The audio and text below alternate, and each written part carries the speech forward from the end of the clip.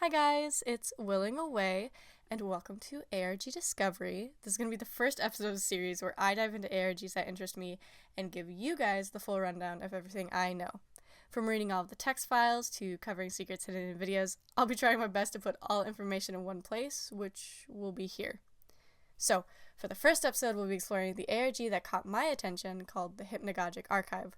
We'll start with the explanation of what exactly this archive is. We'll be going through their collection of text files, looking through their videos, reading their blog posts, and then finding any connections or hidden secrets within this ARG. Now, I suspect this video is going to be incredibly long, so if you need to take breaks, I'll be leaving timestamps below, so use them when you need to. Alright, let's get started. I'm excited. So, what exactly is the Hypnagogic Archive? Well, from the start, when you first join the website, it greets you with an introduction that states, "Here at Hypnagogic Archive, we're dedicated to preserving the weird and the wonderful from years gone by. Are you a fan of Web 1.0, otherwise known as the Old Web? You've come to the right place. Our team of experts scour pages of Web 1.0 material to bring you forgotten gems and hidden treasures, many of which you probably forgot about. Whether you're in for classic blog posts that'll make you roll on the floor laughing, or videos filmed in 2007 on a Nokia smartphone, we've got your back. We stock new material regularly from a wide variety of classic sites, so stay tuned. Own something on this site you want taken down? Have a video you made back in the day that you feel belongs here? Something else in your mind? No problem. Email us at hypnagogicarchive@protonmail.com. We'd love to hear from you. We're dedicated to keeping the past alive by any means necessary." From this introduction, we can deduce that the archive collects forgotten gems and hidden treasures from the old web. So from now on, we know that reading any of these text files and watching any of these videos, that we'll be seeing videos and, well, in quotes, old treasures collected and preserved here from the old web. Now, before we dive into those text files, another interesting fact about HA, which is the Hypnagogic Archive, is that hypnagogic itself means relating to the state immediately before falling asleep. So think of it as that kind of like, I don't know, I want to say like sluggish time when you're not fully awake yet, but you're not also asleep. It's a very weird point in time when you're trying to go to sleep, and that happens. But for this archive to be called that is suspicious on itself. Whether we're going to see stuff that means falling asleep, I don't know. We'll see. I have a feeling it's going to be a lot of trippy stuff. Very much maybe like you could chalk it up to hallucinations type things. But anyways, after reading that introduction, you are brought to the first link, which is the text files. So let's get ready for those. Alright, so when you first enter the text files, you're greeted with about 27 different files to read. Since they're put in alphabetical order, I have no clue, as of right now, the order they sit in, which one you're supposed to read first. So we're just going to start off with A and work down to the last one. From now on, I'll be reading all the files and just reading completely through them and then moving on to the next. At the end of this, I'll give my opinion and theories on some of them, but I'm not going to be giving a ton of theories about every single one unless every single one's super interesting, and then sure, I'll give theories on all of them. But for now, we're just going to start reading, starting off with the first one, and this is where the timestamps come in handy, so if you already know some of these stories and you don't want to listen to them again, just skip to ones you haven't heard before. Alright, let's get started with the first one. Alien chain email. The following is a classic chain email set to numerous college campuses in 2005. Attention to recipient. My name is Gordon Wimbledon, and I work for a prestigious government space agency. 5 days ago, we caught sight of a mysterious illuminated object lowering itself over a field near Taos, New Mexico. Me and several of my colleagues were in the area to observe the event. In all my years of professional work, I've never seen anything even remotely similar. The craft was roughly 100 meters in width and constructed from a light yet durable metal. When we approached the craft, we were shocked to discover that it emitted a strange repellent field. Several of my colleagues died days later of radiation poisoning. The beings inside did not make their presence known. For 5 long days we set up camp and waited. We did not alert our agency for fear of creating widespread panic, and agreed that if nothing came of the event, we would tell nobody and go to the grave with our secret. 5 days later, however, the unspeakable happened. The leader of these beings, a 7-foot humanoid with an upper exoskeleton, exited the craft on a long strip of the same metallic substance and approached me. I was helpless as it held me spellbound and put its extremities to my head, after which time it initiated a prolonged and painful session of what I can only term as ruthless mind-probing. My colleagues tried separating me from the creature, but to no avail. During this time, I believe the creature obtained most human knowledge, in particular, vital space research, leaving us helpless.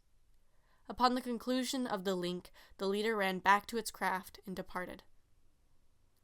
It is my firm belief, and the belief of my peers, that the worst is yet to come.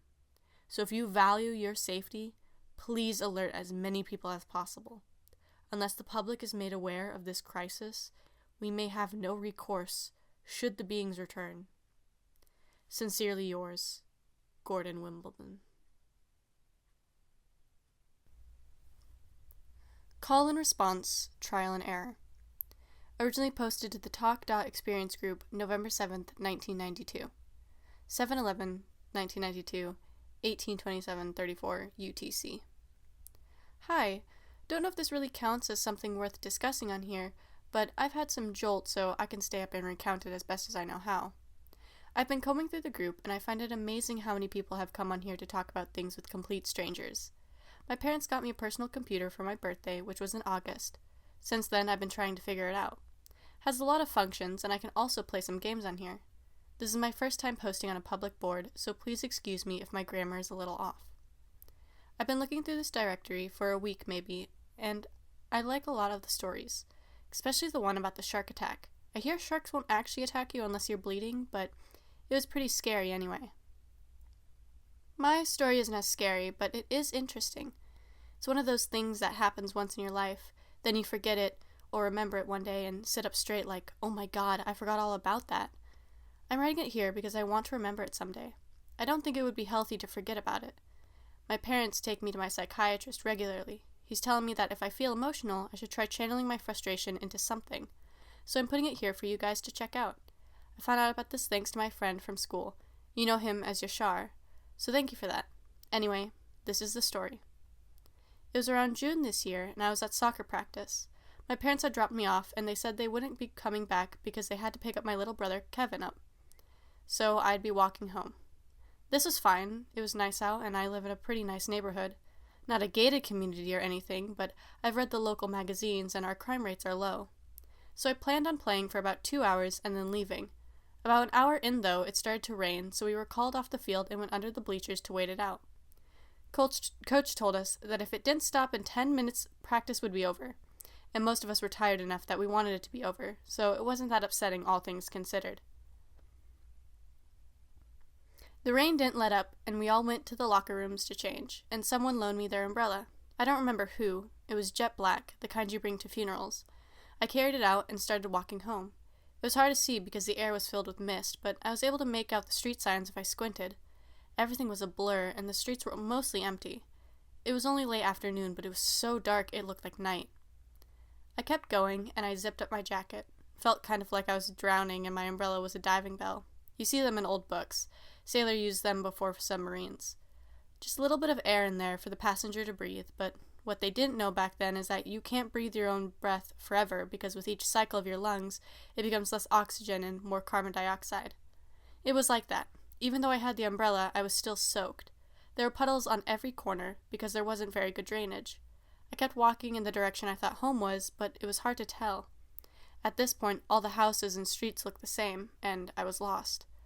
I sat down under an awning and took a candy bar out of my backpack. I decided that it would be smart to wait until the rain stopped. I was sure that if I could see better, I'd be able to tell which way home was. I don't get lost easily. I have a good sense of direction, and I know my neighborhood. It's not even that big a neighborhood. Definitely not the biggest one in our city. I sat for a while, thought about passing the time with my Game Boy, but decided it could get ruined in this weather, so I didn't. It seemed like I waited forever there, watching the rain go on and on. The drops were big and fat, and the clouds were full of them. All I could see from where I was, the sidewalk and the curb, everything past that was a gray mess, and the rain went down the gutter in a little river. Finally, the rain gave out. By this point, it was late at night, and the streets were dark. At least I could see the houses now. The clouds rumbled a little more, but soon they evaporated and the moon came out. I still didn't recognize any of the streets. They had names I wish I could remember. I never walked in the city very much, so I knew I had turned around somewhere, or maybe I'd walked past my house. I wasn't tired, though, so the night was young. If I hurried, I thought I could make it back in time for dinner, and my folks wouldn't know anything was up. These houses weren't any I recognized. The porch lights were on with about half of them. A lot of them were completely dark. Some of them were on hills, located up flights of stairs. This wasn't my neighborhood. In my neighborhood, the houses are all located on the ground. The elevation is pretty flat. To add to this confusion, the sidewalk was still very wet, and it was reflective, meaning my eyes were bombarded by a light show. Something didn't feel right. The streets kept repeating, so did the houses. Eventually I knew if I walked far enough, I would reach a main street or a landmark or something, so I just kept going. I knew about suburban sprawl, or how, in lots of suburbs, all the houses look the same. About a year ago, I visited my grandparents, who live across the state, and they live in one of those suburbs where every house is identical and you can only tell them apart by their addresses. This was different, though. Like in my neighborhood, all the houses looked different. They all had different attributes and features. Some were bigger than others. They all looked fancy. But some had patios and some didn't. Some had garages and some didn't. One had lawn sculptures. One had a fountain in the yard. It was bubbling, but I didn't see anybody around.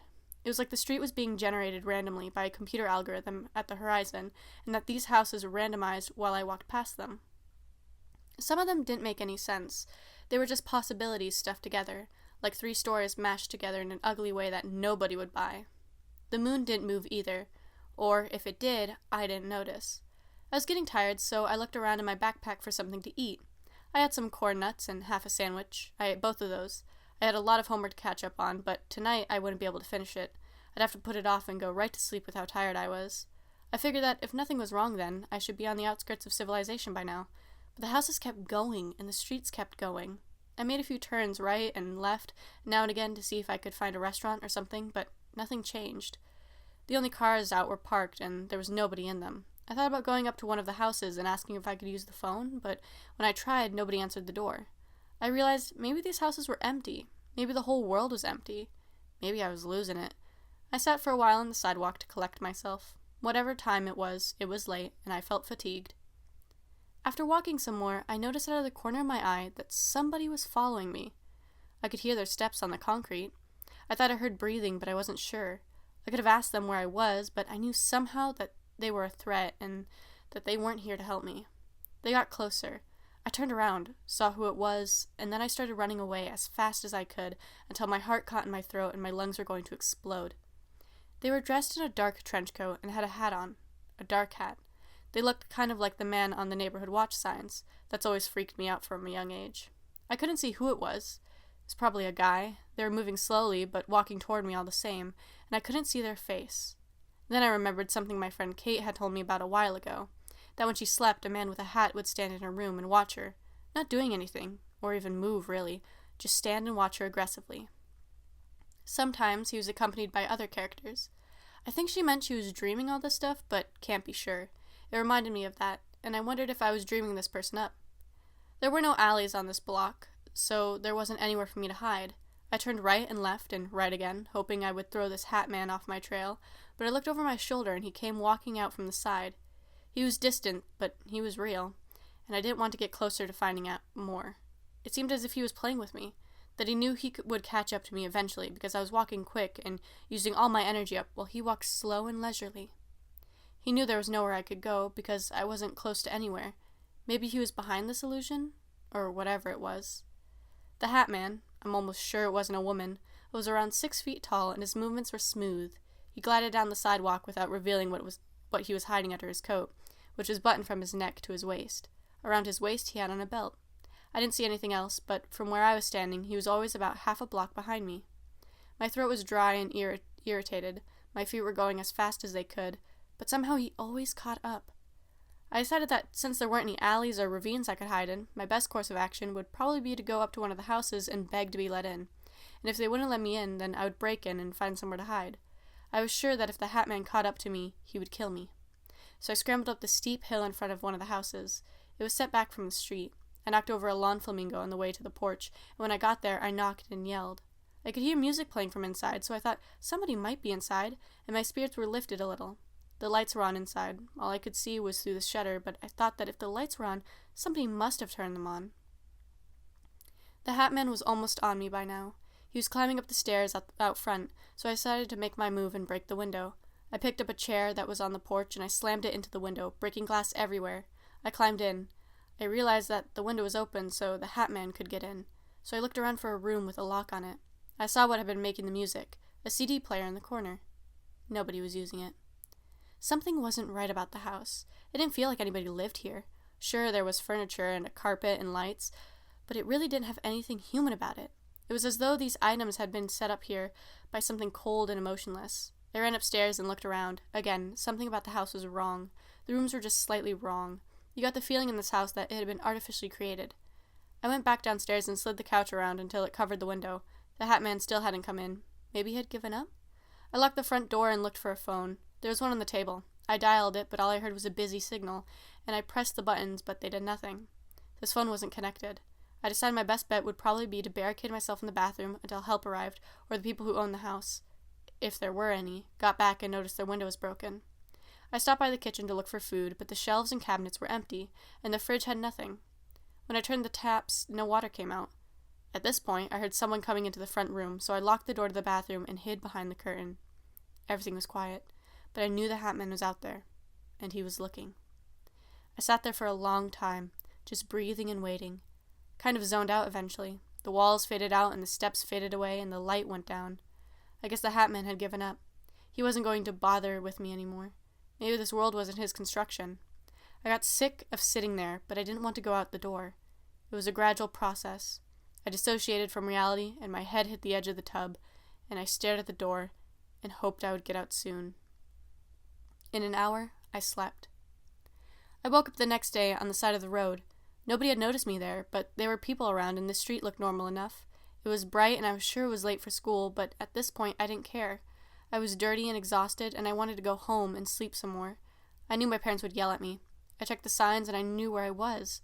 I ran home as fast as I could, and I was incredibly happy when I saw my house.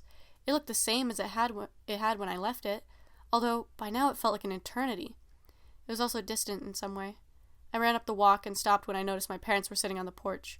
My dad was holding a beer in one hand and looking out into the distance.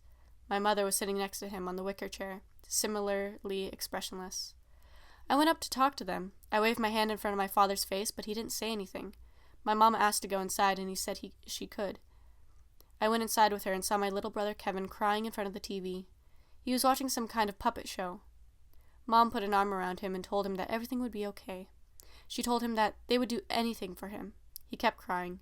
He was going like a faucet. My dad came inside and put an arm around both of them, and that was when I realized that something was off. I put my hand through the furniture. I was dead. I was a ghost in my own house. I couldn't walk up to the second floor. My legs passed right through the stairs. If our house had a basement, I probably would have fallen into it. I shouted at them, tried consoling them, but they were distraught and crying, and I sat there and watched. I wasn't safe. It hadn't ended. My family was going through trauma and grief, and all I could do was stand by and watch. It was a terrifying moment that still keeps me up at night. No angel came for me, but the Hat Man did. He saw this grief and came toward the house, hiding his face all the while. I tried shutting the door, but that didn't work. My hand went through it. My parents didn't see him, but he saw me, and I saw him. We existed in the same plane. My parents and my house weren't safe. Step by step, he came along. And then from under the brim of his headpiece, I saw his eyes. Shimmering, flickering things that glinted in the midday light like a hungry cat's eyes. Then the world snapped back, and I was playing soccer again. No Hat Man. People could see me. I was fine. I wasn't dead. I was alive, and it was the same day, and there was no rain. After the game, I walked home and thought about what I had been through. I think this is what drug trips are like. Out-of-body experiences must be like this. I got home and I wasn't late. My parents weren't grieving, and my brother Kevin is as annoying as ever. I feel like the story isn't worth anything, because ultimately I never learned anything. Nothing in my life has changed. I feel like an experience as bad as this should make me feel something. Made me think my decision's over? Maybe I'm a sociopath? Maybe I'll be the Hat Man when I grow up. Maybe I'll become the master of space and time and I'll create realities where I can chase my past self through streets I dreamed up. Maybe I'll torture my prey. Or maybe not. Maybe that's all there is to it. I hope you liked this story. Probably won't post any more stories because, to be honest, my life really isn't that interesting, and I don't have any other stories to tell.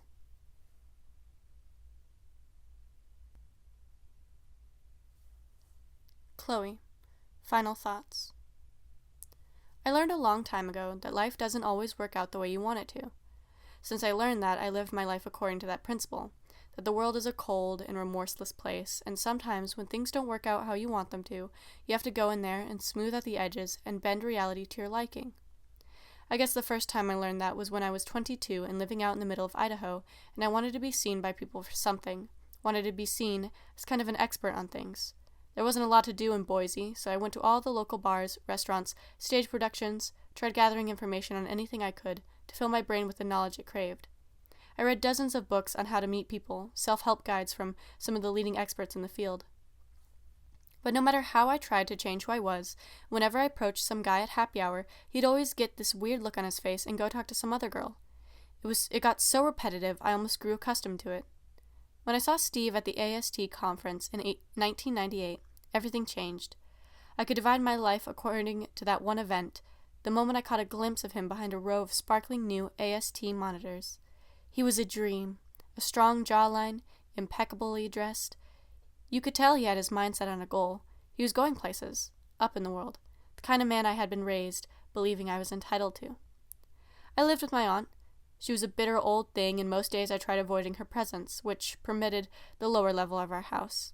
I wanted Steve to understand, if he agreed to date me, that I was my own person, with goals and ambitions as lofty as his.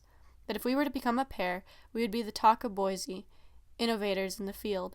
I checked out several books from the library on programming, just so that if the subject ever arose during one of our conversations, I would feel relatively confident on the terminology and lingo.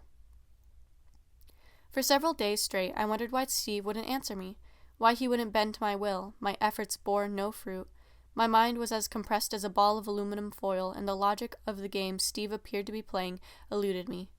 They say everything in life, even the blatantly negative, is a learning experience, an opportunity to rectify one's mistakes. Steve's death was certainly one of those negative events. If I had been there, I told myself, to console him in his darkest hour, sitting before the AST monitor, viewing my romantic pleas up close, he probably would have understood what he had been missing. But he was selfish, and put his own life over my happiness, and in doing so he taught me a valuable lesson, that nothing in life is easy. If you want something, it'll be an uphill battle of persistence and confidence. I quickly put Steve out of my head, became more resolute and iron-willed, and I no longer worried about whether men found me attractive. What they thought or said about me behind my back was without form and void. I lived a secretive and fruitive life here on the internet, investing in speculative bubbles before they burst, posting on forums under various pseudonyms, always with an inquisitive tone. I wanted something more in life, something beyond the confines of Boise.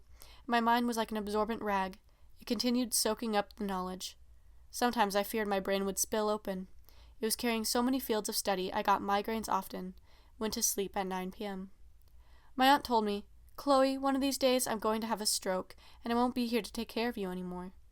We had tea in the evenings, which was usually our only real time of reconciliation, and I cared little whether or not she had a stroke. She had a circulatory condition, which made her veins unusually pronounced, and she sat like a vulture over her food. A stringent buzzard to the Karen. She died in 2000, 2 days after the new millennium rang in. I remember it because I had woken up and looked out the window and felt the rays of the dawn on the shag carpet, and when I opened the door, there was a pre-meeting sense of death about the house. And I knew, even before I entered the room and gazed at her disheveled corpse on the sheets, that the inevitable had come to pass. Time marches on, and none of us are privileged enough to escape death. That was what I thought. I had been told that around Boise from a very young age, and I never stopped to question whether it was really true, whether or not you could cheat death. I mulled this over as her cold, dead, buzzard pupils pierced past mine. Clearly she hadn't been as crafty as I. I pulled the covers over her and called the police, and I filled out the funerary paperwork and attended her funeral a month later. And as the Reverend read from his pocket-sized scripture, I made plans for the future, and I made sure that if I were to go out, it would not be with a whimper. Finally, scanning pages and pages of local events, desperate to escape the now empty property, looking for anything to do besides sulk around the lifeless hallways and staircases, I happened upon an advertisement for a speech, which was to be given by a member of a secretive mystic group known as the Clad at the very same conference hall where I had seen Steve for the first and only time 2 years prior. The speaker, Bayard Macy, was convinced that he had lived from the inception of the universe to its death, in various forms as various things, and furthermore that he had achieved this process multiple times over, and had essentially cracked the code to immortality. And anyone could do as much, he said, if only they heeded his call. I took one glance at his picture and decided that if anyone had the capacity to live forever, it was him. I immediately rang the conference hall up and purchased a ticket to the event. It was surreal, I will admit, to walk into the same room where the love of my life had been standing and not be greeted by a row of those familiar AST-designed processors. The room looked very different, with rows and columns of folding chairs set up in a formation, all towards the stage. The ceiling was low and the lights were dim, and I grabbed a seat near the front, in the second or third row, to see this master conjurer, this immortal being. The room went dark, and he stepped onto the platform in an unassuming suit, and a fog machine backstage billowed cloud upon cloud onto his cheap business shoes. And then, from behind the curtain, came a device, a spherical, glass-looking thing, with wires and buttons attached to it.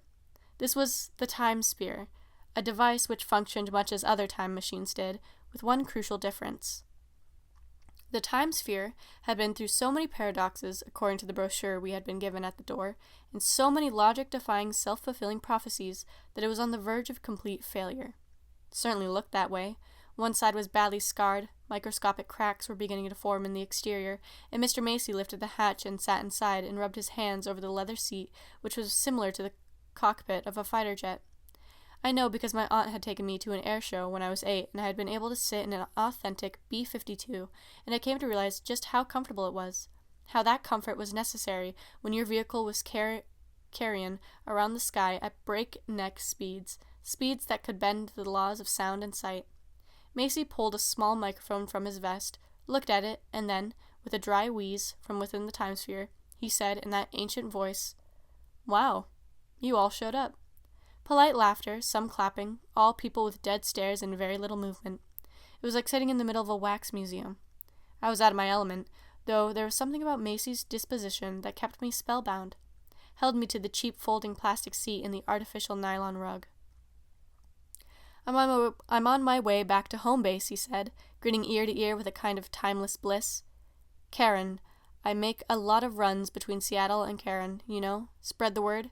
Got to spread the word. My work is never done. I always run into some people who tell me I'm crazy. If I were crazy, I would have given up long ago. But I keep on, and I've learned a lot of things, through many lifetimes. One is that if people don't want to believe something, you can't convince them. How many of you have told your family, coworkers about this, and they wouldn't believe you? A few hands shot up, mostly in the back, and he pointed at them, still concealed by the confines of that eternal device. And then something unexpected happened. His eyes glowed red, and he looked positively evil. The hands shot back down. Silence fell over the crowd, and he calmed down and folded his wrinkled talons over each other as if he was a perfectly normal man, and these were ordinary circumstances. I need a volunteer for this next part, he said. This will convince any of you who have doubts. Anyone at all. Without really thinking, I shot up out of my seat and spread my arms wide, feeling the energy of the moment take me into rapture. He lifted the hatch, scanned the rows and columns of seated individuals, and something inside his all-knowing mind clicked, and with his outstretched claw, he pointed at me. You. Yes, girl, you. Come on up. I rose, rather levitated onto the shiny, wooden stage, and he held my hand, and I smiled. She's going to demonstrate this for us. Now you all, you can take pictures of this, if you thought to bring cameras. I guarantee after you all see this you can go home and tell your family off, because this is going to make you believe."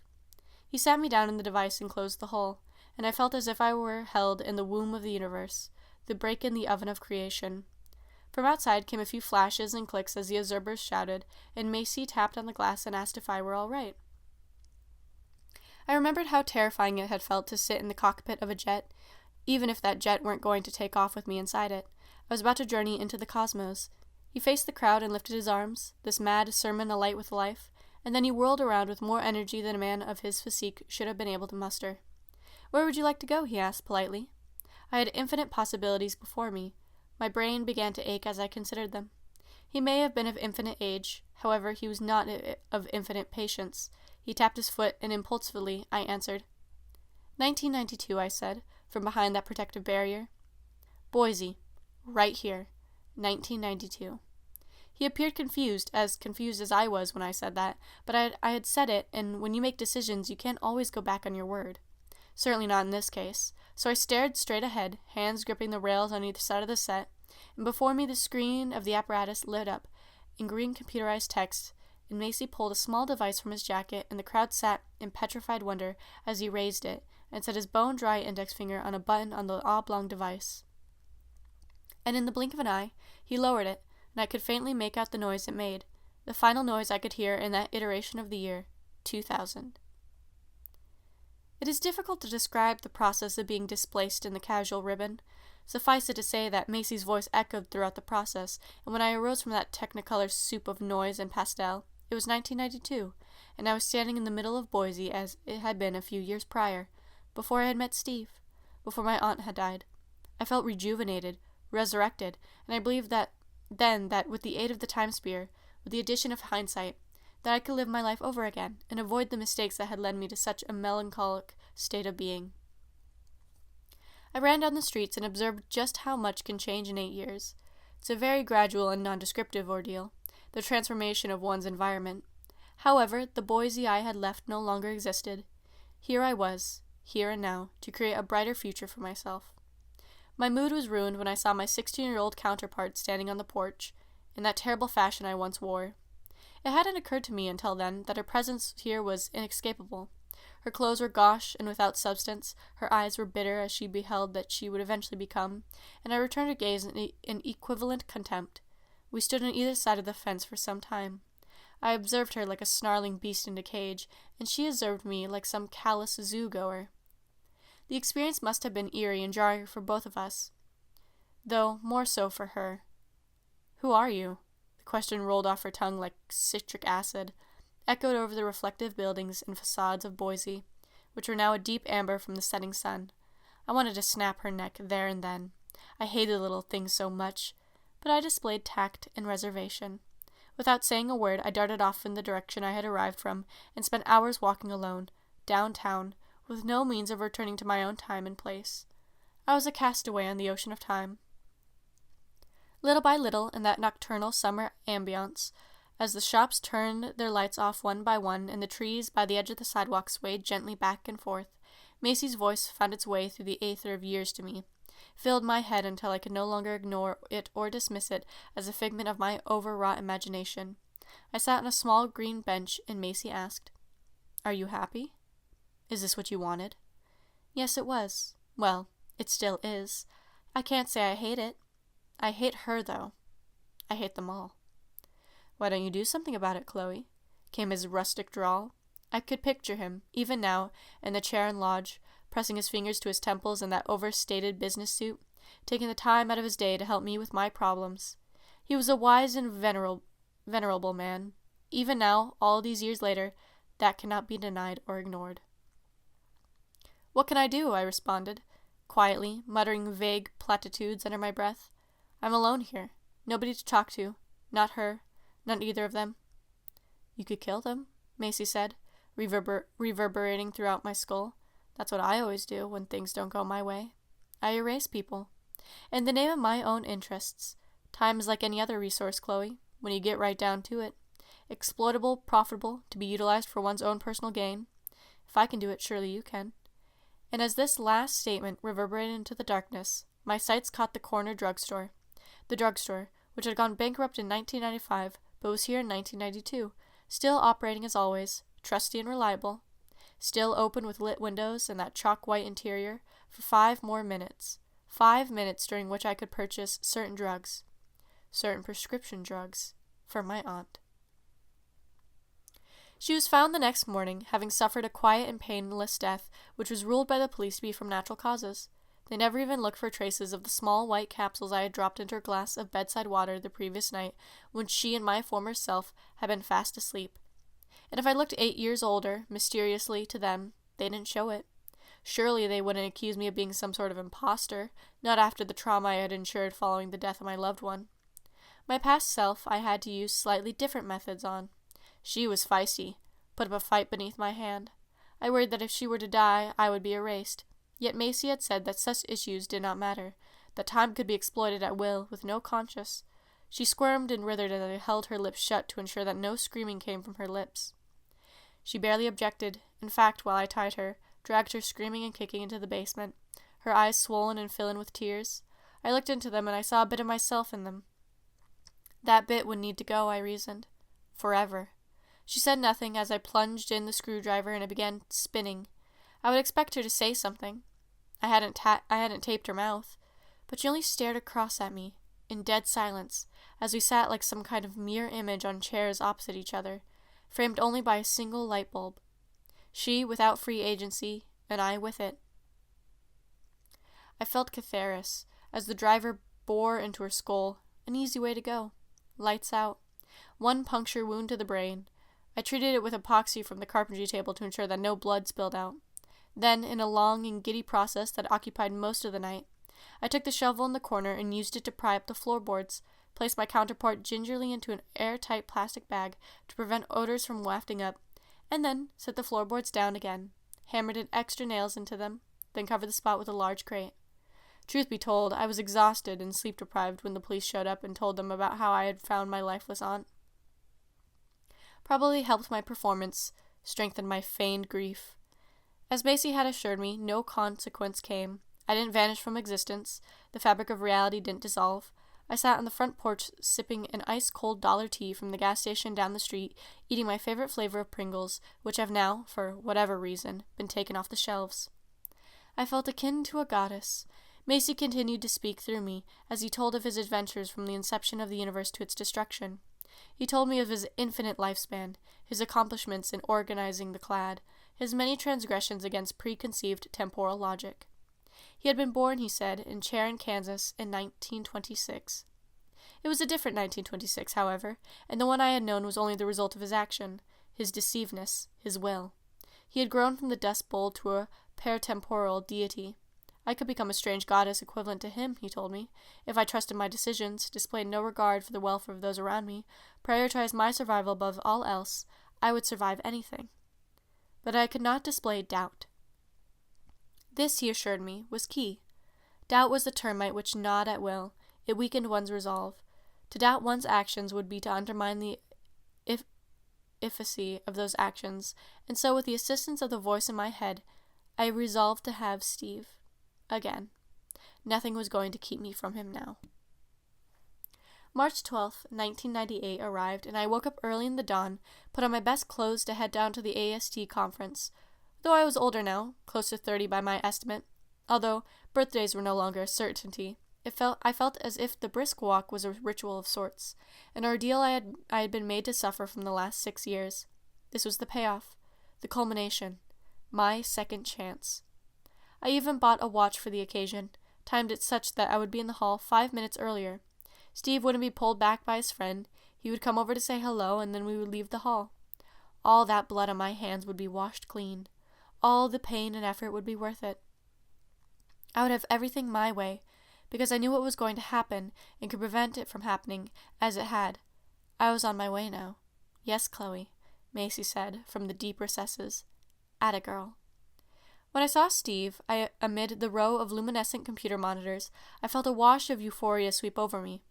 In rapture I approached him, waggling my fingers. He was every bit as approachable as I had envisioned. A wide smile spread across his face. I spotted his friend approaching from across the aisle, so I put my hand around his back and moved him to a display where we would be alone.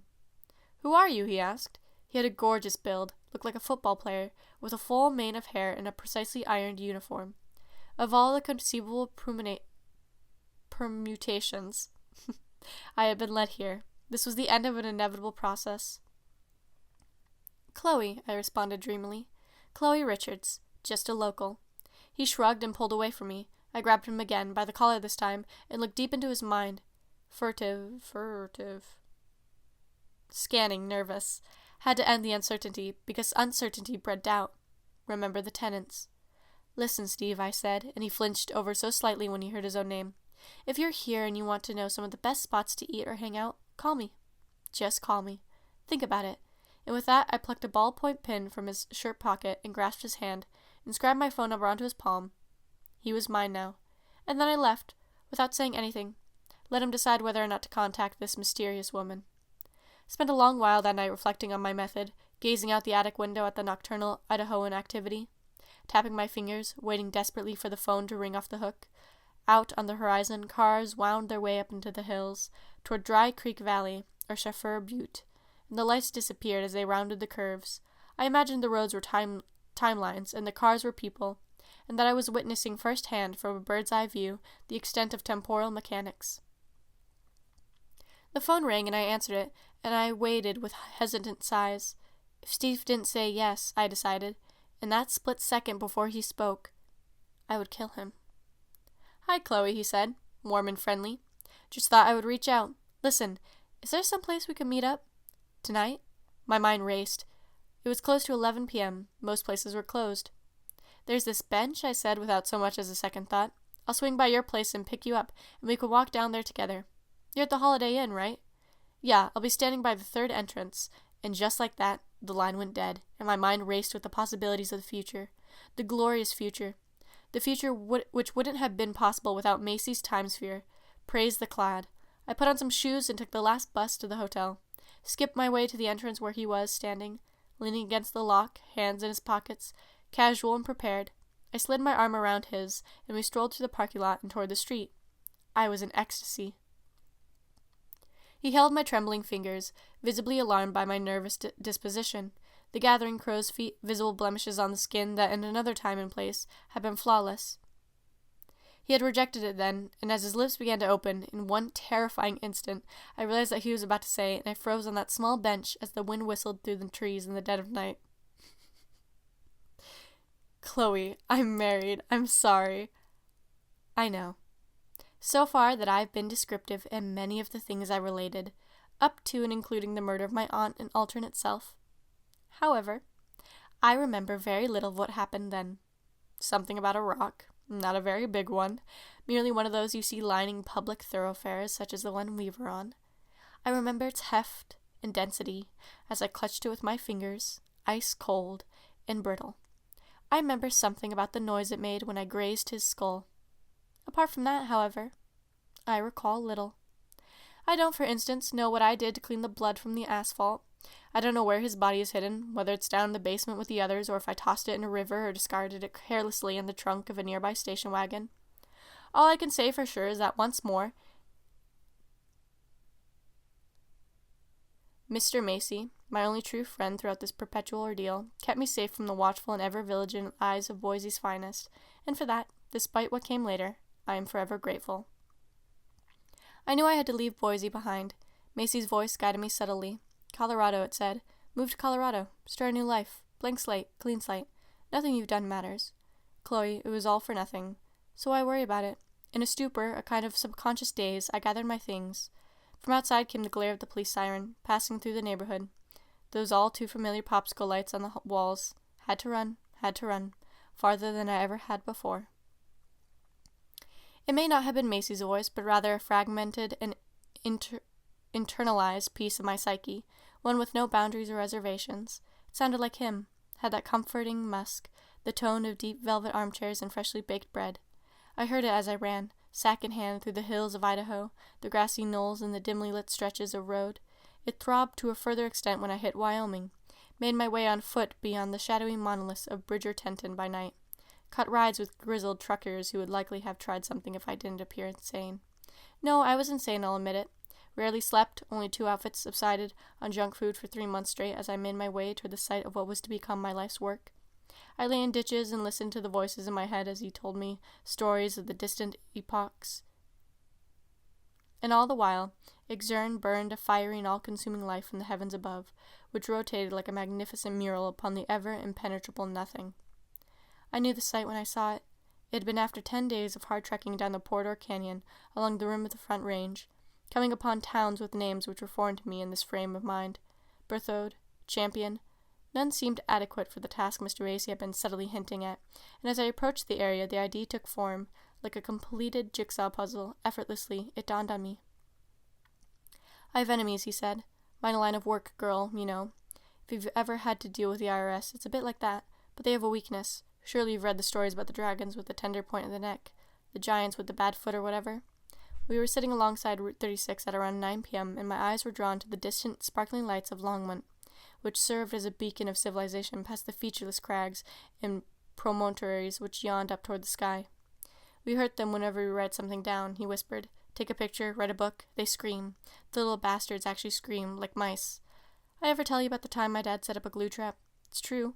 Lots worse than the ordinary mouse traps. They die a quick and painless death with them for the most part. But the glue traps? They're another matter. Dad came up to me with one, said, Just watch here, Bayard. And I did. For hours I sat and waited, and eventually this little fucker came in sniffing, smelled his treat, and he lunged at it, and his paws got all sticky and his fur got entwined, and he tried pulling out, tried as hard as he could. The excitement worked him up into a fever. Organs ruptured, his little heart went spattering all over the place. Kidney followed soon after and stopped moving. I didn't respond, tried gathering my own thoughts, pressed my index fingers against my temples and rubbed them. The lights on the horizon began to warp and shift into varying hues of purple. That's what these things need, Macy assured me. A slow death. Make the bastards scream because they just don't know what's good for them. We're pioneers of time, you and I are. Explorers on the new frontier, and the frontier is ours to desecrate. The next day, I looked into the property, spoke to the hygiene property office, picked up cassette tapes and VHS tapes and 8-track tapes and helical scan and HIA and Super 8 from the Longmont thrift store and carried them in a satchel to the building, which had originally been some kind of corn processing plant, but now stood vacant and empty, perfect for utilization in this new endeavor. By nightfall, the first shelf was completed. It was soon followed by 3 more. I wondered whether or not the beings Macy had spoken of would approach me, and when I sat awake at night, sleeping on the floor in the midst of the day's haul. The people at the thrift store gave me strange looks as I made my daily trip to and from hygiene. Yet soon, enough half of the archival shed was filled. I was overjoyed, and I didn't have the faintest idea why. I found a few like-minded individuals in Boulder one night, while strolling along Pearl Street Mall as a diversion. Asphasia and Scott were kind people, sitting beside a fountain which gurgled and sloshed, and I took advantage of their generosity and kindness. It was the first real contact I had made with anyone in over a year, and they were bored and tired of the present, and so I offered them a journey into the past.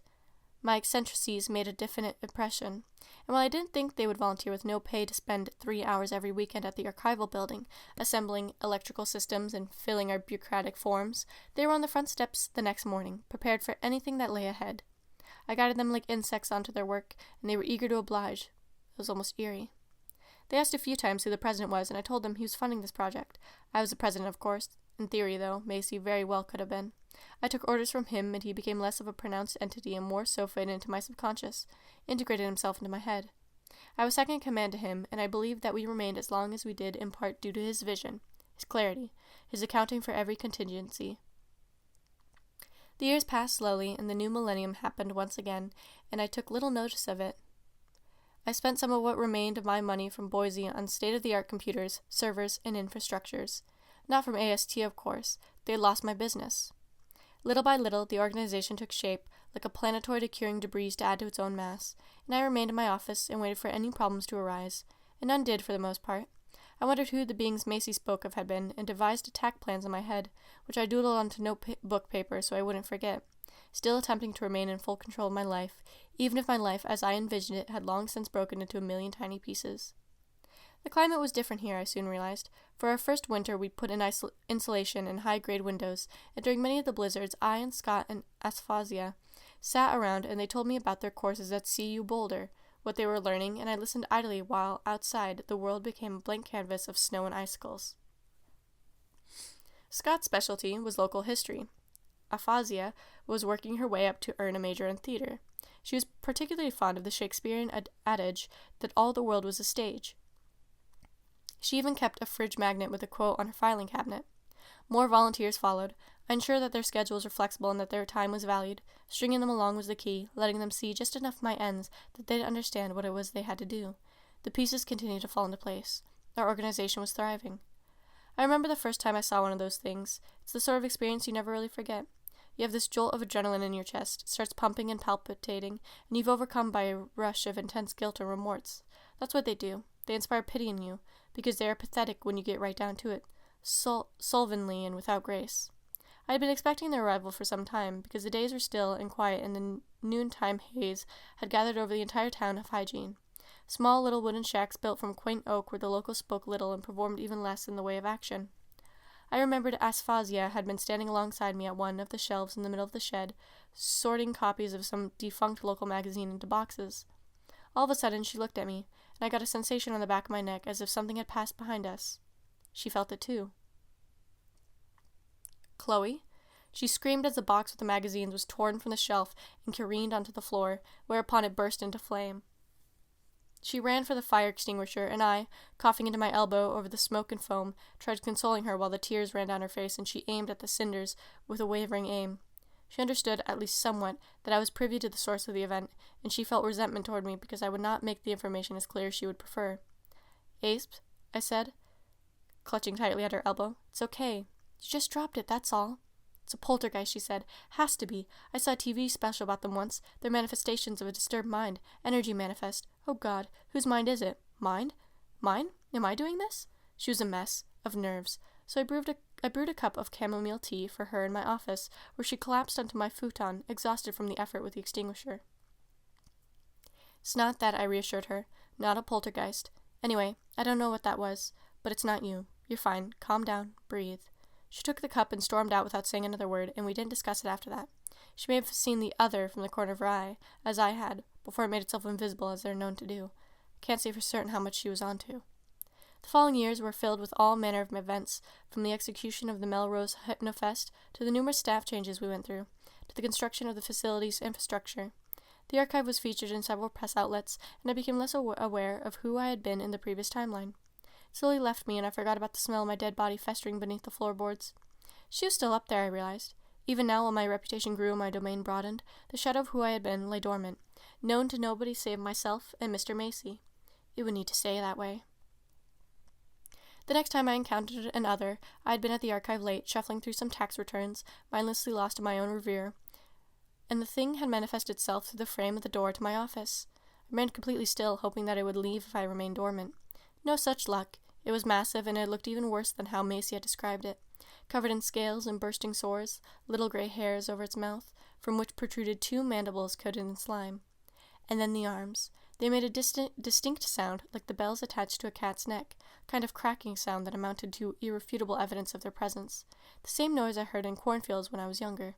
Corn grows at such a fast rate that if you're standing in a large enough group of corn, you can hear it grow, little by little, inch by inch. As the thing's arms thrashed and it ran toward me, I ducked under my desk and waited there in complete silence for around 5 minutes until it left. I assume it was probably blind or otherwise deprived of some sense to that effect. It was then, I think, around 2005, that I became fully aware of the danger I had been put in and wondered what Mr. Macy was still thinking when he sent me here. Still, I held out hope that maybe he had some sort of plan for combating the onslaught. The frequency of abnormal events increased by the week. I even kept track of them in a little calendar. We moved on. Some of us left. Aphasia, in particular, became less optimistic about her own future. Her personality was altered significantly by her time here. Her once bubbly optimism was gradually usurped by a sour demeanor and a thankless dedication to my whims. I, too, was transformed, in certain ways, by the edifice which housed us. I became more conscientious around temporal disturbances, made a greater effort to conceal them, not only from the staff, but from my own head, in a sense, to deny them, to normalize the rapidity with which they struck. Every shelf cracking open, every box ripped apart by unseen trans-dimensional hands, became an excuse to continue down the path I had chosen. You're probably wondering about the incident at the gas station. Call it luck, but that was the first time I spotted one of the bastards up close. It was staying close to the wall, letting out these pathetic gasps, and I saw her in there, mindlessly indulging in copyright infringement. Could have spotted the citrus emerald from a mile away. I had been using it until about 6 months prior to that night, until my laptop started oozing purple fluid from the monitor. Seeing the application out in the wild made my blood seethe. I was impulsive, you're probably saying to yourself right now, acted on a whim, on a selfless, spur-of-the-moment crusade, and in my line of work, that's foolhardy. You're probably right. However, as I hope I've made clear, things don't always go the way you want, and if they don't, there's really no reason in adhering to a plan. I don't know what became of her after I drove out, whether the thing got her, but I did try to distract it. I pulled out an 8-track cartridge I had been concealing under a tarp in the trunk for an occasion such as this. It reared up on its hind legs, arms shaking. I guess I know what they really sound like. Aspen leaves. Golden coins fluttering in a sharp wind. I charged at the car, but I let it around the block some, hoping it'd be distracted enough to get off the scent of the lime wire. I hope my effort worked, because the thing whacked my tail light with one of those malformed appendages, and the next day I had to go in to get it repaired, and the guy at the shop asked me how it happened. I told him it had been a tree branch. I don't think he bought it entirely. The resentment I held toward the things was partially due to Mr. Macy's conditioning, and partially due to my own standards. The incidents just kept piling up, and with each one came a new challenge, one which I overcame using the resources at my disposal.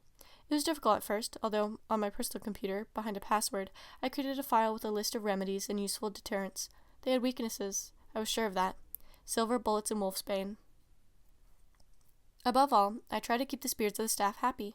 By 2007, we had grown to around 15 strong, and our service base grew as those volunteers from Denver and Boulder, many of whose names elude me, brought in free equipment and generally believed in the cause. Then came the notoriety, what I would refer to as the golden period. We were covered in national magazines, featured as one of the best resources on the internet. I was asked to drive all the way out to some studio in California to get some pictures taken. The pictorial declared us innovators and pioneers, selfless juggernauts who would sacrifice our time and energy into something so banal. It wasn't, really, I told them. It was exciting and an adrenaline rush. Yes, they said in the monochrome soundstage with the pale screen behind me and the click of the Nikon ahead. Yes, it really must be like that. Polite laughter. I feared these confrontations, as each one increased the likelihood of our connection with the space being found out in some official capacity. Keeping a secret is difficult, especially when one's business model revolves around complete transparency. A group of tourists came by in 2008. Apparently we had been added to Boulder County's official list of desirable attractions. I politely dismissed them with a swish of my hand and the soft click of the screen door, told them that if they wanted to, they could come back some other time, and warned the guide in no uncertain terms that if the archive wasn't removed from the list, I'd go down to the county clerk's office myself and have a word with them. The publicity had another angle, too. Amplified the odds of the police discovering those dead bodies. I hadn't changed my name. House had probably been foreclosed. Debt collectors and real estate agencies trying to hunt me down. I hadn't made the proper arrangements. Had just left it up there on the hill to rot, and the bodies in the basement probably smelled. Nobody could get down there without latching onto the rancid aroma of mildew. My computer's search history was filled with all kinds of research into the decomposition of a body, how long it took for bodies to become skeletons, that kind of thing. If the police found my hard drive, they would be able to bust me for sure. Frantically, late at nights, my mind raced with a million possibilities. Possibilities wherein I faced the consequences of my actions, which Macy had assured me was in all cases avoidable, via flippant defiance of temporal logic. Along the course of my internet sleuthing, I learned of advocacy. When I retired to my lodging at the Hygiene Motor Lodge every night, which I had been staying at for nearly a decade by then, with few questions asked of me, I fell into a fitful torrent of dreams. During these episodes, I ran my hands into vats of advocacy, felt its creamy, slick texture along my flesh, arm deep in the stuff I squeezed it and grabbed it and painted my face with it. Became a real mess. That's what the archive is. It's advocacy. It's a timeless grave where things go to die. Every file, every list is engulfed in a grave wax. It defies temporal logic, as I had. It can make something 100 years long, dead, function normally, even if all actual life is drained from it. And when my thoughts became consumed by advocacy, the archive itself decayed, fell into disrepair, and our staff fell from 15 to around 5, as it had been in the early days, and gradually we slipped back into irrelevancy and obscurity, there on the high moors surrounded by the foothills, and other worldly landscape by night. Asphasia left in 2013. She didn't say anything when she did, just handed me her resignation early in the morning, which was reasonably well written and concise. She stood by while I skimmed through it, said something about her mind being occupied with other concerns, a feeling she didn't belong. When I was done, I handed it back to her and she shambled out, all life drained from her, all energy depleted toward the floppy disks and the microcassettes, which sat untouched in the rows and rows of columns of memories. I had created something, some sort of entity. In my sleep, it took the form of a barrel whose opening was like a mouth with gnashing skeletal teeth, full of advocacy, an ocean of the stuff crumbling and shifting, the wood of the barrel ancient and well-built, with metal slates to hold it together. It was a man-built thing, created by perhaps some ancient merchant in a faraway land, or a farmer who used it to water his date crops in the waving billows of the Fertile Crescent, which weren't so different from the lands I found myself in today, environmentally speaking. "Don't fear them," it said. "They can't hurt you." From its recesses came the soft noise of the substance sloshing back and forth in those dark hollow corners. It was reassuring, a respite from the brutal stress I faced every day in my office, weighed down by submissions and paperwork. I had very few recourses left at my disposal. "What do you expect me to do?" I asked the barrel. "I'm alone here, alone and afraid of what they'll do to me if they find me." "They absolutely can hurt me. I've seen them. They have claws." "Calm yourself. What I'm about to tell you is vital, not only to your own survival, but to mine. Listen carefully." It proceeded to tell me about the nature of the others, that if I had never known about them, they would never have been able to find me. That if I ignored them, their presence would diminish, and that I could condition my mind so as to diminish the threat they posed, such that they could not injure or harm me. Mind over matter, raw human will over tangible opposition. The more I gazed at those deep folds of corpse fat, the more sense it made. I bought books, incense, rituals, incantations on meditation and how to clear the mind, how to induce a trance state of near catatonia, slow my breathing and heart rate down to 5 per minute, to change the sorts of brainwaves I had completely of my own accord, switch from theta to gamma and back again. I learned how to distinguish between NREM and REM sleep, stuffed an entire corner of my office with neurological papers, and spent hundreds of nights recording myself sleeping. These sleep recordings were critical. Every day upon my arrival at the grounds, I would play one tape of myself, recorded over the roughly 8 hours I slept each night. Spent 8 hours glued to the TV, watching in real time as my brain entered those subconscious realms, with the advocacy barrel and the hidden danger, trying desperately to spot any apparitions. There were none. My eyes flickered at certain points.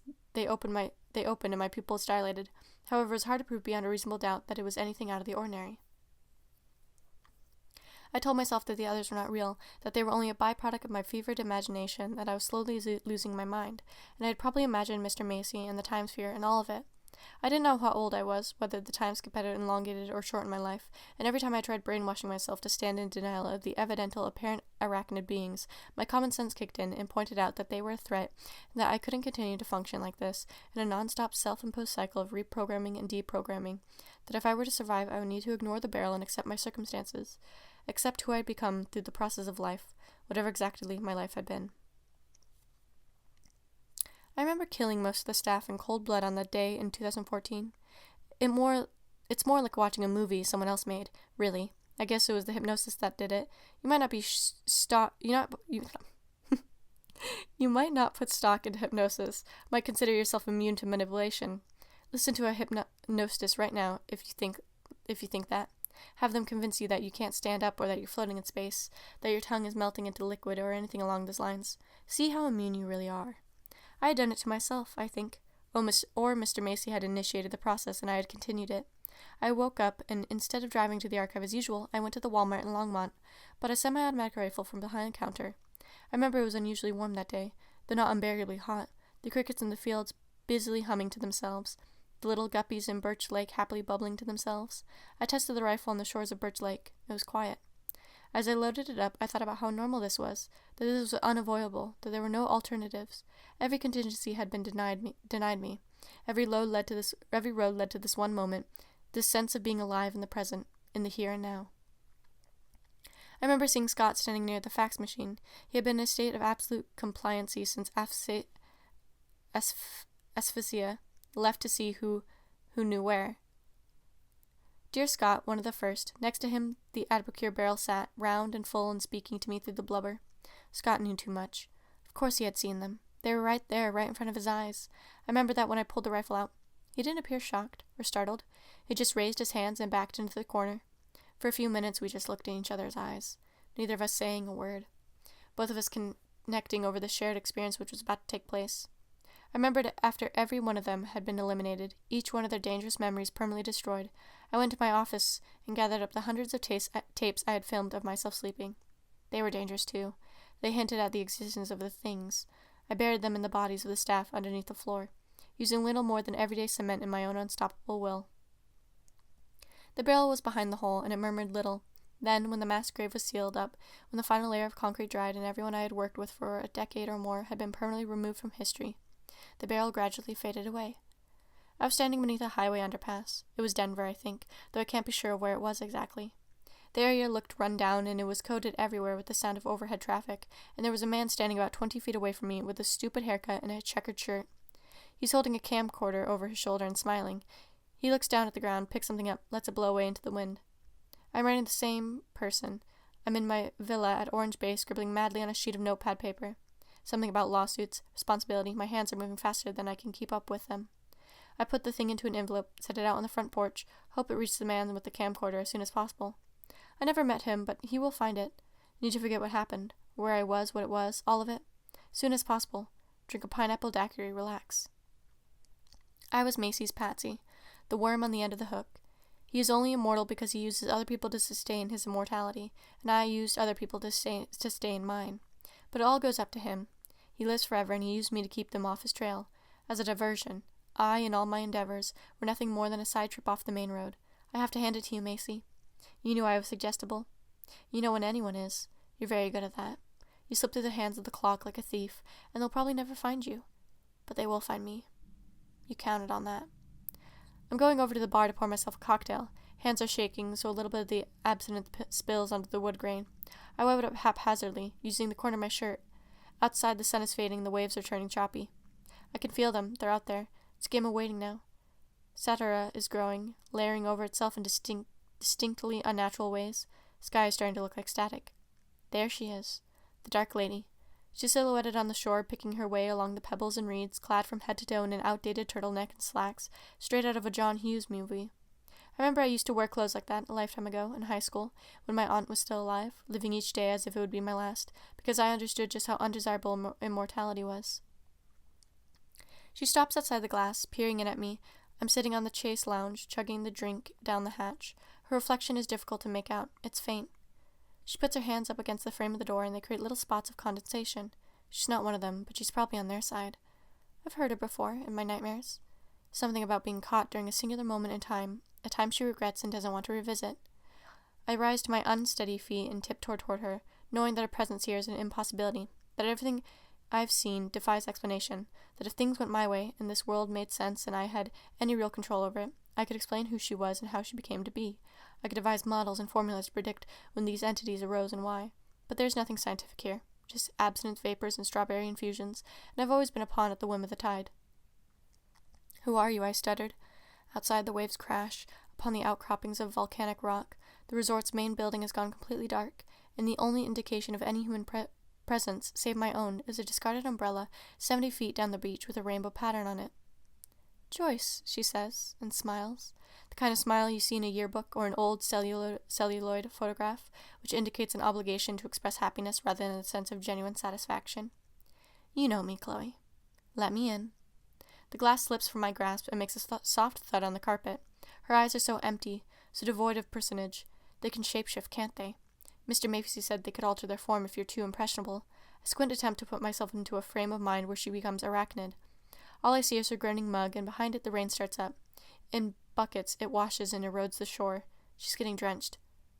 Fuck it, I whisper, unbolting the latch and sliding it open. If she did come here to wipe me, that's all I deserve. That's all anyone deserves.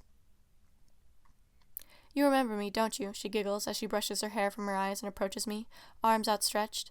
I politely decline the hug and make my way back over to the chase lounge. She pulls up a small plastic chair and folds her hands in her lap. Her nails are painted with a tasteless magenta. She's clasping a small purse with a Memphis group design on it.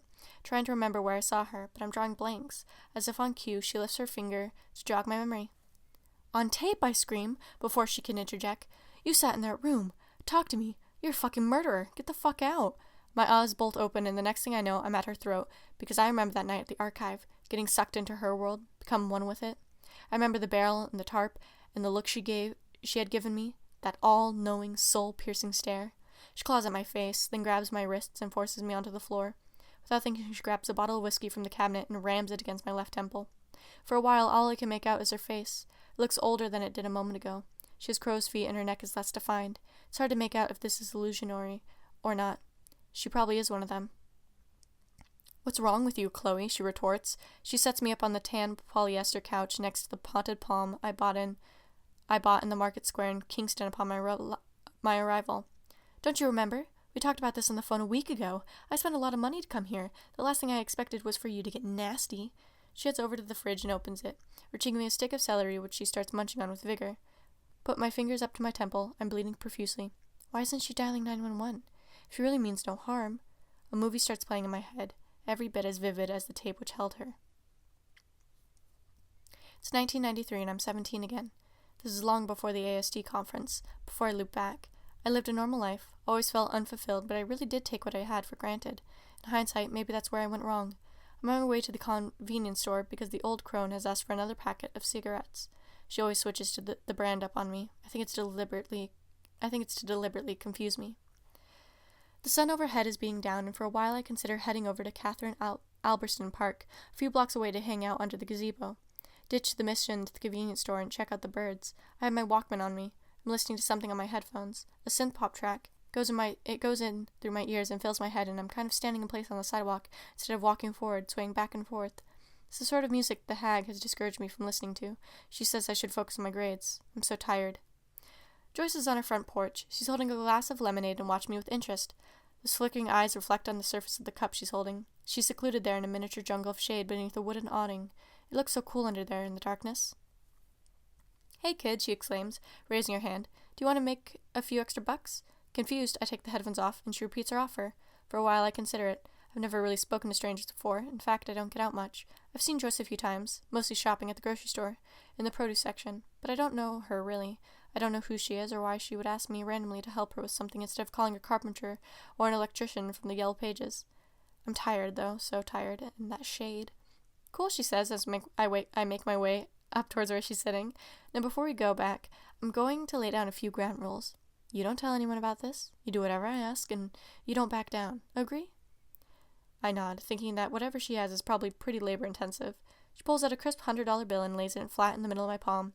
Without speaking or displaying my awe, I put it in my pocket and follow her to the back gate, which she unlocks. It opens onto a placid, noontime landscape. There's a fence and trees on the outskirts, and mostly there's a big lawn in the middle of the lawn. And in the middle of the lawn is a large hole, 3 feet by 5 feet, and maybe 10 feet deep. She steps in behind me, and looking around with nerves as if to ensure nobody spotted us entering, she shuts the gate. I walk slowly over to the vat. It makes a slight hissing sound as she pops the plastic lid off with those perfectly manicured nails of hers, sets the lid gingerly down onto the equally manicured lawn, and I near the orifice inch by inch. At work here is what greets me, the stench of death amid acidic tones, a kind of lumpy fat substance which appears to be some sort of long dismembered facial remnant staring up at me from the depths, a mouth which has consumed its prey, and all around it the bubbles rising and popping and seething, a dark pool of liquid destruction. She allows me to get a good look at what's inside, a real good look, a better look than anyone else will ever receive, and then she closes it. "You know what to do, kiddo," she says. "Host it on in." With some effort, I manage to ease my trembling knuckles underneath the weight of the barrel, grip its sides, and gradually lower it into the dirt. It's surprisingly light, only 90 pounds or so. She hands me the shovel and some plastic bags to wrap my hands with, and stands there with folded arms and a wry smile as I shovel the dirt in, ounce for ounce and pound for pound, erasing a person, an entity, a name, from history and from memory. Just like recording over a tape, the audio that was is no longer present. It's dissipated into the aether. The visuals are new, the substance has been altered. In the 1960s and 70s version, wiping tapes in the television industry was a common practice. Entire episodes of The Tonight Show with Johnny Carson from that period, as well as countless other programs, are impossible to view, all because they wanted to save money without buying new tapes. "Record over the old ones," they said. "It doesn't matter. Get it out as soon as possible. Don't worry about it. Wipe over it. Reuse it. Cover the hole. Done." And now there are gaps. Very noticeable gaps. Memory holes. It is 2022, and I'm lying on the couch, and Joyce is there, standing over me, broken whiskey bottle held in those same perfectly manicured nails, as polished as ever. Her eyes as bright as diamonds. I'm feeling the effects of blood loss. Blood all over my shirt and all over the fabric. My temple has fused with the fabric, clotting up, but it's still running, spilling out at me like a cassette deck gone haywire. My contacts are unfurling and spilling, and the darkness is growing behind my cornea. Poor Chloe is one of the last things I hear. Too vindictive. I remember back in Boise, I heard what they said about you behind your back. Always wanting things you couldn't achieve. Always outliving your capacity. Never satisfied. I heard that from your friends and the people you thought were your friends. Sitting out regularly, you catch a lot of private conversations, idle gossip, murmurs of discontent. Nobody ever liked you, Chloe. I contemplate my current being, in the present, in the here and now, and analyze with the last remnant of what was my mind and texture of the couch, and the microscopic patterns formed by the thread. The temperature of the air is tested without much effect, but my fingertips, which twitch a millimeter, and then lie cold.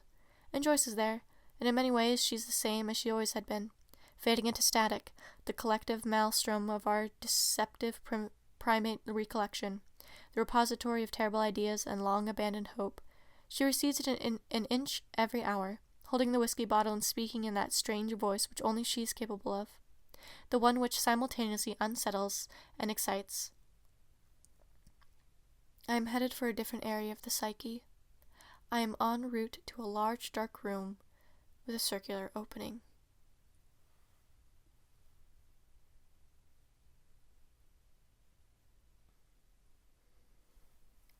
The Collector. Originally posted to myspace.com, Stan's Ghost Adventures, August 29th, 2005. Hey there everyone, had an experience this week I think might be worth posting here. Comment down below if you've ever seen anything along these lines. You probably already know this about me if you've been reading this blog, but I always want to be where the action is. I think it's some kind of hyperfixation, akin to those old reporters who always wanted to be the first on the scene whenever there was a burning building or a crime scene. Of course, in my case, I arrive long after the buildings have burned down and the chalk that marked the body has been washed away by rain. But you get the point. I think what it boils down to is curiosity, the insatiable hunger to confront the unknown which has driven us forward since the dawn of time.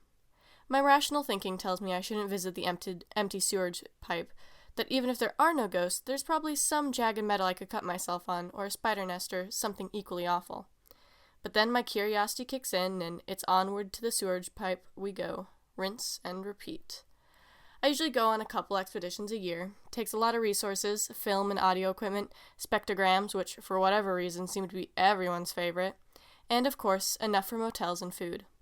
A lot of that comes from donations I've got from you, reading this blog right now, so thanks for that. I try to give you guys satisfactory results. Not concrete evidence, but something. I always have to get something. Anyway, this year I already went to visit the DeVry compound in Melrose. You can find my account of that trip on the next page, but for now I'd like to tell you about my expedition to the abandoned Harcourt Theater in Woodhaven, Michigan.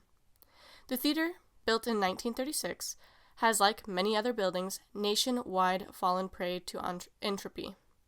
6 years ago, it was burned. Nobody knows exactly how the fire started. However, local folklore states that the owner started the fire himself. The building has, for obvious reasons, failed to acquire landmark status, and as such, by the time I got there, it was scheduled for demolition the following month. There was no fence around it, though, and nobody around, and I decided it was likely my only chance to explore the structure before it was entirely gone from the face of the earth. The building itself is only half of what it used to be, made for the most part out of bricks and mortar, now turned ash black. It's all set back in a row of similarly useless buildings, all with foreclosure signs across the front. I arrived around 7 p.m., right when the sun was going down. The carpet was wet, a lot of water damage because the roof was actually caved in some places. In the front, it's completely open, giving way to a panoramic view of the sky. It was honestly surreal to step into a building this ruined. Everywhere you saw things that would otherwise be normal.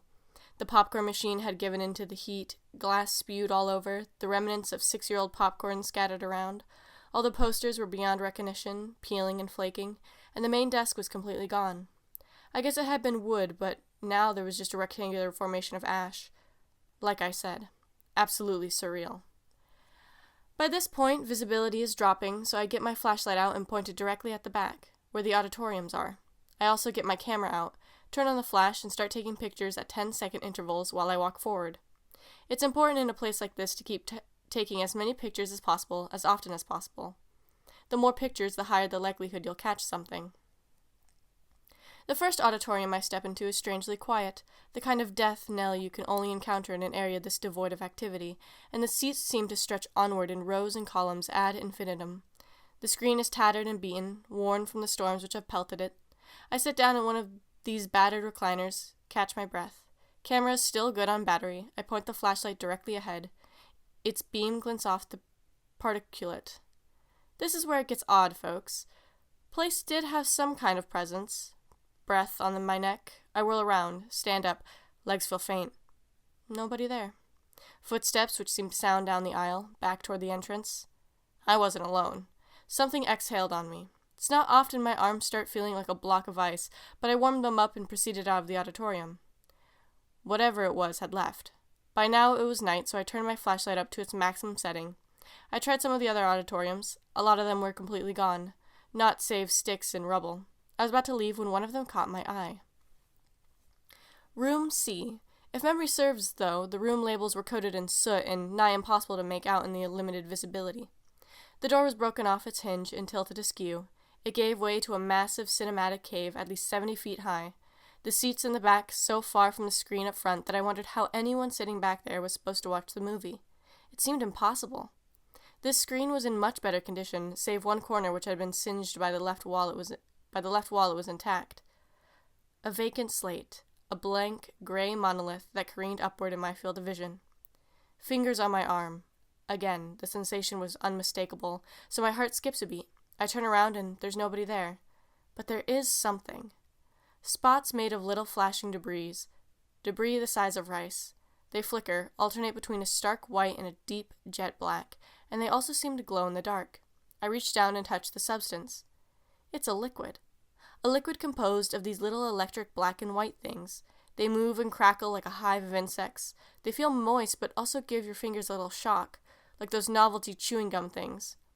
I'm not sure I would describe it as painful. Whatever this residue is, it looks like static, like TV static, like someone sliced open a television set and disemboweled it, spilling its innards all over the floor.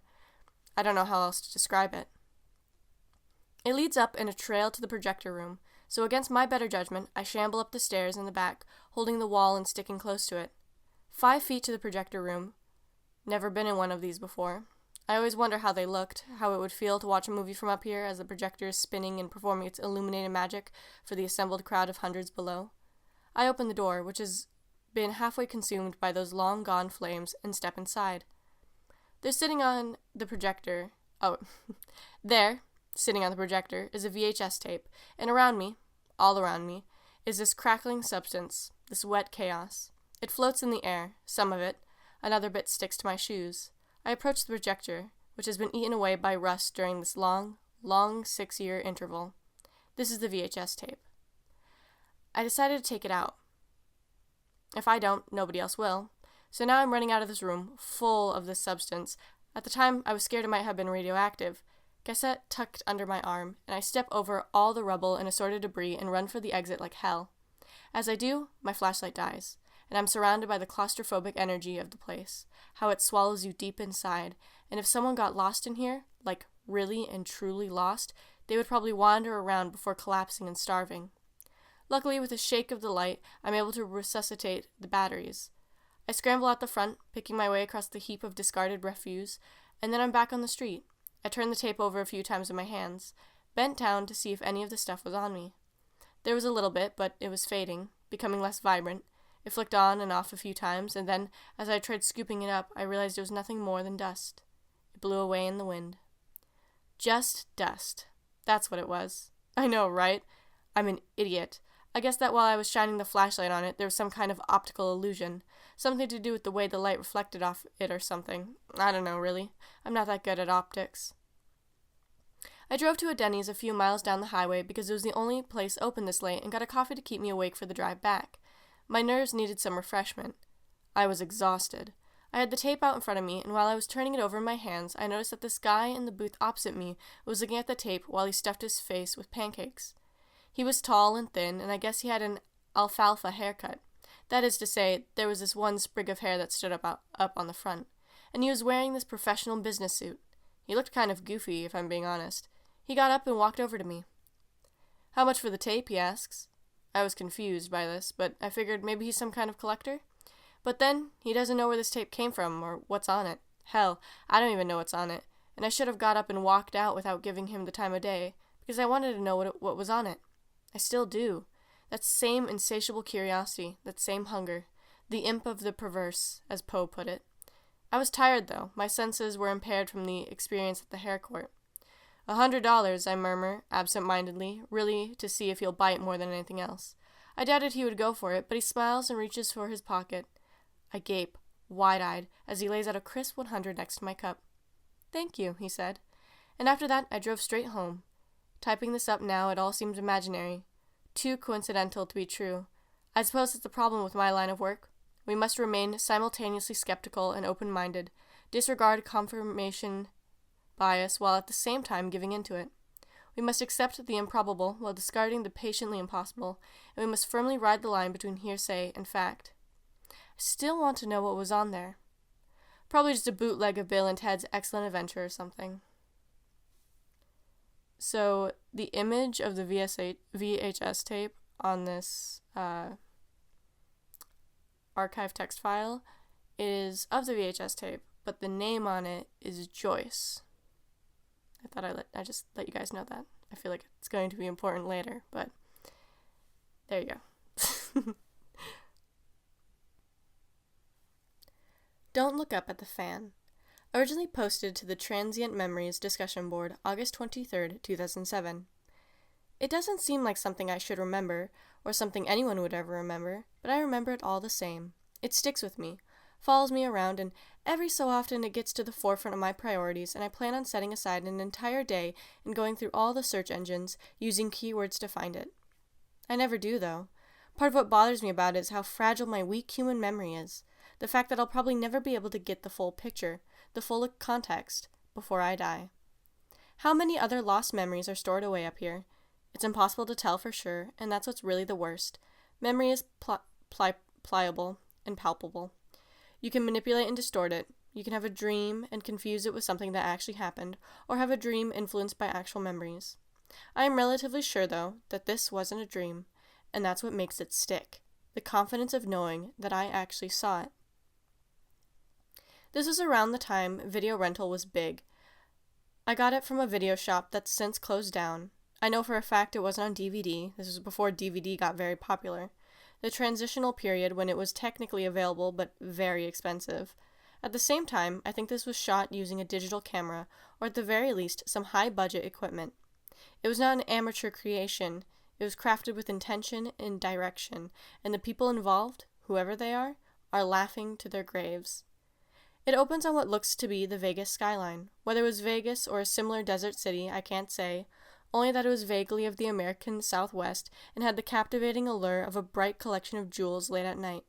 You know how it looks. A vast plain of nothing, and then there, smack dab in the middle, you see a collection of civilization. A herd of buildings, ablaze as it were, and you take comfort in this. Somehow the skyline was not comforting. In the distance were the ambient noises, trucks getting refueled, casino chatter. The camera pans down from the sky to the buildings, slowly, and as it does, we get closer to the lights, until the physical presence of the city becomes overwhelming. It is front and center and rushes at you in a grueling wide shot. Finally, the camera settles on a roadside motel, not necessarily located near the city limits, but close enough so as to feel remote, distant. And you watch this motel through time and distance, and its neon lights are in full fury. Outside there are a few cars. One pulls out, leaving a vacant spot. The camera pulls in yet again until we see the entirety of the motel's exterior. The sign is flashy yet tactful, maintaining a healthy balance between the overt and the blunt. While it was built decades ago, it has seen the changing tides and recessions, knows that it is one of a dying breed, yet refuses to call it quits.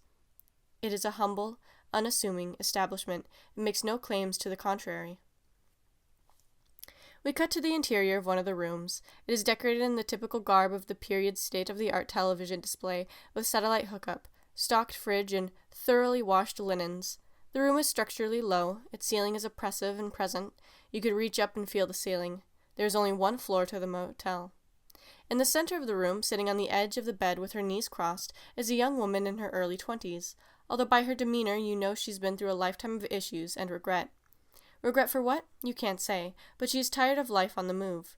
She's been to dozens of cities, although not hundreds. Her hair contains stress and fray, and her dress is modest. She's holding either a small beverage or a cigarette. Probably not a cigarette, but the room is filled with smoke and an aura of times gone by. This is not her destination, but it may as well be. Despite her demeanor, she seems relatively calm, collected, relaxed, and accustomed to her environs. She also seems to carry with her an integral scrap of intent. That is to say, she has things to do, places to go, and people to see. It is now that the nocturnal ambiance of the exterior fades out, and our focus is drawn to the lighting of the room itself.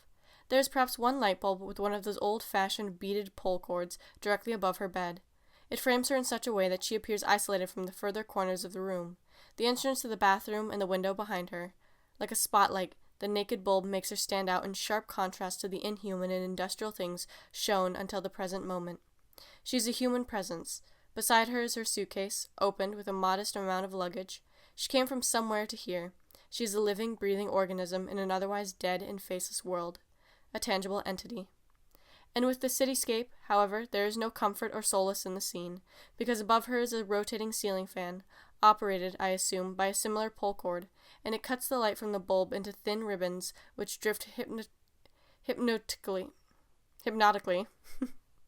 over her face, shreds the clarity into confusion, tosses the scene into a perceived conflict. The fan is only a fan, nothing more, nothing less, made from cheap plastic, born in a sterile processing plant. It will one day end up in a landfill. Today, however, it is an antagonist. It is not haunted, has no spirits or demons inside, nor is the motel itself haunted by necessity. The framing of the fan, the creative decisions taken to present the fan as a whirring vortex of destruction, are all that turns it from a mere appliance into a presence seen and felt, something raw and alive with animal energy. It pulses. This is another factor that grows as the distant lights of the city outside diminish. The noise of the fan, powered by fuses and generators, transitioning in and out from a growl to a purr, a hum, one could call it. Ambient only without the magnitude levate its way. With the steps taken, it becomes more than a fan. It becomes a demon from the pits of hell, a mystery never solved, a question without an answer. Its physical form gives way to something much less surface level, more innate, obscured behind the fan's unassuming demeanor. She finishes the cigarette, or perhaps takes the last swig of her drink, and her attention, like ours, is raised to the fan. Her eyes are magnetized and then locked onto it like those of a hawk. Her limbs become rigid. She props herself up to get a better look at it. It continues to spin, all while the room becomes darker and the slashing of the light turns into a pseudo-spiral. She remains steadfast and looks up as the blades turn, one after the other, rounding the corner in a derby of kinetic prowess. Chup, chup, chup. The camera now focuses exclusively on two things, her face and the blades of the fan. As the film turns the fan into a monster, it too makes versatile use of the conditions of the scene to create variety. No two shots of her face are precisely the same. Each in sequence reveals a new facet of who she is and what the fan is. We know that the fan is not a fan. It is a Marquette Esque dilemma between what our eyes take in and what our instincts are telling us is so. At the same time, it never outsteps its boundaries, never does anything a fan could not do given the technical limitations of such a device. And therein lies the dilemma. We will never know what the fan is. It's probably only a fan, but can you in all honesty be sure of that? If you repeat that to yourself over and over again, will that assertion come to fruition? She looks up at the fan, and it stares back at her, and its pulse grows louder, and her gaze is ever more intent, and they are locked in a carnal death battle in which only one can win. The fan continues its infinite circuit, and she, with her laterally sectioned visage, keeps her eyes in one spot and does not move them, does not presume to move them. Her eyes remain locked. The fan continues to spin. The tape ends.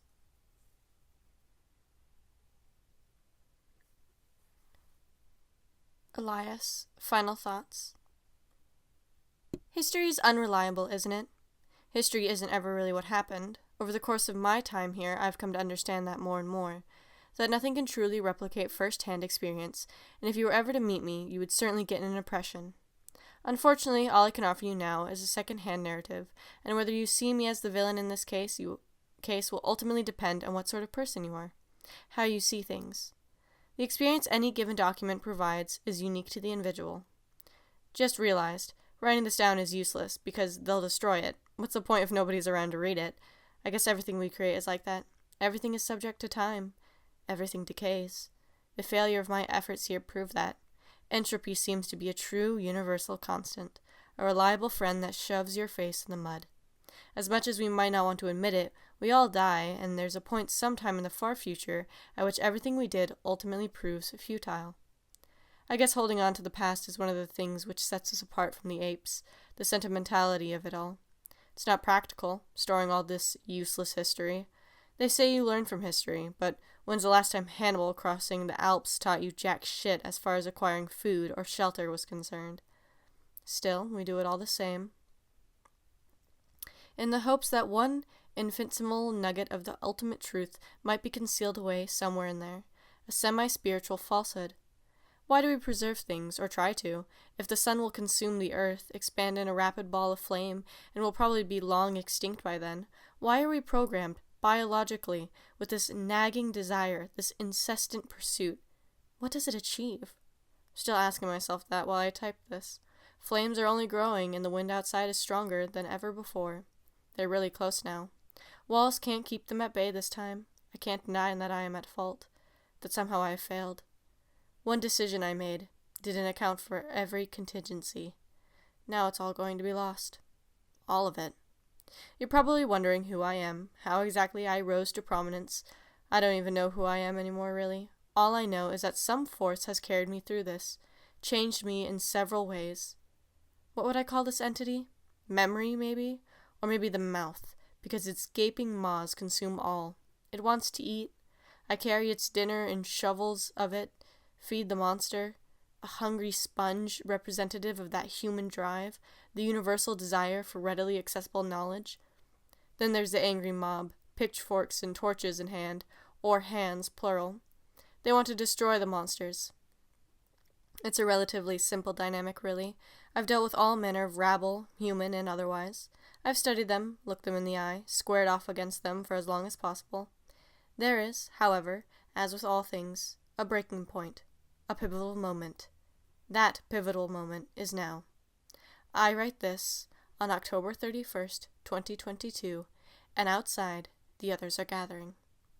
Now, if you paid attention to anything you read, you might have mistaken me for the archivist, that wanton murderer who made headlines in the early 2000s for killing women along the Cherry Creek bike path and taking photographs of their mutilated bodies in the quest for some sort of twisted satisfaction or hubris, or a combination of the two. That is only partially correct. I am the archivist, though the entity writing this did not kill those women, because I am many people and have taken many different names. I must clarify that much before they get me. In my quest for immortality, I have become immortal in the sense that there are an infinite number of varieties of Elias here in the present, as well as in the past. The future, however, may be another matter, and it certainly isn't looking great for any of us. I'm crazy, you're saying. Off my fucking rocker. Well, maybe I am. Have you considered that having millions of consciousnesses compressed into one fragile calcium container will have an effect on someone? Has anyone ever given me the time of day? Shelby, I know you're in one of the adjacent rooms, and you'll burn as much as I do when this tea kettle boils, which won't be long now.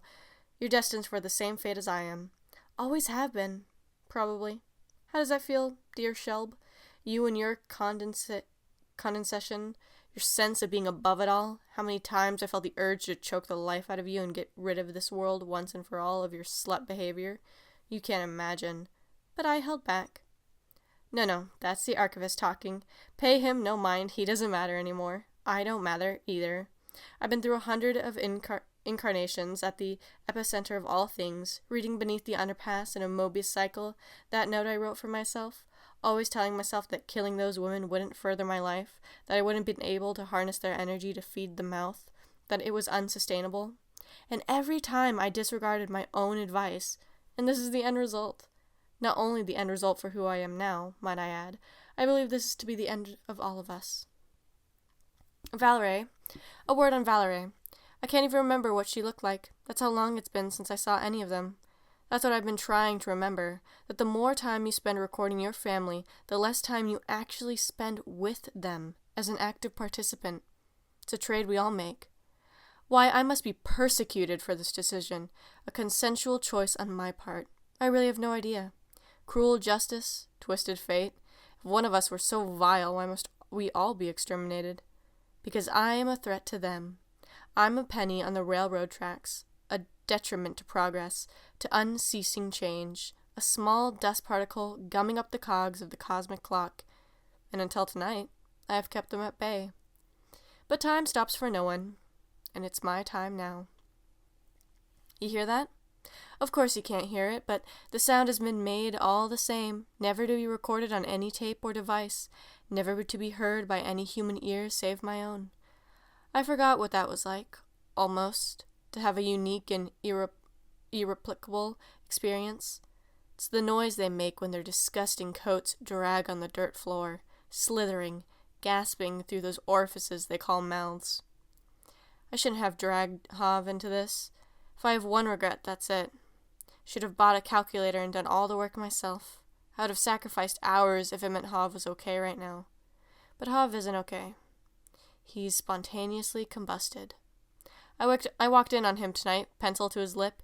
He appeared to be stuck on something, still clattering away at those keys, and when he saw me enter, he stopped for a moment and looked up at me, and I thought I could make out his eyes from behind those sunglasses he always insists on wearing, though it may have been merely a trick of the light.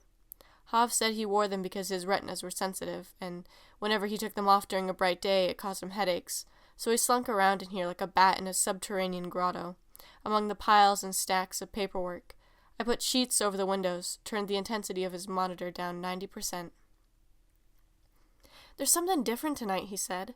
I remember this bit distinctly. Calm before the storm, that's what they call it. It's so fucking quiet out here. No wind and no crows and the hills way off.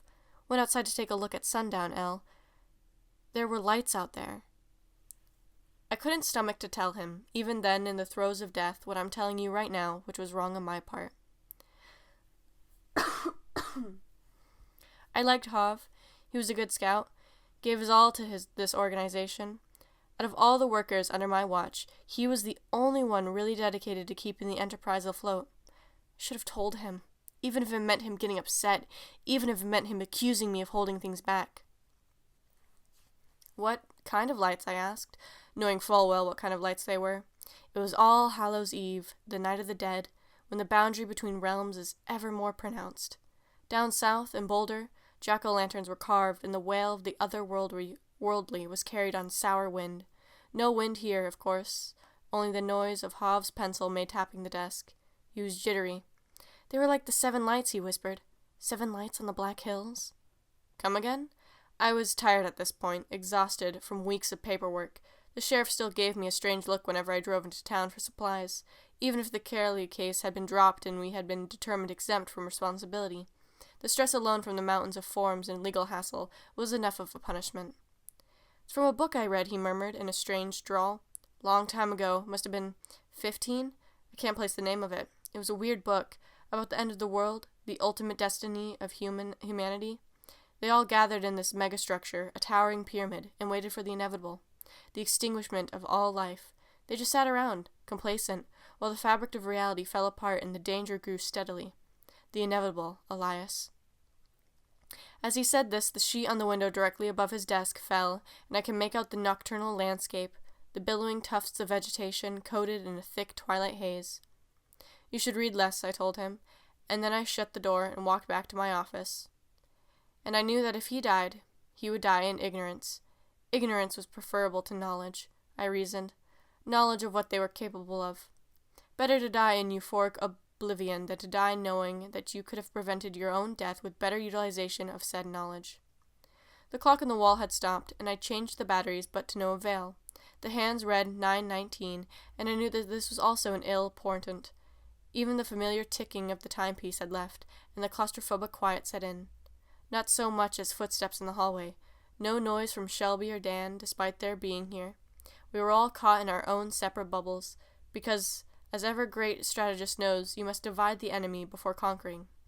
They had really thought this through. Time had stopped, I realized, gazing at my desk and the broken clock. Time did stop, at least for me. Peals of laughter without reverberation, without echo, a noise which died down as soon as it erupted, and within seconds it was gone. As the night continued, my security was gradually stripped away. They knew how to do it, to make their presence known and their anger apparent, though in ways which stifled the soul, ruined perception. My desk seemed to quiver ever so slightly, and the walls had an effect where they looked as if they were caving in, like those old tapes in the adventure serials, though they were actually steady. I dipped down to my file cabinet where I always kept a bottle of Jameson handy, poured myself one shot, then another, although the burning sensation in my throat didn't make me any more aware of my surroundings. Was Valerie right to leave me? No, she wasn't. I was a casual drinker, had one beer at the football game and another at the wedding, and because of this she thought she was too good for me, and she assumed blindly, like the fool she was, that leaving me would afford me a period of self-reflection. It didn't. Without her I only nursed the bottle more. Not enough to create what I am today. No, that has to do with who I am internally, who I've always been. The whiskey played no part, really. I have to believe that. My eyes teared up and I wiped at them with the sleeve of my jacket, and my nose was hot. It had been a stupid idea, I realized. The room kept fading regardless. In and out it went, like someone had snuffed a candle, as if the curtains had gone down on the scene right before the cast entered and the play began. What would it be? The conqueror worm? More laughter. Without thinking of the end result, I gazed down at my hands, which had developed wrinkles, and clenched the edge of my desk with vitriol. They were devoid of blood, pale and distant, and as I continued staring at them, they multiplied thrice-fold. One hand with an unusual amount of hair on the back, one with a decidedly feminine appearance, and my own in the middle. They expanded upon themselves in an intricate geometric pattern, and if I cocked my head ever so slightly, they would rotate in response. Screaming from Hov's office. I didn't even know Hov could make a noise like that. All the marrow in his bones have congealed. A rictus screech which permitted the walls and housing caused me to knock my shot glass onto the floor, whereupon it evaporated into a crystal dust. I fumbled with the handle on the door, tripped over my feet en route to his enclave. The room was quiet from the outside, only the sound of his wall clock, slowly counting down the minutes and seconds to our mutually assured destruction. I paused, hesitated, tried making up some excuse for myself as to why I shouldn't take a gander past the frame, knowing full well what lay inside. But things like that don't really worry me anymore, at least not as much as they used to, and there was no reason he should be any different. He was only a sack of flesh. As I pursued what had been Hov was now a mutilated sheet of cartilage and organs strewn across every square inch of his former workspace, both kidneys thrown haphazardly onto his keyboard, his face somehow even more disturbing without those cheap shades on, eyes clawed clean from their sockets, but still staring right ahead at me. And my heart skipped a beat when I saw how they had taken most of his skin from his back and draped it over the monitor. They really had done a neat job on him. Fuck, I thought out loud to myself, and rammed my knuckles against the wood. We are all done. Toast. I whirl around, and Shelby and Dan are standing there, eyes wide. Shelby is digging her nails into her palm, and Dan's right hand is clenched around her left. Her bottom lip is quivering ever so slightly, matching in perfect time the undulations of the pendulum on Javier's wall-mounted timepiece. I can explain, I said, putting my hands up. Neat little smirk. Already my shirt is coated in bloodstains from the aura of guts permitting the place.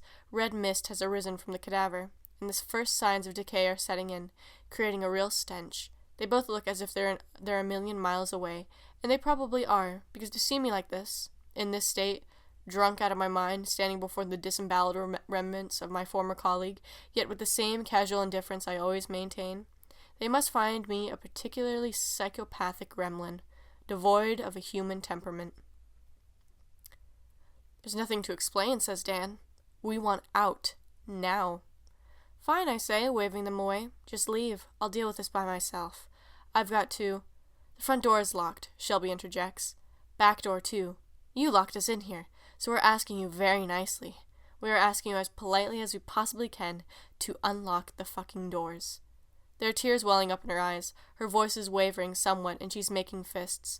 The last thing I need right now is an outburst from either of them, or panic. Panic is what the enemy thrives off. Chaos is what feeds it. With a nimble step, I slammed the door to Hov's office and put my arms around both their waists, ushering them a safe distance from the carnage.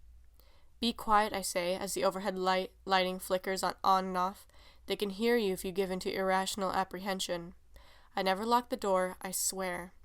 Both of them are speechless, frozen like ice figures at a winter carnival, and I'm stumbling over my words, trying as best as possible to explain just how messy things are going to get. How fucked we all are, as a group, as martyrs to the cause.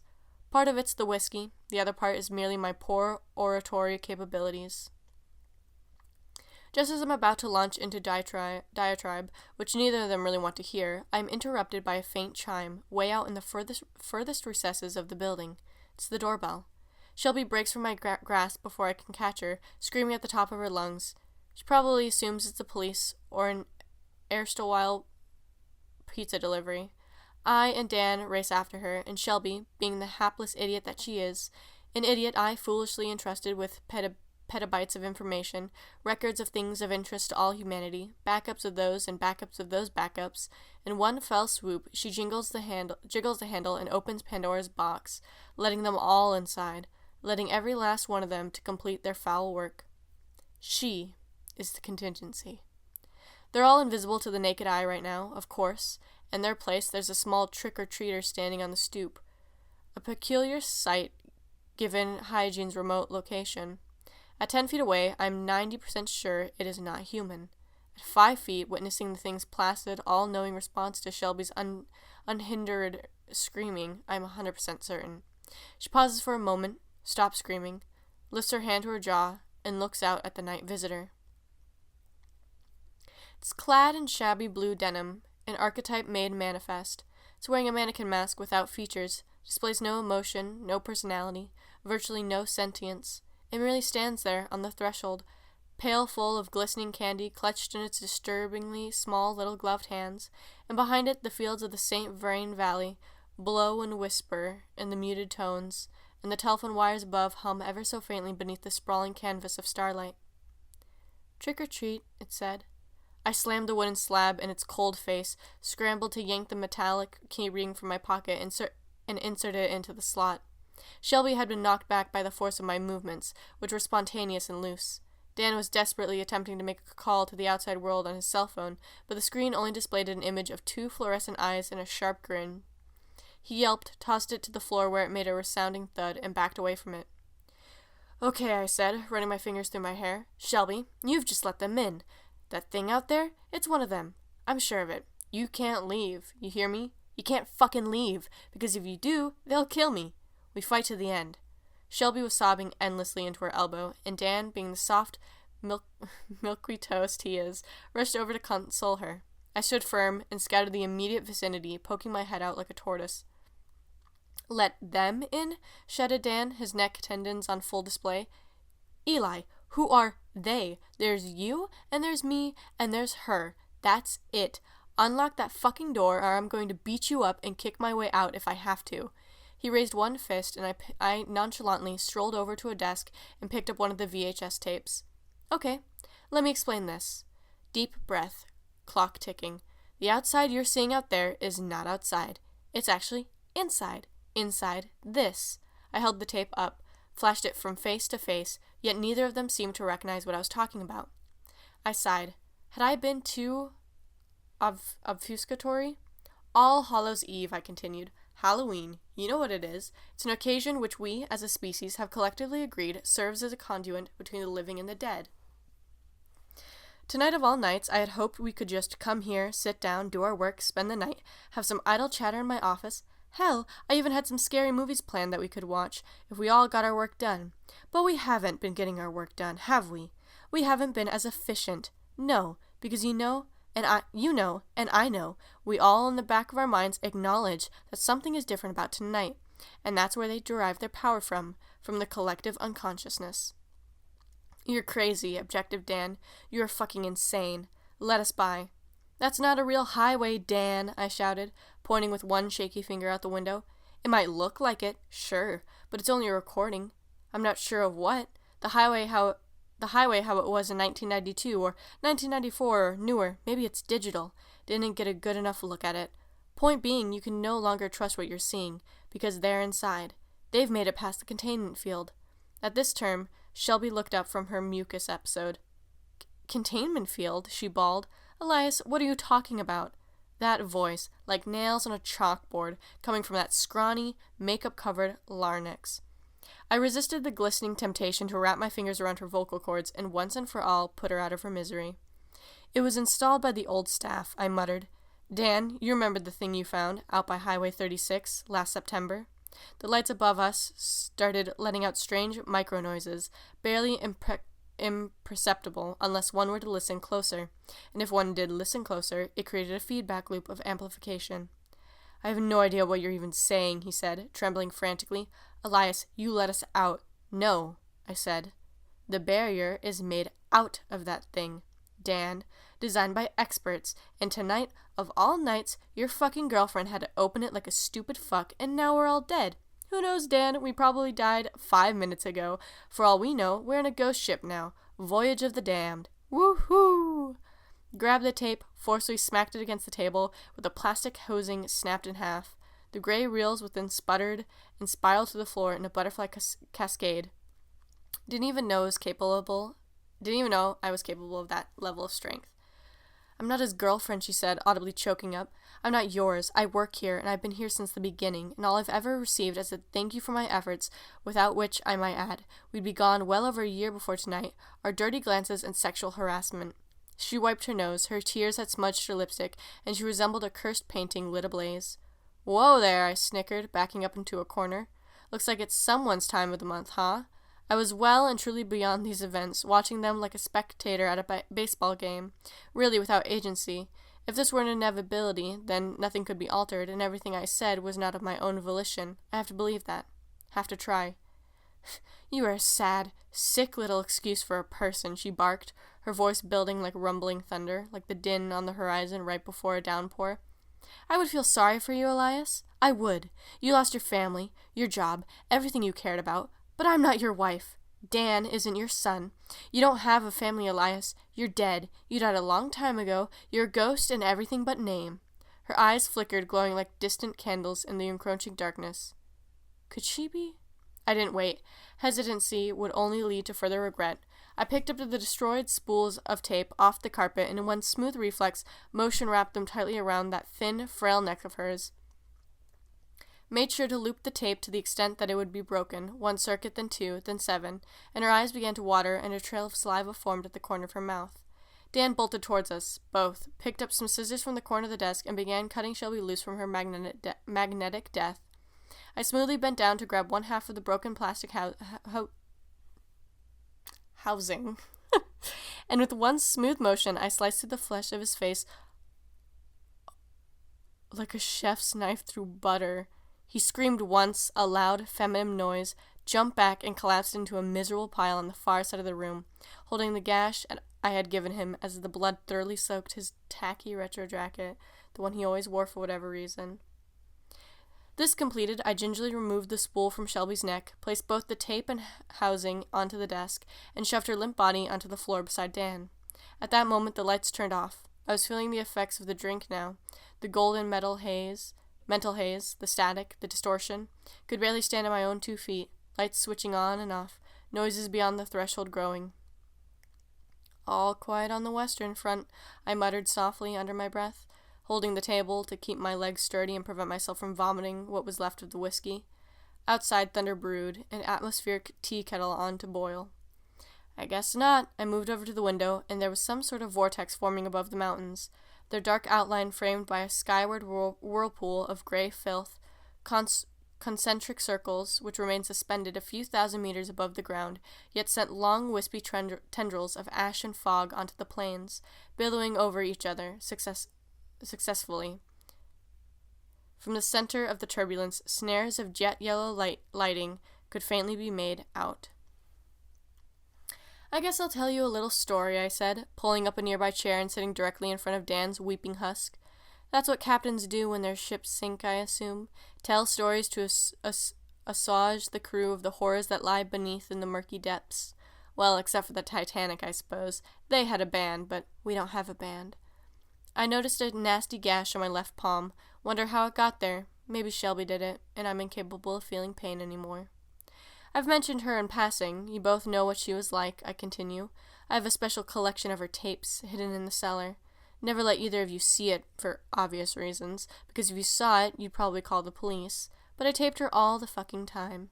Going to work, walking around, sometimes I'd park outside her office after dropping the kids off at school and just point the trusty old camcorder right up at her. I went to all this effort because I suspected she may have been cheating on me. Needed evidence to file the divorce papers. Needed justification. Needed real hard stuff. So 24/7, while she wasn't aware of it, I was filming her. Even had a miniature setup installed while we slept, just so I knew she wasn't getting up in the middle of the night and sneaking out. Slight giggle rises in the back of my throat. Work hard to suppress it. Trust, that's the key. It dawns on me. The ability of one party not to question the motives or biases of another. That's what I do.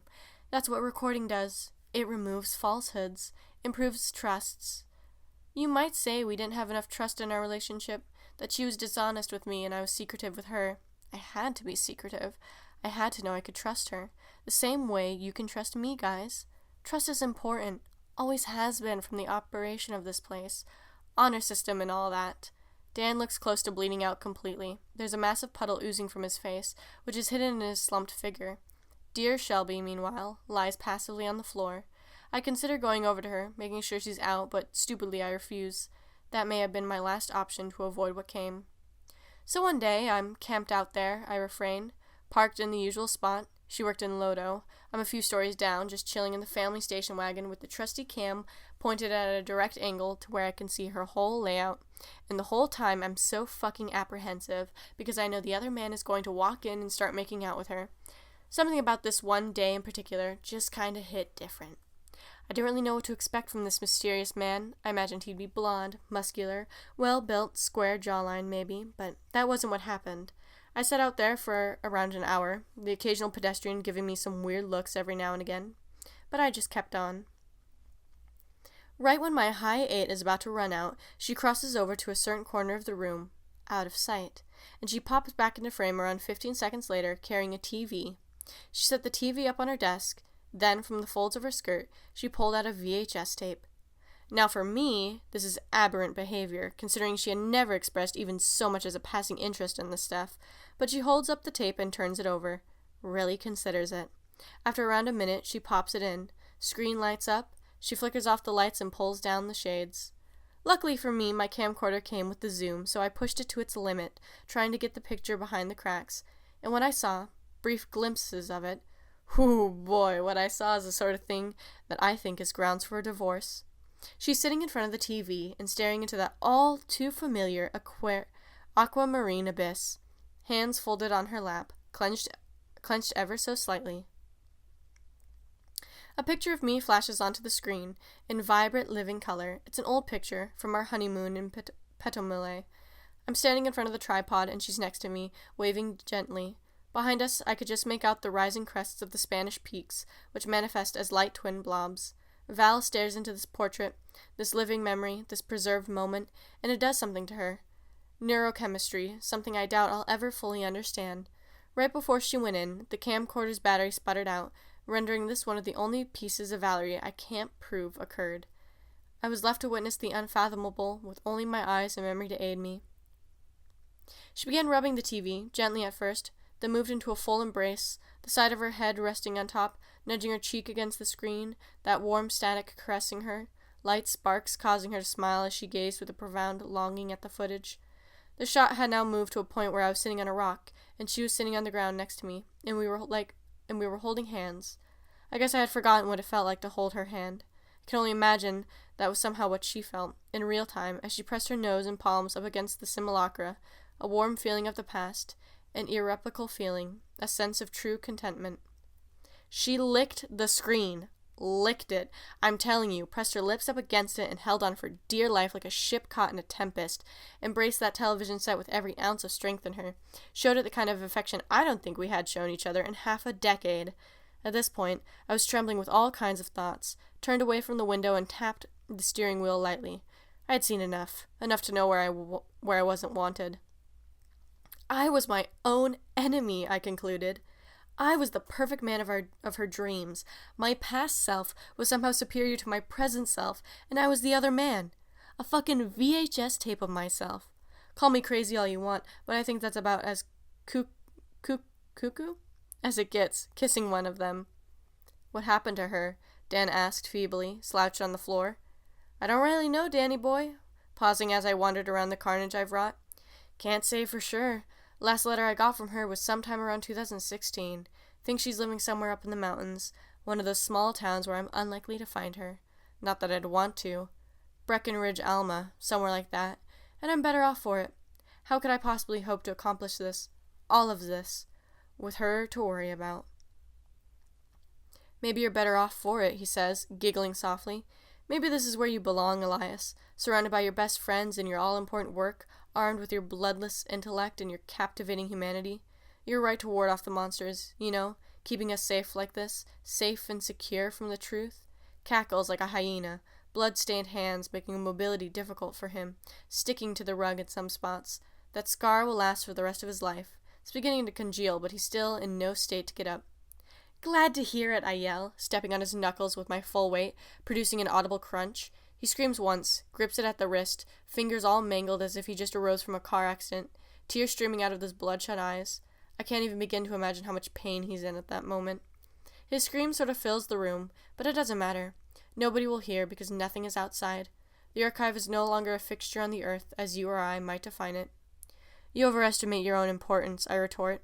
I don't hide their existence from you because your survival was vital. I hid their existence from you because I knew that if you learned about them, you would leave. And that can't happen, especially not now. Need someone with me to spend the wee hours with. How's the quote go? Something about the weary and the damned. I stumble over to my rotating chair, wheel it over to where Dan is cowering, and spin around a little. I can hear them, in the walls, their building noise creating a kind of all-consuming hiss, ambient yet unmistakable, wails in the mix, slow calls from beyond the threshold. Dan hears them, too. At least I think he does. He has to. How could anyone in their right mind deny that racket? The ground outside is now thoroughly coated in whirling static mist, and across the highway a hazy figure darts into the camouflage brush of thistle weeds and cattails on the border of the St. Vrain Creek. I can hear the creek, rushing along in the darkness, making its way through the rocks and gullies, splashing with vigor as if the mountain runoff were abnormally excessive. The figure is barely visible, perched on an outcropping roughly 50 meters out, well beyond the highway. One thing you do make, Danny boy, I lament, settling behind a table and turning the bloodied cassette fragment over and over in my hands. Good company. The first time I saw you, and this is why I chose you to keep the night watch, I thought, if he were alone here at 3 a.m., he'd still be nice to have around. And you're proving that. Just stay right there, waiting until morning, and maybe we'll both be all right. Maybe, via some miracle, the sun rises and they leave, and we'll make it out of here without any scratches. Well, except for that one. That one will last a lifetime. So many grooves, so polished, well-engineered, developed by only the best at JVC, now coated in the flaky scarlet life juice. It's scented with an iron tinge. It's a shame I had to break it to teach them a lesson, but about employee compliance. I think while Dan just sits there motionless, probably head trauma or something. I wouldn't know. I'm not a doctor. Sounds coming from the roof. My eyes dart upwards, trying to catch their pattern and frequency. How many of them are even now darting around with their arachnid methodology, ripping the shingles to bits, tearing other-sized holes in the infrastructure? I shudder as the sounds continue. Thumping distance thuds from their shoes, light brushing sounds from those bristle-coated extremities, and the eyes, the piercing eyes which scan every room, trying to coax us out like vermin. I rush up and make sure the doors are locked. Yes, locked, still there, still in the upright bolted position. Sigh of relief. I'm going to make it through. Going to be fine. They can't get in unless you let them in. I'm hoping she didn't let any of them in. Didn't see anything. Probably safe. Breathe. You know what's funny, he murmurs after an indeterminate period of time, and I've been thinking about this for a while. Only 6 hours of footage fit onto a standard tape, and that's an extended play. All those security agencies that used to buy up all the tapes in bulk, all so they could record onto them every single night, feed them into the CCTV cameras, keeping them around for a month in case they would prove useful to law enforcement, and then re-record over them, or destroy them. Tapes couldn't even recapture 24 hours of every day, 7 days of every week.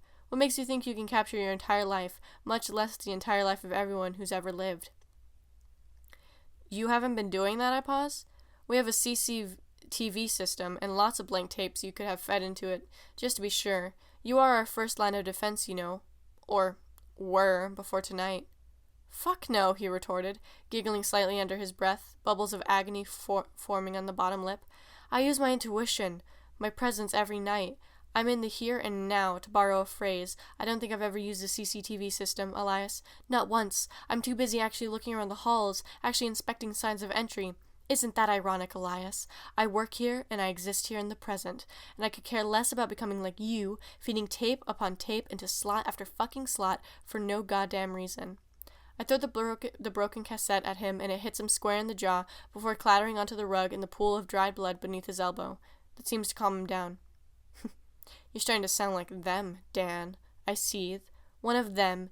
And believe me, after all we've been through tonight, I don't want to believe that. I want to stand here in solidarity with you. We represent humanity, Dan. We represent people. We stand on the side of curiosity and of research. We stand for what makes us Homo sapiens. Ever since the first little monkey started dueling his parents in the dirt in the Great Rift Valley 3 million years ago, we've been blessed with a curse.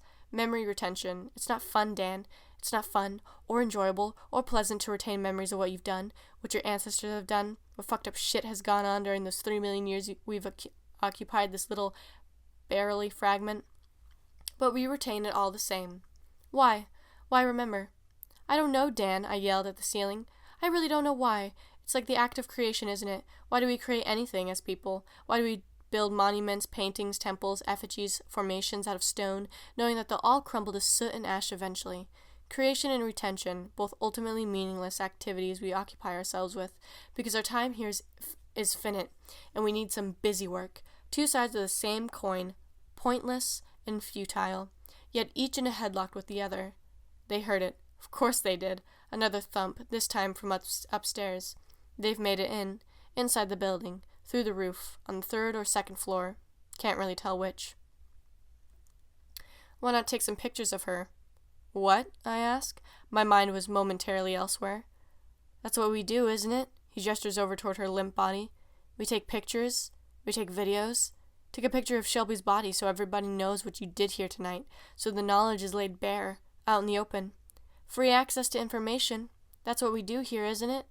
I take a step back, finger to the lip, lost in contemplation, sounds coming from upstairs, restless, moving, writhing. Wouldn't work, I respond, after a brief period. Everything's already gone. No more archive. But you remember, he says. I remember. I'm here, Elias. You're here. We're both present. In the here and now. I want to see a photo of her before all this disappears, or whatever you said was going to happen. One last photo, or video. Your choice. Or are you a hypocrite? What? No, Dan, honestly. You are, Elias. He stands up, trembling on his feet. You claim you want to keep the past alive, yet you bury secrets. You can't do both. Either you stand for complete transparency, or you don't. Either you make everything public, or you don't. These are the rules you've set for yourself. I don't make them. You've walled yourself into a corner. Take some fucking photos of her dead body, now. Be reasonable, I say, scampering off to retrieve the proper equipment. I'll do it, just hold on a second. Dan's fists are balled up. Looks like he's going to cry, and he's nearing me an inch at a time. Blood be damned, he's actually getting close.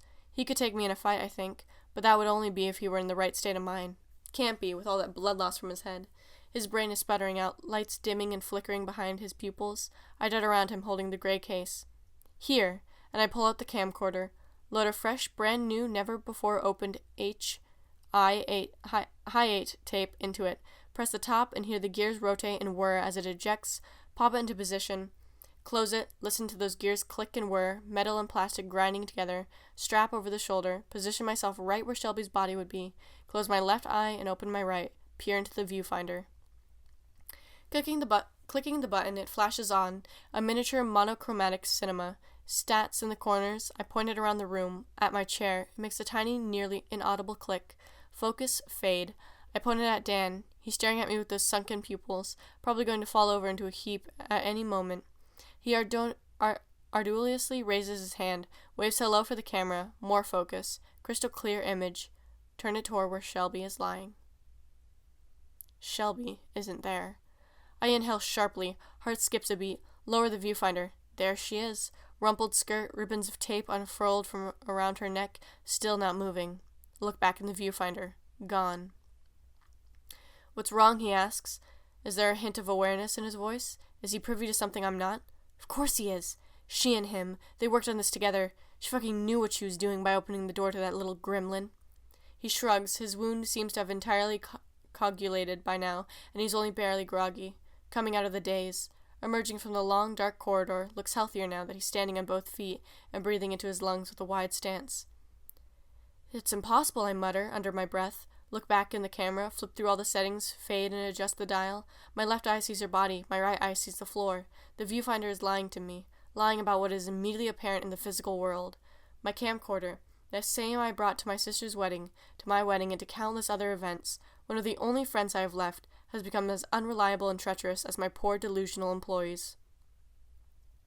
Trembling, I set it back down onto the desk, look at it with fear-soaked gaze, wistful and longing, as if the only tether which had been holding me to this mortal plane has been unceremoniously severed with a rusty pair of pruning shears. With one fell swoop, I bring my fists down onto the device, lean my forearm in where it catches the viewfinder right in the joint, and it releases an impressive shower of white-hot sparks which I recoil from, screaming as all those intricately crafted pieces release themselves from the housing, and the motor, which had still been running, sputters until it transforms into a mighty blaze which engulfs the lower left section of the desk in a terrifying bonfire. The overhead lights flicker off, droning to a crawl. Dan remains still, his facial muscles made taut and eerie in the low light. As the fire continues and the pervasive scent of burning metal increases, we stand at opposite ends, the uncontrolled chaos, the only barrier between one of us ripping out the other's guts. I asked you a question. What's wrong? Nothing. You wouldn't understand. Maybe I would, at least to a certain extent. He smirks, crossing his arms. Suppose your camera has been giving you inaccurate pictures of events as they happened. Suppose your perception, the way in which you assimilate information, has been distorted from the moment you set foot here, or long before that. Not just your camera, your eyes, your ears. How can you trust what happens anymore? Sweat rolls down my forehead, causing my sprig to droop ever so slightly. Mats of hair clustering together on my skin. Argyle fabric on my arms starts to become abrasive and claustrophobic. You trust recorded media, he reiterates, still in obvious pain, though trying to deny it. Say you can't trust it. Say they have the ability to alter it, Elias. Say they have the ability to make you see things that aren't there, imitate people, take shape and form and pull themselves out of the void, out of the dark caverns of fear, will themselves manifest. He takes one weak, half-hearted step toward me, and in response I hit the desk with the palm of my left hand. Damn right, comes a growl from my lips. They can do that and more, Dan. Fuck, you've been blind not to notice what they've been up to. They get inside your head, Dan. Maybe my perception is screwed 6 ways to Sunday right now. This very moment. It doesn't matter because they exist. I know they exist. He's backing me into a corner now, metaphorically, not literally. You can't know anything if you can't trust your own perception, arrives the expected retort. Say I'm one of them. The real Dan was never here tonight. He had an errand to run and passed out from exhaustion. I snuck in here. Shelby said hi. Fooled her, convinced you. What if that's the case? Are you going to kill me? Go ahead. He spreads his arms and raises his neck, giving me ample room to cut it open, releasing a torrent of blood. I'm too fatigued to move myself from my position. Analyze him very carefully, up and down, get all the features, the eyes, something dark about the eyes, pale and glinting with an unnatural opacity. Deep breath in, deep breath out, oxygen to the brain. Need no clutter, but the fire is still consuming the desk and the heat is growing. You're bluffing, I whisper. Not one of them. Fuck you, Dan. Liar. Thought I would fall for that. A wave of my arm, and Dan seems to fade back into the darkness, into the dusty stacks of tombs behind the growing onslaught of licking flames, which has now separated the desk into 2 pieces, which clatter without fanfare onto the carpet. The carpet catches on fire. The carpet is extremely flammable. You're right, Elias. I'm not one of them, because they don't exist. I preemptively whirl around and see Shelby, standing with unwielding confidence, tape completely unwound from her neck and dangling from her grasp like a tassel in the breeze. Embers frame her as the thing to be reckoned with, an unavoidable obstacle.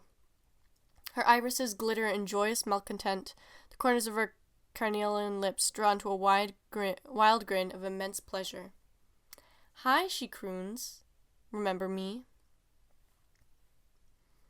Those polished demon nails grip my ears, create tangible indentations on the auricles. She thrusts me headlong into the gathering orange light, and I take a deep breath in, try to resist her strength, yet despite my vigor she overpowers me, nears me ever closer to the heat, the 100-degree air choking me, breathing in smoke and dust from the ashen remains of the camcorder, surrounded on the blazing polyester rug by all the cogs and various metallic components which composed it. You're probably wondering what it feels like to come in direct contact with open flame. You've seen a candle burning, a stovetop going, and you've mulled the possibility over in your head about how it would be to immerse yourself in that chemical reaction, of your own volition, of course, to pinch the flame, lightly tease it, and then, if the sensation were too intense, to recoil and get some ice on it. But you want to know. You want to know because we require a fundamental understanding of a given experience to fully plumb the depths of it, and, if necessary, avoid it in the future. We pursue this end even to our own detriment. My face wasn't entirely prepared for the 2,000-degree onslaught dear shell subjected me to. I could feel the border of the flame, and then the very heat of it, the eye of the storm, the loss of sensation in my cheeks, the incomprehensible agony as my tongue became swollen from complete immersion, my skin losing all its moisture in a matter of seconds. There is a point, I believe, at which pain cannot be described in terms the average person is likely to understand. A threshold so high, much like infinity, it defies comprehension of serious analysis. There was a slight popping sound as my left eyeball became engulfed and spilled over the tablespoon of vitreous body. Unable to withstand the pressure any more, I made every effort to hurl myself away from the fire, and it remotely seemed at that same moment Shelby herself decided I had enough and eased her grip. We both flew backward, with most of my clothes still burning. I flailed around like a salmon, trying by any means necessary to make the pain stop, and deprive the remaining flames of their precious oxygen, though with the vision of my left eye completely removed, it was a difficult endeavor. "We have to leave, Elias," she screamed. "Give us the keys, now." I made a feeble attempt from my lowly position on the floor to reach up to her collar, grab her, and maybe throw her into the fire, but my muscles didn't seem to be cooperating with the signals my brain sent. All over were the marks of scars and burns, third degree by the looks of them. My tissue had become a barren, pocked wasteland of scarlet agony. Slight whimper from my throat. The top of the room was filling fast with smoke, the only window looking out onto the St. Vern Creek blocked by a massive bookshelf which had toppled over some time during the brawl. Dan coughs pensively into his elbow, desperately looking at Shelby, who shrugs at him and begins riffling through my pockets frantically like a maniac for that elusive keyring, the only device capable of ensuring their freedom from the slow demise. "Elias," Dan repeats, firm yet crisp into my ear, "give us the key." Shelby's nimble digits rifle through my jacket, and she hears a faint jingle sound, a beacon of hope amid the crackle and hiss of the imminent amber death. Exploring further upon my person, she retrieves the key, holds them up to make sure they're real, breathes out what is either a sigh of desperate relief or an attempt to rid her lungs of that foul methane and asbestos cacophony, the same one which filled my nostrils and undoubtedly filled Dan's. My vision was going fast by now, darkness settling in, small blind spots which grew and melded, yet I could see Shelby's arm wrapped around Dan's. They staggered toward the front door and leaned on each other, used each other as walking sticks. In that moment I wondered why it was that, after all these years, all these trials and tribulations, I had nobody to lean on. Dan rubbed his face. Shelby caressed her neck, both surprised by their respective injuries. She raised the key ring, hit home in the latch, and then Dan grabbed the handle and twisted it.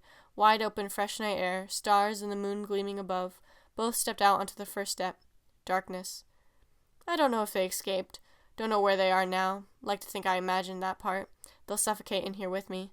But the more I think about that, the more I manage to convince myself that they did get out, and that there won't be any escape for me. When I came to, it was several hours later from the looks of things. Most of the room had been disheveled aside from the door, which now had a toppled bookcase leaning across it. The fire had mostly gone out, a section of the ceiling had collapsed in on itself, and the roof was leaking with the remnants of nocturnal mist. It was freezing, save the small outcroppings of fire scattered around here and there. Real autumn weather setting in. Early morning of November 1st. You probably know the feeling of foreboding you get in certain places, a kind of malignant presence, all-consuming and unexplainable. Not a ghost, not a sentient entity. A feeling that something very wrong has gone on here, irreversibly wrong and undefinable, yet unquestionable evil. These were the attributes I can assign to the pseudo-archive, the broken mirror image of what had been.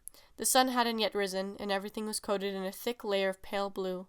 With the strength of a racehorse, I rose to stand and to test the door. Of course it was locked. Of course she had locked it. She would have known it could be locked from the inside, of course. I'm so tired, even as I write this, every muscle in agony, screaming for rest, yelling to be let go, but I can't leave. Even with the left eye socket completely devoid of terrestrial sight, I could still see things out of the corner of it every now and again, like flashes of white, little blips, a summons from beyond, perhaps. I stumbled around the wreckage for half an hour or more. No escape, of course. All the exits had been carefully obstructed by them. They would do that, had seen to it that I couldn't enter their maddening illusionary funhouse even if I wanted to. I strode among the remains of my profession, as I imagine a reverend academic would stride among the ivy-coated brick walls of a college campus, with jubilation and awe. I happened upon my office. It was virtually untouched from last night, save, of course, the unmistakable aroma of charred furniture and that sickly dawn hue. A dozen VHS tapes scattered across the floor, all of them melted through the heat into amorphous mockeries. They had been here, and shown evidence of their interference in callous wreckage like wild beasts of the wood. She had given them safe passage in. There was still some out there, had to be. Didn't dare peer out the window. A TV was set up on top of my desk. How thoughtful they had been, meticulously in every little detail of their routine to provide me with a means of travel. Though the lights remained off, the TV was on display, the beautiful lapis lazuli vortex I had come to know through years of trial and error, sat down in my swivel chair and mold the night's events over in my head, order of events, clutching my temple. That's where I've been, here at my desk, notepad and ballpoint pen, scribbling these etchings down so I won't forget them. I can't forget them, not as long as the TV remains on, not as long as I'm presented with the default status of nothing. It burns my remaining eye like lemon juice, because I know it isn't really nothing. I know that somewhere deep within the assembly of the machine, there's a conscious brain active, working against me, displaying text and tracking information when called upon to do so. I'm right where I was last night. I'll admit no more whiskey. I'm sober, fully aware of everything, even if all there is to be aware of is the accursed screen they intended for me to discover. I'm studying it real close, every last node in the RGB color displayed. Red, green, and blue, all shining through with crystal clarity, creating close approximations of every other color. Now they only imitate a wide turquoise absence. It's time for me to leave, isn't it? They say that when you die, your entire life flashes before your eyes. I remember nothing. I'm drawing a blank on nearly every count. I remember so little about my own time here. Despite my efforts to initiate and promote memory, I wasn't that notable a person. I tried my best. Maybe that's all anyone can really hope for when it comes to this. That you tried your best. You failed, but you exerted something. Exertion doesn't matter to them. I know that. Just like I know that this isn't the real archive, that it's been gone since the morning, that this TV isn't real, that it would be impossible for it to be turned on, for me to be looking headlong into the cyclone of cosmic microwave background.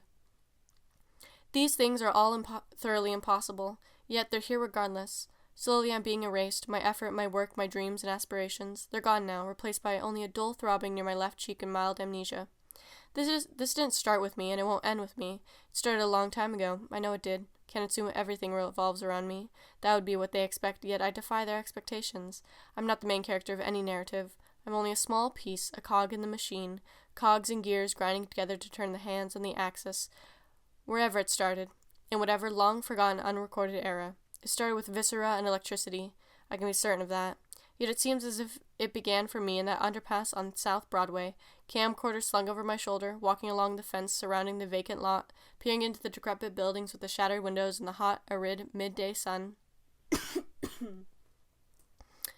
How long was that? Was I the one who did that, or was that someone else? You can hear them. Probably, if you concentrate, in the thick of absolute silence, you can pick up the rustling sound they produce as they slither across the ground. I'm so cold, blue light flitters in, and the screen hums perpetually with the long blue continuum, and outside, the others are gathering their forces. They continue to occur out there in the dark and evil dawn, rallying the troops in solidarity against my accursed and frail body. They envy the flesh, the tangibility, the apparent for its self-evident properties. In mere moments they will break through the door, downstairs, ascend to where I'm sitting, force me headlong into my favorite place. All of them, every last one, the little trick-or-treater and the woman with the barrel, the enigmatic spectre who knew the perils of life too early, and the bird, damn the bird, all of them, a coven of freaks and rejects who manifested themselves through ink to climb the stairs and hoist me by my shoulders and put me out of my misery, or perhaps to place me into a greater misery than I have ever known until now. I have no respect for the past. I pretended to, for a while, might have even convinced myself on the surface level that I did, yet I violated its sanctity and plundered its depths. I discovered information that should not have been made public, knowledge which, if discovered, would shatter the limits of human perception, defy all reason, and in a mad rush spring forth in an unrestrained geyser of anger and indignation. I did not listen. Maybe I should have, because I can hear them now. I'm listening. They're on the other side of the door to my office. You can hear them too, can't you? You would have to be crazy not to hear them. Evening meeting. Originally posted to tapetraders.com, July 12th, 2010. I know you all think I'm crazy, but I'm not. I know what I saw, and if you don't see them, if you don't hear them, then you're the crazy ones. They're as plain as day, I tell you, as crystal clear as a snapshot caught on Chrome 100 film. I saw him at approximately 7:45 p.m., driving east on Left-Hand Canyon Drive. It's sunset, the light is fading fast, but you can see the infinite expanse of prairie ahead of you. Haystack Mountain, way out, a silent monolith in the oncoming night. And to my left are some power lines. I was returning from a trade show in Netherlands, but got some fascinating material up there. To go along with the one of the women in the room, I now have more. They're unlike anything I've ever seen. They draw you in and make you experience things more vividly than you could otherwise. Forget DVD. These videotapes are the future, I tell you. More interactive than virtual reality. I had a whole crate of them in the trunk. When I saw the man frying his brains out next to one of these enormous power lines, I swerved off the ditch and the whole crate tumbled off. I checked that my truck still worked. It did. Put it in park and went around to the back to pick up all the videos up off the ground. But I had seen him, clear as day, crystal clear, standing near this enormous transmitter receiver thing they had installed. And his head was on fire. I thought maybe it was a suicide attempt, although from the impact, I was still somewhat dazed. There was a loose wire at the base of the receiver that had become disconnected, and it was emitting sparks. I was afraid it could start a wildfire, and I would be blamed. They'd say I ran the truck into the pole or something. But I didn't. I swear I didn't. And at that moment, the sparks started flying faster and faster, and the man appeared gradually, flickering on and off like a weary light bulb. I could see barely anything. The sun had sunk over the range, and the hills were shrouded in shadow, and he writhed as the white-hot flow surged around his skin. In places, it was boiling. He had the consistency of ash. I didn't go near him. I merely stood and placed the crate gingerly into the back and stared as he convulsed and writhed, letting out small noises in intervals. He had no features to speak of, save two piercing yellow eyes and that bizarre, seething complexion. Near his feet were what appeared to be several scattered sticks, and then he opened his mouth and a piercing shriek rang from top to bottom, and the power line began glowing with white-hot heat from where I was standing to the inestimable depths of the horizon. It was positively malicious. With the yell of this thing, he lifted his arms, and a tape I had bought at the exchange rose from the crate before bursting into a vivid ball of flame about 20 feet over our heads. And all the while, he was overflowing with radiance. Elias, it said. I approached the front of the truck and began feeling for the handle of the door, but I was frozen stiff with shock. The thing knew my name, and it was only me and him out here, alone, in the twilight expanse. I chose to meet him on his own terms, though while he was attached to the tower via the wire, he seemed powerful enough to break free and slit my throat. Of course, if he was capable of that, he likely wouldn't have done so already. "Hello?" I said. I don't know what I was thinking. I had seen these things before, in some capacity or in some small way, but I don't know how to approach them, how to interact with them, what the best methods are. This was the first I had seen in its complete form. God, he was terrible to behold, even in these low visibility conditions. "Give me the tapes, Elias." The voice of the thing was like that of a cable channel with bad reception. It hissed and cut out, and he lunged forward for the crate, which was now piled neatly and safely underneath the tarp. I lunged backward as he did so, and the wire that tethered him to this row of equipment let loose a shower of sparks, the likes of which you don't usually witness outside the 4th of July. I said nothing then, and as he retreated to his position at the base of the tower, I crossed my arms and planted both shoes into the mud and watched as the row of towers switched on and off, from complete luminescence to absolute darkness. It was as Nietzsche said, a test of the will to power. I did not take my eyes off his flickering yellow holes, and my eyes, which I imagine were glinting like a cat's in the soft purple twilight shades, were bored into as he probed me, every facet of my being. And we both stood as the wind picked up and whipped through the trees on the opposite side of the road. There was no traffic along Left-Hand Canyon Drive, only the incessant buzz of the copper tubing and the steel plating which housed the structure, the insulative rubber melting in small drips from the lines as this thing, whatever he was, continued making blood-curdling noises of anguish. He wouldn't be getting his hands on the tapes. He was powerless, and he knew that. I keep seeing them.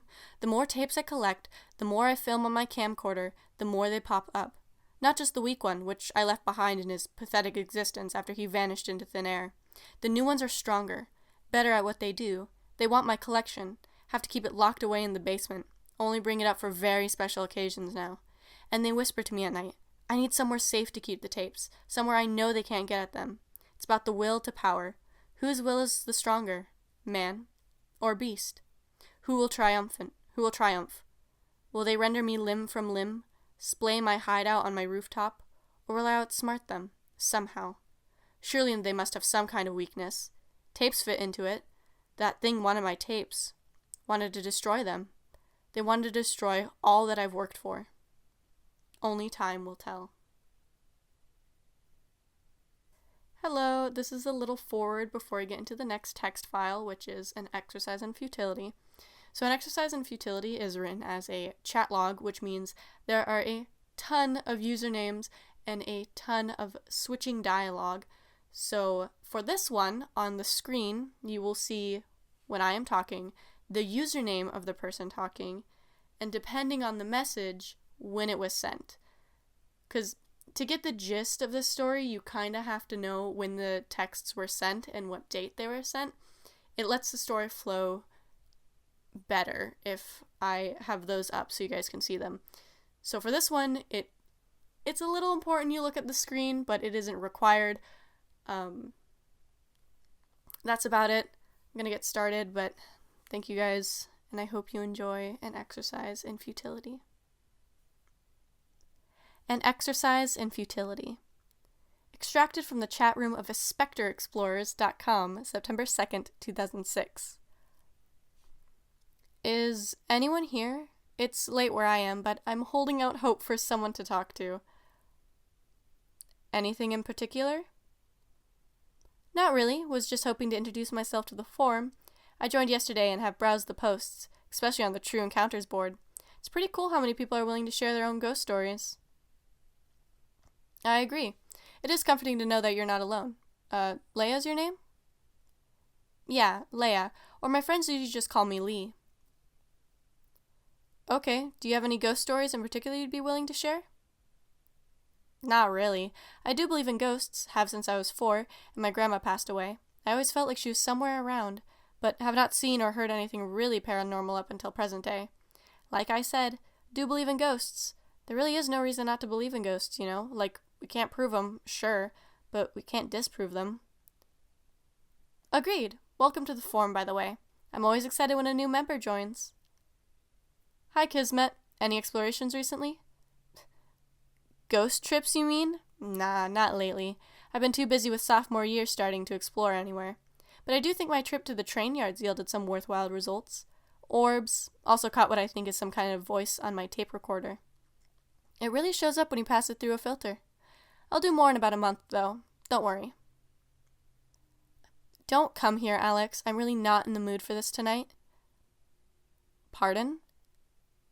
Oh, sorry. Meant to text that to my boyfriend, Alex. He was saying he was going to come down to the gas station tonight to hang out. I take it you work at a gas station?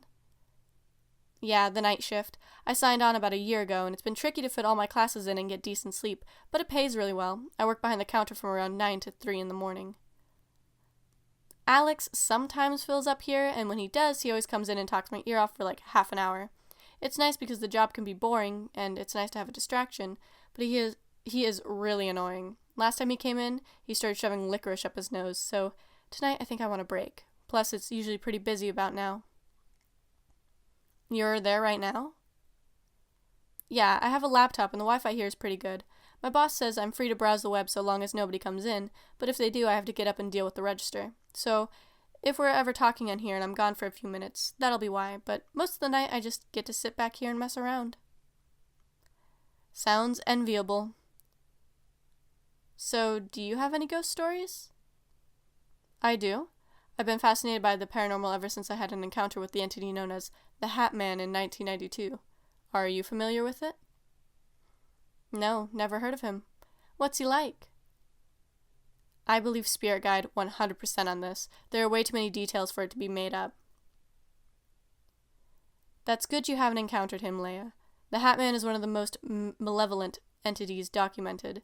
He warped reality for me back then, made me experience elaborate hallucinations and delusions. But he was no delusion. There are records of people seeing him, Leia, which go back decades. He's tall and thin, wears a hat with a noticeable brim, and manifests for the most part, like a flat, completely dark silhouette except for his eyes, which are lit up. He's a fucking menace. Like a shadow person? Yes, exactly like that. When he found me, it was raining. Sometimes it's night. Other times he stands above you while you're sleeping. The accounts vary, but a few details remain consistent throughout. He's never pleasant. Ever since I encountered him, I've dedicated my life to finding more out about him, finding out how to kill him so he doesn't pose a threat to anyone else. Well, good luck with that. I hope I never run into him. The odds are relatively slim that you would. There are a lot of other paranormal beings and ghosts out there. Plenty of other fish in the sea, if you keep an open mind and your eyes peeled. Definitely going to avoid hats from now on. Lol. Anyway, good luck on your job at the gas station, and welcome to the site. BFN. Yeah, like I said, it pays really good. There aren't many people who are willing to stay up this late, and I can also get some of my studying done while I'm here. Aiming for a doctorate. That's very admirable. A tourist guy just came in, and he's looking in the freezer. Gotta go. Alright. Good night, Lee. Is anyone on tonight? Yeah, I'm on. Usually I'm one of the only ones up this late. I don't have to go to work until the afternoon. I work at a construction site, and it takes a lot of effort, so in the evenings I just chill. Wow, interesting. Tell me about it. We're dismantling this old apartment building from the 60s. It's been on the street for decades with nobody living inside it. Completely empty, and apparently nobody wanted to buy the place. So now we're supposed to go on site with an excavator and a couple bulldozers and tear the place apart. Every so often during my break, I go inside the place and check out all the exposed wiring, all these broken walls which give way to the outside world, and most of the furniture is still intact, too. It's a shame to think it'll all end up in a landfill somewhere. I agree. People these days don't seem to have any respect for history. You mentioned last night that you liked exploring abandoned areas? That there are more ghosts there or something? Yes. As a general rule of thumb, you're more likely to see ghosts at abandoned or neglected areas. I run a blog where I detail some ghost hunting expeditions I've gone on with pictures. I've also been uploading some videos I captured to a website called YouTube. Sounds cool. Link? Sure, it's on my MySpace at... How do you decide where to go? Like, what are the criteria? I've always wondered about that. Usually you want to go someplace with nobody around, ideally with low light. I've captured a few orbs out in the forest, at a spot where some girl in a hippie cult supposedly went missing. That's the other main factor. It has to be an area of death or suffering. Yeah, that does make sense. So, what are you up to tonight? Downloading some songs on LimeWire while I'm waiting for my boyfriend to pick me up at the end of my shift. LimeWire? Isn't that illegal? No, I don't think so. Besides, if they sue me, I'll just set my computer on fire. Good luck finding what I downloaded then, lol. I heard it has some kind of spyware, Lee. If you're going to use it, at least be careful. Oh, come on. You're not really one of those you wouldn't steal a car guys, are you? No, not particularly. I'm not very invested in the subject. I just heard some bad things about LimeWire is all. You should try it sometime. It's pretty good software, unless you really think the internet shouldn't be used as a free repository of information, which is what it was designed for in the first place. Hell, I even own most of these albums on CD, but they have things coded into them that makes them hard to copy into my files. It's my right as a consumer to build a digital library. Well, okay, just don't say I didn't warn you if your computer gets infected with a Trojan or something. Don't worry, I won't. ROFL. Okay, I'm back. Some lady came in and had a question about some discounted brand of Pringles she liked, and then she got an iced tea and asked for some change so she could use the car wash. She's out there spraying off the floor mats and hood and everything with the power sprayer. It is kind of a surreal image this late at night. It must be. That late at night, of course. Oh, hi. Are you new to the board? I joined a little bit ago. You could say that. How the fuck did you get on? I didn't manually approve you, but I got an email a few minutes ago that said you had replied to the Seoga Falls thread. Where did you get that information anyway? I have my ways. That's all I'm really willing to admit. How are you doing tonight, Leah? Fine, I guess. Who are you? If you hacked into the back door, I will be reporting you to our web host, and they'll look into it, possibly take legal action. I'll take my chances. I was talking to Leah. Like I said, I'm okay. What do you want? Wait, I get this. This is Alex, isn't it? You asshole, you actually had me going for a second there. No, Leah, I'm not Alex. Nice guess, though. What now? Just looking out for you, girl. From someone who's made the same mistake you have. Take it with a grain of salt if you want, Leah. If you really don't want to admit that what you're doing is hurting you, hurting the people around you, I've always taken it with a grain of salt myself. I just need to let you know that for every action, there is an equal and opposite reaction. I'm confused. What are you talking about? You wouldn't steal a car, Leah. Would you steal a clock? Get the fuck out. Really, who is this? Look outside, Leah.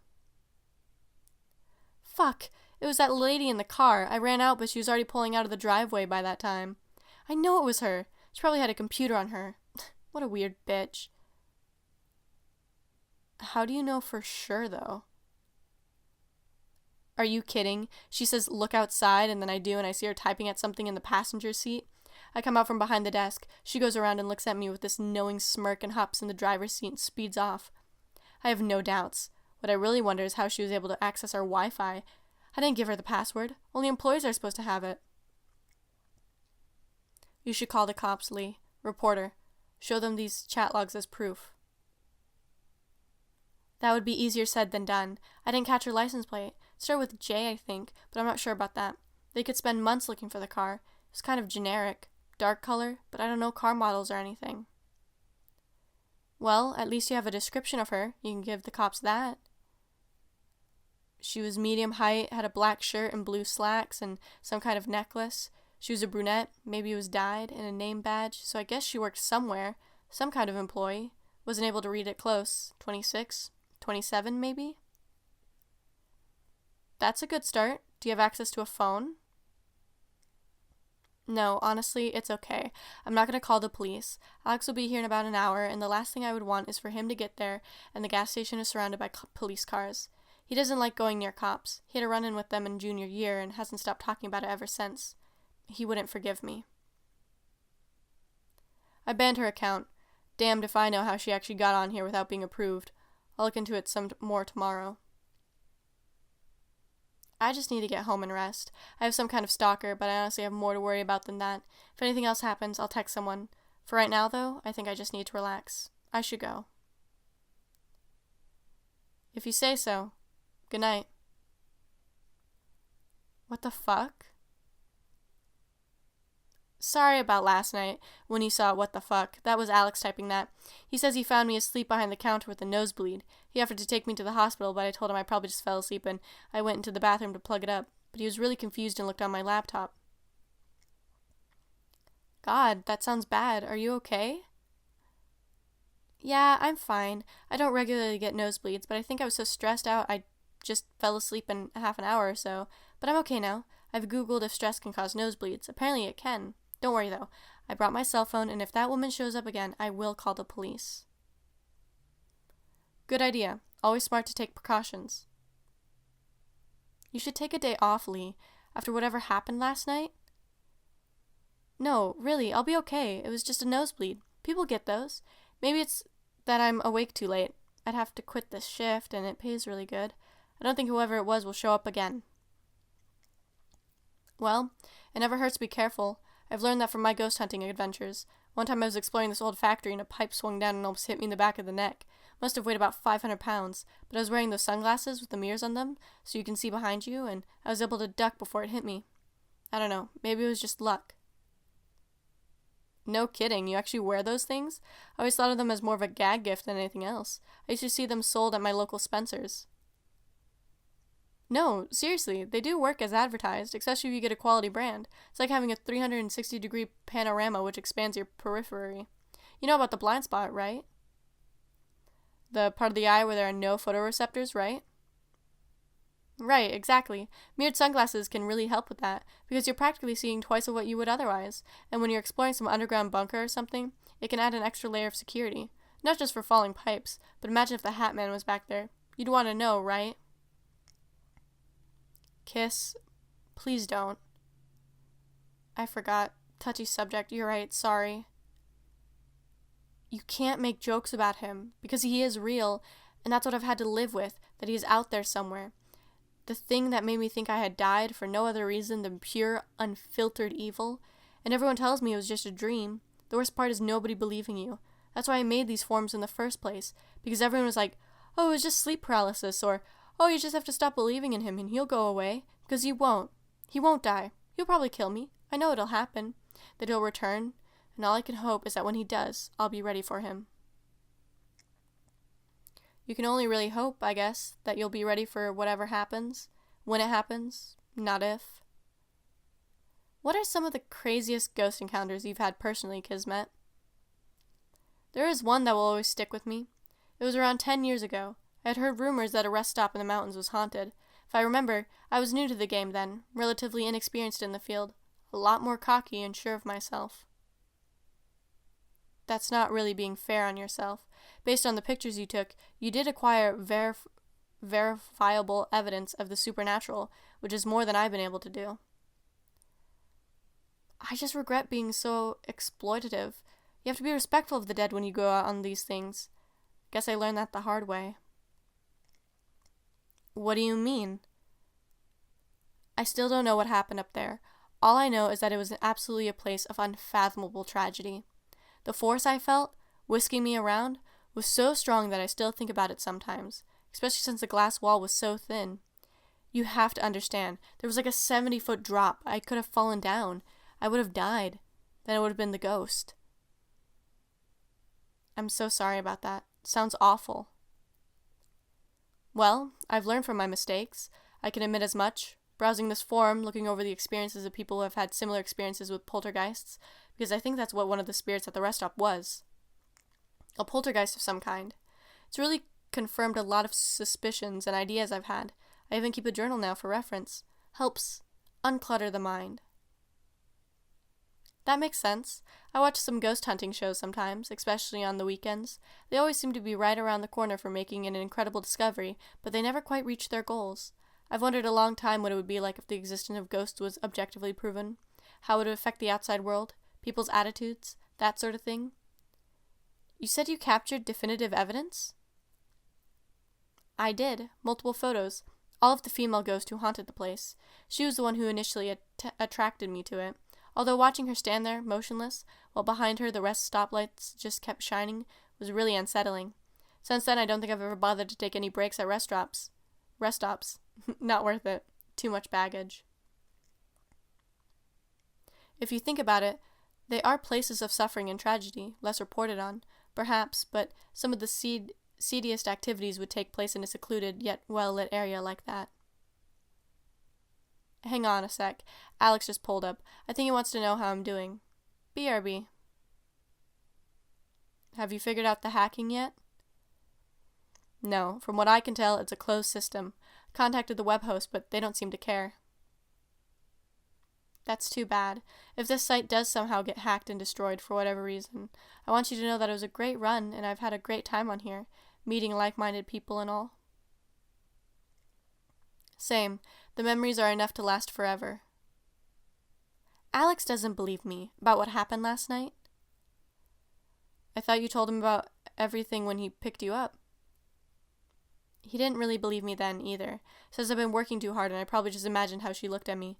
But I'm not crazy. You all saw what happened. She literally said, "Look outside, for fuck's sake." Is Alex there? Could you put him on the chat for a few minutes? No, he left.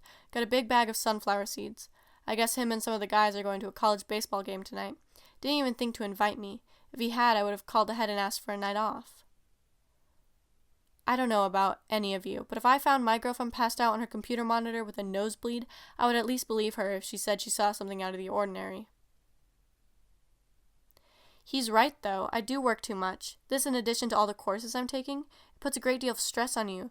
To have a job and try to get a degree at the same time, my mind is constantly in two places at once, and the worst part is that it's of my own volition. I made a choice to live like this. The consequences are mine to bear. Stress can induce hallucinations in some cases, Leah, but I do think the woman you saw last night was the same one on here. There really is no other explanation. I think I'm going to listen to a few albums to pass the time tonight. That's a good idea. Music usually helps me relax.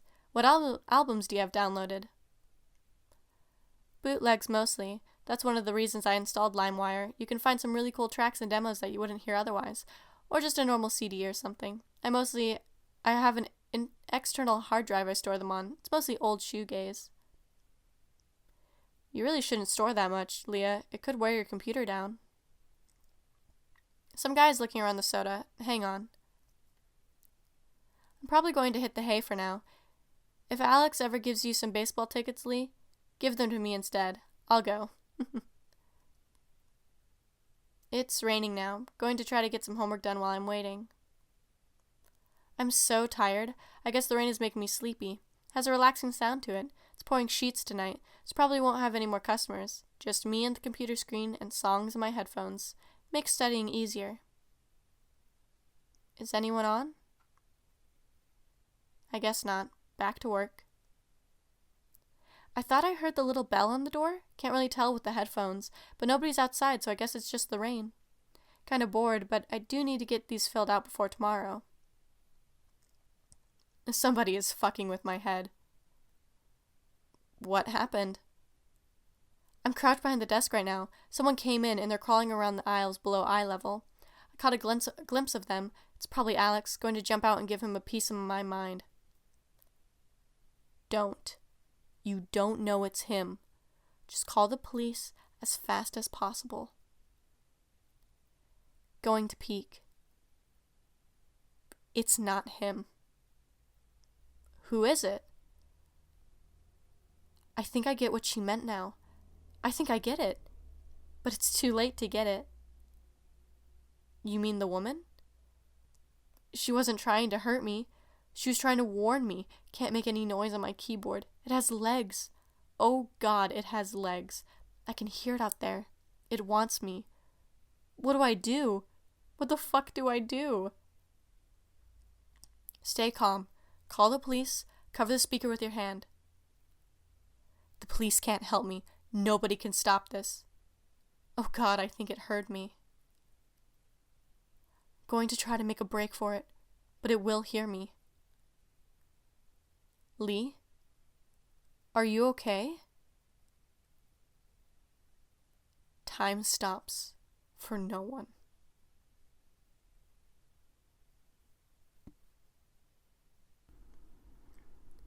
Genetic Opportunity.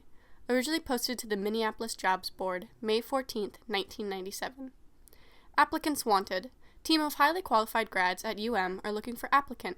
Ideally 20 to 35, stocky, rough build, preferably male, but female will also work given proper conditions. Want spontaneity. Running through on a first-come, first-served basis. We pay handsomely. Message us on our Usenet board, UM Genealogy Team, or respond below. Are on the verge of something. Need quick replies and to be easy on hand. Easy to work with. Get back as soon as you can. Spaces filling up fast. Hi there. Saw your offer. I have to say, I'm tempted. I'm in a bit of a situation right now. My uncle's in the hospital and the whole family is up in arms over his bill. Needs some kind of expensive heart medication before he can go home. Poor bastard's in his chair looking off into the distance. I think if I sign up for your experiment, or whatever it is, I'll end it and buy him his medication.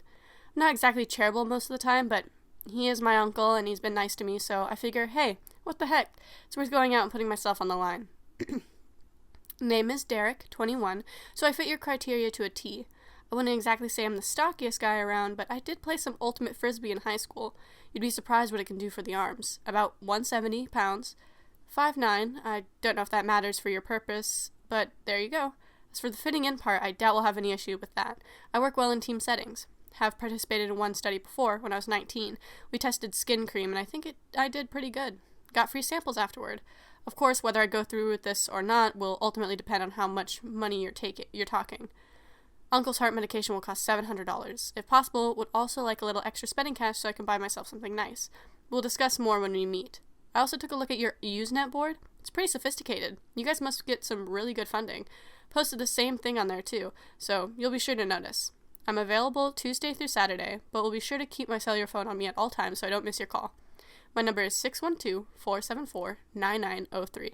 Looking forward to whatever you've got. I'm confident I can handle it. Thanks for the opportunity. Hi there, Derek. Great news. Our team has taken a look at your background, and you check out. We're also sorry to hear about your uncle's heart condition. These days, it seems like everyone is dying of some sort of a disease. We hope we can help you. 700 is easily within our range given the amount of endurance and dedication the study will require. Come over on Saturday. We're in the Fielder building on the 2nd floor. If you have trouble finding it, our receptionist can help you out. We think given the description you provided you'll work, but we need you to report for a quick interview and subsequent physical examination.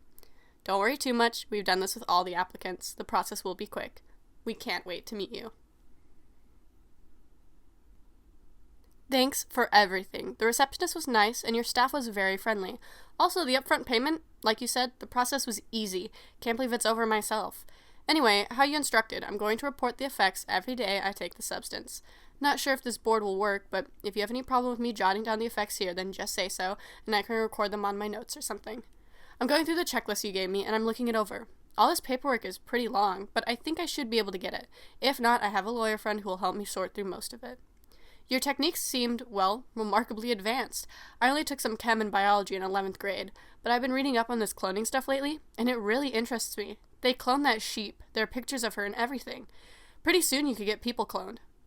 Not to say that's appealing or anything, but I would be lying if I said the prospect of having a smaller me around to do chores or whatever isn't kind of neat. It's nice that you people are doing research like that. It could put Minneapolis on the map if you have any sort of breakthrough.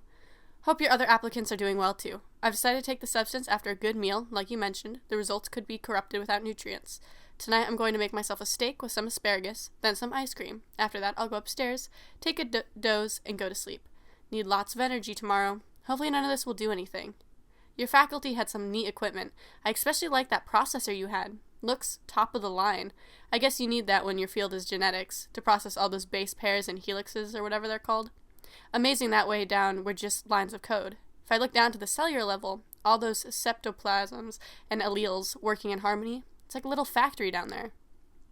The tour you gave me after the procedure was over has convinced me that maybe I should think about attending MU.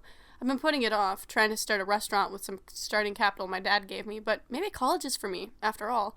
The campus was really nice, good sun and lots of areas for studying. I'll definitely look into tuition. If any of you know some scholarships that could also help me out, refer me to your eligibility board or whatever. Restauranting takes some innovation, and you've always got to stay one step ahead of the competition. So maybe some of your classes could help me out there, especially the food safety one. My cousin works in meat packing, and he says that when the EHOs come knocking, they'll usually find something to complain about. Anyway, that's all I have to say tonight, for the time being anyway. We'll report what happens tomorrow, and again, seriously, thank you for the upfront payment. My uncle is going to feel a lot better. Gotta go downstairs now. Steak smells done. Okay, I took the substance like you said, 1 dose with water. After that, I reclined on my futon for about an hour, watched some TV. The Pretender was on. It was a season final, and I didn't want to miss it. I know you said to go to sleep immediately, but 1 hour of TV couldn't hurt. Anyway, I had a dream where I was in a glass building looking at the sky. Then I woke up around 7 a.m. I'm writing this around 6 p.m. Dinner tonight is going to be delivery pizza with a 2-liter of Sprite, then another dose. Might also make myself a side salad. I've been using your sheet to determine how many calories are in everything, and I think it'll add up. I think I should mention something that happened today. Sundays I usually go out and walk around downtown for a while. Not really to buy anything, because usually I'm pressed for cash, but there are some nice displays. I got to this one display, I think they had a stereo set in the window, and I was looking at it for about 2 minutes when I noticed my reflection in the glass. It was kind of like my eyes were focused on the setup, and then they snapped back and I saw myself. Absent-minded. Something about how I looked didn't look right. I can't place it. It wasn't anything physical, but it was subtle. If I'm not being specific enough, I apologize. Maybe it had something to do with the curvature of the glass? It was also hot out and the sun was bearing down on me. Maybe I was suffering from heat stroke? Although I doubt it because I didn't feel all that hot.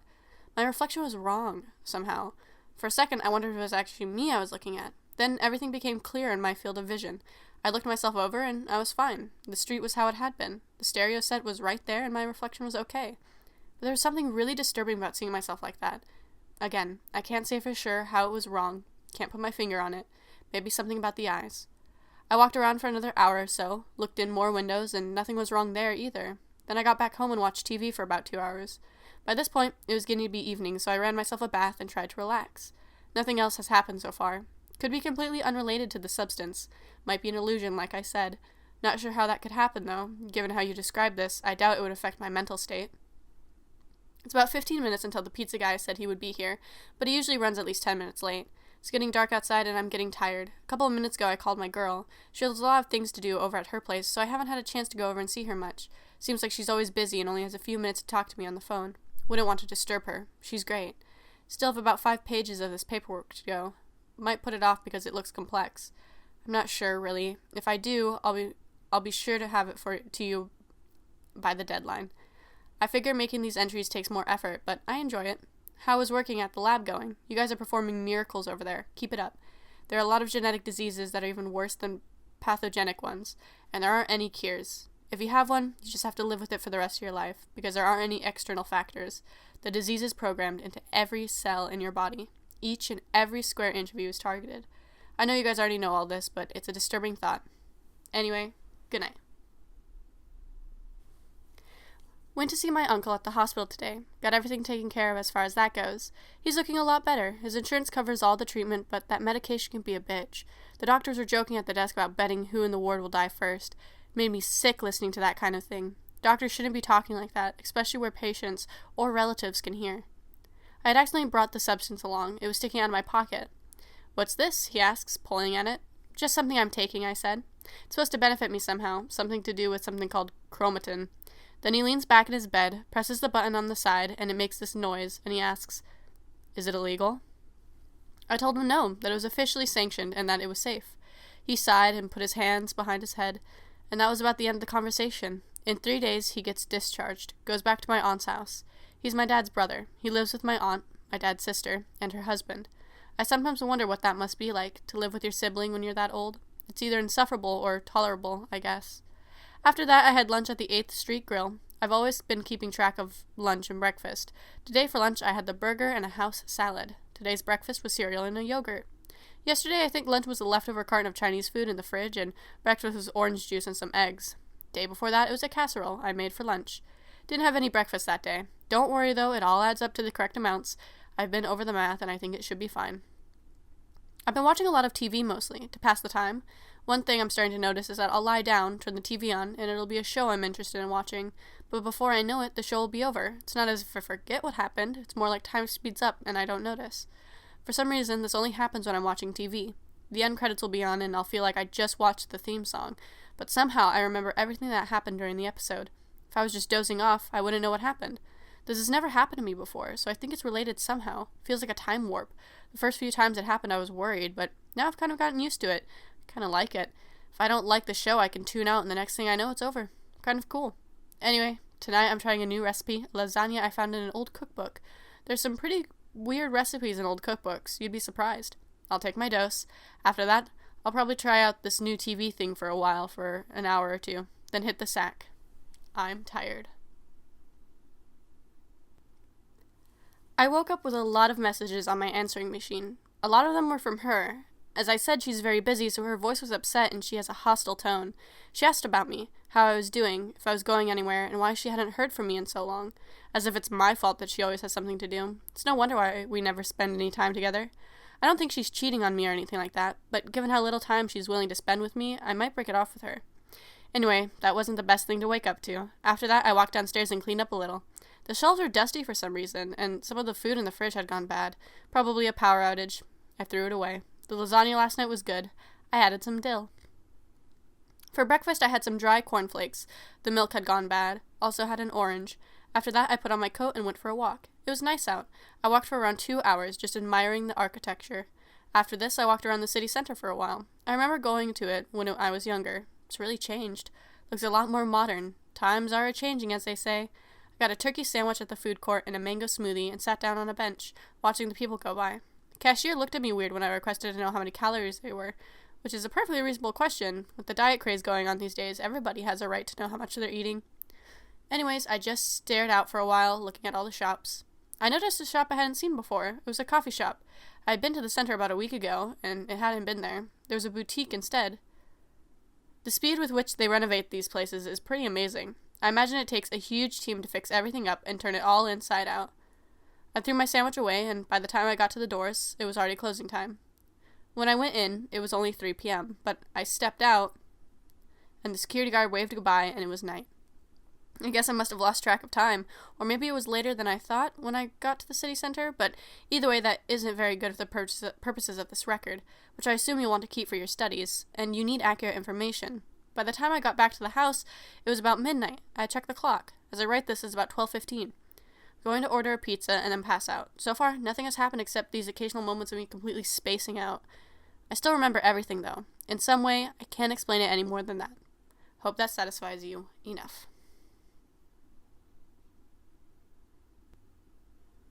My uncle's funeral was today. When he left the hospital, he seemed to be recovering. Now he's buried. I attended the funeral. My parents called me, and they told me that I better show up there or there would be consequences. I had no idea what they were talking about. Then I checked the computer's internal clock. It's September. Monitors don't lie. September 1997. I went to sleep last night, and it was May 1997. I feel like hell. Stomach's a mess from malnutrition, and I looked in the mirror, and Jesus, I looked old. If you think smoking can turn you inside out, talk about prolonged periods of unconsciousness. I finally realized how it is. You know how when you go to sleep, you start dreaming, and the dream is incredibly vivid, right down to the last detail? Then you wake up, and you can't remember any of it, only you should be able to remember it. It was right there in your brain a second ago.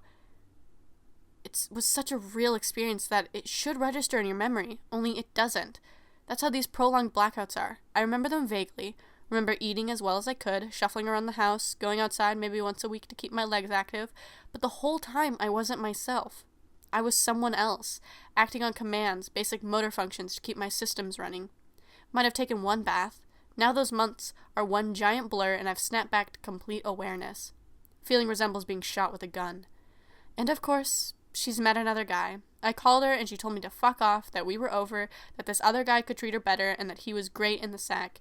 And to be frank, I won't miss her that much. Still sucks, though, to know that there was nothing I could do about it. She says she came over to visit me once, that my eyes were glazed over and I was sitting on the couch mumbling something to myself. The food in the kitchen was, of course, rotten, according to her. Furniture was dusty. She left after maybe 5 minutes. Probably thinks I'm a heroin addict or something now. Maybe I ate some of it while I was out. In this state, there's no way I could tell the difference between something that's rotten and something that's not. Could account for my malnutrition. I don't know if this study of yours is still going on, but I'm not going to take any more doses. Hell, it's probably over. The semester has probably started already. Too late for me to enroll, and if I did, everyone would be terrified. I'm going straight. I missed enough of my life already to see my uncle getting lowered into the cold earth with his embalmed, shriveled hands over his chest, knowing that for the last 4 months he was living a pleasant life, and that I could have gone over to visit him one last time, if it wasn't for this shit, is enough to convince me to give it up. And you better not ask for the money back either. It's all gone. I guess I've been paying the rent while I was away. The surprises just keep on coming, don't they? The years start coming and they don't stop coming, according to a new song by a band called Smash Mouth. It woke me up this morning on my alarm clock radio, which, somehow, still works. Thing is filthy. It's fucking 1999. Almost the new millennium. I've been like this almost 2 years at this point. Didn't take a dose last night. Or should I say 1997? How much of this time was spent comatose sitting around? I don't know. I better get out the disinfectant wipes from the closet, wipe all the furniture down before night falls, because when I sleep, the world completes entire rotations. Time gets a little distorted, doesn't it? Called my parents up. They've practically disowned me by now. Talk about me like I was dead. Their son on the other side of town who never drops by to visit, always stays at home and never comes out, except very rarely. Neighborhood committees have signed petitions to kick me out, that my house and the stench coming from all this decay is lowering the value of their property. Greedy pricks. I don't know what to say anymore. This shit has ruined my system so that I go into the deep whether I take it or not. It's rewritten me from the ground up like a fucking typewriter, and I can't stop it. It's 4 a.m., and I'm going to stay up as long as I can, because while I'm here, I have time to do things, fix things, go around and try to repair the damage. Been sealing cracks in the walls all night, repainting, washing, throwing away the old food, ordered a pizza. It tasted delicious, but it's a different guy now, and they've changed the recipe. I ate it like a pig. Then I took a bath. Don't know how often I've done that. My teeth are starting to hurt. Also ordered some months' worth of groceries to be delivered sometime tomorrow. Can't place my confidence in my subconscious, because it can't take care of me as well as my normal mind. Can't do everything I do, no matter what the new age gurus say. If anybody reads this, or hell, even if someone from the Fielder team reads this, just know that I'm trying. That something must have gone wrong. The calories, or the exercise, or something. And if you know what to do, please help me. I need to find something. I'm staring at the screen and trying to stay awake, reciting things in my head, because once I slip, I can't get out of it. It'll be over me again. And at that point, who knows what the next time will be. 3 years? 5? I wake up and everybody has tubes in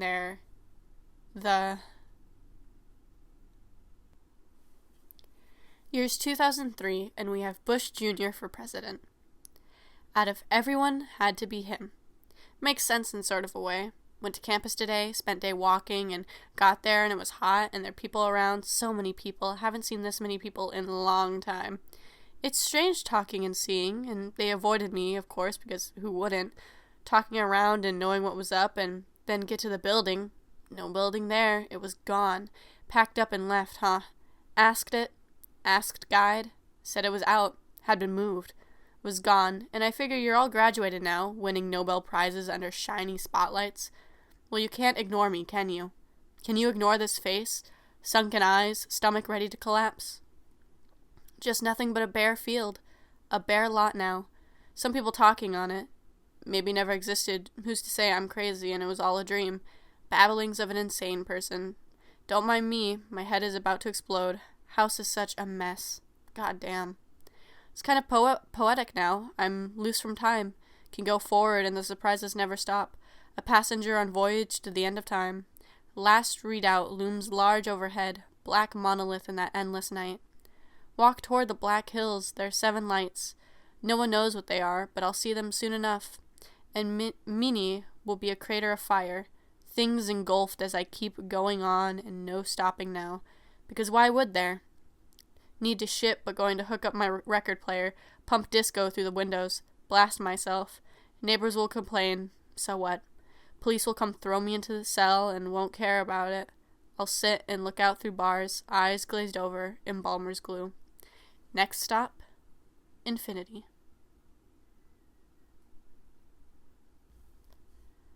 Writing from public library. Somehow can't remember shit except password for this form. Goddamn form. Still up. Gonna update long as it's up. It all makes so much sense now. The group that would hoard time. Originally posted to It Burns. Time is a finite and fleeting resource. I think we can all agree to that. It is elusive, slips from your grasp like quicksand if you try to pick it up. Though we have clocks, they can't truly measure time. Even the atomic ones in the laboratories with the massive antenna misses a nanosecond here and there. Inconsequential for our purposes as beings, neither on the level of the mayfly or of the tortoise, but gaps in the record nonetheless. Gaps which, given our understanding of time, have no reason to be there. But I see all this from another angle. Start from the premise that time is a finite resource. Now envision time as a commodity. Of course it is. Now take every second of every day you can't account for. The moments you lie back in the park and watch the clouds, getting swamped with projects that demand completion. 1 second it's noon and the next you look up the window and it's pitch black. Where did the time go? If you would see these holes in your perception as snippets to be bought and sold on the time exchange, as a commodity, of course, when you're not looking at a clock, the beings which run this time exchange can steal a few moments or restore a few moments to you. And you're not likely to notice. And even if you are looking at a clock, they can add or subtract some seconds, and you won't notice. Unless you obsessively stare at your clock 24/7, you can't be sure what I'm saying isn't true. If you've ever slept, make that uncertainty double. They sometimes take whole hours when you're unconscious. Invisible words like these aren't worth seeking out. If the beings who run the time exchange know you're onto them, they'll steal less time from you. They have other clients to attend to, so don't try and catch them doing this. Just keep that in the back of your head the next time you feel you've been sitting in on a lecture for an hour and it's only been 5 minutes. It's not your short attention span. It's the purchase and sale of your time. Time is a finite commodity, but that does not mean it can't be traded like gold or silver, or any other limited resource. While I am not a time-exchanging being myself, I performed various tasks which I suppose you could say were in the general realm of buying and selling time. Doing things quicker so that other people could enjoy themselves, repairing roofs, cleaning out gutters. But my biggest passion, early on due to a course I took in high school, was videography. The idea of capturing a moving image and then being able to watch it later so impressed me that upon graduation and enrollment into a prestigious law firm, I took up editing work on the side. It was a tactless and soulless endeavor, but it fed my obsession. I had the basic equipment, camcorder, various lenses, a fresh supply of tapes, and a CD-ROM, with a decent moonshine-level video editing program baked into it. I would always be there, a consistent presence in the lives of my neighbors, not hanging around to take part in the festivities, so much as to get close-ups in every angle. I would set weddings to soft violins, birthdays to a boiling calliope, and frat parties to hard rock, and it paid well, and my clients were always pleased with the perks and package bundles I assembled. I was considered insufferable among my immediate circle. At my sister's wedding, I took photographs without compensation. My sister came up to me while the crew was cleaning up the gazebo, and I was fiddling with my equipment, and she told me that my having pushed the camera in her face as she strode down the aisle was one of the most humiliating experiences of her life, and that if I wanted work professionally, I would need to learn things like the rule of thirds and so on. I didn't care for any of that. I cared only for the facts, an accurate record of the events which had transpired, with no aesthetic flares or gimmicks, and told her as much. When I got married 2 years later, I was pleased to find my wife was more permissive. She allowed me to watch a full box of tapes in the garage, never objected to the power consumption my camcorder took, but beneath it I now suspect she was in actuality as angry as my sister, being aware that no good could come from all-consuming passion with a lens and a microphone. And there it was, arranged on the shelf in alphabetical order. Every birthday, notable event, town parade, or idea I had was transcribed onto gelatin-coated plastic, fed onto a spool, and held in cold storage. And the calendar pages turned, and my wife became pregnant. And as she went through labor pains, I stood beside her, ample memory in hand, strap buckled tight, lens pointed at her face, and the pain she felt through this ordeal was real, and it was manifest. The first time I saw Elias, it was a bitter cold night on the patio, and we were hosting a kind of celebratory gala. It had been forced upon us by our respective social circles, and the weather was not conducive to a festive atmosphere. We stood hanging in frigid silence and ate dry meats, which had been catered by a Grecian specialty shop, and my wife stood by the fire pit trying desperately to keep her arms warm, and the air was permitted throughout with a kind of lingering frost which accumulated on any surface it could find. And while during the event my mind was elsewhere, watching our peers, seeing how they responded to these circumstances, and so on, I have viewed the tape from that night. I had been to the camera shop that day and nabbed their entire supply of VHS tapes, and whenever I play these tapes in particular, there appears to be more static than on the rest of them, an inordinate quantity. You glimpse Mr. Greskin pouring wine, you observe through the temporal veil Talia Chenowitz complaining about her heels. However, they are covered by a thick layer of distortion. And it is my sincere belief that this static is only the frost, and that while I did not notice it at the time, the frost made the gathering look more like a living recording than an actual flesh and body circumstance. It is eerie to see a world which fades in and out as this ice particulate drifts lazily through the air on winds unspoken. Elias stood by the decorative hedge, making small talk with one of the curators of the local museum. She was old and weathered, and I picked something up about a bird. Elias went immediately to his jacket pocket and retrieved a small notepad, jotting something down at a frantic rate. While I didn't know his name and was unaware of his occupation, I knew certain things from his initial encounter. I was holding the camera at a slight tilt. It was heavy and my back was tired, and in this light the patio lamps were shining directly onto his face so as to make him a pivotal feature in the scene. framed between two artificial juniper bushes. He was tall yet enthusiastic, and held his hands out, making wide motions, and as he did this, his short sprig of alfalfa hair bobbed gently in the frigid breeze, and his stance was that of someone trying hard not to slip on the black ice, steady and measured.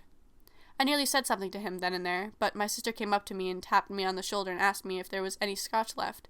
She had transformed into somewhat of a booze hound by this point.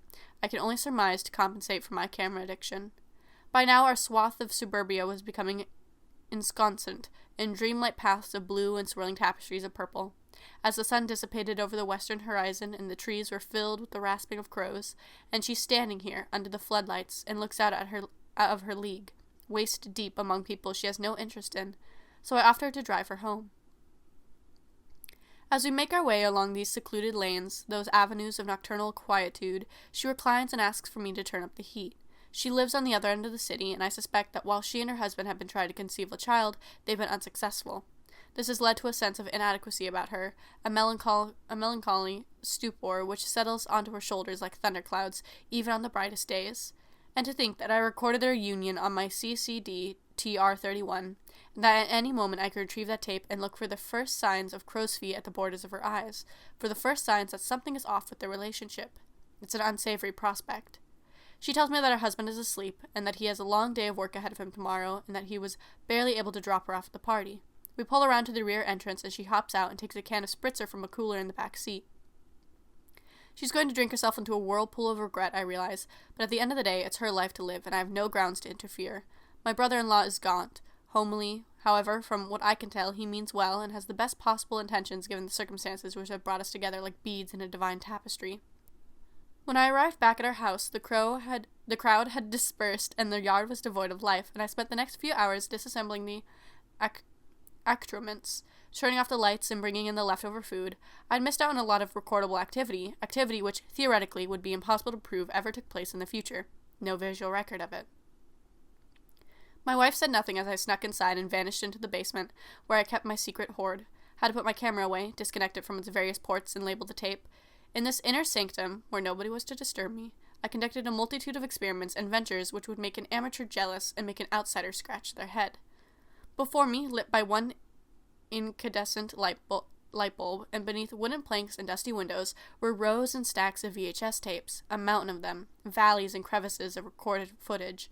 My entire life was here, most from my high school years or after, and in one corner was the sacred television, attached to the holy VCR via the gospel of the RCA cables, and in this cathedral of concentrated time, I felt at ease, safe and solemn and contemplative. The machine starts up, and my friend Josh is driving across the state for the heck of it.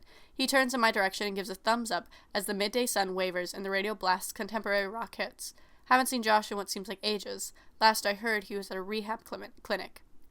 Slip another tape in, and my son is crawling over the rug in the living room. He's surrounded by blocks and playthings, and behind him my wife is sitting on the couch, a vacant expression framed by her auburn locks, apathetically reading a New York Times bestseller. My son turned towards the lens, and I imagine I appear like an insect thing to him, proboscis ready to strike, one dark eye trained on him in a mechanical head. He is puzzled. I open yet another box up, and am greeted with the private recordings, the ones which legally I cannot release to the public, as they feature people who only wanted copies of the tapes as souvenirs. I came, and was paid, and then left. I grabbed one at random. This was the ceremony of fire conducted by the occult society occupying the campus downtown. It is worse than I remembered. Perhaps I ingested enough absinthe to block these events out. All around my vantage point there's blood and viscera, candles and ether, and a rune is deftly carved into a member's stomach with a jackknife. I felt sick while recording it, but they paid me well, enough to buy the thick crystalline windows which now sit at the far end of the greenhouse. Was it enough? One more flick of the button in the desk, and the deck switches, and I am once again present at my sister's wedding. She walks down the aisle, but her eyes are always on me, gesturing for me to drop the box and have a seat. For whatever reason, call it insensitivity or insecurity or depravity, I keep the box trained on her and her paramour, and he recites the vows, and she recited the vows with less enthusiasm, and they kiss without passion, and I see it all, and can witness it on repeat in hi-fi stereo for as long as I want, as many times as I want. The same process looped ad infinitum. Start at the beginning of the runway of coupling. Proceed. Press rewind and have these features trip backwards like marionettes. pliable puppets who can speed up and slow down at my command. It is after the wedding, and my sister has something gnawing at her. She dips the ladle in the punch bowl, approaches me, and all the while I keep rolling, a ladle of some sticky alcoholic substance, cheap liquor. She screams, and all the eyes of the people who have attended this, her most precious moment, remain still as cardboard cutouts. She whips the ladle behind her with a smooth pitcher's arm, and just as fast as the camcorder is doused in that vicious tropical soup, at which point the tape stops and goes dark. And then it stops, and I am alone in the basement at 3 a.m., and the screen is an infinite aquarium. I am softly crying in the inner sanctum. So you can understand why, in the face of this mounting pressure, this slowly rising miasma, this daily preoccupation, I turn to Elias for guidance and for clarity. When you first enter the field of law, you hear about the insane returns, the smooth sailing, and the lavish yacht clubs. Here I was, 3 periods after the bar exam, and still no yacht, and what's more, I failed to garner respect, or even mutual admiration from my colleagues.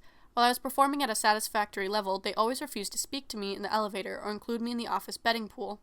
I came in early, looked over some case files, ate lunch on the marble table in the main wing, reviewed some clients, that sort of thing. You could see why the tapes were my only break from this cyclical dead end I found myself in. Against all odds, the harder I pushed, the more nowhere I got. This lesson in futility, coupled with the rapidly deteriorating quality of my existence, was like a fall from a great height. As the ground approaches, I came to terms with just how sick and incompetent the world was, when you got right down to it. Nights in the basement, studying every spool, it was a kind of ritual, a scripture I wrote and programmed into my schedule. Had to fit in enough time to go down to the video room, mark the labels and cross the boxes, check every tape and play it, and watch it, sit through it patiently until the end arrived, and it turned to static and went click. Because when you got right down to it, they provided me with a valuable insight to study human behavior, the angles at which my old friends folded their arms, the outdated fashion and the impairments of national trends. The passage of time made its presence known while the calendar rolled forward and the tapes stacked up, and I recorded everything. From my son's Little League games in the summer to carving pumpkins in the fall. I filmed other people too, at the park and on the slopes, sledding and talking and driving. I pressed the button and flicked it off when the tape ran out, and then I labeled it and vacuum sealed it, catalogued and cross-indexed. And it was somewhere around the 2nd year of this madness that my mind returned to that party, held on the patio, and the way I had seen Elias, between the bushes, hands at the ready, talking about something. What had he been speaking with the old woman about? It had been lost in the mixture of light chatter and polite concessions, but the tape held everything. I could enhance certain portions, repeat them until what Elias had said became clear, solidified. I spent the rest of the day down in the grotto, combing through boxes and boxes of this temporal effluvium. The tape in question was ultimately to be found in a nondescriptive plastic bag in the closet on my left.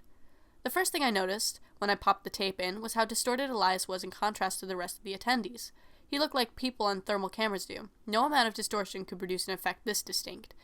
There was Mr. Lenore by the oak, dressed in gray polyester, as casual as always, and here was a strange freak whose alfalfa hair had become an intense violet, and whose face was softly glowing.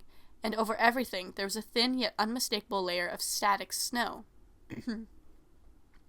Elias, says the old creator, whose floral print dress fails to hide her sagging figure, whose digits are like the talons of some great eagle. How nice to see you here. The figures are distant at this point, though you can see the way Elias perks up at the sound of his own name and turns.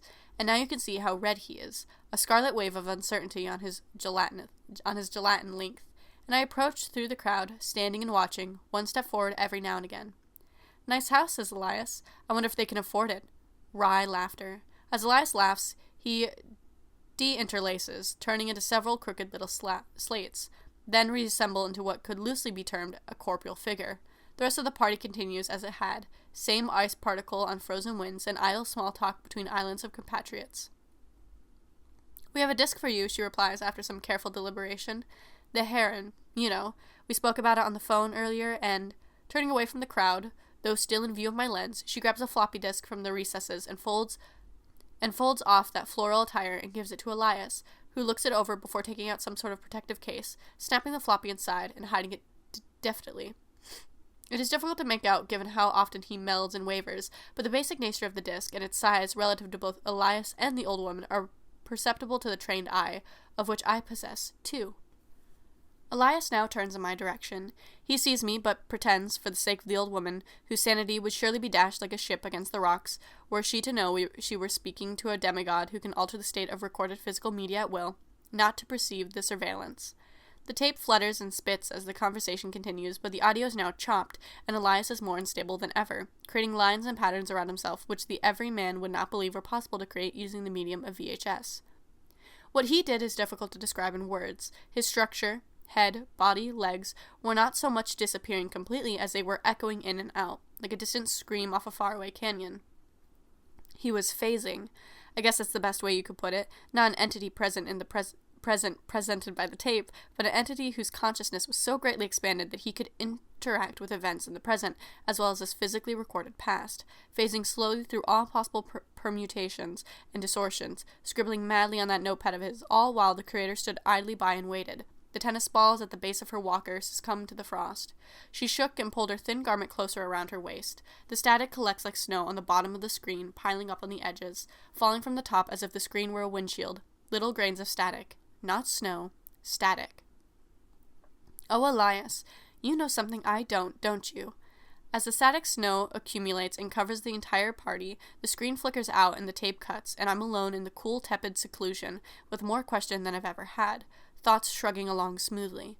I yank this obscene treasure from the slot and return it to its box. Over breakfast, while my son tries telling me about a new line of action figures, my thoughts are forever drifting back to Elias and his weird skill. My wife asks me what I'm thinking about. I ask her who everyone at the gala was. She says he didn't know many of them. Some of them invited more strangers, who in turn invited more strangers. I tell her to narrow the list. She counts a few names off her fingers while she stirs oatmeal. I need coffee. It's going to be a long day ahead. I can feel it. Surely, I tell her, you noticed the gaunt man with the hair product. Surely somebody must have known him. The creator seemed to. Yes, the museum. That would be a worthwhile lead to pursue. Adventure, intrigue. The plot thickens. The oatmeal cools, and I barely have time before I shovel spoonfuls of it down my gullet, and then I'm striding down the front walk and slamming the door of the sedan. It's a weekend, and I have all the time in the world. The museum is dark, small but kempt. Nothing impressive in here save dust-covered tombs and oxidized relics. It's kind of holdover from the days when suburbs were a new concept and the nuclear family was a sacred doctrine, and milkshakes were a nickel. Though this lends the place a sort of incorrect feeling rather than some idyllic charm. It's an establishment where ideas go to die. I jettison through the sarcophagi and trunks, eventually arriving on the second floor via a flight of stairs. The curator's office is only a short walk from here.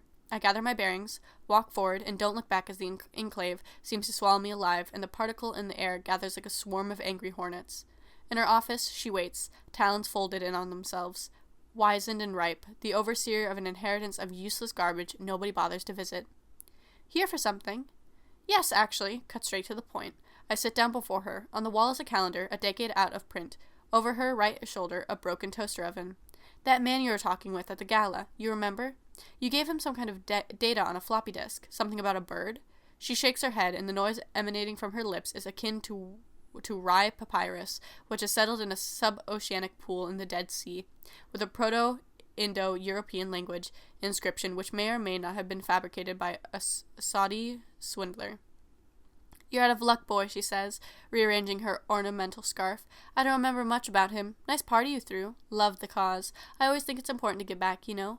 When I retire, which will be next year, before that, I've always made sure to donate. It makes you feel good to do something for other people. And it was nice. The chauffeur that night helped me out of the car and over the ice on your sidewalk. Yes, that's nice, but the desk. Her earrings tremble in the afternoon still. Can't say for certain whether you want that. It is an internal matter, I figure. When she says this internal matter, her eyes become clouded over by a fog, and her lips clench ever so slightly. Thin though they transform into a disturbing vice, and the flip clock on the left of the desk moves its panels. I just want to know where I can find him. Finding him won't be easy, she says. He moved upstate some time ago, said it was to relocate his private collection. All I can do is give you his phone number. His address, I don't know. Think it was a small town near the state border. I nod, and she withdraws a small notepad and pen, pulls off the top sheath, and scribbles something onto it. I take it from her, look it over, and smile. What he knows, I can't say for certain. But he's onto something. Thank you. Don't mention it. I hit the road, and the interstate is like the ribbon off a cassette, unfurling into endless possibilities, slick with fresh, jet black tar.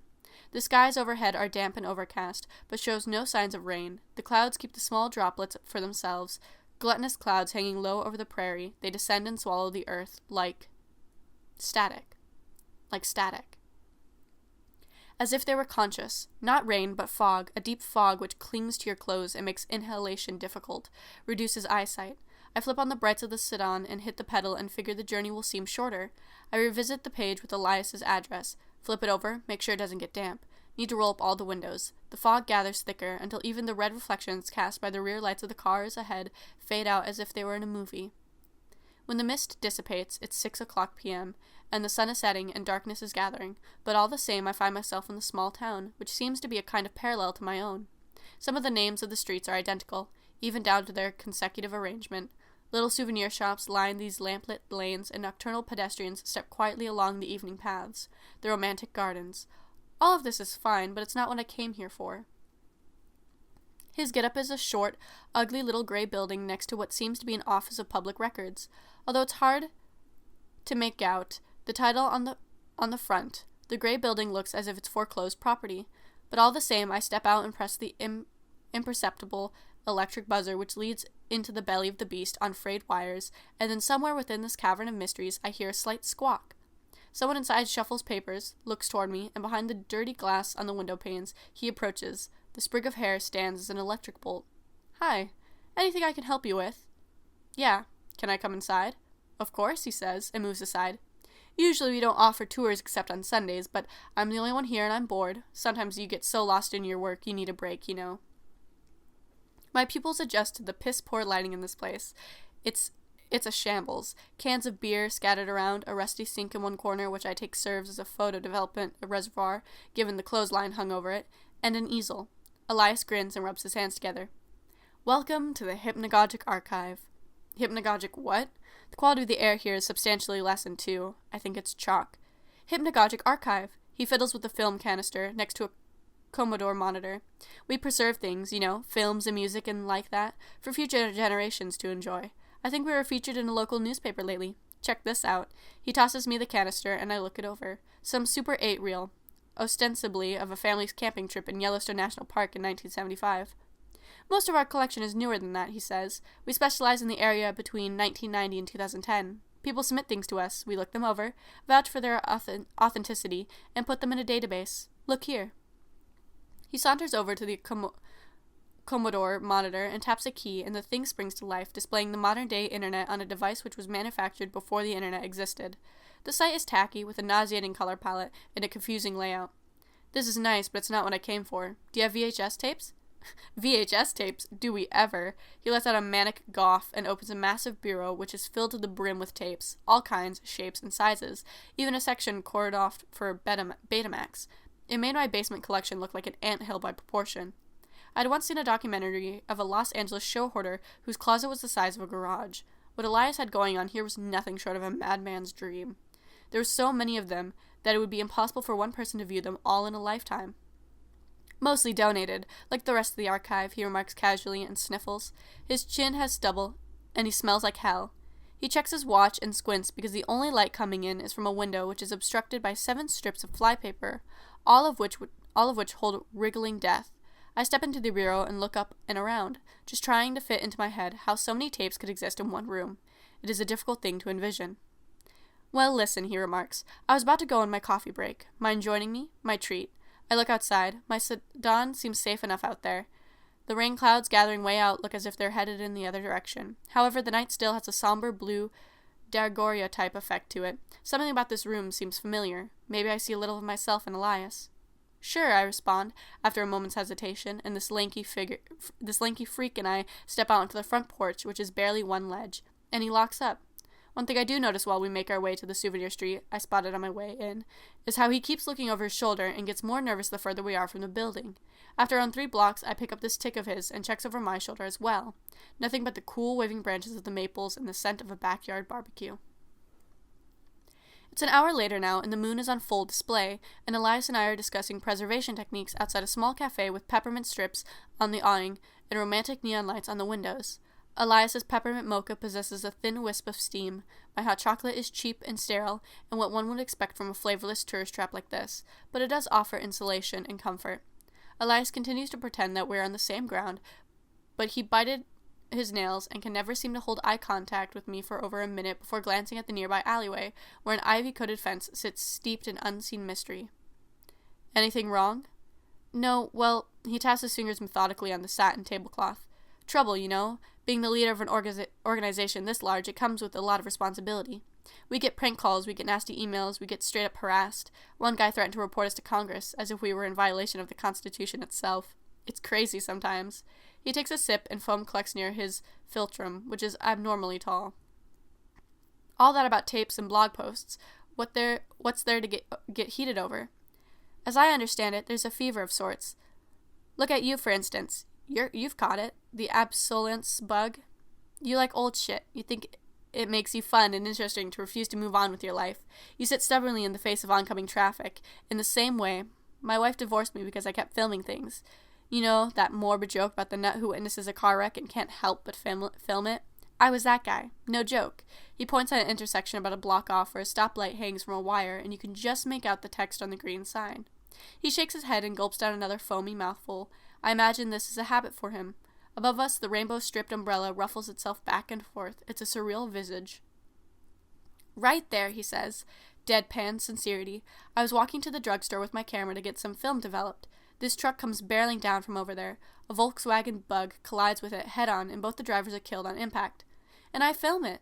I get every last detail. I actually pulled out my spare film, stuck it in the camera, and pulled the film I was going to develop out, exposing it to the light. And then I went to this drugstore and got the photos of the crash developed instead. That's how deep into this I am. He sets the mug down, contextualizes his status as a citizen of this forgotten burg, and as the thoughts of these photos flood back, a twisted, rictus grin spreads like syphilis from ear to ear. He tilts his head so as to ask if I'm in on the gag. I just remain with my legs crossed in contemplative confusion. Point is, it's a sickness, he continues. You give man the ability to record absolutely anything, set it to paper, and he will. Sky's the limit. I remember when I got my first camcorder for my 11th birthday, my head exploded. I spent days and weeks just pointing it at shit. The sky, the ground, rocks. Just the idea that I had this magnetic power in my hands was enough to get me on a roll. Describes me to a T. As I speak, the interstate in the distance becomes a dazzling carpet of headlights and taillights, and beyond that, the country fields whisper in rural platitudes. Elias's mocha has now completely cooled as a sharp wind begins humming from the east. Now, with anyone else, that would be healthy, he continues after another lukewarm sip, but we're not like anyone else. You and I, we have the fever. Give us a camera, we will cling desperately onto the lens and the viewfinder and the aperture. It's not that we're self-absorbed. It's not ourselves we shoot, always. Sometimes we shoot things at angles which are incorrect, off-kilter. We capture things nobody else is willing to. And as you do this, you begin to realize that the world is far, far more expansive and vast than you ever could have imagined.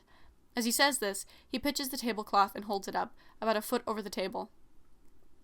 This tablecloth, and he displays it to me with his palm outstretched, to anyone else would be a tablecloth. You eat shit on top of it. However, to us, we understand that it is in fact woven from thousands, if not millions, of microscopic fibers, each with its own story to tell.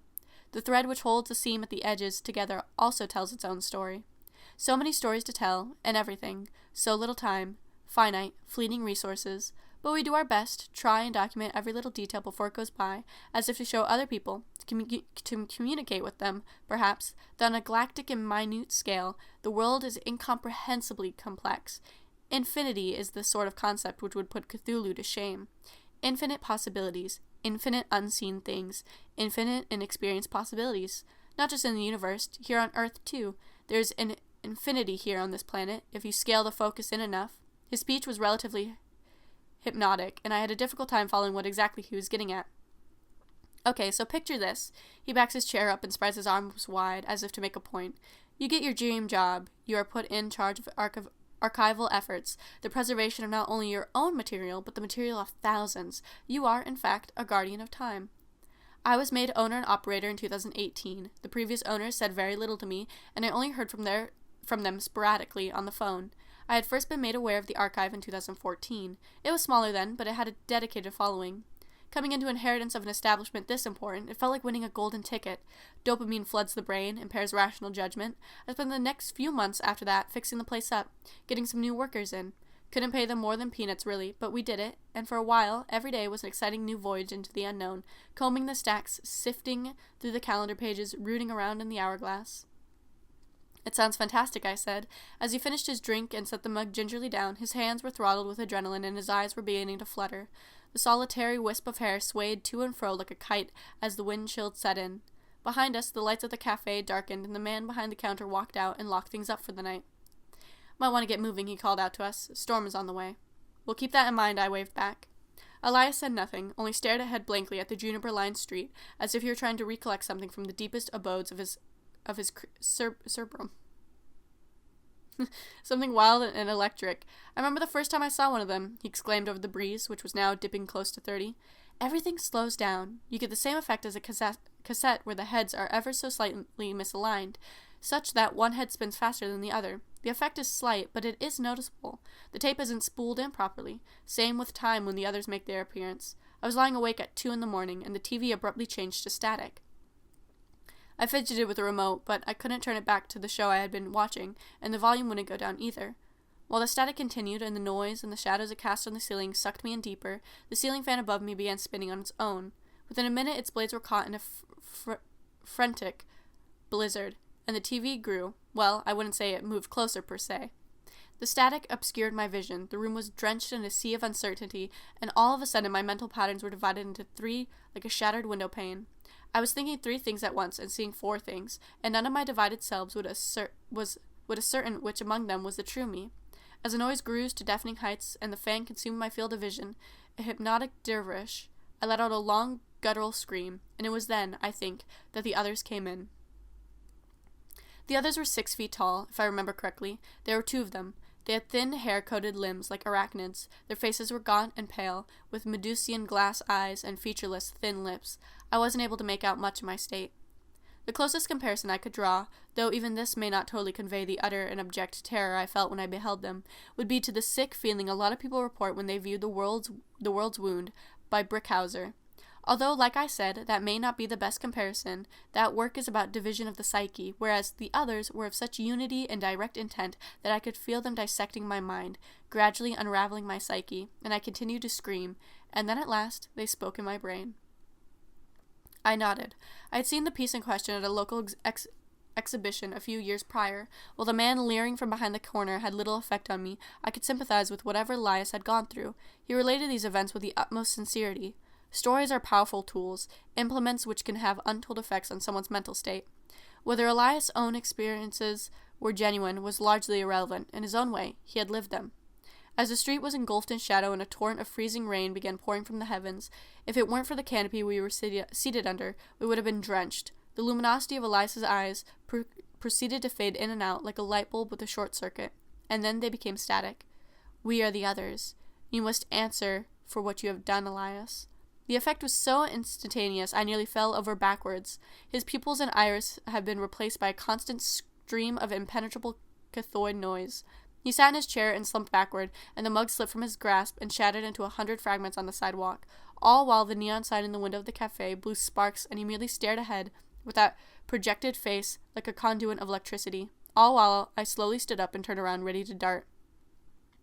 He caught what I was planning and lunged forward, clutching onto my lapel with an animal ferocity. The static dissipated, and he put his face very close to mine, and with brute strength he gripped the sides of my head and forced me to make direct eye contact with him. His eyes were now only inky pools, devoid of energy or humanity, and his voice was like the noise a ghost freighter makes when it dashes against an atoll in the deep, unseen hours. "They'll try and threaten you, you hear?" he shouted above the blistering cold. "They'll do anything to make you give up what you love, extinguish it, all for their stupid equations and calculations. You can't hear. You can't let them win. Remain strong." And with this last, he folded back once more into his seat, entirely depleted, and without another word exchanged, I stole back to my car and drove back to the city, and all the while I could only think of those static-filled eyes and the world I had unknowingly crossed over into. We were duplicates in a way, Elias and I. He lived in a simulacra of my own residence, a thin, wispy shadow without form or substance, and if what he said had been on the mark, I would need every ounce of my resolve. I floored the pedal, and while the rain covered the highway in buckets and droves, I tore around the traffic and like a lightning bolt at 80, 90 miles per hour, I tried getting as far away from that horrible place as I could. I needed sleep and a prolonged recovery period from what I had just witnessed. Over the course of the next few days, I contacted my loved ones to let them know that I might be leaving soon. Elias had contaminated me somehow. He had alerted the others to my existence. A big red flashing alarm which wouldn't go away. I was marked, a target on my back, and as the days passed, I spent every waking hour in a gathering dread. I knew that they were very real and that they were closing in. I didn't have long now. It's difficult to describe the exact sensations. Isn't that what ultimately defines the process, intangibility? No. You know something is wrong. Something's obviously wrong, out of place. When I returned to my house that night, my wife seemed a million miles away, a small and insignificant presence, and the following morning over breakfast, what she had said meant virtually nothing. I was contemplating the basement, all those tapes, those endless stacks of concentrated time, extract of the decades. I called my sister the day after that. She was having issues with her husband, she said, and as my encounter with Elias had been the dividing line in my existence, I was now able to detect colors and tones to her voice, which implied he had been messing around with some girl at the office. She had seen it coming, she said. Hadn't I seen it coming? I had to admit to her outright that I hadn't seen it coming, but now I did. I was tired, though. Too tired to intervene, too weary and frail to become involved in terrestrial affairs. The world around me was changing, and even as she related her husband's infidelity, I became aware of the ways in which it altered itself. The walls and furniture began flickering into and out of hue and saturation, such that sometimes, when I touched them, they would attain a gray-scale consistency, or wobble between like a poorly soldered circuit.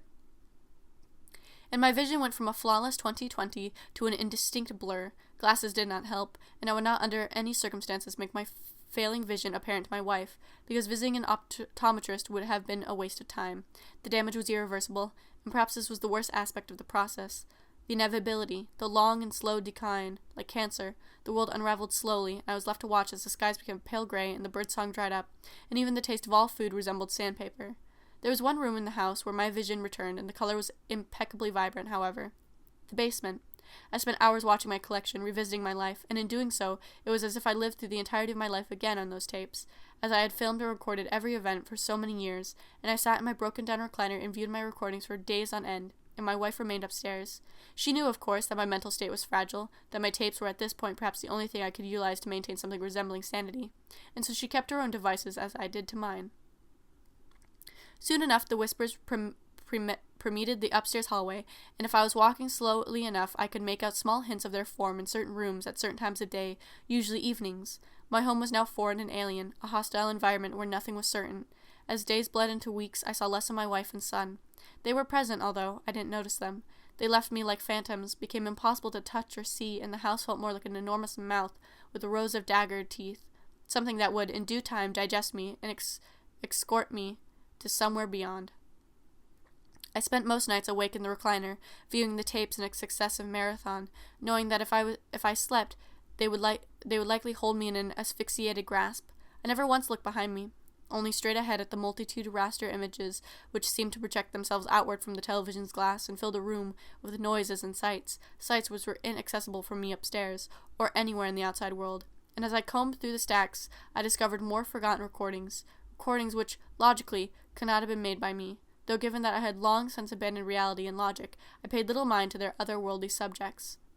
In one, a group of young people sat huddled in a circle lay in an autumnal cemetery, murmuring verses of an archaic language in unison, and I felt as if the tape were sucking me into it, such that if I were to speak to them, they would respond to me as if I were a spirit, and though I said nothing, they gazed up at the cloud-coated moon all the same, waiting for something to be said. One tape caught at its focal point dark glimpses of a kind of gaudy shag carpet, which gave way to an infinitively recessing series of esker staircases that defied gravity, an installation so immense that it could not have been constructed under the constraints of physics as we know them. This recording said little about its cameraman, who was only breathing heavily and occasionally muttered someone's name. Yet another tape consisted of choppy and extremely disordered, commercialized promotional material for a lucrative institution in the military-industrial complex I had never heard of, which manufactured bizarre devices for utilization in some non-existent conflict. Shoving another tape into that accursed slot revealed a young man in a dust-caked garage. Behind him you could make out a sunlit suburban lane, although he was secluded in the bucolic afternoon shadow, fidgeting with what appeared to be an old camera. To the person filming, he explained the mechanisms and the apparatus, the buttons one would press to achieve a given clarity and focus. Undoubtedly a fellow traveler of this insane thoroughfare. And then there was the final tape, a tape which only displayed a levitating male head with spectral blonde hair, his sockets the consistency of the cosmic microwave background, his skin more potent than the elephant's foot, and it occurred to me then that this entity, whoever it may have been, was the epicenter of the universe itself, a being older than time and space, whose presence in these affairs was constant and unceasing. And then the screen went dark, and I was left in a deeper fog than ever before, a noiseless and sightless hell, only the small emerald vacuum fluorescent display of my VCR before me, and behind me stairs I would never again ascend. Though they led to the kitchen, they always led to nothing, and as such I remained stable with controlled breathing and unflinching gaze, hoping that when they found me, they would make my final interminable ordeal quick and painless. They emerged then from the floorboards in the closet, and as the television set switched itself back on, they huddled around me, and I was indeed as frozen and complacent as a cryonics patient, held captive by their collective will. The others swarmed in a nightmarish huddle from all sides, and their gangly extremities connected like nodes of an interface. The static roared, a sizzling white-hot ocean in the inner sanctum. It spilled from the edges on the screen like liquid, poured onto the outlet in the power strip, all while they opened my jaws and a roar came issuing from them. My orifices seared as if pressed onto a grill, and their crimson stares were at all times directed upon me. Ruby spotlights that would not be diverted, either through language or through will. I had none left to speak of. "We are here," came the silent whisper in deafening agony. "We are not to be erased, nor do we take kindly to interference. Theft must be resolved. Theft must be resolved. Theft must be resolved." Their ganglia intermingled, and the static submerged us all in a deep buzzing sea, such that the liquid poured into my nostrils and my ears, and I felt it, the voltage and the atomic equations, the sweet juice of substance. And though this veil I witnessed my VHS collection, consumed by flames, swallowed in its entirety by the licking tongues of an electrical hazard, reduced to ash and smoke, utterly destroyed beyond recognition, the others held me in a vice, away from the inferno, such that all I could do was watch as my life's work, the pursuit which I had dedicated so much to, was determined in the blink of an eye. I was dropped from a monolithic height and flew into the staircase, and I felt my respiratory system collapse as the polyphenol debris filled my lungs. With my last ounce of strength, I dashed upstairs. The smoke was just like the static. It premeditated every room and consumed every exterior. As my home ate itself, as the oxygenated fire turrets burst forth, I scrambled from the front door and fell forward onto the lawn. The soft blades of grass welcomed me, and I caught a short glimpse of my wife and son huddled in a rag as they observed the spectacle. Then the paramedics picked me up and issued me several tests. "You're lucky you came out of there alive," said one as the popsicle-colored rotating strobe light atop the ambulance illuminated a section of the second story, which came crashing down in a deadly cascade. As many as 20 firefighters stood in formation, extinguishers in hand, though their efforts were in vain. The others would not rest or cease the onslaught until our home had been completely destroyed, eradicated from existence, all memories and recollections absent save as mental images. My sister approached me just as they were escorting me into the ambulance's rear doors. In her left hand she carried a small camera and a canister of film. I was still too detached from the immediate moment to instantaneously register what this meant. "I'm sorry about this," she said. "Sorry you had to be here to see it. How'd you get here?" "She called me over," gesturing to my wife, "a few minutes ago. Told me I would need to bring the Polaroid and take a few snapshots for when the insurance people get here." "That's good. I need to rest up now. It's been a long day. Will they drive over to your place?" "I'll probably drive them. You just rest." She walked off towards the smoldering wreckage, and the paramedics gave me a few final instructions on how to stand and how to breathe. I sat down on the stretcher, surrounded by a forest of gas masks and gauze, and as they locked me in, and the driver turned the ignition, I realized what would happen if my sister were to capture on film a house which, in order to maintain temporal equilibrium, had been erased. I began banging on the doors, begging for them to let me out and stop her, screaming at the top of my lungs for someone to come around to the back and unbolt the doors, but the ambulance had started by then, and we were well past the driveway, sailing on at full speed with the popsicle-colored sirens blaring. It's been half a year now since she died. She was found beaten to death, and they suspect her husband, who even now is out there somewhere on the run for a crime he didn't commit. I don't care much whether he's prosecuted or not. However, I do wonder how she felt in those final moments. If she was as terrified of reconciliation as I was. I realize now that perhaps they only spared me because they knew she would be the final element in the change of preservation. She'd always been an avid photographer. Heron Observations. Originally posted to the Petomoli Museum Night Shift Local Network, January 15th, 1988. Friday, January 15th. Hi everyone, my name is Deborah. I'll be taking care of the wildlife collection on the 3rd floor after hours. As you all know, you had an incident last month involving some looters, and I aim to keep the collection safe. I came here from UFL, I've given you my background, and I can easily hold my own in any confrontation. That said, I'd like to get to know you. Tell me about yourselves when you see me at next week's conference. I won't be around as much as the rest of you, but I will try and drop by every so often to see how things are going. Mostly, I'll be going through your security system and catching any potential flaws or bugs that could leave you vulnerable. That said, I'm looking forward to spending the night here. Your collection is invaluable to wildlife researchers across the state and the country, and having spent last night touring the grounds, I'm in admiration and a bit of shock as to how well your specimens are preserved. They're very lifelike. Your taxidermist did an excellent job. The hall has 3 entrances, which make it susceptible to thieves. I won't give you any formal suggestions yet, but I would suggest taking that into consideration. I would also suggest investing in some closed-circuit television cameras, CCTV. They're somewhat expensive, but I studied them in forensic sciences and they work as advertised. If and when you do install them, have marquees on the 4th floor to watch them, and keep any pertinent tapes for at least 30 days before wiping them. While this is my first assignment, I take my duty seriously and hope that while I'm with you, I prove my full potential. The courses I took have made me a more well-rounded person than I was when I entered. I was lucky to get a scholarship and graduate given my condition. However, I have been vetted by numerous psychiatrists, including those at UFL, who have declared me stable and operational. That was 4 years ago, and while you may have heard about my breakdown in the news, I have improved by leaps and bounds since then. You won't regret your decision. Deborah. Hi, Deb. This is Harry. We appreciate you stopping by on our local network to keep us up to date. We would expect nothing less. It looks as if you're also tech-savvy, more than most of us on the board, which is good if you plan on installing any new software. Keep in mind that any messages sent on this network will remain strictly confidential and private. Other than that, the doors will close tomorrow at 8 p.m. and your shift will begin at 8:05 p.m. once we've left. As for your condition, me and the rest of the board couldn't agree more. You're a bright young woman with a promising future, and from our interview, it's clear that whatever was troubling you in the past is long gone. We look forward to working with you and knowing that our collection is safe in your hands. Harry. Saturday, January 16th.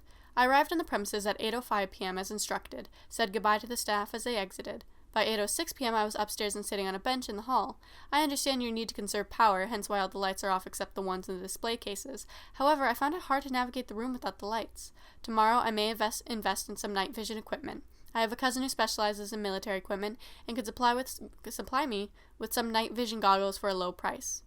This is a minor complaint, however, and for most of my shift I was able to see with the help of the display cases and my flashlight. As I noted in yesterday's entry, the hall is strategically and tactically vulnerable.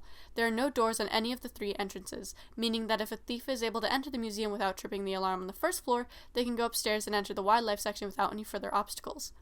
I would suggest outfitting all 3 entrances with steel locks, and if that's too expensive or you prefer a more open design, outfit the entrances on either side with locks and keep the door facing the main visitor area open. That way, if a thief enters, he'll have a harder time finding an escape route, with only 1 door available. Response time is maximized. I ask that the board consider this. All night, I was apprehensively watching all the entrances at once. This is a waste of time and resources. I hope you understand. The night was mostly uneventful and consisted of routine walks, save one incident at 1:54 a.m. I found the specimen of yours, a great blue heron, had tipped onto its side. I had a screwdriver on hand, so I opened the case and propped it back up.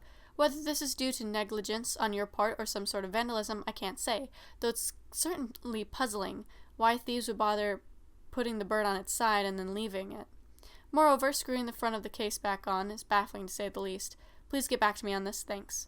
Above all else, tonight was good and it passed slowly but serenely. The hall is very nice, it's kept up to date, and the floor is free of debris. I think this job is the right one for me. I like being alone with my own thoughts late at night. This position offers me the perfect opportunity to do just that and help out my local community. That's all currently. Deborah. Hi, Deb. This is Marquise from the 4th floor. I saw you at your interview, and you're great. You have a nice personality. Maybe we could go get a drink sometime when you're available? Of course. I envy you because the wildlife collection is the pride of our facility. I'm stuck here watching the rock exhibit, and sure, rocks are nice and all, but until you were hired, I took care of the 3rd and 4th floors, while Neil took care of the 1st and 2nd floors. I guess it makes more sense to split the floors up, because when the looting happened, I was up on the 4th floor. I never really went down to the hall anyway. I'm glad I wasn't fired, but seeing the broken glass everywhere and the seal gone really upset me. I feel like it was my fault, that if I had been down there, I could have caught the guys before they got out. Now they'll probably dress the seal up in stupid clothes or something. Anyway, I feel like an idiot. Just thought I would stop by to say hi, mostly. That thing you mentioned about the heron being tipped onto its side is weird. Negligence wouldn't do that because I talked with our taxidermist, and he always bolts the specimens onto their stands to keep them in the correct position. Anyway, that's all I had to say. I'm still getting used to this network. It's pretty impressive. Marquise. Deborah. I'm afraid I concur with Marquise. The heron is likely an indication of foul play. I spoke with the taxidermist, and he confirmed that what you described is virtually impossible without human intervention. They probably tipped the heron over before you arrived, and none of our guests noticed. Tomorrow is Sunday, which means that the thieves will likely strike. There will be less people around, and due to the oncoming storm, more cover for the group to use to their advantage. We need you on site early tomorrow, say noon, and stay until the morning when we open. This could be very dangerous, and the thieves could be armed, so remain on alert, and if you're injured, there's a medkit in the faculty room which you can use until the paramedics arrive. If you see any suspicious activity, be sure to alert Neil downstairs. He'll probably be hanging out by the gift shop. If the thieves try and escape, he's our only other failsafe. We're hoping, however, that during this, you can prove yourself and capture them on your own. Also, we like your idea about getting locks. We're currently looking into options, though we're a bit strapped for cash, so it might be a while until we can install locks or CCTV cameras. Donations this time of the year are slow. Good luck. Hopefully nothing happens. Harry. Sunday, January 17th. The storm broke once I got to the museum. It was pouring when I got to the doors. I said hello to Neil at roughly 11:50 and went upstairs to the hall, then sat down at my bench. It's the only right at the middle of the exhibit where the three rooms meet, so it's ideal for catching any activity. I sat there for most of the day, getting up every so often to stretch and catch my breath, all the while keeping an eye out. The rain was very loud. It could have distracted me. Once you have cameras and doors installed, you might want to get some soundproofing. Not only would it make it easier for me to concentrate, but it will also ensure a more pleasant tour for your guests. I know my suggestions might be getting somewhat expensive here, but when you run a museum, things can get pretty expensive. I brought a sandwich with me, and at 6 p.m. I went down to the second floor to get a drink from the soda machine. Neil was nowhere in sight. The lights in the meeting room and the faculty room were both off. At this point, the sun was setting outside. Not that there was much sun to begin with, what with the storm, so the museum got darker, and I navigated my way back upstairs with my flashlight. By this point, it was 6:10 p.m. When I got back to the hall, there was no indication that anyone had entered or exited, no footprints which would still be visible if someone had come in from the rain. They would have left mud. I searched the premises thoroughly with my flashlight, but found nothing. At this point, I was about to resume my position until I noticed that the heron's case was empty. The pane had been screwed back on, and the stand was still in the case, though some feathers and a portion of the heron's lower rib cage remained bolted down. I regained my composure and hoped that the thief hadn't exited yet. I quickly aimed my flashlight in all possible directions. What happened next is something I can't explain. I noticed the heron stand upright in the middle of the hallway, directly in front of the entrance on the left. I believed the thieves were playing games with me, so I approached the heron before they could take it. Call it a trick of the light or a trick of the mind, the heron actually looked up at me and opened its beak. This dead thing, covered in feathers and embalmer's glue and formaldehyde and who knows what else, moved its head of its own volition and opened its beak. Then it stood completely still, and I was pointing my flashlight at it. I touched it, and it was an inanimate object again. But so help me, I saw it move. I saw its teeth and its glazed stare, and it was absolutely horrifying. I don't think I've ever seen anything like it. After that, I picked it up and put it back in its case, where it belongs. I don't like looking at it anymore, but provided it wasn't stolen and nobody came in for the remainder of the night, I'm at least happy I didn't get shot. I guess maybe I would have been happier if I had been shot. This thing is horrible, and it looked up at me and opened its beak. I know this sounds crazy, but that's exactly what happened. I'm typing this, and I know it sounds crazy. If you don't want to believe me, then scratch that from the record, but this is my record of events. The night I spent alone in the museum with the thing in its case was an ordeal. I was happy to get out when the sun came up and the clouds dissipated. I like this job, I really do, and I'm glad I was able to keep your animals safe, but I may need a day off. That's about it for now. Probably imagine the whole thing. Being alone for extended periods of time can do that to a person. I read about it. Deborah. Neil here. I can confirm that around 6 last night I heard the soda machine. I was about to go up there and check it out, but then I looked over the rails and saw it was just Deborah, so I relaxed and went back inside the gift shop. Harry, we're out of coloring books again. Be sure to call supply and have them restocked. As for the heron, I can't vouch for that. At 6:10 I was using the restroom. It all sounds pretty crazy, but if we're going with a logical progression of events here, my guess would be that the thieves had opened the case and removed the heron while Deb was at the machine, and then they heard her coming back and dropped the heron on the floor where Deb found it, and I didn't notice them leaving because, like I said, I was in the restroom during that period of time where they would be running out. I checked the front door and it was locked, but they could have fixed it to look that way. Otherwise, we'd go with Deb's version of events where the heron magically unscrews the case from the inside, screws the case back on with its magical feathers, walks out for no reason other than to scare her, and then turns back into an inanimate object. I respect you, Deb, but I can't in good conscience put that down in the record as the way things happened. I wasn't there, of course, but that's impossible. Maybe, like you said, it was a trick of the light or something similar. After all you had was a flashlight, and I've been up there a couple times after hours, too. It's hard to see things. That's how I figure it. Typical break-in. Thieves were scared, so they left without the goods. Maybe it was the same the first time when Deb found it on its side. Normal vandalism. Hope you're doing okay, Deb. Maybe try some yoga or something? Anxiety is a normal part of the job. I get the creeps sometimes when it's late and the shadows play tricks on my head. Whole museum turns into a goddamn sideshow. You'll learn to cope with it in time. Neil. I find it unlikely that if they had taken the heron, they would bother screwing the front of the case back on, especially since they could have just broken the case and gotten out while Neil was distracted and Deb was coming up with her drink. Something isn't right here. I'm not saying your version of events is wrong necessarily, Neil, but it is a little reductive, and you are being a little dismissive of Deb's eyewitness testimony. I trust her and she has a good head on her shoulders. Marquise. Hey, just so we're on the same page, a member of the board went and bought a CCTV system today. It'll be installed by the time you three get here. It switches up regularly, and we'll be running them while the museum is open and see if we can spot any suspicious activity. Whoever took the heron has clearly been scoping out the rooms and making detailed plans to be able to run past Deb and Neil, so we're going to run the system during opening hours and scan the crowds. Marquise, if you won't be on the 4th floor, you'll be in my office. The screens are hooked up there. Good luck. Deb, I can't believe you when you say the heron looked at you. Dead animals don't do that. Not going to mention that in my report to law enforcement. Just going to mention that there's been some suspicious activity, no looting. Are you sure you'll be able to handle your shift tonight? Is this getting too stressful for you? If you want, I can offer you an absence. Heck, maybe even a paid leave. If there's anything you want, don't hesitate to let me know. We all get overworked sometimes. Harry. No, but thanks for the offer. I'll be there tonight. Deborah. Monday, January 18th. Up here in the control room, you did a good job, Harry. We have live feeds of the gift shop, the wildlife hall, the rock exhibit, and the staff rooms, plus some hallways. Wow, if you got more of this, it could practically replace my job and I wouldn't have to walk around anymore. It's amazing. Like Deb instructed, I'm going to keep the tapes for 30 days before wiping them with new footage, comb over every recording for anything important, and every 120 minutes I put a new tape in. The museum is packed today. It's like, where's Waldo in here? Any of you know that? My niece is really into it. Anyway, there are a few guys who go around the wildlife hall, look around. They look kind of shifty, but I don't think they're up to much. And it also doesn't seem like they're working in tandem, which is what you would expect. Multiple guys, one to open the case and one to steal the bird. There's also a lady leaning against a wall on the 2nd floor and looking from side to side. Looks kind of guilty, but she's just sightseeing probably. Hard to tell with all these crowds moving around. We'll keep you posted if I notice anything else. Marquise.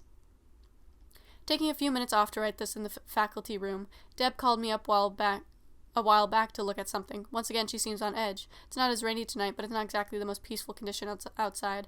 And in addition to that, I'm actually starting to believe her. She's still on duty and didn't want to come down here to type this, so I've taken it upon myself to set the record straight. When you come in tomorrow, Harry, to open up shop, you're going to notice the heron case is broken. Broken. Glass all over with the heron still inside. I don't think she did it. She assures me she didn't.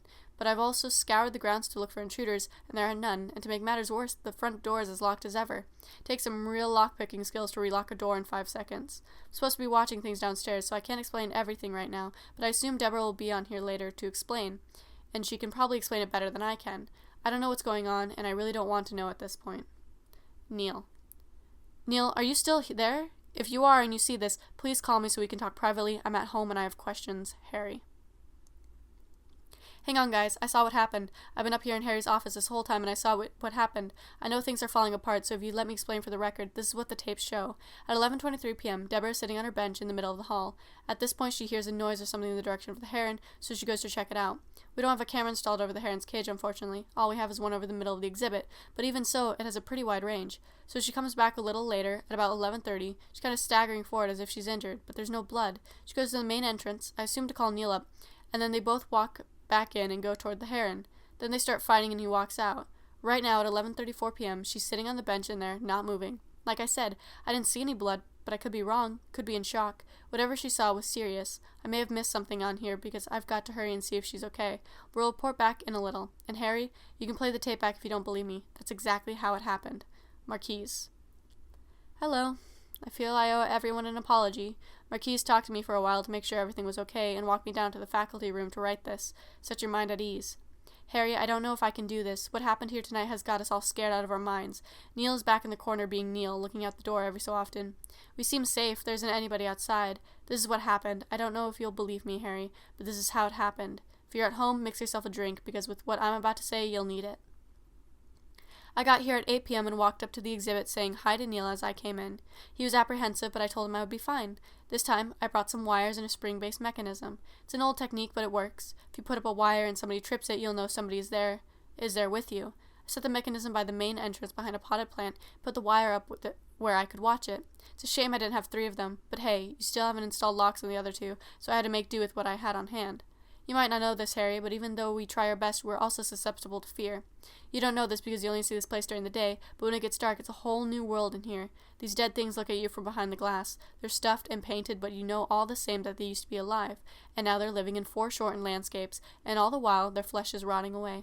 Try looking at them when it's dark and there's rain pouring down, tapping on the roof, and maybe you'll get a good idea on how it is here every night for me, adding to this debilitating atmosphere the thought that at any moment an armed criminal could jump on you from behind, and you're looking at a pretty tall order, especially in a building this big with only 3 people to stand watch over it.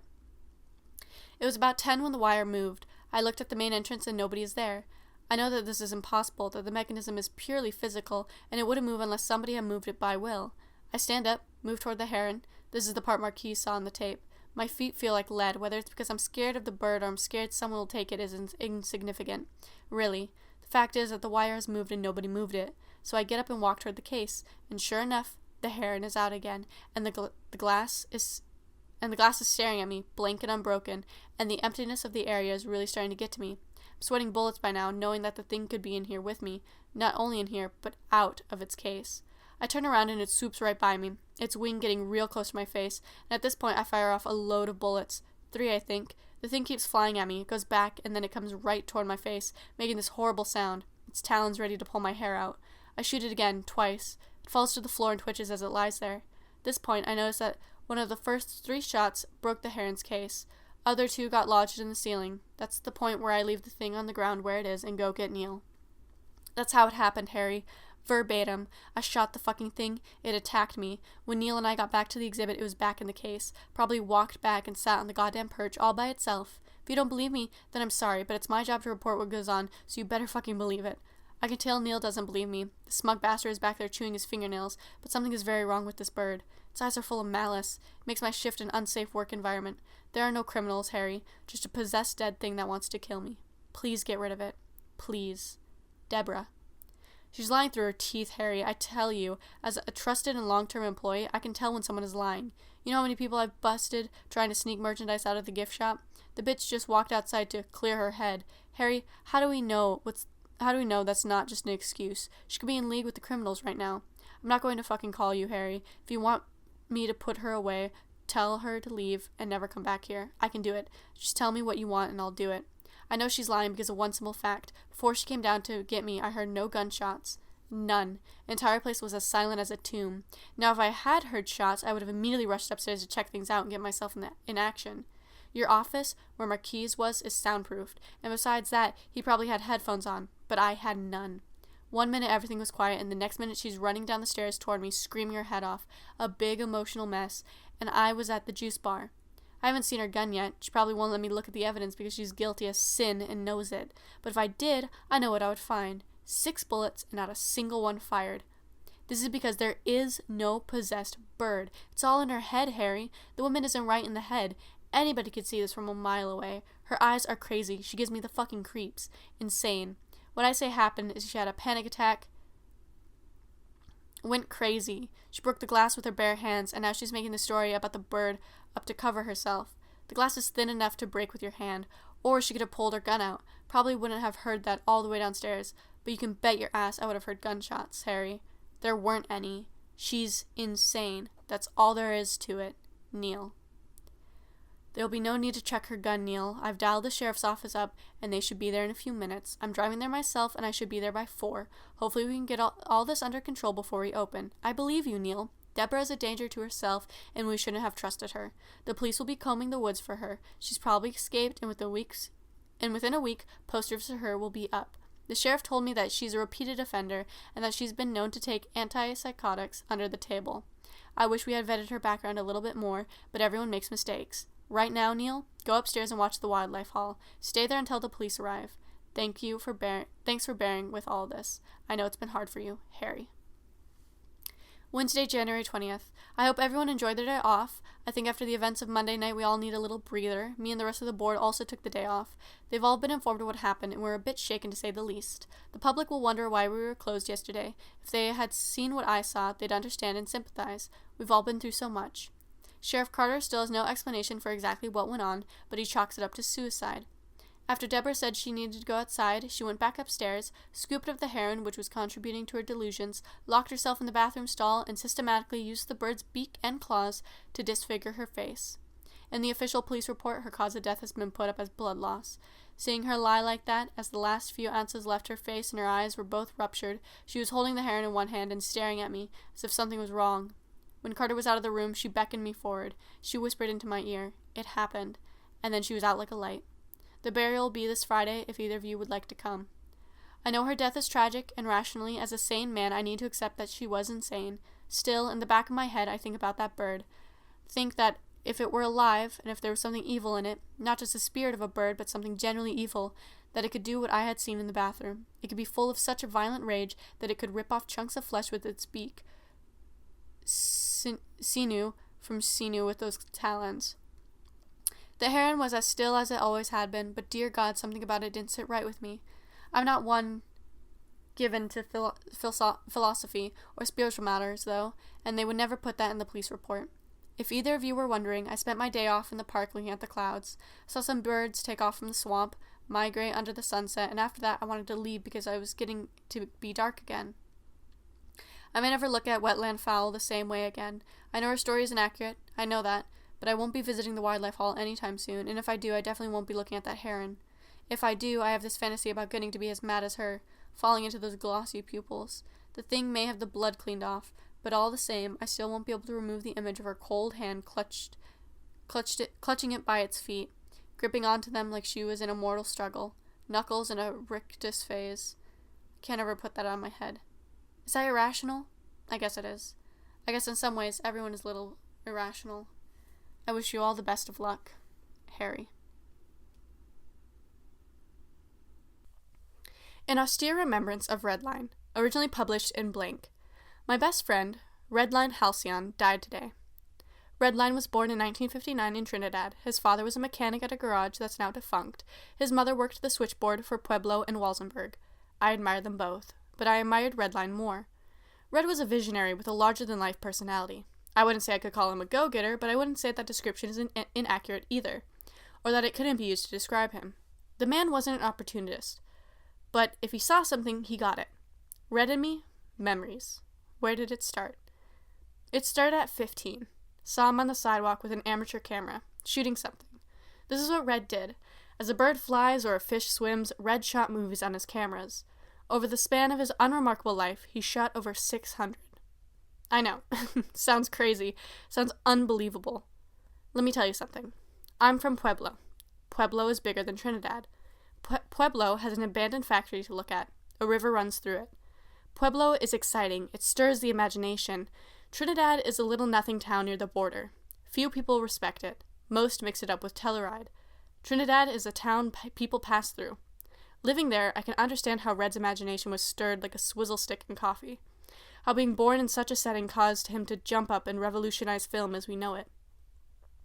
You may ask, did he revolutionize film? Did he really? I think he did. There are no films quite like a Redline Halcyon film. Redline Halcyon films are something else. You won't see Halcyon on any list of up-and-comers at the Oscars. He was never recognized by any academy. An Academy of Motion Pictures and Sciences, or any other academy. You think Kenneth Anger is obscure? Forget Kenneth Anger. Forget all that Louis Buñuel shit. Make way for Halcyon. You may be asking, if Red made over 600 films, where are they? What happened to them? Why haven't I ever seen them? I can answer that. I'm the only one to have seen them. He only showed them to me. At least, I think I'm the only one to have seen them. I can't be sure about these things. Details on Redline are sketchy, and even if I was his only friend, there could be some cult group who watches his films on repeat. How can I know? The answer? I just can't. At 15, he had ridden up to Pueblo on a bike. Saw him on the sidewalk. I asked what he was doing. He told me he was making a movie. I asked him if I could be in it. The day was warm, I remember that. This was near the factory. Colorado Fuel and Iron, it was called, but even then its operating details were sketchy, especially to youngsters. The place hadn't been in full operation since the 40s. We were told to stay off. Redline said that he had never seen anything so picturesque. He told me that he'd shoot there. He did just that. When I saw the reels, I was shocked by how good they turned out. That was Redline, making even the most mundane setting exciting through use of story. I swear, if he was out in the desert somewhere, he could have found 1,000 interesting things to shoot. Just like 10 impossible things before breakfast. Red would pick out so-and-so, say it was so-and-so, and turn something from nothing. That was just how he did it. God, I miss him. Turns out the film he was working on that day was only his 5th. I still don't know how he wasn't making films younger. Should have been his 11th, with his prolific rapid reduction rate. I could see him now, a celluloid wizard in a back room, working his magic on those reels. Has anybody ever done anything better? Ever? Redline's work was one of those things that can't be described. How many movies did he make? I've tried before to memorize all 600 plus, but I forget them. I've never been very adept at mnemonics. The ones you should watch if you ever come into possession of a Halcyon film batch, auctioned off at $50 at most. The Top Banana, Chucky, Circus O'Gore, Vixens from Mars. I forget them. I don't mean to. I don't know how I do, but they're slowly fading from memory. I have them stored somewhere, but I forget where.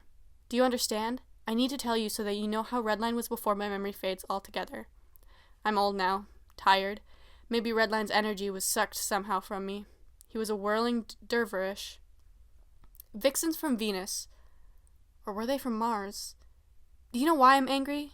I may seem a little upset. I'll tell you why. I just posted about Redline on some horror-themed internet forum. They banned me.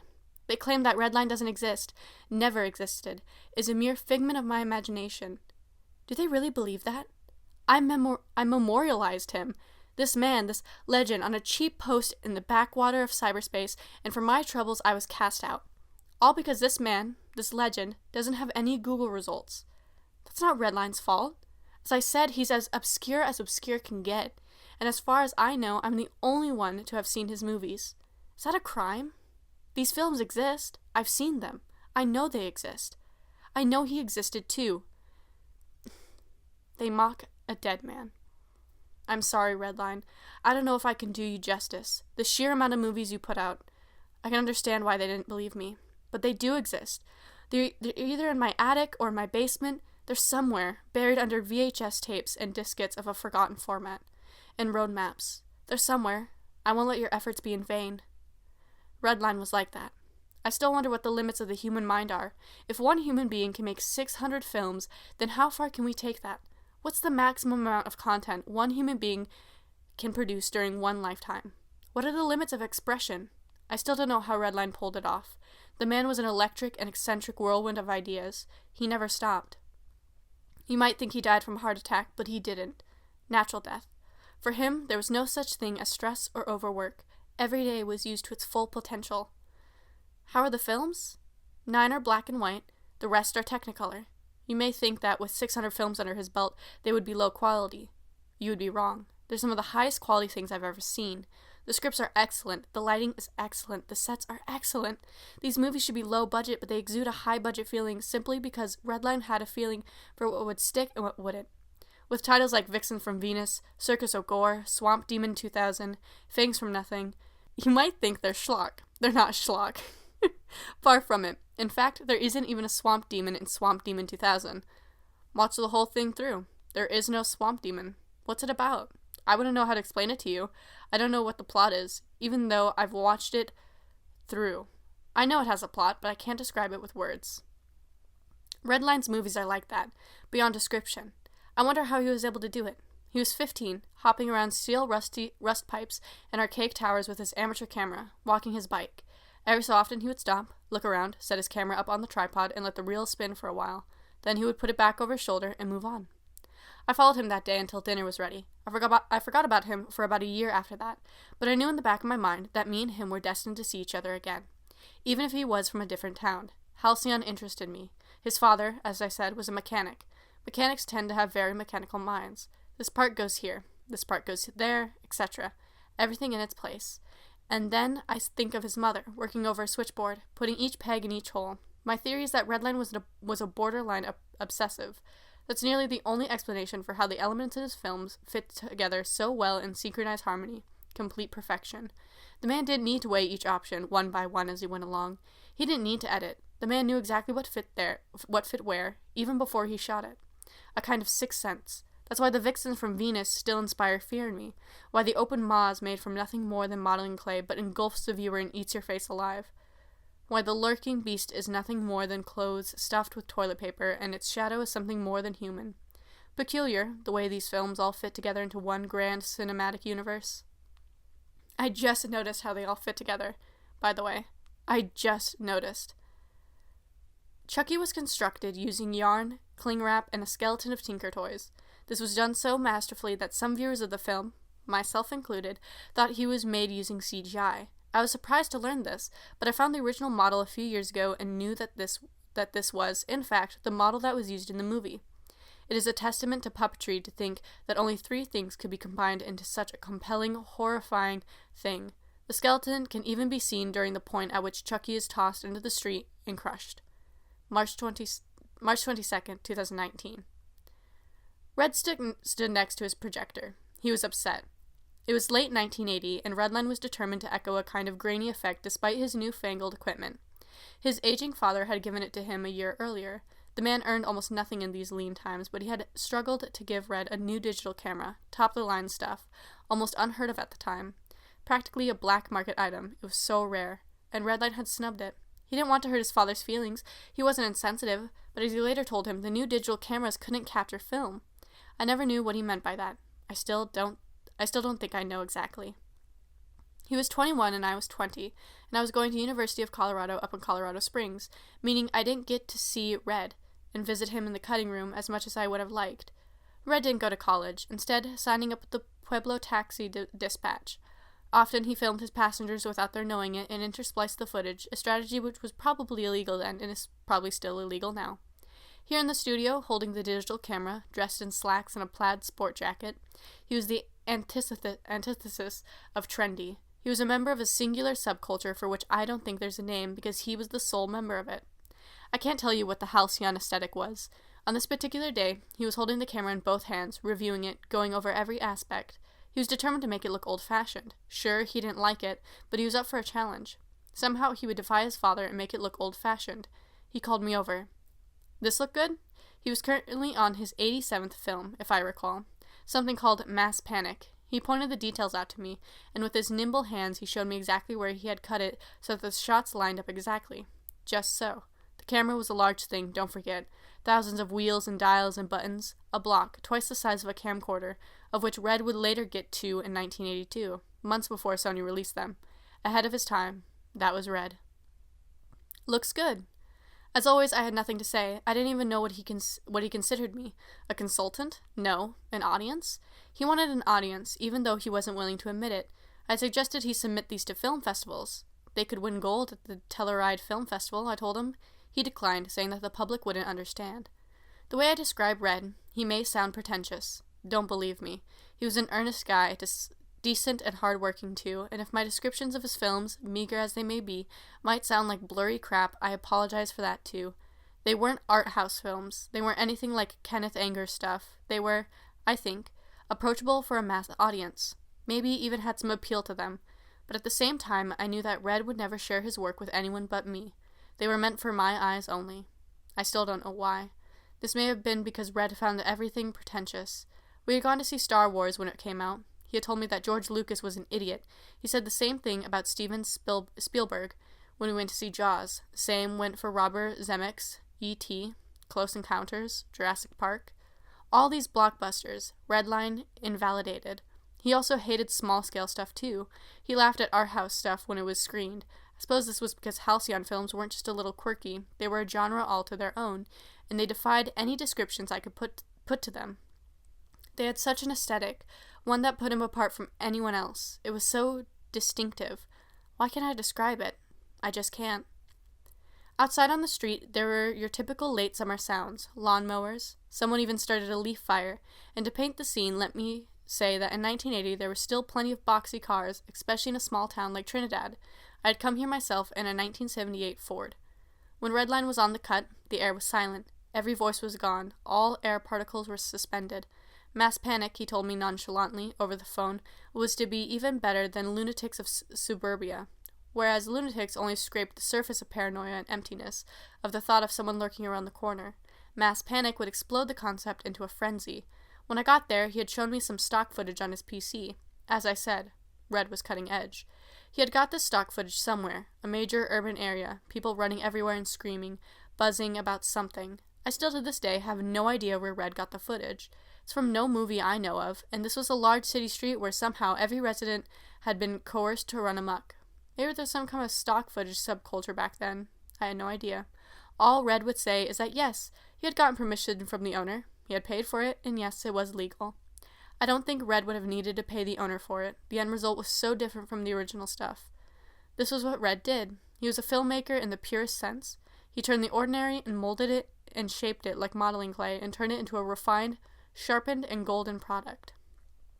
He ran the footage through again, then turned to his cutter. He still had film reels, and a PC, I know, this sounds like an amalgamation of tech. He had a contraption that looked like it must have been used by MGM or something, where the physical film went in and was cut, and he had tape recorders and floppy disks and cassettes, and a PC, and sometimes he used the cutter to edit, and other times he used the PC to edit. I don't know what his system was, and why would I need to, or bother to ask, so long as it worked. This looks good, he said, holding the film up to the light and yanking it out. Stand over there. Look like you're holding something. No, over there. That's it. Now scream. Scream like you've never screamed before. I did just that, interrupting the silence of that perfect golden afternoon. When Red called the shots, I listened. My scream was genuine. He pointed the camera at me, clicked pause, looked into it, and then gave me the thumbs up. I've just realized something, writing this. I said he was using a digital camera. 1980. According to Wikipedia, digital cameras were rare in 1980. Feasible, though. I remember that Red's father showed me it even, told me how expensive and revolutionary it was. Video format, stored in a metaphysical form. So then how is it that Red, as I'm remembering this, was holding physical film? Maybe I'm mixing together two different days? I know Red had both, a traditional camera and a digital one, at the same time. I even know that Red's parents, though they were very, very far from affluent, kept their prodigy son stocked up with reels and reels of blankness, and the same went for digital space once that opened up. So the problem is, then, that in this memory, I remember Red holding the digital camera, shooting me with it, I scream, and then suddenly he's holding the analog camera and pulling reels out from it. I could be mixing up memories, but I don't think I am. My memory's still good. Heck, I was younger than him and he died young. I'll live longer than him, and in those remaining years, I might spread his work around, present him as an innovative genius, because he deserves that. At the same time, a perverse part of my mind tells me that Red only meant these for his eyes and mine, that they were really the only thing which bonded us together, that I was little more than a lackey in his eyes, and that they need to be kept secret. Surely I'm either misremembering or he was looking at a different movie. Mass Panic came out in the same month. When I say Red worked quickly, I mean it. Maybe a week passed between that day in the garage and an impromptu screening in the backyard. He rigged the projector up, strung a white sheet from some clothespins, and I sat there spellbound for 130 minutes. Maybe I had noticed even then how it had been the digital camera 1 second and the analog one the next. I didn't ask him. Whatever it had been, it hadn't shown itself on Mass Panic, the 87th film by Redline Halcyon. Now, this is the strange part. I don't remember Mass Panic very well. Maybe it's the fact that there are over 600 movies. Sure, each memory of each one is dulled a little, but quantity did not affect quality. I remember watching Mass Panic from beginning to end. I remember the screening very well. I remember the fact that there were several constellations visible. There was less light pollution in those days. I remember the light from the Halcyon kitchen, the scent of his mother's perfume. I remember Red coming out of the kitchen with 2 metal bowls of microwave popcorn. I even remember the light and hum of the microwave as it spun, the sound of the kernels exploding, and the buttery yeast mixture he had sprinkled on top. I remember that afterwards we stretched out on the grass, which was somewhat moist from the lawn sprinkler. I told him about how college was going, that I was in the top 75% of my class, that the campus was good, that there were plenty of resources. I told him about my social circle, about the girl I was dating, about a new thing called Pong that had swept everyone by storm. I remember that Redline didn't say anything. He only looked up at the stars. He couldn't relate to what I was talking about. I remember driving back to Colorado Springs that night, passing out at 3 a.m. I don't remember the movie. I remember that my footage had been used, that there was some kind of green screen method Halcyon used so that I was holding something. He hadn't changed the background. I also remember that he had used the footage of the people running around and screaming, running it through some kind of filter, interspliced it with something else. I don't remember what I was holding. You might claim this was because it was one of those bullshit movies that have no meaning. This is not true. I know that for certain. Mass Panic had a plot, and a very solid one at that. It was scripted. It was much more than some cheap-ass Kenneth Anger color explosion with people running around and walking around and wearing leather and shit.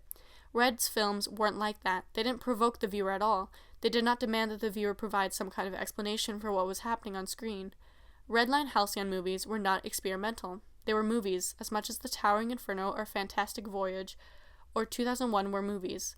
They were better than those, of course, but they weren't in the least bit experimental. They were experimental, I guess you could say. They weren't substandard cinema fare. I guess what I mean to say is that if experimental films are a genre, and if the point of an experimental film is to test the limits of film as a medium, and in doing so pioneer new formats for more filmmakers to fiddle around with, if experimental film, like any experiment, has a purpose and a hypothesis, then let me say that unlike 100% of experimental films, Redline Halcyon's hypothesis were always correct. The formats he pioneered, which have never been replicated and lie in a cardboard box somewhere in my house, were not meant to be fiddled with in the future and improved. They were meant to be left as is. They were the Higgs boson particles of films, and it's true, I can't say what Mass Panic was about. I know it was better than anything from John Carpenter, Sam Raimi, or Wes Craven. I know I enjoyed it, that I sat in a catatonic state for 130 minutes straight on that folding lawn chair. And if that isn't enough, what is? I understand that you want to know more about these films. I remember a few of them. I remember a few plots, now that I really mull them over in my mind. I remember some things that are patently impossible. I remember Redline's roughly 430th film made in 1996, The Atomic Atrocity. I know that the protagonist of this film was a young brunette woman, a scientist named Dr. Wesley Moss, whose goal was to rid the world of the atomic atrocity. I know that this film was in sepia tone. Not simulated sepia tone, but legitimate sepia tone? This film was designed to look like a film from the 1960s. I've seen many films over the years which try to simulate the 1960s. Quentin Tarantino say, let me tell you something. Tarantino is fake as shit. Halcyon's film was authentic. There was film grain in it. You might look at Margot Robbie and say she's great as Sharon Tate. Bullshit. If a movie is made in the 2010s and is set in the 1960s, the influence of the present will show through. Believe me, anything otherwise would be impossible. The actors will talk and behave like people of the 2010s. Not so Weasley Moss. Weasley Moss was a woman of the 1960s. Fashion, hairstyle, dialect, everything. All this in 1996, at the peak of cybermania, when the 1960s were seldom emulated and never, absolutely never emulated well. Halcyon burst from his cognitive recesses, an honest-to-goodness remnant of the spirit of the 1960s. It was no cash grab, it was made for kicks, and it was authentic and respectful, and there were no references or meta-ness whatsoever. No nostalgia pandering, merely admiration for a bygone era. This is the kicker. I don't know who Wesley Moss is. I don't know then, and I still don't know, and Redline damn well knew that I'd never bothered to ask before he was shoveled into the ground. Wesley Moss, as I've said, was a woman, 30s. I have no idea how Redline met her, where Redline met her, who met who first. I can't imagine Redline knowing many women. He didn't know any men either besides me and his father. Redline, as far as I knew, had no social life whatsoever. He didn't go to parties. I even invited him to a few once. He told me that he could screen one of his movies, that everyone was waiting on him to show. He never did. He came up with some excuse. I'm busy, he said. Busy shooting with Moss? I don't know her real name. Wesley Moss was her character. I know she couldn't have been stock footage. I saw the script and she read it verbatim. This brings back some memories. I know Redline's films had actors in them. They had to, coherent characters to move forward, an equally coherent plot. What I don't know is where Redline got these actors. The internet only existed during about a third of his career, and only a fourth of that you could easily hire as many actors as there were in his movies. They were good actors. The same actors were never in a movie twice. Shadow people, moving behind the scenes, lackeys like myself perhaps, and at the middle of it all is Redline, puppet master pulling the strings, garage stocked with one type of media appliance from every decade. The man had Laserdisc. But this is the thing, if there were so many actors, surely word would have spread of the prodigy working from his home in Trinidad. They would have invited him to a showing, a big showing, an enormous one. If there were all these actors out there, all these secret collaborators, I never once saw them, and they would have leaked his films to the news, which they never did. The movies were so good that it's simply impossible for nobody to have leaked the secret eventually. I guess at the end of the day, Red was a man of secrets, and I can understand that. Southern Colorado is as close to Coconino County as I think it's possible to get in the earthly realm. Not Colorado Springs, certainly, and maybe not even Pueblo, but around Trinidad and Walsenburg, between Trinidad and Raton, one feels as if all natural laws have been suspended. The three saints, visible at nearly all times in melancholy and empty silence, sands, but no cacti. Plateaus, mystic Spanish names, the very environment conjures inspiration, the environment for the mind of Redline Halcyon, a mind with no equal. I've read stories of the sand dunes, of Native American tribes driven off by spirits for which the Spaniards thanked themselves, of mirages inspired by the blue peaks. I've been to the top of High Dune and seeing Star Dune, far off, know the temptation to move, to explore, go further and farther until the throat is parched. I have come back after a long walk on those things, heard the cries of the natives, and found sand in my shoe where there should have been none. I come back after a day among the tourists. Some speak French, some speak Spanish, some speak Portuguese.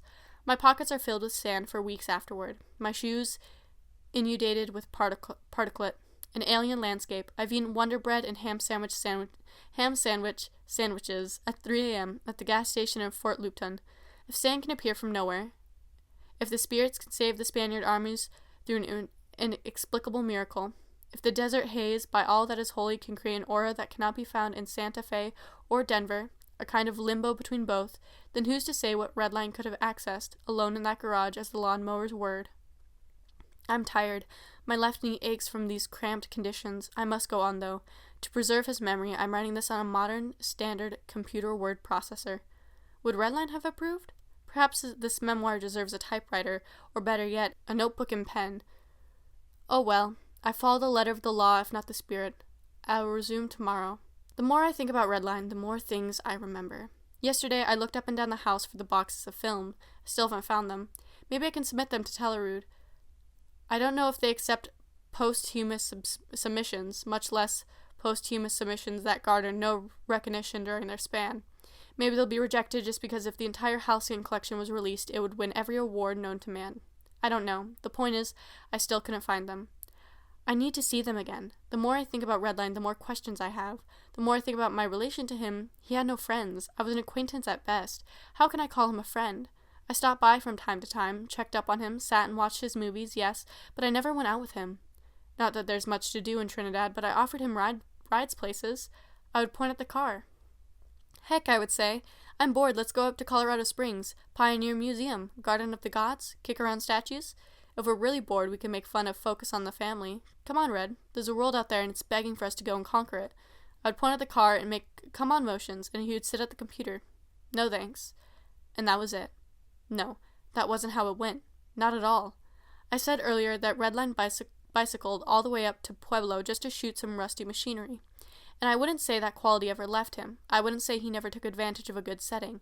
Many of his films were shot in Colorado Springs or even further. Heck, by the look of one of them, I would say it was shot around Boulder. He used the Garden of the Gods as a Martian landscape, Santa Fe Trail as an alien world, etched carvings on cliffs and put a filter onto Pikes Peak. Effects weren't everything. He used landmarks like props. But then, I never saw him do any of this. Never saw him leave his house. And what's more, he didn't have a car. At least I don't think he ever did. But of course, the idea of him taking that bike everywhere is ludicrous, and yet, there on film, stuff beyond walking distance, boggles the mind, doesn't it? How can I explain this? Consider. There are two Redlines. One is the recluse who hides in his garage, hunched over the cutter. The other is the explorer who implements and exploits everything beyond his immediate vicinity, who bicycles all the way up to Boulder without anybody noticing. One Redline uses digital cameras and another uses analog cameras. One is a rebel and the other a conformist. One's films are mass marketable and the others are incomprehensible. Does that make sense? No, it's rubbish. I'm trying to write a memoir of this man, and here I can't even keep the facts straight. He was a man of contradictions. I saw him in 2000. At this point, he was well past film 400. He was shielding his eyes from the sun as the garage lifted, chewing on some kind of gum. Even now, I can remember the aroma. It was grape. There's so many things I remember vividly, and others I've forgotten entirely. For instance, what it was exactly we did that day. He was now around film 424. Film 424 was called Sewer Monsters in 3D. It wasn't in 3D, he told me. I still don't know exactly what that meant. I don't remember the film having anything to do with sewer monsters. If it did, I don't think I noticed them. They could have been just around the corner in the shadows under a manhole, something. Maybe they were sewer monsters. I paid more attention to the human characters. The chemistry between them was something to marvel at. I don't know who they were. Red never told me, and I didn't ask. His projector was long since gone. We watched it on DVD in the living room. At this point, I'd become an executive officer at a local juice business. Peaches, apples, Colorado fruit. I bottled the stuff. No, I didn't bottle it. I supervised people who in turn bottled it. I made $100,000 per year. And here was Redline, balding but still as sharp as ever, full of energy. He had no money, no real job, I thought, but he was happier than I was. I wouldn't say our friendship had devolved anything. I wouldn't say our friendship had devolved any. I would say it stagnated, became unchanging, immovable. It was symbiotic, but he wasn't a parasite and neither was I.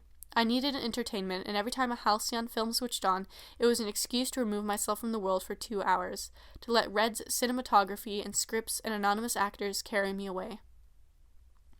That's the point of entertainment, isn't it? I guess I did use Red a little. I treated him like an endless source of energy that could be used forever. Once tapped, it would gush forth like an oil well. The movies would never end. He would live forever, maybe even sell his movies, but if he sold them, it would defeat the purpose.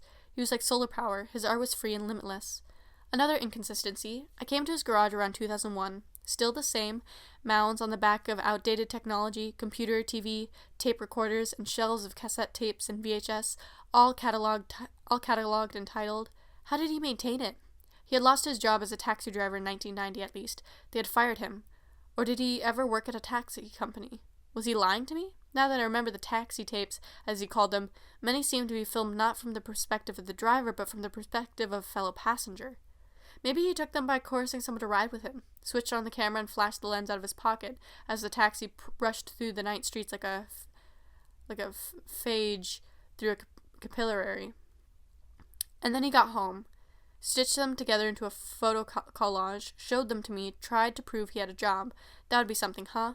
The garage was the same, nonetheless, every appliance maintained, in working condition, and ample storage. If it had been 2010 and I had been able to download the whole catalog, archive it in a massive folder, it would have been at least a terabyte.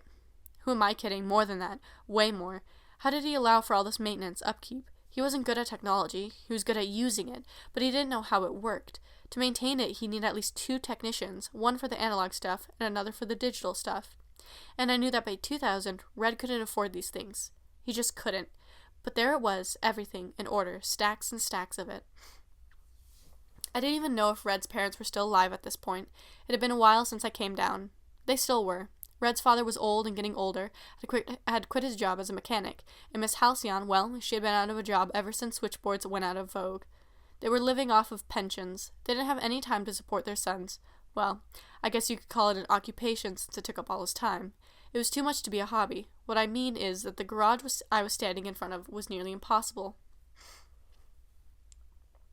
The door opened, and there was Red, smiling as usual. His hair was fading, but he still had a good crop, and he grinned at me from the dark interior like a mad elf. Behind him were the squawks of machinery at work. He had a floppy disk cataloging machine now. Some of his films, I think 20 of them, he had stored on floppies just for kicks. Now, if you remember floppies, you know that they have a tiny amount of storage, enough to hold a document maybe, not enough for movies, but the rear left corner of the garage was dedicated to floppy disks, 20 movies in all, each floppy with 1 minute or something. Thousands and thousands, and this was when DVDs were getting popular. Heck, USBs have more space than floppies, and they're smaller. This machine was huge. It made white noise as it cataloged each disc. When put together, they would play a film. Luckily, in the collection Red gave me, he considerately condensed the floppy 20. "Hey, Red," I said. "How you doing?" "Same as usual." "Got a new machine, huh?" I pointed to it.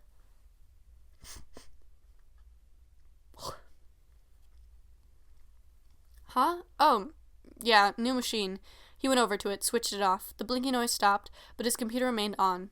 It hummed, buzzed. There was something playing on it. He had been busy as always. "Where did you get it?" "Huh?" He was rummaging through the shelves, came out with the tape, popped it in his stereo, which was a combination tape player, radio, record player, record player, CD player, mix machine. Reclined on his ratty old office chair, which had foam falling out in some places. I didn't mention the costly electricity to maintain all this stuff, keep it running all the time whenever he wanted. He'd either have to pay a huge-ass bill or illegally siphon the electricity from somewhere, and knowing him, I wouldn't put it past him. and Trinidad was too small to even provide this much electricity. I said, "Where did you get the machine?" The door opened. There he was, Red. The garage was well organized, upkept. Some saws and ropes here and there. In the middle was his father's old BMW. Red didn't use it. He didn't have a driver's license. The walls were concrete brown. There were a few board games on one corner. He sat at the table with the laptop, looked up at me, shrugged. Next to him was a small stack of DVDs. He was clean and dressed to the nines and looked calm and peaceful. Such was to be expected. 1 year ago he had been married. I attended his wedding. Since then he had got a job at a local real estate firm. Seemed like a happy guy, and he assured me that the kids would be on the way soon. The machine whirred and clicked. This? He pointed to it again. Yeah, that. Local store, Tech Whiz on Brighton. They have stuff you wouldn't believe, kind of like a thrift store, but they only take tech stuff. This gem is genius, really. 4,500 parts. Even came with a manual. It's their policy to sell only complete stuff, no bullshit. You wouldn't believe what they have. They have this video game from the 1950s, basically like Pong. Lights up. I'm thinking of saving up for it. Red was good at many things, but he wasn't a very good liar. If he had stolen this through, who knows what means, I would insist that he did the right thing. No, what was I thinking? Red was a decent guy. I knew him. He was honest. There could be a store like that. He was a hard worker, passionate and innovative. And this floppy disk machine, these 4,500 parts all meshed together and supporting 1-minute intervals through some insanity, were acquired through honest means. Looking into his dirty spectacles, looking right through into his soul, I knew that. Honest means, but not normal means. I paused a moment, went over and felt it whir and click. Don't bullshit me, Reg, I said. I've been up and down Brighton. No such place. Where did you really get it? I grinned, hoping that he would be honest with me.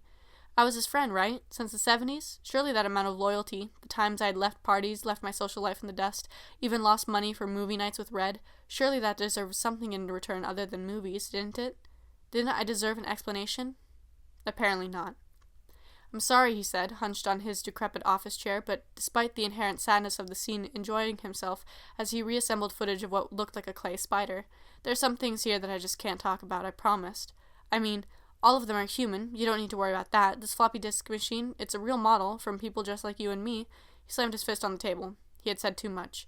Of course it comes from people. Where did you think I'd think it came from? The answer was obvious. I left. I checked online later that night. No such place. My annoyance towards Red's secrets subsided as we entered middle age. What had been youthful fascination grew into mature, nonchalant indifference, and I worked at the juice factory and knew that when I turned 55, I could retire. I'm retired now, and even though I remained a semi-swinging bachelor the whole time, it's been a good life. From 2000 to 2005, I asked nothing, because these were Red's golden years. I thought he might stop at 500. He didn't. He kept on going, spinning, whirring, clicking away in his garage.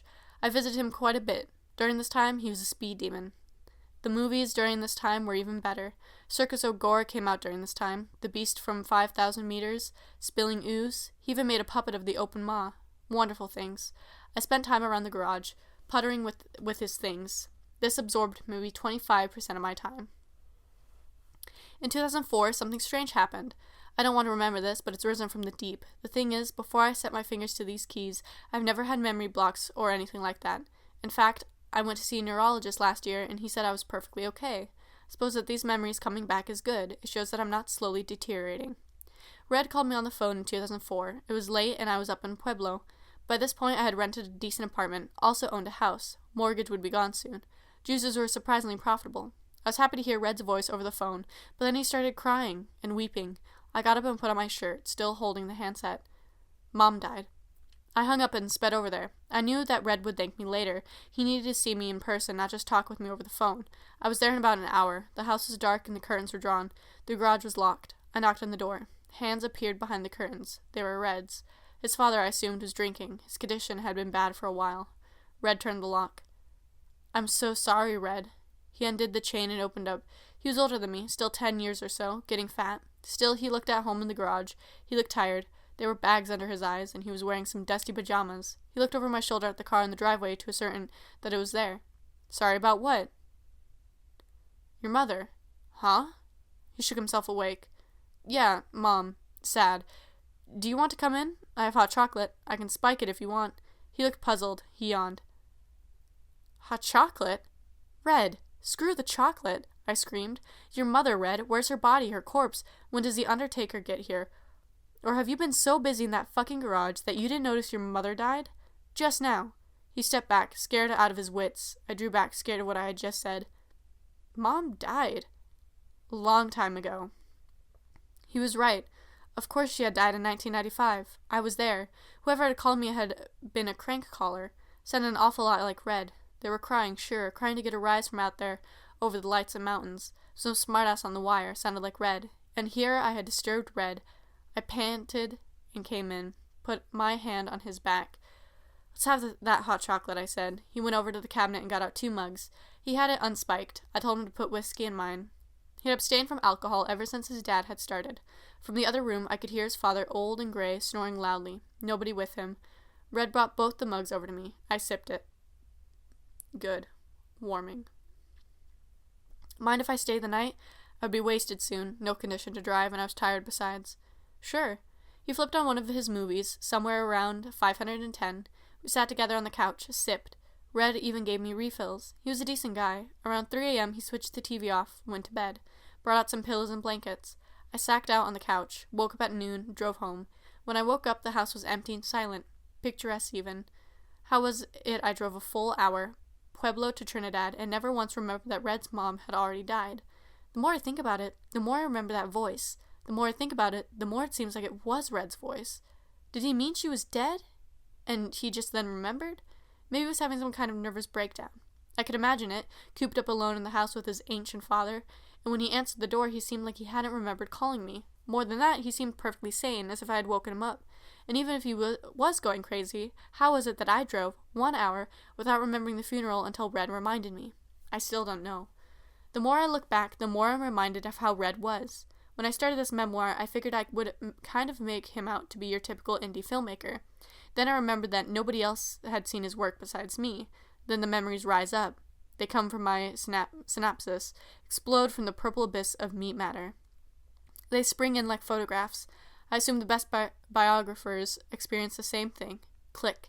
It's late in Pueblo, and I meet Red in an alley. He's with his camera, and we duck out of sight. He introduces me to someone else. I forget their name, but it's a lady. She smiles. She vanishes. It's late night in Pueblo, and I meet Red in an alley. He's with his camera. We stroll down the street for a while. He shows me some of the footage he's taken. I tell him it looks good. He says bye. I say bye. I drive home and go to sleep. The next day, I've made 600. Click. We're walking around Garden of the Gods, me and Red, just 2 bros goofing around. The year's 1982, and Red is happy that he lives so close to such a Martian landscape. He tells me to stand in front of the kissing turtles and wave. Raise your ray gun, he tells me. He goes over to his SUV, pulls out some aluminum foil from the trunk, tears off sheets, molds them around me. Aluminum suit, he tells me. I say it looks stupid. No, he says, you look great. I pose. I do look great. Red poses in front of the balancing rock. We're on the sand dunes. I look around. I'm confused. Red tells me not to worry about it. We climb to the top and roll down. By the end, our asses are full of sand. We sit until the stars come out. The sand is room temperature, soft. Red tells me that next time, he'll bring his camera. Excellent material. Click. Red sits in front of his computer. Vivid reds and blues and pixels fill his magic laboratory. 1 second he wears glasses, the next second he doesn't. Things shift like stop motion. 1 second there are VHS tapes here, then they're over here. The speed man, eh, Red? So speedy. Things change. He bends over the image of his computer, the one thing in the garage that doesn't change. His grin is frightening but comforting, sadistic but empathetic. Evil and kind. Smoke billows from the screen and he's consumed by the glow. Click. It's 1 month before Redline's death, which happened either due to old age or a car accident. He's sharp as ever, bright as ever. He's just on his 606th film, Lightning on Demand. But before he dies, he'll produce 2 more, both of which I still have. He hands them to me, in a cardboard box, smiles, says to take care of them. I agree, because of course I will. Red, what are friends for? The whole Halcyon collection at my fingertips, each one in either DVD or VHS format. The box is cardboard, unless it's plastic? He's wearing glasses, unless he isn't? I tell him I'll take care of them. Red, you can trust me. About time you got to cataloging them all. Click. It's 3 days ago, and I'm watching Red being lowered into the ground at the Trinidad Cemetery, next to his mother and father. The date is what it is. The coffin is there. His parents are there. There are a few people, some I invited, and some knew his parents. There are no last rites. Or are there? Who knows? I don't know what to think anymore. My best friend, Redline Halcyon, died 3 days ago. I looked around the house for the movies. I finally found them in the basement. Of course I had put them there. I misplace things often. Surrounded by some old magazines, hardware, assorted junk, I thought I had put them in the attic. I walked towards them. There they were. Here were the treasures, the old forgotten relics of yesteryear. We had some good times, Redline, didn't we? You were my friend, my best friend. I knew other people, but they never stayed. Friends to the end. I dusted the box off, held it for a minute. What happened next, I can't really describe. The box was gone. My arms were empty. The next second, I was standing at the basement door, looking down into the abyss. There's an exercise machine down there, an inversion table, air hockey. I looked around. No box. No movies. I've lost them. I said I wouldn't. It was the guy's dying wish, but I've misplaced them. Oh well. The films weren't anything but a bunch of foil and cardboard and plastic straws and toothpicks and clay and who knew what else. They were nothing special. 3 days ago, I began his memoir. 3 days ago, I also posted to an internet forum about my friend, Redline Halcyon. I was banned and most of my posts were deleted, erased from existence. They thought I was joking, that I was kidding them around, because nobody just makes 600 movies and doesn't show them to anybody, do they? They show them to people. Nobody makes art for art's sake. Nobody can make art for art's sake. Art is expensive. I was banned, and all but the one post at the beginning of the story were deleted. You can still find it online if you look hard enough. I forget which form it was I posted it. It's still there. I know it's still there. It describes the construction of Chucky the evil doll, who is nothing but cardboard and straws, with a shit-stained grin drawn on the front with a Sharpie. Yet in the hands of Redline Halcyon, he bloomed into something more than that, a walking, talking animatronic terror, and I sat in front of Red's TV and watched. Good times, weren't they, Red? I visited Redline Halcyon's grave yesterday in the Trinidad Public Cemetery. It's still there, and he's with his parents. I suspect that his grave will be there for a long, long time. He was a good man. The world needed more like him. Oh well, I think, as I climb back into the car. My right knee hurts. I need to get out more, I think, as the sun peeks from behind a cloud and I go home to Colorado Springs. I'll have a job. I'll have a jog. I remember you, Red, for whatever that's worth. In for a Penny. Originally posted to hardfact.com, November 9th, 2000. Section, Gerald's Diary. Hey all you web fairs, welcome to the section of hardfact.com, your number one source for the facts. This is Gerald, I'm one of our senior staff. To tell you the truth, our offices are a little more than our dorm room, and we paid for the web hosting a few days ago, but our intentions are sincere. We want to bring the truth to you, at any cost, and that includes going places other sources won't. I'm one of the editors and investigators. We'll delve into corruption on a governmental level, corruption on a corporate level, and we'll also be fact-checking rumors. We are not a conspiracy theory or misinformation site, only a group of dedicated people doing what we think is right. My friend Hugh says that he's going to use some of his articles to write a study on the implementation of the internet and mob persecution. I'm only here for the ride, but it could be an exciting ride and I'm ready for whatever lies on the road ahead. Hugh has sunk a lot of money into this project. This is my personal section of this site, where I share my thoughts and opinions on daily life, away from the more intense documentation of the news and headlines pages. If you found us through the NewsRat directory, please let us know your experience with them. We've emailed several directors, and are still settling down on which one will provide us with the most traffic. Also, if you want to make a donation, please send a check or money order to the address provided on our contact page. We really appreciate your support. If you have any stories you think are close to breaking, tip us off. We will follow any leads. Entry number 1. What's up, Internet? I have some updates I think you'll probably be interested in. Maybe not, but hey, this is my journal. I can write whatever I want here. First of all, Isaiah has set up what he calls the command console in the corner of our dorm. He went out and bought a pretty massive hard drive, filled it with search indexes and other resources, and we also have a file cabinet. I think he's wasted his money, but he says he has an uncle at the local office store, and he's able to coax a sizable discount from the guy sometimes. Hugh says it'll be fine so long as we record it as a business expense. I've been looking over the lists of potential leads Isaiah has compiled, and we also have a bulletin board set up where we can assign responsibilities and calendars and like that. We're getting into the swing of things. The larger development in that Hugh found something in the library on microfilm. It's a university publication from 1971. Most of it is pretty routine, but he says he saw something from a second, and then they closed and he had to put the film back. But he'll be going back tomorrow. I trust him when he says it's something big. During his freshman year, I understand he took a course in civics, and he says it changed the way he looks at what he refers to in an ominous tone as the government body. Be sure to check out any new articles on the main page for further developments. Entry number 2. We've added a new gallery section. Currently, our host will only allow JPEG files with less than 400 KB, but we do plan on using a separate image host with more room. If you want to vote on what we should do, or don't really care about photos that much, go ahead and take the survey we've provided. Also, please email us if you find anything strange. Remember, we would always love to investigate. Entry number 3. He went back and saw that the microfilm was gone. He asked the head librarian, Mr. Mikulski, who says that it was checked out before he was able to get there in the morning. The good news is Isaiah has been able to get Hugh to admit what he saw on the film. He was hesitant about it at first. I guess anybody would be, and the details he caught in those few seconds were kind of sparse, but he was able to make out this much. The article from 1971 was written by a female student who was expressing concerns about men in suits who would pull up onto campus in a white van, get out in the parking lot, and enter the main office. Then, according to her, they would spend at least an hour with the chief administrator. She was hesitant to give many details about their appearance or body language, but Hugh says that near the bottom of the page, she mentions that one night, she was walking to a sorority party, and one of these men approaches her and asks her if she's seen anything out of the ordinary. And of course, she has no idea what he's referring to, so he makes a kind of sign in the air with his hands and then runs away, toward the lot where one of those generic white vans is waiting for him, and he slides the door open and they drive off. She felt it was important to share her experience because she thought that they may have been some kind of gang, but Isaiah says they sound more like feds, and I have to agree. The other really strange part is that Hugh decided to check if they had a print copy of the specific edition, so he combed through the racks for 1971. He says he's positive it was that year, and usually the library keeps very extensive records of the publication, every issue going all the way back to before the turn of the century.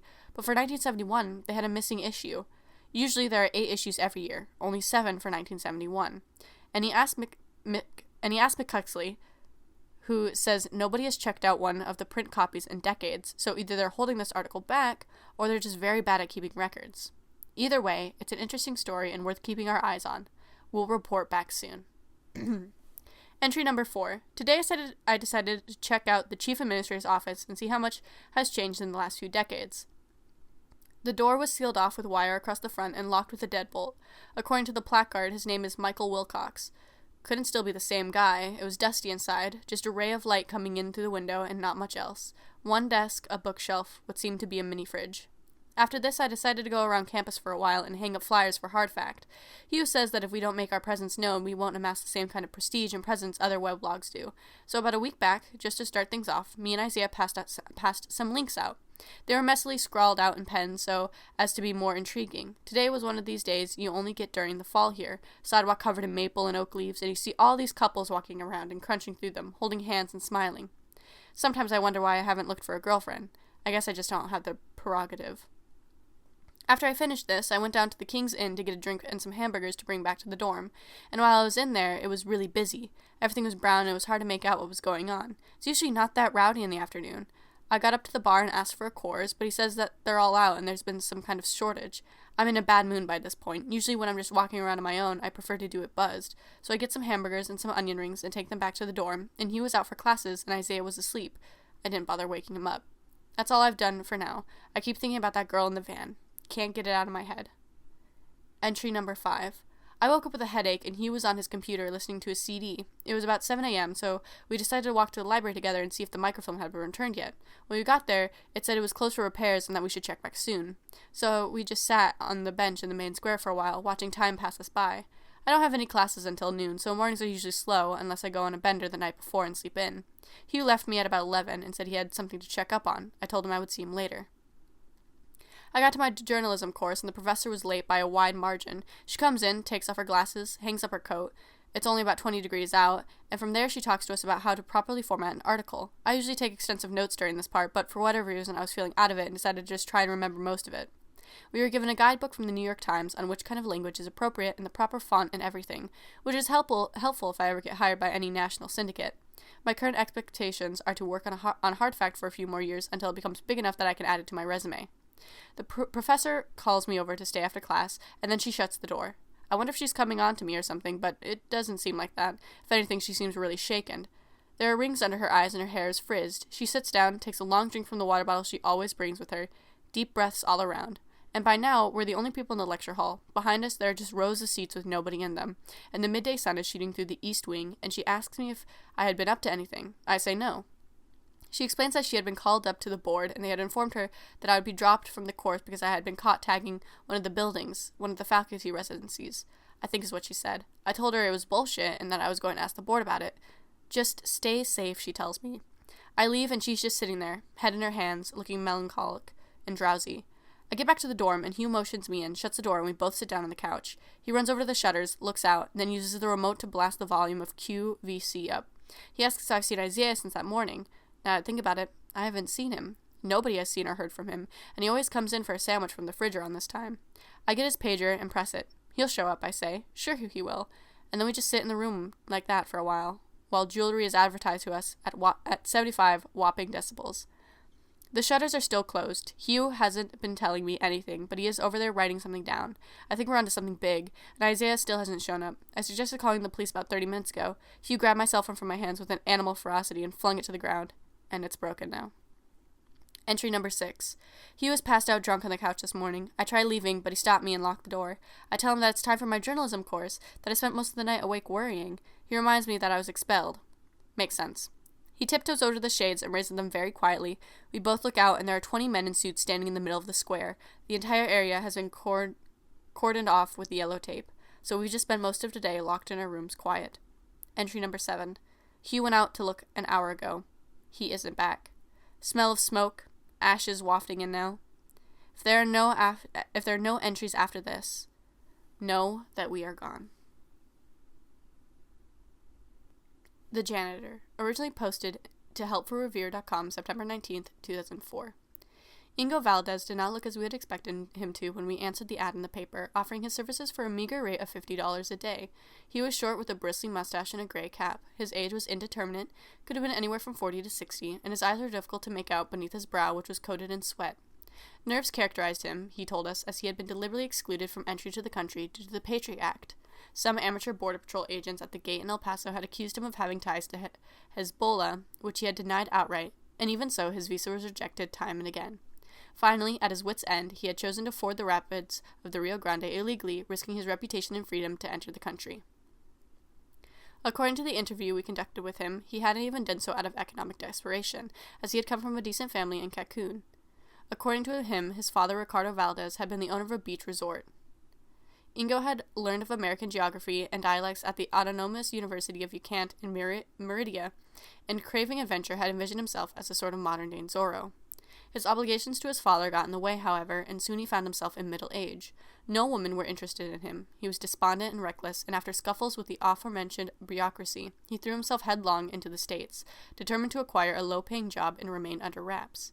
This was how, he said, he had found himself, after many days of hitchhiking, in a short excursion to Yellowstone on a Greyhound bus in Fort Collins.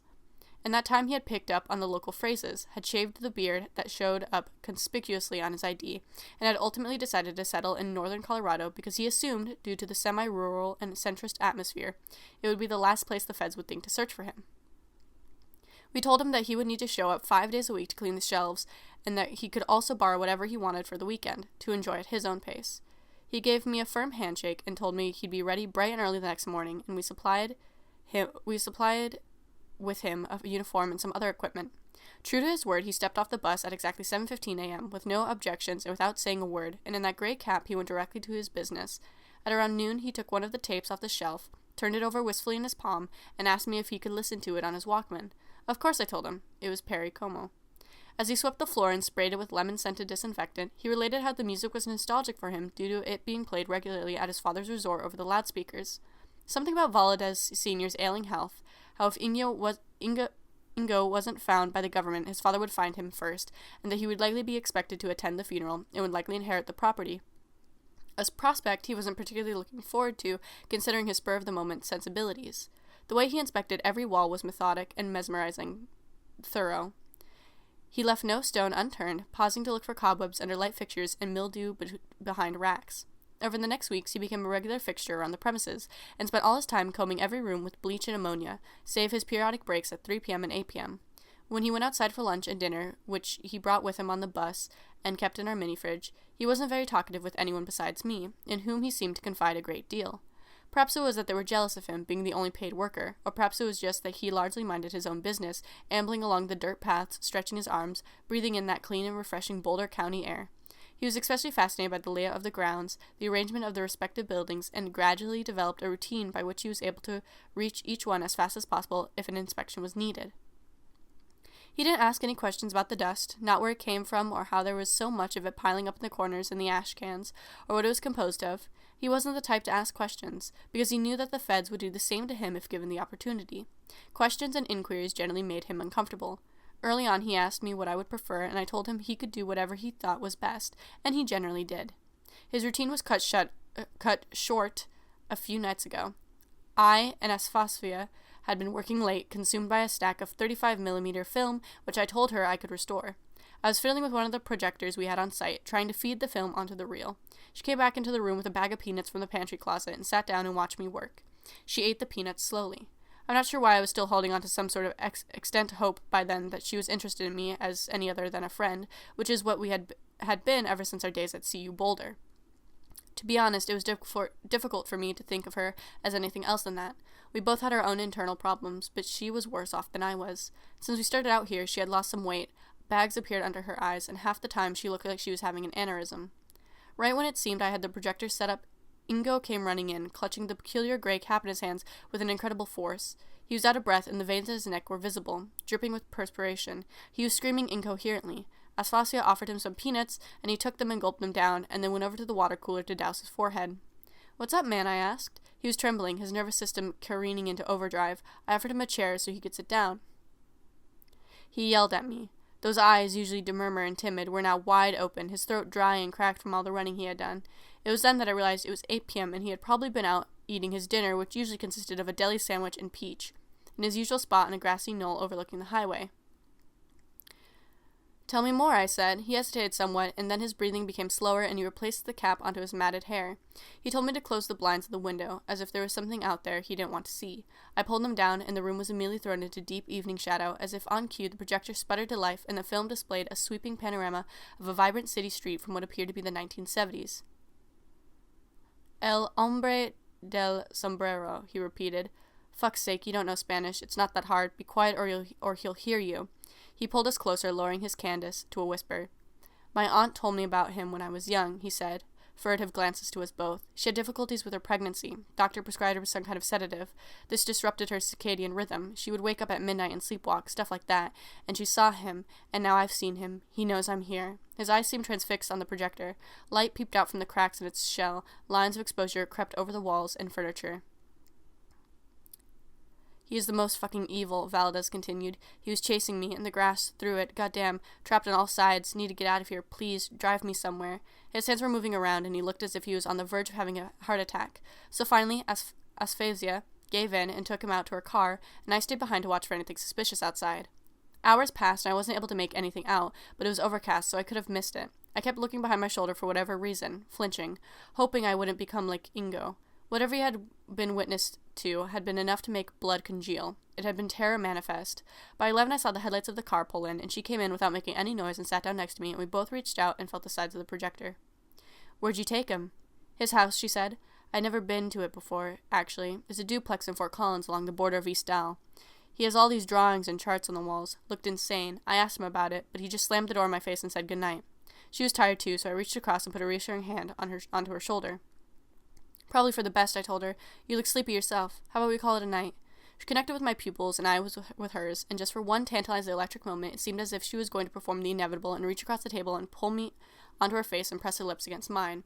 But it wasn't inevitable. We stayed where we were, and then she got her coat and stood up. I heard the sound of her engine idling a few minutes later, and after that, I think I fell asleep on the chair. The next day, Ingo didn't show up for his shift, or the day after that, or the next day. He was absent, and we hoped that he was just sick or exhausted. But the weekend passed, I waited at the bus stop, expecting to see those leather shoes stepping off the platform. Absolutely nothing. I do think he saw something out there that night, and he didn't have the courage to face it head on. Since he's been gone, the dust has kept gathering. Place gets dusty, you know. Chloe told me what it was a while back. She's probably lying, but it's disturbing to have around anyway. Make you cough. Ingo was willing to take it out, confront the problem, but without it,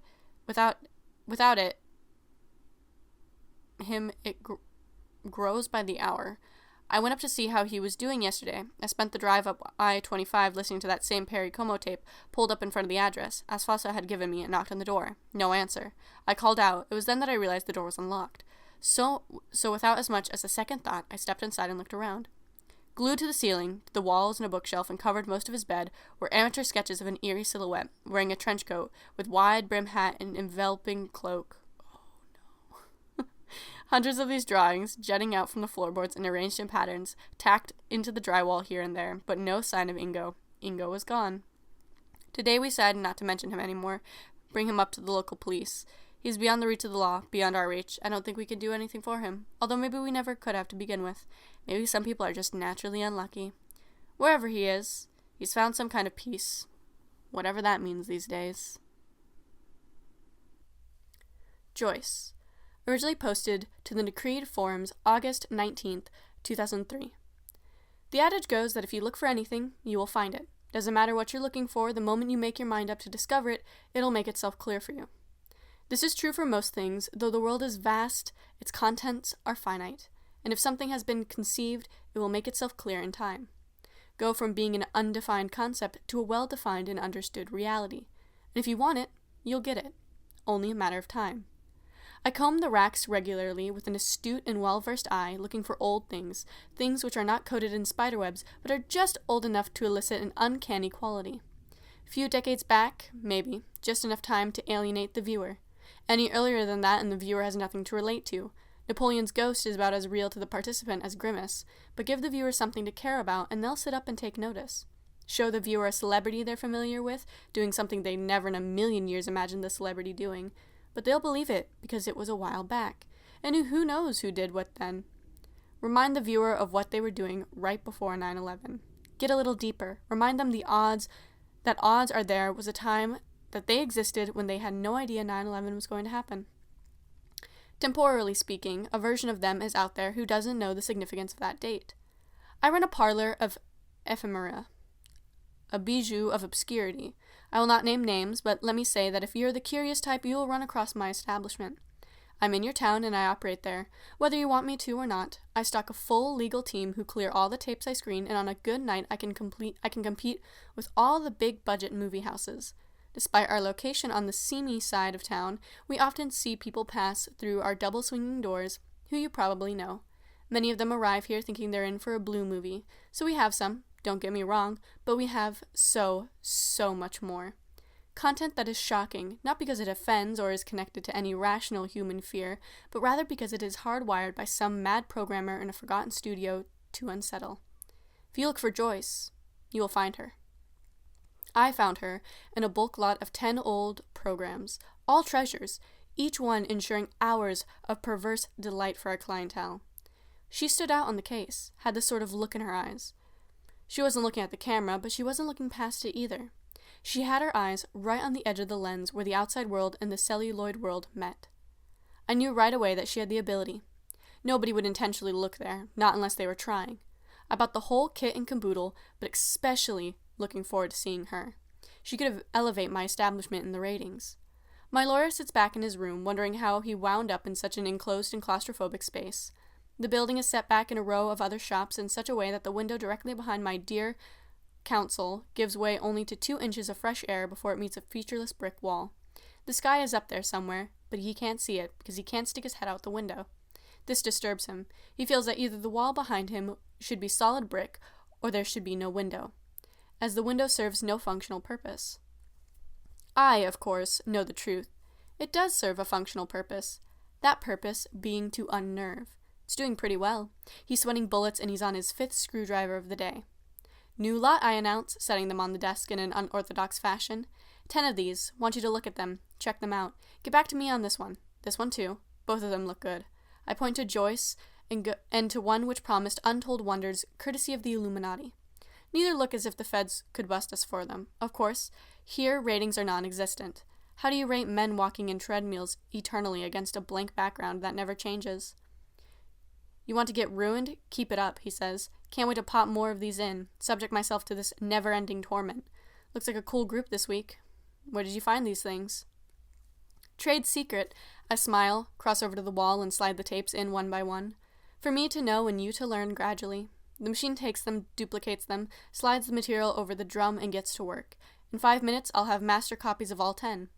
Those will go in my vault for future generations to uncover. Before then, though, I can watch them and get some kicks out of them, while he can suffer just as much, if not more, given his persistent aversion to tapes of this nature.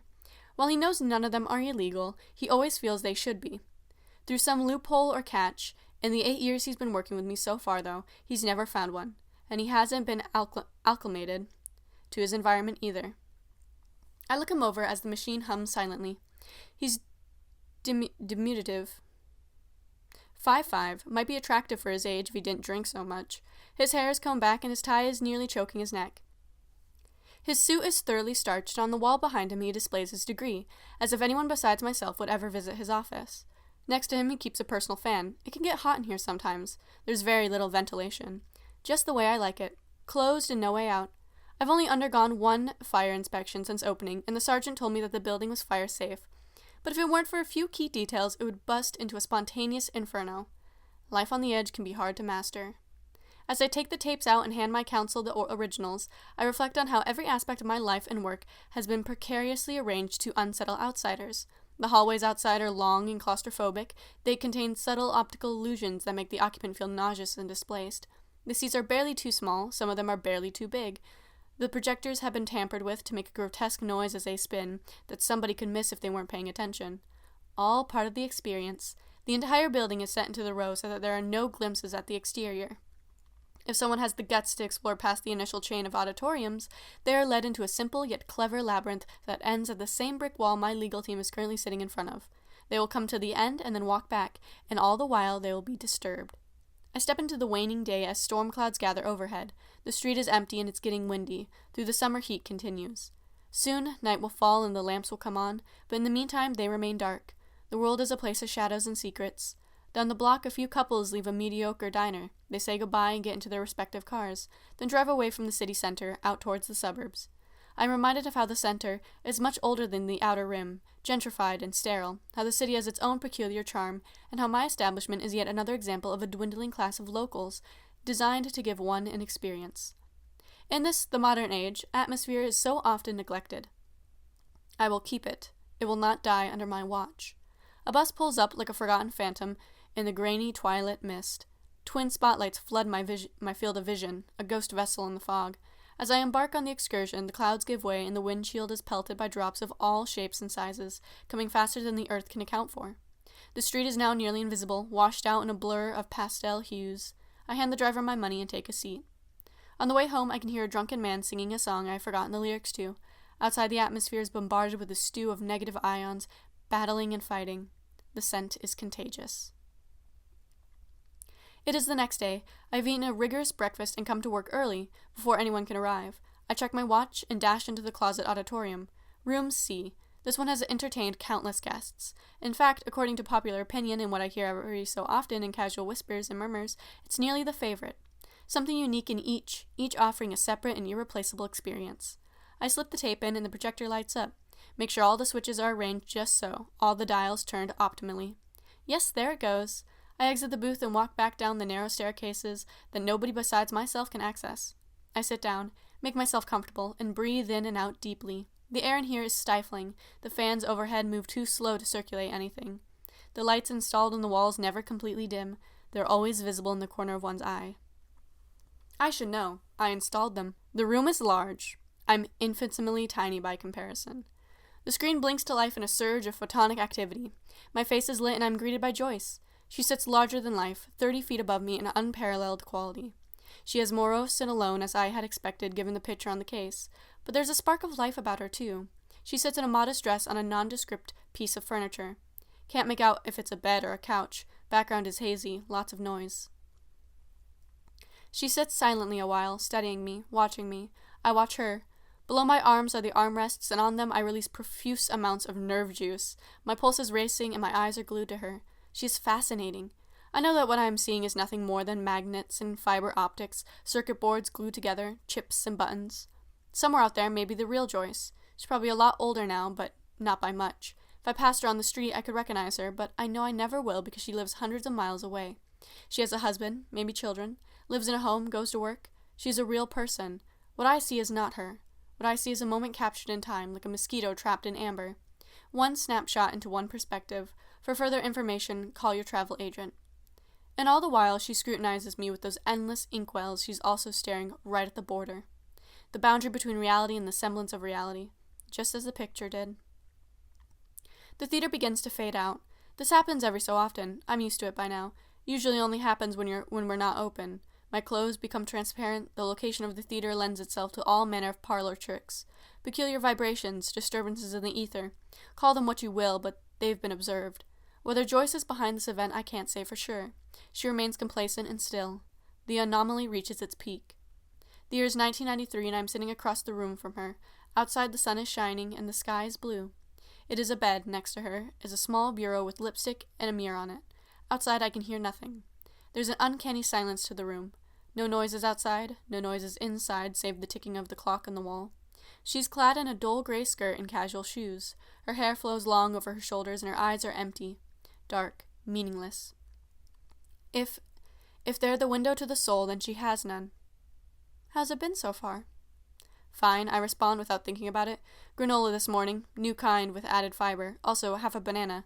Threw the other half away. Didn't figure I needed it. Oh, and toast with butter. My toaster's on the fritz again, but I put it into the microwave and it works roughly the same. Give or take a few minutes. You? Excellent as always, she replies. Living here is the greatest decision you've ever made. Life is good. People are happy. I'm happy. Her voice is fuzzy and distant, as if she was talking to me over a cheap AM radio. She looks to the side, the first time I've seen her head move. Through this action, she becomes human, or something, at the very least, resembling human. My chest falls and I lean back my chair, at ease. We stare at each other once more, and she remains steadfast, rigid. This world cannot be interacted with. I could no more walk out these sliding doors than a man could taste the salt of ancient Persia. She is remotely aware of this. I can tell by the way her face is tilted and her expression has a note of humor to it. Sick humor, morbid and vile. You know what, Joyce? What? I know the game you're playing, I respond, confidently, though the words are only partially my own. You believe that the world has been written away to you by law, that you own it and hold the rights to it, and every day is a new opportunity to take advantage of the people around you. You play them like a fiddle. I can tell by the way you behave. She uncrosses her legs, lies back, and contemplates the ceiling with those devoid shells of hers. Damn, you're good. She opens her mouth, and what comes out is not laughter, but some kind of belligerent noise, a ringing that makes the ear fall apart and the mind reel, and in this moment I am convinced that she holds a dark secret, a secret that, if revealed, would make sense of all this. She goes back, the noise dies down, the room fades out, and the static rises until I am surrounded by a sea of gray fiber. And then I am reclining once more in the theater seat. It squeaks slightly as I let go of the armrests. The screen sputters out until it is a muted, dark gray, and the smell of smoke permits the air. Behind me, the projector turns itself off. I let out a few short gasps, really knocked the sense out of me. My head is foggy as I retreat up the staircase and retrieve the tape from the slot. I put it back in its case, then walk out the back and into the vault where I keep our most successful releases. I can already tell, Joyce is my kind of woman. The days pass and the bad weather continues. Every night the lights go out spontaneously, and when I walk through the hallways, carrying upcoming projects or concessions, she is there with me. As the crowds pour in, many of them simply to escape the deluge, I hear her cold voice whisper in my ear, her hands on my arm, spot the shadow of her form in the lobby where a shadow has no right to be. I hear her cold voice... Wait, hold on.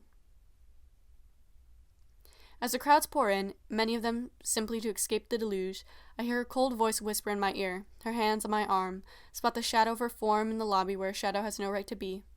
There are many people here tonight. A few are gathered around the soda machine, some huddle en masse near the table, some scratch their heads as they gawk at the strange posters.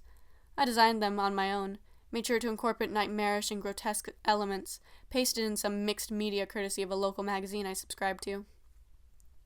The key figure tonight is a gentleman with rumpled clothes wearing a hat too small for his head. He hasn't shaven in a week and has bad breath. People shun him as he steps in from the outpour and crosses the rug. He drenches it. I can tell that he is a man deserving a private screening, all to himself.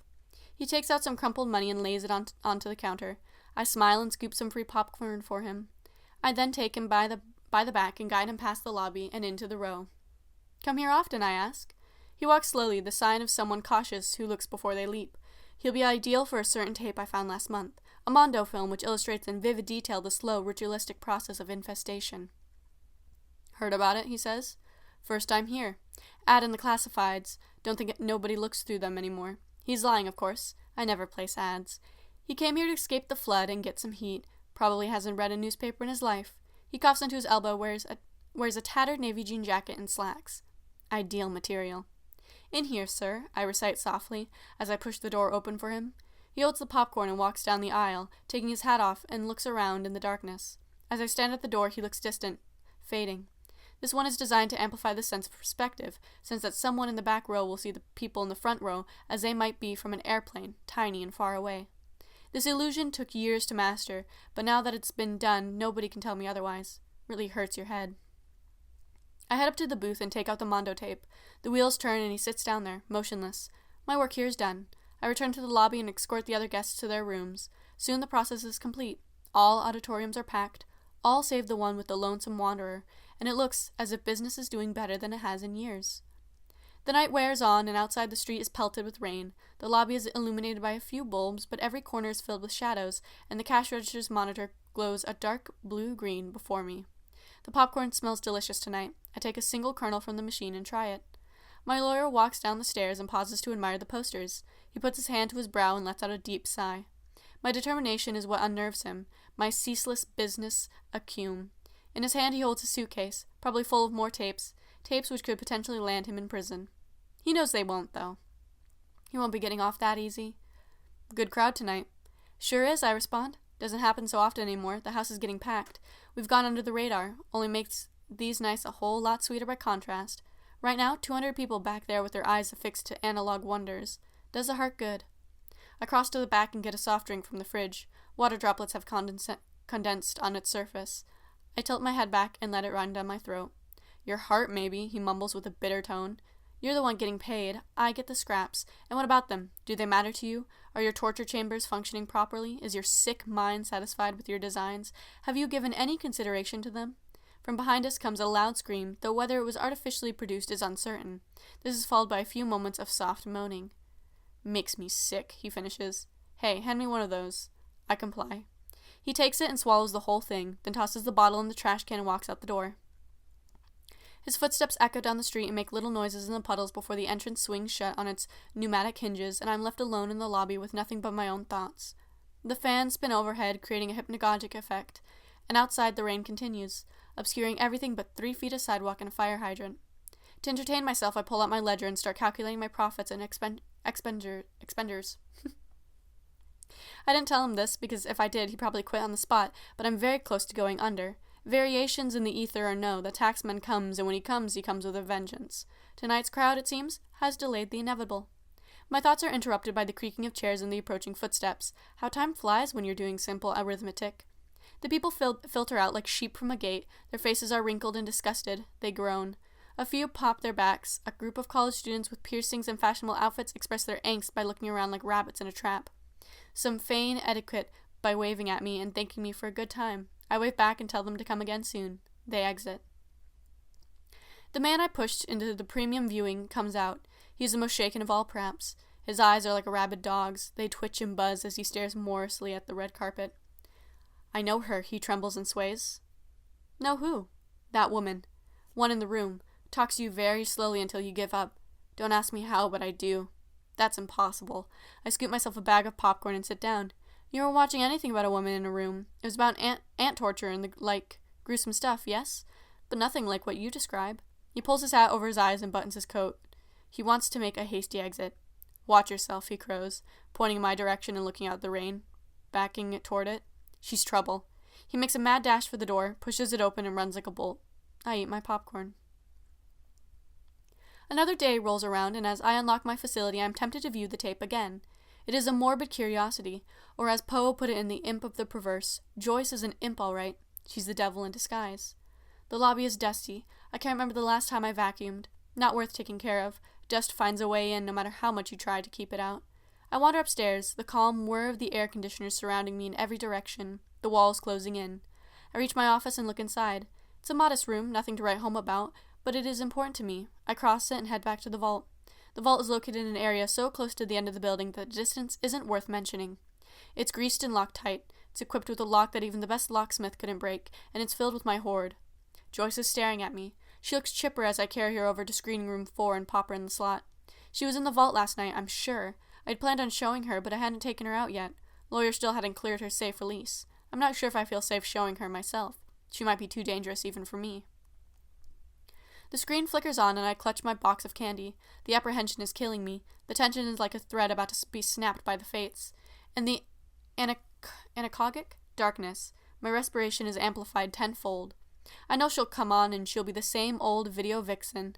That's the most horrifying part, the certainty of it all. No surprises, no viruses, just spool upon spool of wound reel over plastic, currently zooming over an optical drum at a few hundred rotations a second. Hello, I whisper as the film starts. This time there are no disturbances. I am still aware of the chair behind me and the general room around me. Though my mind is still whisked far away and my concentration on the events presented before me is nearly absolute, the candy falls to the floor and spills. I'll clean it later. Joyce gets up and walks out the door, the same door I saw earlier leading out to the yard. She beckons for the camera to follow her, and like an obedient pet, it does. Now I catch a new perspective. On the lawn is a white trash bag, framed ever so quaintly by a hedge of juniper bushes and a lattice fence. The suburban paradise is disrupted by Joyce's footsteps on the lawn. She nears the trash bag, kneels and touches it, looks at her hand almost in disbelief. There's something inside. Something large. Overhead an airplane can be heard. She leaves the scene, and I am left staring at the bag and its mysterious contents. The camera operator is silent. I wouldn't be surprised if she rigged it to look as if there was someone behind it. She's clever. She reappears on the right of the frame a few moments later carrying a shovel and a barrel. It's heavy, going by how she lifts it. She moves everything into place and the scene is set. She lugs the bag over her shoulder and drops it into the barrel. A violent hissing sound is produced, and a cloud of steam comes from the vat's insides. She cautiously backs away until the noise and fumes subside. She takes the lid, twists it on, making sure it's sealed, then goes to work with the shovel. For an indeterminate amount of time, she messes up the grass, creating a hole that's so deep she can step into it and disappear. When she hears an abrasive clanking sound, she knows she's hit the bedrock and gives it a rest. She climbs out, then rests as the midday sun bears down and the juniper bushes wave in the breeze. When she's taken a breather, she gets back up and piles the dirt on top, inspecting the grass and making sure that nobody will disturb it. She calls the camera over again, and it points down, and it looks like she's done a pretty good job. The lawn is a lawn, nothing more, and the area where the hole was is now covered with a healthy turf. She looks into the camera, holds her hair and smiles, and then it ends. I think I know what was in the bag, but I don't want to acknowledge it. The next few days don't see the return of the crowds. They are business days. That could explain it. An elderly couple who look like they've done some substances in their time, a bubbly college student who asks for the jumbo-sized popcorn. She doesn't know it's the same as large, and a local rapper who's put out 10 albums, none of which have sold. I don't play Joyce for any of them because my lawyer has yet to clear it. Now that I consider it, he hasn't been in the office as of late, and he hasn't returned any of my calls either, probably bitter about something as usual. Around 3, I make a mental note to call him again as soon as possible. As the evening comes and the street is shrouded in scarlet mystery, I become sentimental and turn on the old stereo in the corner. Ballroom stuff, light orchestral jazz. A little big band tossed in there. I waltz around the lobby admiring my life's work. I opened this portal a long time ago, and in that time I've never regretted it. The room darkens, the ether shifts again, and I am alone in a void where things that would otherwise be neutral are now hysterical. I begin laughing like a madman until I hear the door open, and I find myself behind the desk once again. The tape has ended, and it's night. There's nobody in the room with me. From behind me, the stereo crackles, and without thinking, I switch it off. Deafening silence. Only the ticking of the clock.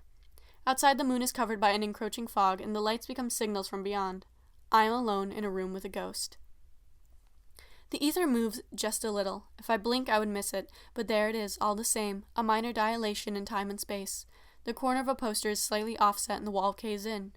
She's in here with me, I realize, as I stand completely still, and my hands stick to the counter coated in sweat. She's in here right now, and I know she's in here, and she knows she's in here. She probably even knows I know. The lithe specter, as I mentioned earlier, had been making small cameos around the premises for a week or so before now. Now she is approaching me at an unprecedented rate, making her appearance known. Above me the fan spins, and though it spins, the air does not circulate. It remains where it's at. Outside I can see only one store window, one distant light in the dark abyss, one recourse for safety. As I stare at it, it turns off, and the sole occupant of the world beyond Joyce packs up shop. There will be no easy excuses tonight. She reaches the counter and grasps one kernel of popcorn with her insubstantial fingers. It vanishes into nothing as it journeys down her invisible digestive tract. I can hear her shoes on the carpet, her dress rustling against a pane of glass, and I can smell her perfume. She is intoxicating and ever-present, and half of me wants to abandon my mind and leave this world before it crushes me, and half of me hopes to waltz with her on the street outside. She materializes before me. It is a slow process. On her end, it looks painful. First, she's only a few blips of static. Then it gets fuzzy, and she becomes a woman, though an ill-defined one. Her form is hard to pin down. It's hard to say where she ends and space begins, because she is a product and not a person. She is not living as you and I would define life. Rather, she is a collection of memories spouted by a madman on the edge of reality. She looks into my head and rummages around, and all the while my face drips and my bones are locked in place. What do you like? What don't you like? Where are you now? She looks at me from a broadcast antenna on a lonely rural hill, 1,000 miles away with those silent dead eyes. It's hard to read her. She could lunge at me at any second, but it never comes. She stands and waits. I am reminded here of a feudal carnival game I played once, a long time ago, in my youth. Get the ring on the bottle, but the ring is only the size of the top of the bottle. Try as much as you want, but it'll always bounce off and you'll never win the big prize. Here, the big prize is my sanity, and Joyce is the bottle, taunting me to take things one step further. She walks around a while. Her eyes don't focus on any one object, but as she moves, she wipes thread after thread of reality from my field of vision. She gets behind the desk, crawls over the counter, and the popcorn machine vanishes. The cooler and the cash machine follow, buzzing out. She's behind me now, her fingers on the back of my neck, her hot electric breath turning my skin into plasma. She smiles. I blink and she sits across from me in an old patio armchair. The year is 1993 and the house is from 1993, and the scenery is just as constructed as ever. We are spinning around some drum operated by a mad god at a speed incomprehensible to the human mind, read by an optical laser and transmitted onto the screen for the universe to know but not fully comprehend.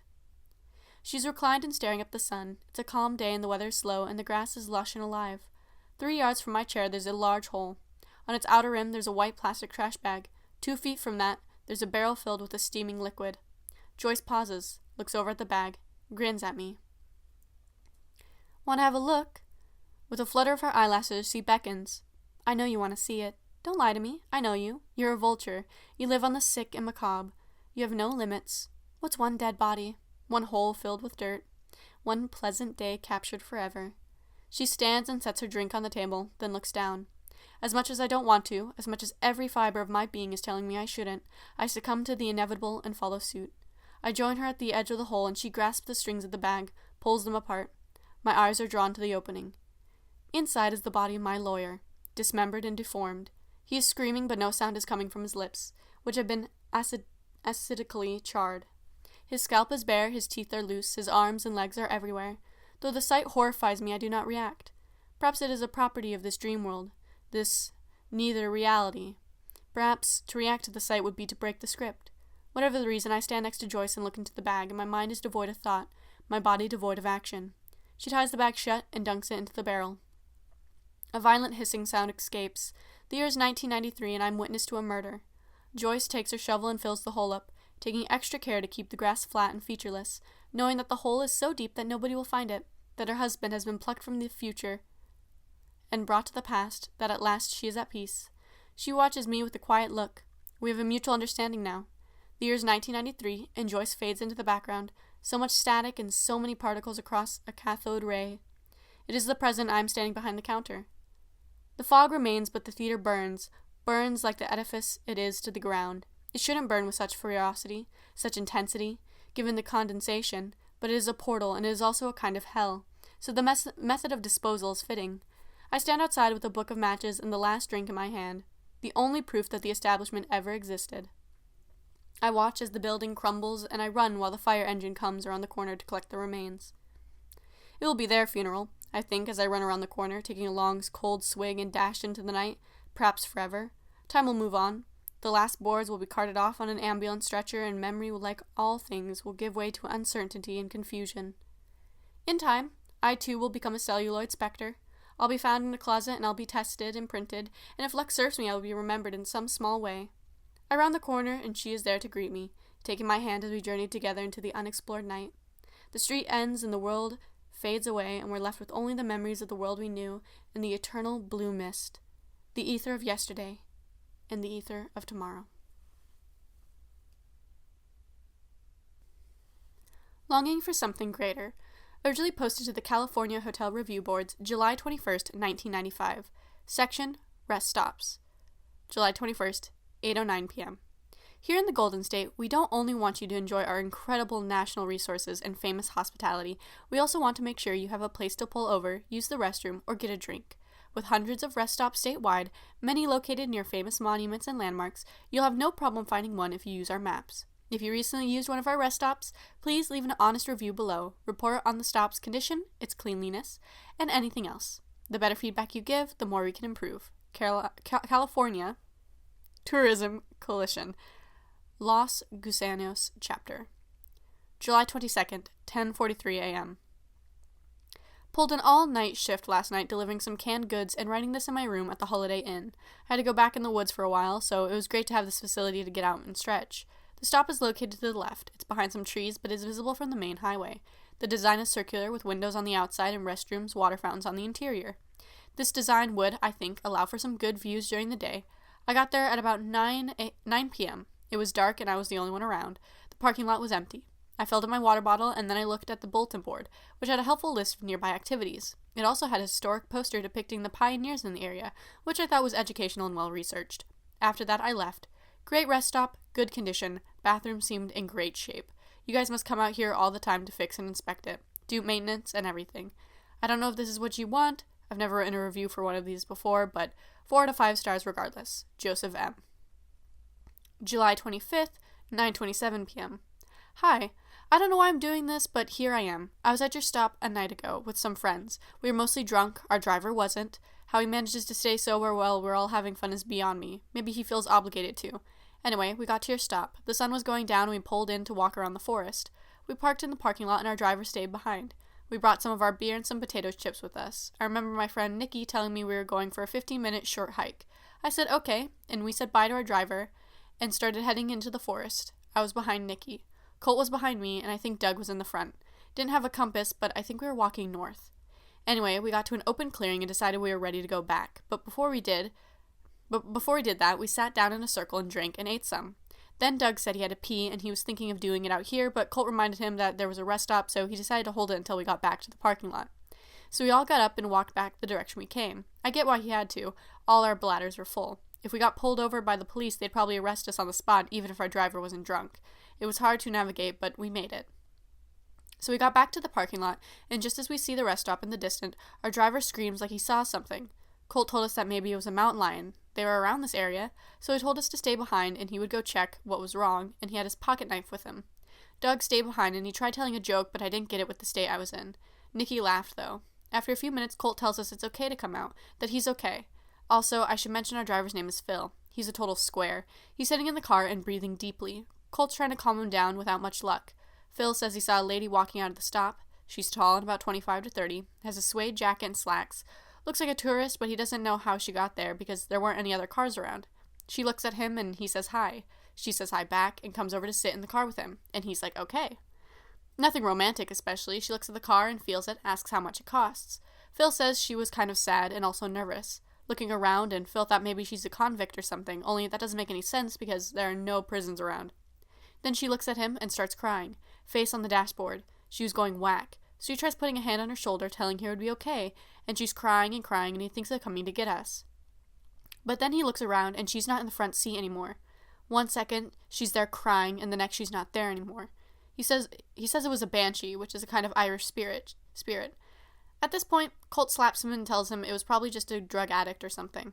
We all go inside, use the restrooms, and get some water after that. Phil tags along. He's still kind of out of it, but tells us he can drive us home. Nikki grabs my arm while we were inside because the whole place is scary. Something isn't right here. I don't know what, but you should fix it because it's uninviting. Anyway, then we went back out, and when we left, we didn't feel creeped out anymore. That's my review. Hope it helps out anyone who wants to go here. Fiona H. July 30th, 8:19 a.m. Can't say I saw a ghost here, but the bathrooms were filthy. This first review, where he says they were well maintained, is either him trying to make this place feel better, or somebody did this between now and the last post. There was soap everywhere. Sinks were filled with it. My husband went into the men's, and he said it was the same in there. Just soap all over. Floors, walls, everything. Might be vandals. The soap dispensers were tapped out, so I couldn't wash my hands. Had to take my shoes off. They were coated. I know it sounds like something that wouldn't happen, especially out here in the middle of the forest, But believe me, we've been in 40 states, and during our trips, we've seen all manners of degeneracy at gas stations, hotels, you name it, we've seen it. America is crumbling at the seams these days. Remember back when you could take a trip on the highway and feel safe about where you were sleeping and eating? Today, it's unpredictable, especially at rest stops. They're not monitored regularly. I feel confident when I say that somebody would waste their time wasting all the soap if it gave them a cheap laugh and inconvenienced everyone else. Liz O. August 6, 1:42 p.m. I was tipped off to this board by a friend of mine. He said there was some crazy shit going down at this rest stop, so I was like, I might go and have a look. I have an 89 Chevy Caprice. The mileage is good, and I've never been in an accident or a DUI or anything, so I plan on making a trip down to the rest stop at night when apparently this lady comes out. Went to the store, got a flashlight and extra batteries. I even planned on bringing my tape recorder to see if I could record her if she came up to me. Then I could sell the recording to a cable network. Ghost shows are getting big these days. There's one where this team of ghost hunters go to an abandoned coal mine, and what they see is really freaky. I don't have a camera, though. I should probably buy one for next time. Anyway, I got to the rest stop after hanging out for about half an hour at the scenic lookout that's about 2 miles away. I pull in, and it's about 7 o'clock by this point. There's some birds in the trees making noise. The rest stop is way back at the other end of the parking lot, so I pull to the closest available spot. Right when I get in, another car that had been there drives back onto the road. Now I'm the only one here, just me and the rest stop, which is really creepy considering how well lit it is. Meanwhile, the rest of the world is pitch black, no electricity for miles around. From what Fiona is describing above, it sounds like this ghost is very expressive and open. If she wasn't, she wouldn't go right up to the car and pretend to be alive. This is definitely one of the best paranormal eyewitness accounts I've ever heard, so I'm hanging out in the lot. I reach back to find the beef stroganoff I had packed, and I eat this for about 15 minutes. Nothing. Just the forest noises, wind in the trees, some crickets. At this point, I'm about to stick the key in and leave, but then it occurs to me that in Fiona's account, she says the ghost came out of the rest stop, which could mean that it's her point of origin, that somehow she's bound to it by some force keeping her there. I set the food down and leave the car, walking into the rest stop. At this point, I'm really sweating bullets, and I have my tape recorder in hand, index finger ready to hit play. The atmosphere in there is really claustrophobic, glass walls in every direction. Also, the circular architecture, how it loops back around and you can walk through it and end up right where you started. Also, on the side facing away from the parking lot, where the bulletin board and a bench is, there's a sheer drop-off behind the wall, so if something lunged at me and knocked me through the wall, I could plummet at least 70 feet.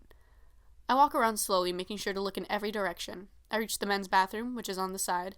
Women's is on the other side. Drinking fountain is in front in case anybody is wondering. I open the door and look in.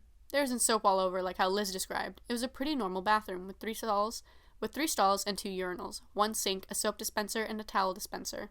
Maybe the cleanup crew came by. This was when shit hit the fan, because the lights started flickering on and off and my stomach is tied into knots. I back up against the wall and hit play on my recorder. It's just then that I realized I forgot my flashlight in the car. Didn't think I would need it because the rest stop is well lit. Either that or I'm just an idiot. So the lights are flickering on and off and everything is quiet except for the distant hum of the generator, which I'm scared is on the verge of going out, which would leave me alone in the dark with this entity or whatever it is, who probably knows I'm here to gather evidence of her. I grab onto the edge of the sink for reassurance, and just then my worst fears are realized that the power completely goes out. I can't see jack shit. All I have is the tiny little red light on my recorder. All of a sudden, the bathroom is full of sound, this horrible sound that rips at my ears and makes me want to cover them. The kind of shit you think of when you look at those illustrations of Dante's Divine Comedy. I resist the urge to cover my ears, though, and make a run for the door of the bathroom, fumble around for it. As I do this, something grabs at my shirt. I don't know how I didn't have a heart attack right then and there. I get to the outer section, and with the small amount of natural light there is, I can make out my car. I head for the doors, and I hear something behind me. I get the fuck out, throttle the gas, had about 3 shots that night. Even though this was fucking terrifying, and my belief in the paranormal is strengthened now more than ever, I still want to go back, just for the thrill of it. For a few years, I've been interested in ghosts, and I'm sick of going to the same tourist traps, spending hours waiting for something to happen. This is the real fucking thing. This is America's most haunted rest stop. I'll definitely be back soon. Stanley C. August 8th, 4:30 p.m. Okay, so I don't know how this thread blew out of proportion so quickly. Maybe it's a case of mass hysteria. Maybe people have just been making up stories in collaboration with the Tourism Coalition. But I was here yesterday with my golden retriever on a business trip to San Diego, and it was one of the most boring locations I've ever been to. When I first saw this forum, I thought it was a joke. Who reviews rest stops? They all look the same, and they're the most boring places anywhere. Hands down. I went here around 11 o'clock, really late. You'd think a ghost would use the opportunity to grab me or something, but it didn't. I got a drink of water, sat down on the bench for a while, gave my dog a treat, and then I left. There's nothing out of the ordinary, no unsettling feeling of dread, and keep in mind, I didn't even know about all this ghost stuff when I went there, so I was completely unbiased. If I had met this ghost, I would have been just as scared as anyone else, but there was nothing that separated this from any other rest stop I've been to over the past decade. It's quite a distance from the town, so be sure to stop here. It's probably the only place to fill up on water or use the restroom if you're going west. Be sure to look out for the sign. What are you people on about? Yvette F. August 12th, 9 p.m. I felt it too. Didn't see or hear anything, but I felt it. Permits the place like a cold chill. You open the door and step inside and your heart skips a few beats. Maybe it's just the isolation of the place. It is located a ways out from civilization. Perhaps the uncanny quality comes from seeing something built by man in the middle of the wilderness. Then again, the highway was also built by man and it doesn't freak anybody out. Hadn't read this before I visited, but I know it's true. I felt like I was being watched here, which is a natural feeling to have given those glass walls that open out onto a blank abyss. You can just barely see the sky from the outline of the hills, but mostly all you could see from inside is an infinite void. Lots of trees. Something could be hiding behind any of them. I almost slipped in here. That's how tense it was. I pulled in because I thought it was a gas station. I needed gas last night and reached Los Gusanos in the nick of time. The trivia on the wall was kind of interesting. Neat factoids, but you can probably find them somewhere else. If you value your sanity, stay away from here. Jennifer K. August 15th, 12:10 a.m. Staying at the Holiday Inn.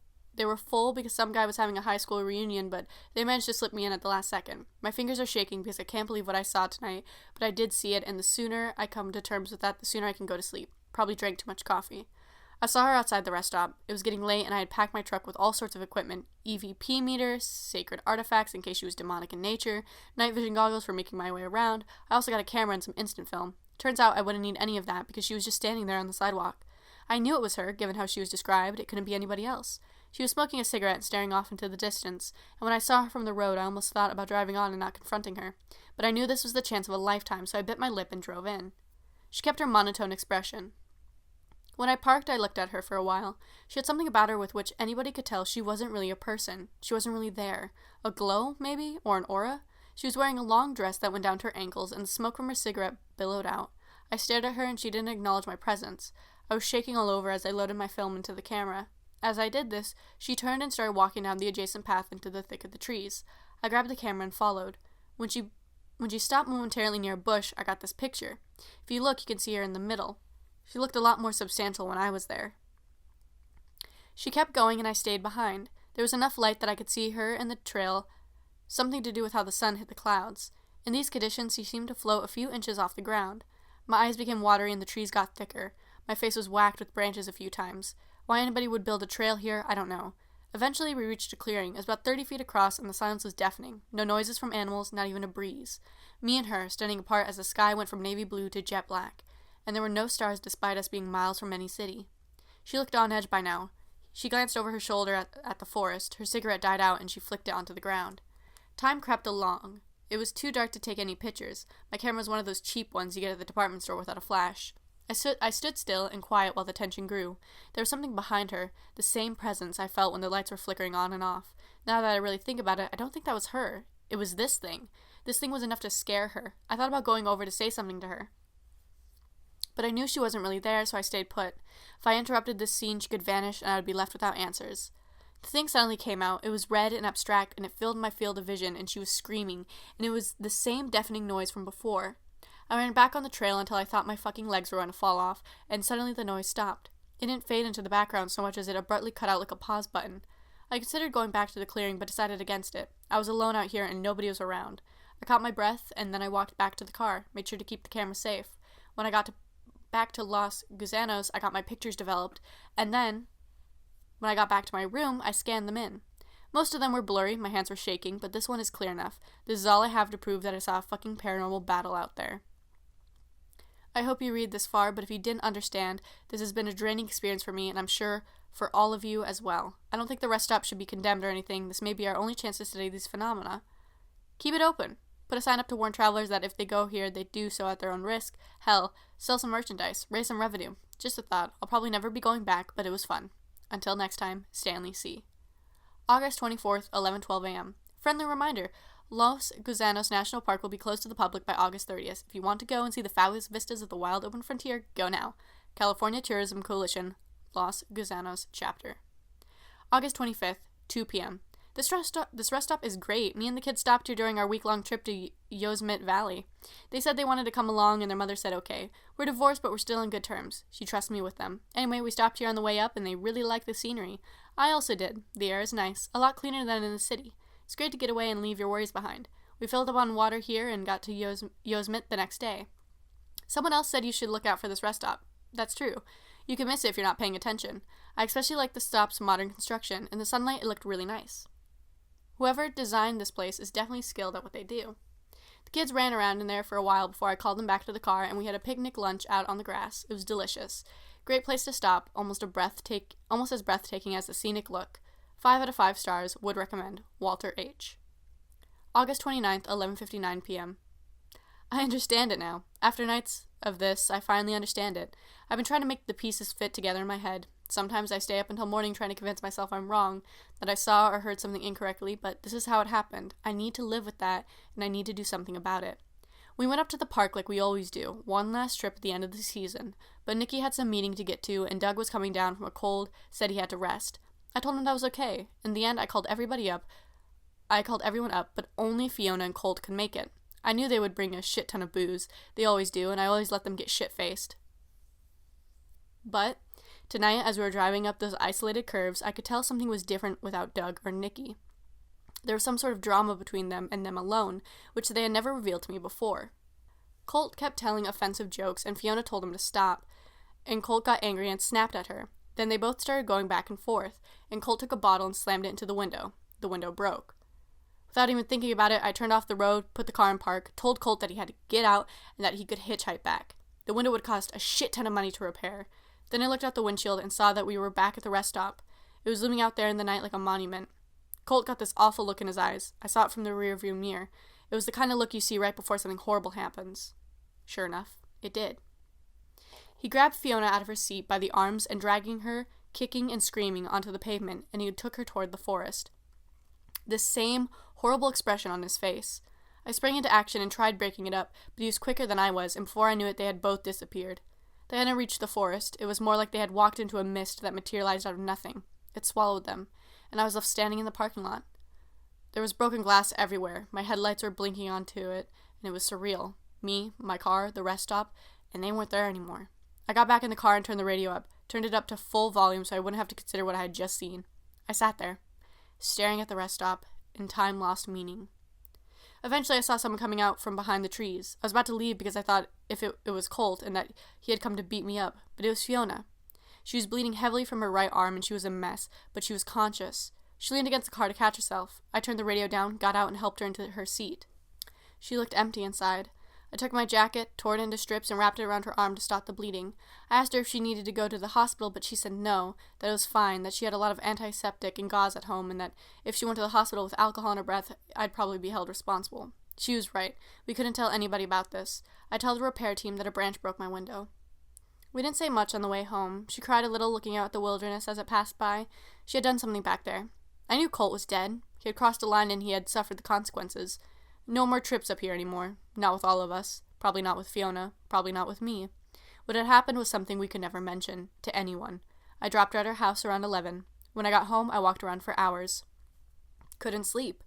Finally, exhaustion overcame me and I went out like a light. The ghost is Fiona. I saw her sitting right next to me and I didn't recognize her because she was older, but it was her. There's no way around it. She was crying because Colt's body's out there somewhere, maybe in another time and place.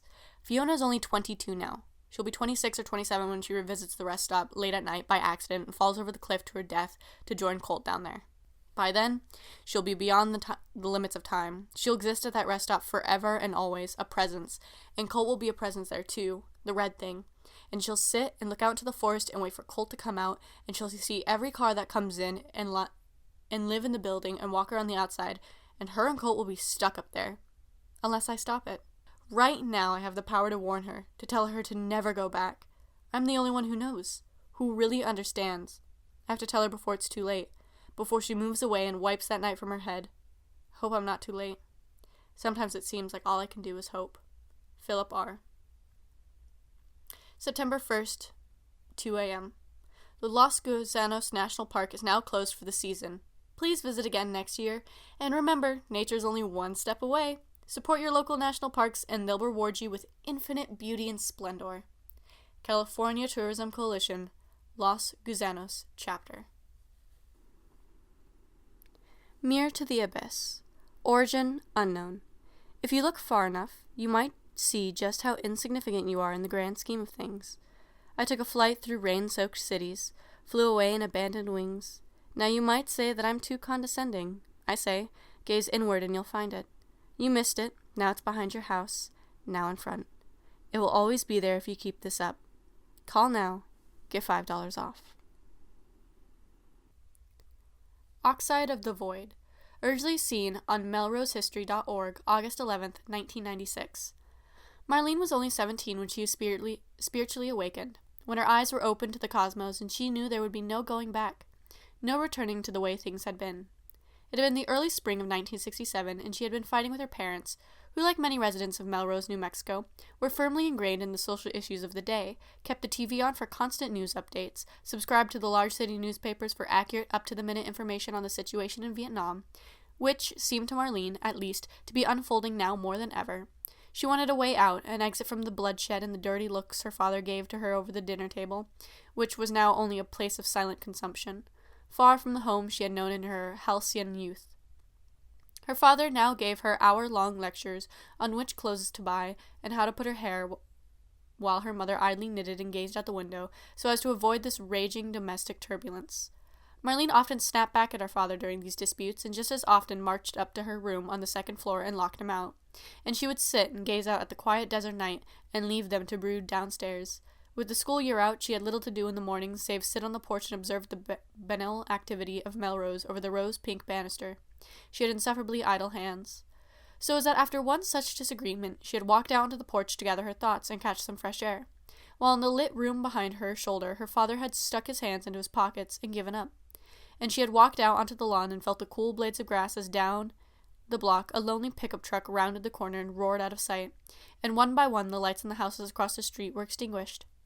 She noticed Pete, her boyfriend, standing by the hedge and staring up the constellations, which in Melrose were far more visible than they were over in Santa Fe or Albuquerque. Without saying a word, she put her arm around his waist, and they remained like that for several minutes, silent, until Pete raised his arm and pointed. "That one there is called Antares," he said. Marlene squinted and noticed a bright red dot at the edge of Pete's fingertip. They started walking to the south, with no particular destination in mind. Marlene wondered what Pete was doing up this late. He was wearing his best shoes, and his hair was combed over, and a light breeze from the northeast consumed them both as they walked further and further away from Marlene's house, which she knew she wanted to get far away from, and fast. There was something convenient about Pete showing up right now, and here. Any port in a storm, she reckoned. They made their way to the end of the block, which opened onto a vast expanse of quiet rural fields, lined by trees which swayed and vibrated ever so slightly beneath the pale crescent moon. Pete took her hand and guided her along a rough path through the tall sheath, and the street lamps of Melrose faded behind them as they wandered on. They approached a barn which appeared empty, isolated from anything else but miles of land, old and rustic and broken down. They both entered. She grasped the rungs of the old ladder and made her way up to the hayloft. The hay, though ancient, glistened in the warm summer ambiance, and Pete swung himself over the precipice until they were both nestled in the cool mulch. A symphony of grasshoppers encircled the place. "I shouldn't be out here," Marlene said, hesitant. "My folks will know." Pete raised a finger to her lips and then retrieved something from his pocket. It was a small cloth satchel and a lighter, and he opened the strings of the satchel up and poured a substance that smelled like old hickory onto his palm. He offered her some, and she accepted. He held the flame to it, and it erupted, and then he showed her how she could inhale the fumes, tilted her head back to ensue the process was performed just so. As she inhaled, the world fell away, and the roof of the barn became transparent, and she rose levitating above the barn, as did Pete, who floated 50 feet into the night sky, into that vast sea of starlight. She used her arms to swim into the void, and soon the ground below became transparent, and they were suspended in mid-air with nothing but the constellations and the flaming sun and the cold vacuum of space. And he brushed her hair out of her eyes, and they held hands there, awestruck in wonder as the planets rotated and the moon behind them went through all its phases in 30 seconds. And then they were back in the loft. Marlene took a deep breath, unsure of what to say. Next to her, Pete reclined, his hands interlocked behind his head, and he looked over at her and grinned. And then she picked up one lone strand of straw and twirled it between her fingers, thinking about what it was they had just both witnessed. It's okay, Mar, he said. You needed that, I can tell. You've been playing it safe all these years, never on the edge. You need new experiences, new things in life. I get it. Then they both sat up and gathered their bearings and leaned against the rear wall. I like the simple things, she said, living here and now in the present with you. We don't need that stuff. We don't need it to overstimulate our brains, to subtract from the experience. I'll always remember this exact moment in time, Pete. And with that, she gently plucked the satchel from his grasp and tossed it out the window, and it sailed like a parachute and nestled itself in the scrub, and they embraced. They fell asleep some time after that, and in the morning Pete told her about a group of people who thought as they did, who lived a few towns over on the outskirts, and he said that he had been there, and that was where he had acquired the stuff, and he had witnessed unparalleled sights and wonders of the new age, and that if she wanted, she could leave Melrose behind and start a new life with him. And 30 minutes later, they had long since departed from the barn, and they caught a ride on a freight car, and Marlene saw Melrose become nothing more than a speck on the horizon, before even the last vestiges of it became little more than a phantom recollection. She was here in the immediate present, the thundering clatter of the wheels and spokes, and Pete bracing himself against the wall so as not to fall over as the locomotive sped along, toward some faraway utopia in the golden dawn. The place Pete had mentioned was located at what appeared to be an old cattle ranch, fenced in on all sides. People milled about in the noontime heat, wearing light flower shirts and necklaces with multicolored beads. Marlene had never seen so many people so busy before, engaged in activities which seemed to her to be productive and fulfilling. One woman was plucking fresh greens from what appeared to be a communal garden. A young boy was tossing grain into a chicken coop. An old man walked around singing a folk ballad on an acoustic guitar. Pete introduced her one by one to most of them, and they instantly took a liking to her, and told her that as long as she put in work in the fields and contributed something of value to the community, she was welcome to stay. Within a week, Marlene had acclimated to her new surroundings surprisingly well, and she went every day from dusk till dawn, plucking carrots from the rich mineral soil and having long conversations with the commune's inhabitants. Oftentimes a bonfire would be lit in the center of the grounds, and they would sit in formation around the licking flames and rising embers, eyes aglow with a powder that smelled like old hickory, and the promise of a new period of enlightenment and untapped potential. Marlene knew the place was at all times in the here and now, the immediate present, tuned in and not necessarily tuned out, and Pete was there to guide her every step of the way, an anchor to the life she had departed, an echo of stability as these new processes and practices became routine. She did as she was told, anything to reconnect with the world, to forget about the atrocities overseas, at home and abroad. And after 2 weeks at precisely 8 p.m., Pete took her into a room she had never been in before, located near the rear of the property. And they sat down, opposite each other in wooden chairs by candlelight. Only the ticking of the grandfather clock in the corner could be heard. Pete stared at her, head nested between his index finger and thumb, as if he were trying to make sense of her. Then he lit another candle, a larger one, and set it on a coffee table between them. "What's this about?" she asked. "Something we do here," he said. "I started a couple days ago. They told me you need to start. The sooner we start, the better." "I'm game," she replied. "What is it we're supposed to do in here?" "You tell me your feelings," he explained. "Your desires, your wants and needs, anything that pops into your head, really. Like that word association game, except instead of words, just a stream of consciousness. Anything at all. Start." When he said that, Marlene's mouth opened and the words came out of her like a snake. They coiled and emanated from her. She started slowly at first, but like the thundering locomotive that had brought them to this place, they gained speed and clarity. The means with which she communicated improved in the first 5 minutes alone. Paul sat, contemplative. In that hour she said more than she had ever talked about her aspirations and dreams, of her past and future, droned on about her preoccupations, her hang-ups, her hobbies. It was refreshing, this form of psychotherapy, and though Pete wasn't a licensed psychiatrist as far as she knew, it was good to get some of these things off her chest. If at least for the time being, a weight had been lifted. When the hour was up, Marlene heard a faint click from somewhere behind her, and Pete immediately rose to his feet and whisked her outside. "That was fantastic!" she exclaimed. "I really felt like—" But he held his finger up to her lips and brushed her hair back and escorted her back to her room. "Tomorrow," he said. "Save it for tomorrow." And she did, and every day at precisely 8 p.m., once the planting and harvesting and watering had been executed in a satisfactory manner, they would go in that room and she would open her heart to Pete, who sat legs crossed, merely listening to her, and she thought he really cared, that he really did enjoy listening to her, that she had important things to say, and all that mattered was that they reached his ears. She told him about her grandfather's funeral, and how it had felt to see his casket lowered.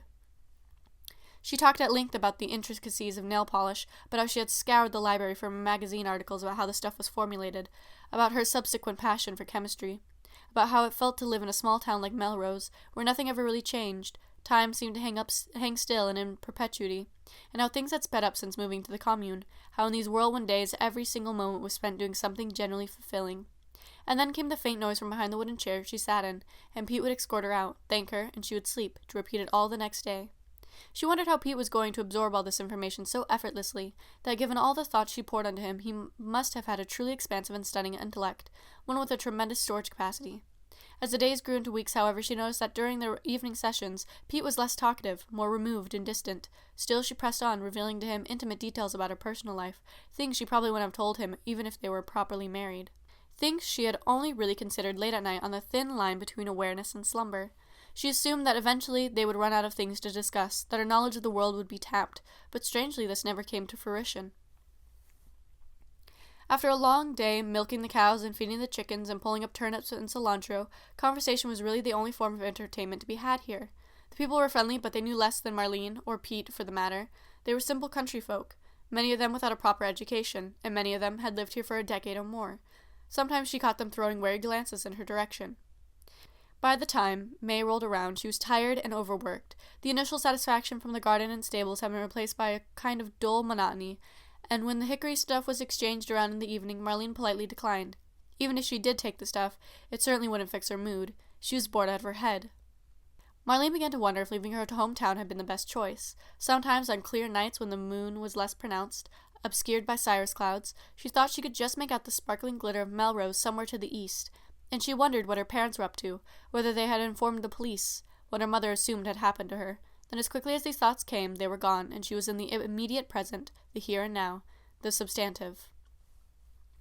In the evenings came the candlelight sessions with the stream of consciousness thought, the unfurling ribbon of language that she expunged effortlessly. Pete's eyes were shrouded in darkness, and she fancied he'd look like a mystic fortune-teller she had seen on a movie poster once, and told him as much when the idea arose in her mind. He said nothing, remained perfectly quiet, and allowed her to proceed. The subject soon changed from fortune-tellers to predetermination, to the concept of fate versus free will, and Pete merely stared at her as she went on and on, constructing elaborate prose in her head. She wondered what exactly this process accomplished, given how Pete rarely displayed signs of enjoyment. It was on some level a form of therapy, or release of emotions, an exodus of tension from the system. It was helpful to have someone to talk to and confide secrets in. It was likely for her own good, she thought, merely a new way of mapping the mind. The commune was vast, covering multiple acres, much of it farmland, and despite open access to many of the fields, there was one large area she was forbidden from entering. A large shed with a padlock on the door, near her room. Sometimes when it was very late, she would catch brief glimpses of people entering and exiting, but they all had keys, and she didn't have any key. She assumed it was some sort of storage shed with food and tools and other basic utilities, and that, in all honesty, she was probably too young to distribute those items fairly. The pace of life here was dictated exclusively to the direct observation of the immediate. There was very little discussion of the future or the past, and the War of Vietnam was only mentioned in the context of something else. These people, vagabonds and rascals all, were so attuned with the sensibilities of the climate. Marlene, being a history buff, could hardly understand the preoccupation with chasing trends and fads. She found some of the contemporary style silly, and mentioned as much to Pete during their sessions. He said nothing. She wanted to know what was in the shed.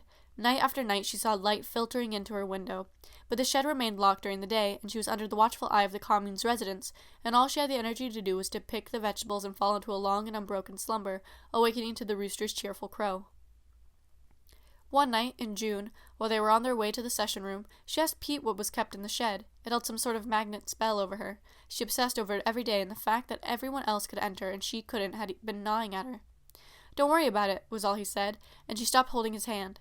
Pete had changed somehow since their arrival. His hair was now coated in dirt, and he wore a constant scowl, a reminder that perhaps he had outgrown his former self, that the blissful Melrose innocence had been washed out of him like a dye from wool.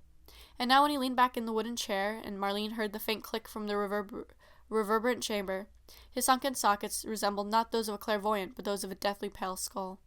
She told herself the first week of June that she was only imagining the sudden darkness that had set in, that it was all right, and that if she wanted to, she could leave the commune and return to her family, and that there would be few repercussions. She could even tell them about Pete, have him sent to prison on charges of abduction. But no, she had to stay here. That was the long and short of it. She had to know what was in that shed before she could even consider leaving. Something else struck her. None of the other people seemed to undergo the sessions. Surely they would need to apply them to each other, yet when she and Pete were holed up in the inner sanctum, the Chamber of Revelations, most of the inhabitants were still sitting around the central bonfire, their faces aglow with dry timber. On the 10th of the month, after particularly long session, she said goodbye to Pete outside the door and went into her room. She looked outside, and it seemed Pete had also left. There were only the buildings and the shadows cast by their doors, and the cold gravel path leading to that mystery of mysteries. She wore heavy boots as she stepped outside into the warm summer heat, boots which could kick the door in. She applied a massive amount of force to the hinge, more force than she reckoned she was capable of producing, and it swung open, and the lock clattered onto the ground, and she gasped and stepped inside and began whirling around, twisting her head from one extreme to the other. To be sure, what she was seeing was actually what was there. Shelves and shelves of compact cassette tapes. More cassette tapes than Marlene thought could be in the world. An incomprehensible amount, hundreds of thousands of millions of feet of ferric oxide tape. There were no farming implements, no shovels, no compost, just bare metal shelves bursting forward with stacks and rows and heaps of cassette tapes.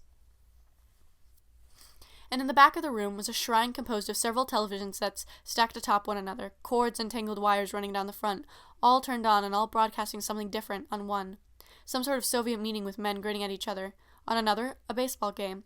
On yet another, a weekday sitcom. The haphazard arrangement of these electronic prisms was shocking and bizarre and entirely out of place for a rural commune, much less one which didn't have any indication of a power supply. In the weeks prior, she had used no electricity. There was no telephone, no record player, not even any battery-powered devices. Yet here was this unholy temple, which stood against everything she had thought the commune was for. While these people advocated for a return to the land, they had nonetheless indulged in some sort of technological hedonism, a freakish obsession with these broadcasts, perhaps, an insatiable desire to reconnect with the outside world. But why multiple television sets? Why all these cassettes? She spotted a tape deck on a small desk near the front. With trembling fingers, she grabbed one of those tapes, knocking 5 out of their cases, and inserted it into the player. She hit the button and put on the headphones, and was alarmed to hear her own voice over the omniscient tape hiss, her own dialogue, as she told Pete the first time she had seen him at school. And then she was interrupted by Pete in the present, Pete in the here and now, this altered Pete, who stood silhouetted in the frame of the kicked-in entrance, leaning casually against the post and staring at her with that unseen visage. She tried to scream, but he raced forward and clasped a hand over her mouth, and removed the headphones, gingerly setting them on the table, sitting her down on the floor, making motions as if to calm her down. "You shouldn't have done this, Mar," he said, with a flat, lifeless tone. "I'll have to tell them what you've done. We'll have to fix that lock." She choked back unhinged sobs through his unwashed fingers, and shoved him away. He crashed against the shelf, and a whole barrage of Marlene's voice landed on his head. "I should have done this?" she shrieked, not caring if they heard. "What have you done, Pete? Those are private things I told you, things I didn't mean for anyone else to hear, things I thought were special, just between you and I. You can't record someone without their consent, Pete. For fuck's sake, it just isn't ethical." He rubbed his head, got up, and she fell to scream as he retrieved a switchblade from his shirt pocket and held it to her throat, grinning with a sort of manic disposition. In that one moment, as the steel of the dime store apparatus grazed the flesh of her neck, and his sunken eyes grew even more cold, calculated, and distant, Marlene saw the true face of evil. It had been with her all along. Pete grabbed some duct tape from an unseen nook in the shelf and methodically adhered her to the cold concrete floor, then pointed at the array of television sets as if they would somehow explain what he had done, how he had lied to her, had manipulated her, how he had now threatened her life and her sanity. "I knew you wouldn't understand, Mar," he seethed. "What we were trying to do here? That's why I didn't tell you, because it's beyond your grasp. Hell, it's beyond my grasp, something none of us entirely understand yet." "What we're trying to do," he continued, "is build an archive, a collection of information, of knowledge. The trouble is, see, these people aren't that smart. So they asked me, they said, 'Pete, if you can get that smart girl down here, we'd be much obliged.' And I did, Mar, I did. And your every thought, your every sentiment and desire is now on record." Marlene knew what the click had been. The loss of her privacy, her sanctity, her integrity, all gone down the river with the remote deactivation of a plastic switch. "I've seen them," he said, waving his arms around in fury, his face barely alight from the hum and buzz of those cathode squares. "I've seen the angels. We're not sure what the best method is of reaching them, but we know it has something to do with technology, with recorded media, with stockpiles of film reel, with records. What's outside that door is all a facade, Mar, a fake front, like in a John Wayne picture. This is what we're focused on, what we dedicate most of our time to. Labeling, ordering your voice, arranging it to create certain, how shall I say, frequencies in the air." As he said this, a sign-off program came on announcing the midnight hour. A military band stood before the New Mexico state capitol, trumpets blaring, indicating the end of another fulfilling broadcast day in the eastern half of the state. The Soviet men grinned in wretched ecstasy. "We're lucky, Mar," he said, as he once again brought the switchblade to her throat, closer this time, so far she could feel the cold edge. "I don't think we need you anymore. I think you've been tapped out of everything you could possibly think or say. But we'll get someone else. Someone smart like you. Someone with a lot of potential. Someone who can fill all these tapes." She bellowed, and Pete lurked ever closer, his brow now completely obscured what had been his eyes, which appeared as though they had long since rotted away. As she took in the scene she thought would be her last, she noticed something strange. The television sets behind Pete all began to glow brighter until the room was completely lit, and the static from the stations, which had signed off for the night, began to leave the boundaries of the screens. Off the bottom, the static dripped and congealed like a lava lamp. In streams and puddles it bellowed forth. And then Pete stopped what he was doing momentarily as a long, black stump shoved itself through the static barrier. "Oh, geez," said Pete. The thing was tall, taller than both of them, at least 7 feet. Its eyes were the hue of rodent crocite, and its 8 spindly arms all moved as one in unison. Marlene thought it would resemble the giant spider she had once seen at the Melrose Movie Palace, whose enormous legs stretched across the American Southwest. Like any arachnid, this thing had sharp teeth, which glinted in the still dripping light of the impossible static. "I'm so happy to meet you," Pete said as he rose to his knees to touch the creature. "Come outside and you can meet the rest of us." The thing paused for a moment, considered the offer, then a smile came over its unseen countenance, and as it did, Marlene smiled in turn. "I don't think that will be necessary," the thing said. "We hate you." It lifted Pete up. He flailed around like a rag doll, but he was no match for the brute physical strength of this spindly thing, whatever it was. It looked over at Marlene, who, for whatever reason, was enjoying the spectacle, and it smiled at her. A big, happy smile, unseen, yet undeniably present. Pete squirmed with the thing bored down tighter until Pete's neck was compressed and his windpipe gave out. He tried to say something, caught between those hairy incisors, but it was useless, because his neck split clean in two as the thing bit a hole into his sternum, and a torrent of fresh blood joined the puddles of static. His head careened onto Marlene's lap. It was about as heavy as a bowling ball. The thing reached over to undo the tape, and she inspected the head. His eyes had indeed long since burned away. There were only pocket craters where they had been, charred, bleak holes. Marlene stood at the edge of the commune in the very early morning hours of the 11th of June, torch in hand. The people slept unaware of what their fate would be. In the morning, the place would be razed to the ground, and their bodies, along with Pete's, as well as those infernal cassettes, would be entombed within a contemporary Pompeii. For one last time, she surveyed the scenery and took in this unforgivable place. She had to admit, it was almost serene by moonlight. "Burn it," said the thing, standing behind her, one limb planted confidently on her shoulder. "Burn it all. Erase it such that nobody will remember it was here." With the creature's blessing, she sprinted down the hill, kissing every last shack, cabin, and bush with the cone of death. Before her eyes, the buildings came alight, their pyrotechnic wonder a final testament to the depravity of those who lived here, who deprived her of her choices in her life, her ability to move on into the future and to exercise her free will. Her blindness, her naivety, was shattered and permanently discarded as she turned the archival shed. Pete's body still laying lifeless inside, into a glorious scarlet mountain of fire. As she ran off into the woods, she turned around one last time and spotted the creature, waving goodbye from the hilltop overlooking the now incinerated property. It slowly disappeared, and as it did, and Marlene brushed aside the brambles and the branches, she made a solemn oath that she would never allow herself to be captured by a camera, that she would never allow herself to be filmed, recorded, or proven. She would change her name, move thousands of miles away, erase herself from history, and live entirely in the present, in the here and now, with no past record of her existence, save her own indistinguishable memory. In effect, she would become a ghost without dying. The future was looking positive, she reflected, as she vanished forever into the wilderness. There was a fantastic life waiting out there for her somewhere. The Persecuted Accountants. Originally posted to cinemahistory.com, July 13th, 1999. The year is 1895, and the space between has been ruptured. The brothers Lumiere do not know it, of course, that their cinematography is a method of communication for things unknown, as well as a cheap and effective means of entertainment. But the space knows. The space, which has sat for the most part dormant through countless millennia, stirs ever so slightly as a projector begins, and the film begins its descent from one reel to the next, and the lights in the room dim. The space understands, via the eternal mind, and the will of the dreamer, that this is something more. Something far more than the printed word, impersonal and distant, far more than the simple, still images which were without form and without substance. These are things which defy the limitations of the human consciousness, and wherever limitations are approached and subsequently exceeded, the space grows in size and in perceptibility. Small things, a quarter of an inch in diameter, rise from the collective of eternal gray liquid and entangle with each other. Tendrils grasp and search, frantic, desperate for more. Outside the theater, one pedestrian is informed of the marvelous new invention. By daybreak, Paris knows. Within the week, telegrams have been dispatched. The world begins to consider the new idea, and as it does, the appendages undergo a metamorphosis, both in size and shape. It was only a matter of time. The young things are suckled in the sea of white noises, as libraries are established and societies dedicated to the preservation of the art gather in dark, secluded viewing places which echo the womb. The young things want to return to ignorance, to the blissful, warm depths of the gray liquid.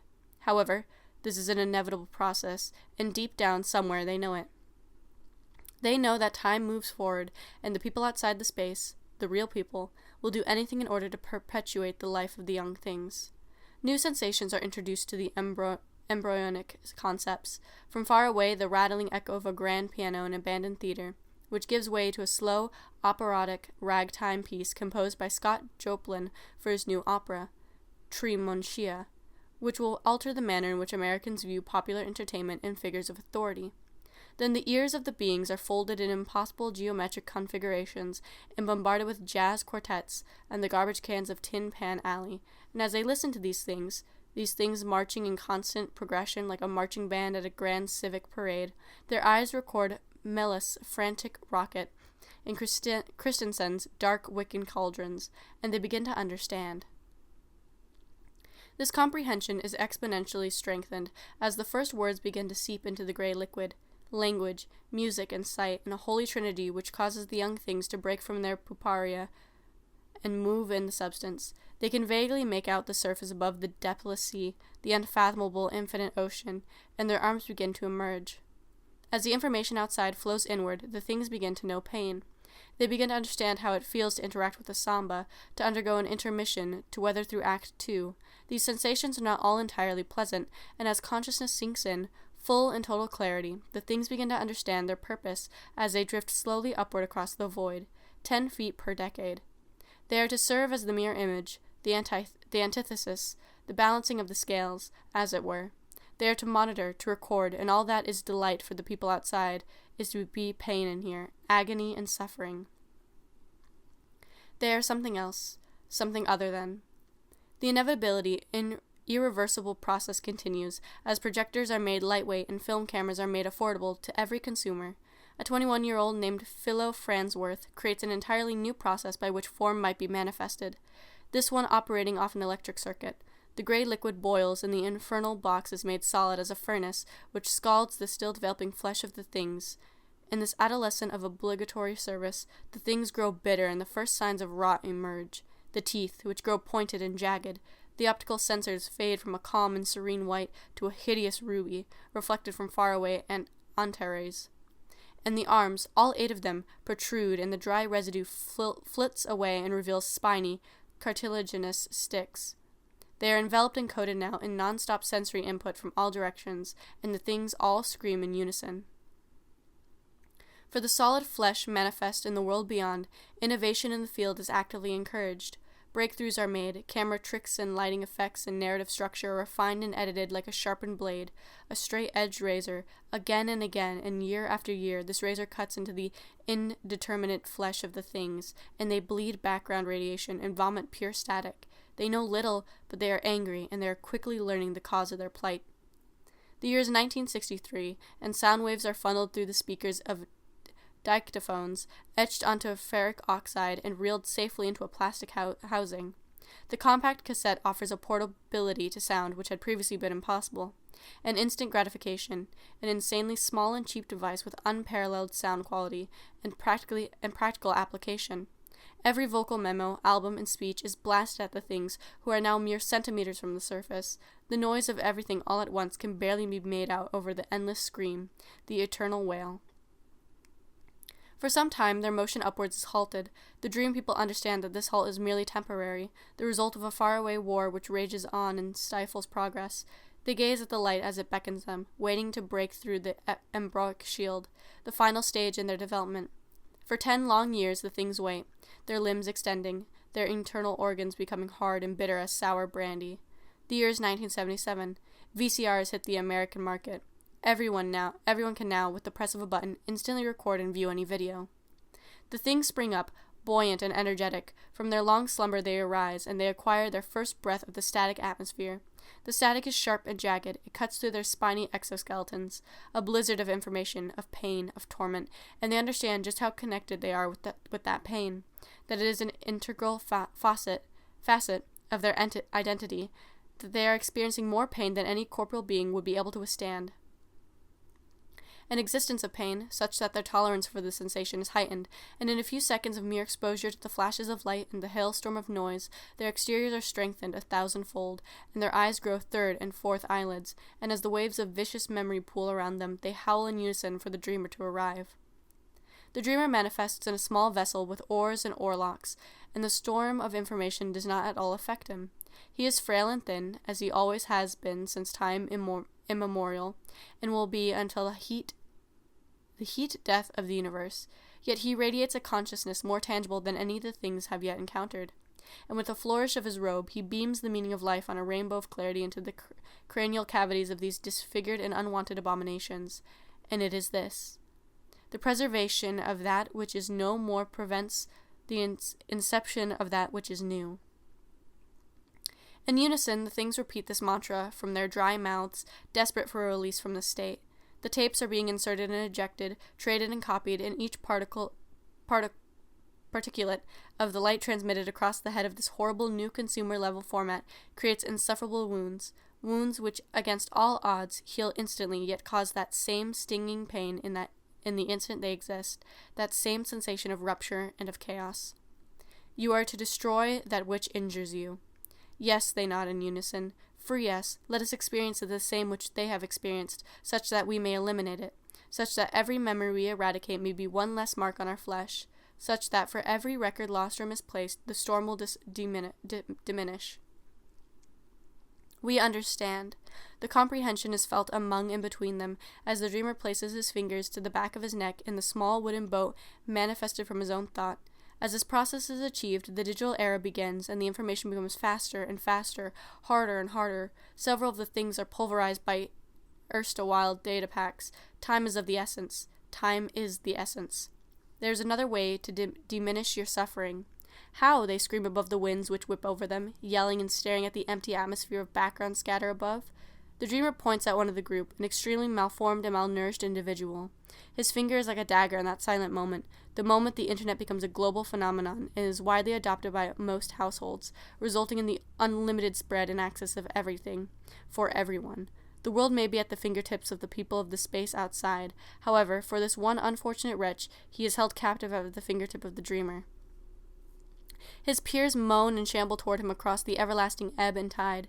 In the thousands they gather upon him like a swarm of insects, and the last thing he sees before he is phased beyond the barrier and sacrificed, invisible, at the base of a radio tower in the desolate and void foothills of the Boulder County, Colorado, to bear the brunt of much of the storm, such that the others may suffer less, are the eyes of those who he has grown in unison with, the gaping maws as they send him to his purgatory, to become the most important unit in an unseen circuit which runs like a thread through all human consciousness the world over. Their suffering is reduced, yet their work will never end. They will recollect every stolen second, or die trying. Requiem for Steve, originally posted to the Boise Meet and Greet Bulletin Board, March 12th through the 20th, 1998. Gray Barrett 274, 8:08 p.m. Hi Steve, how are things? I saw you at the AST Tech Conference. I was there with nobody to talk to, and I saw you there. I don't see many people from out of town, so I knew immediately you weren't from around here. I'd like to welcome you to the community. First of all, I only know your name is Steve because one of the AST guys introduced you to me. I asked him, "Who's that guy over there with the tie?" And he said, "Him? That's Steve." I don't know if you work at AST or not. Do you? Tech has always fascinated me. I know that here in Boise, AST is trying to set up roots, so maybe you're part of their traveling circus. I was the brunette in the knee-high skirt and magenta blazer. Hair was kind of frizzy, didn't have time to comb it this morning. I know you saw me, you kind of looked my way, and if memory serves correctly, You started walking toward me, but one of your friends, a guy who was about 5.5 feet tall with glasses, put his hand on your shoulder and pulled you back. The rest of the night we were arranged into lines to look at the different consoles. Given that you're big into computers, I know you have to be on this board somewhere. I searched all the usernames by index for Steve, but nothing showed up. I assume you're here under another username. Please reply. Kismet, 4:36 a.m. Hey there. This isn't Steve, just thought I would take the time to welcome you to the board. I'm one of the lead administrators. Second, according to our terms of service, you are required to provide a profile picture with your face clearly in frame. Please take one and submit it. Thanks. Oh, sorry about that. I'll provide you with a picture right away. Who reads terms of service right? Now to you, Steve. How are you doing? I went back to the AST conference today, but it was done. Chairs were all folded up, room was empty. I think they might be back in a week, though, which hopefully means you'll be back. If you find this, let's make plans. I know a great spot downtown. They have oven-baked pies, and the casserole is really good. I worked there as a teenager, but since then I've become an independent contractor, mostly roof work. Job market in Boise these days is getting harder and harder. If you came over, though, we could hang, maybe play some video games. I have Twisted Metal, Super Mario Bros. 3, and GoldenEye, among others. Recently got more at a garage sale. Steve, if you're on here, I'd like to hear from you. How's life at AST? I guess I don't know if you work for them. I have a cousin who works in the business, at Microsoft. He says the pay is good and the hours are decent. The weather has been really good lately. Sometimes I go out on my patio and look over the hills. Sunset's really nice this time of year. My neighbor has a wooden cabin. If you squint, you can see a lot from up here. After I write this, I might kick off my shoes and go to the backyard for a while, take some deep breaths of the fresh air. Work has been stressful lately. The people I work for always expect me to work up front. It's hard, but I get by. Hey, how's your friend with the glasses?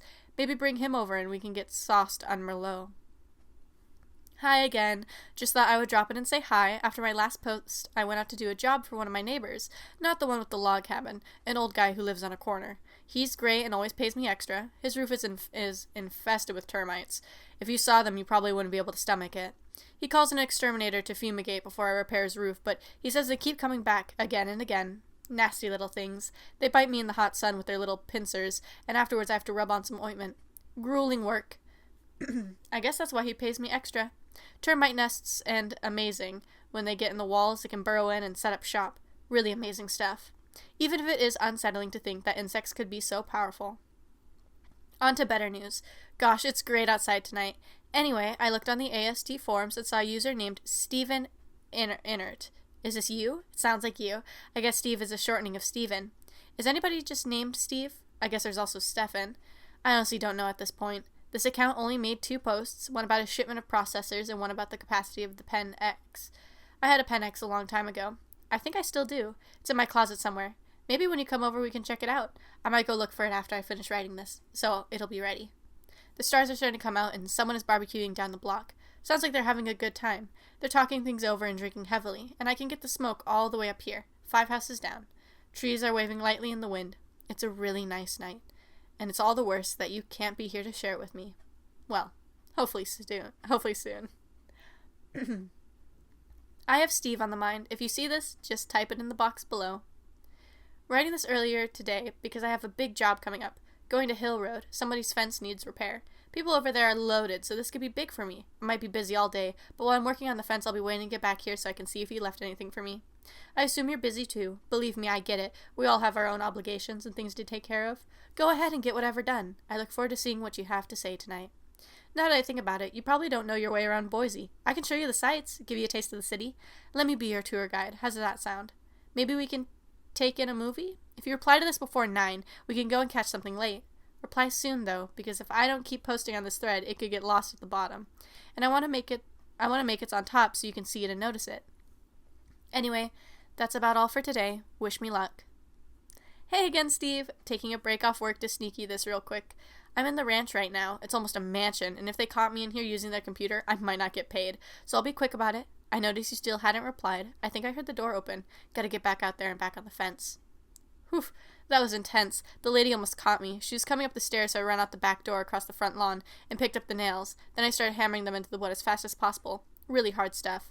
She comes out, walks over to me, and she's like, "Were you just in the house?" Earl thought he heard someone. And I said, "No, I've been out here fixing the fence." And she just kind of shrugged her shoulders and walked back inside. But she was giving me a suspicious kind of feeling. I think she knew.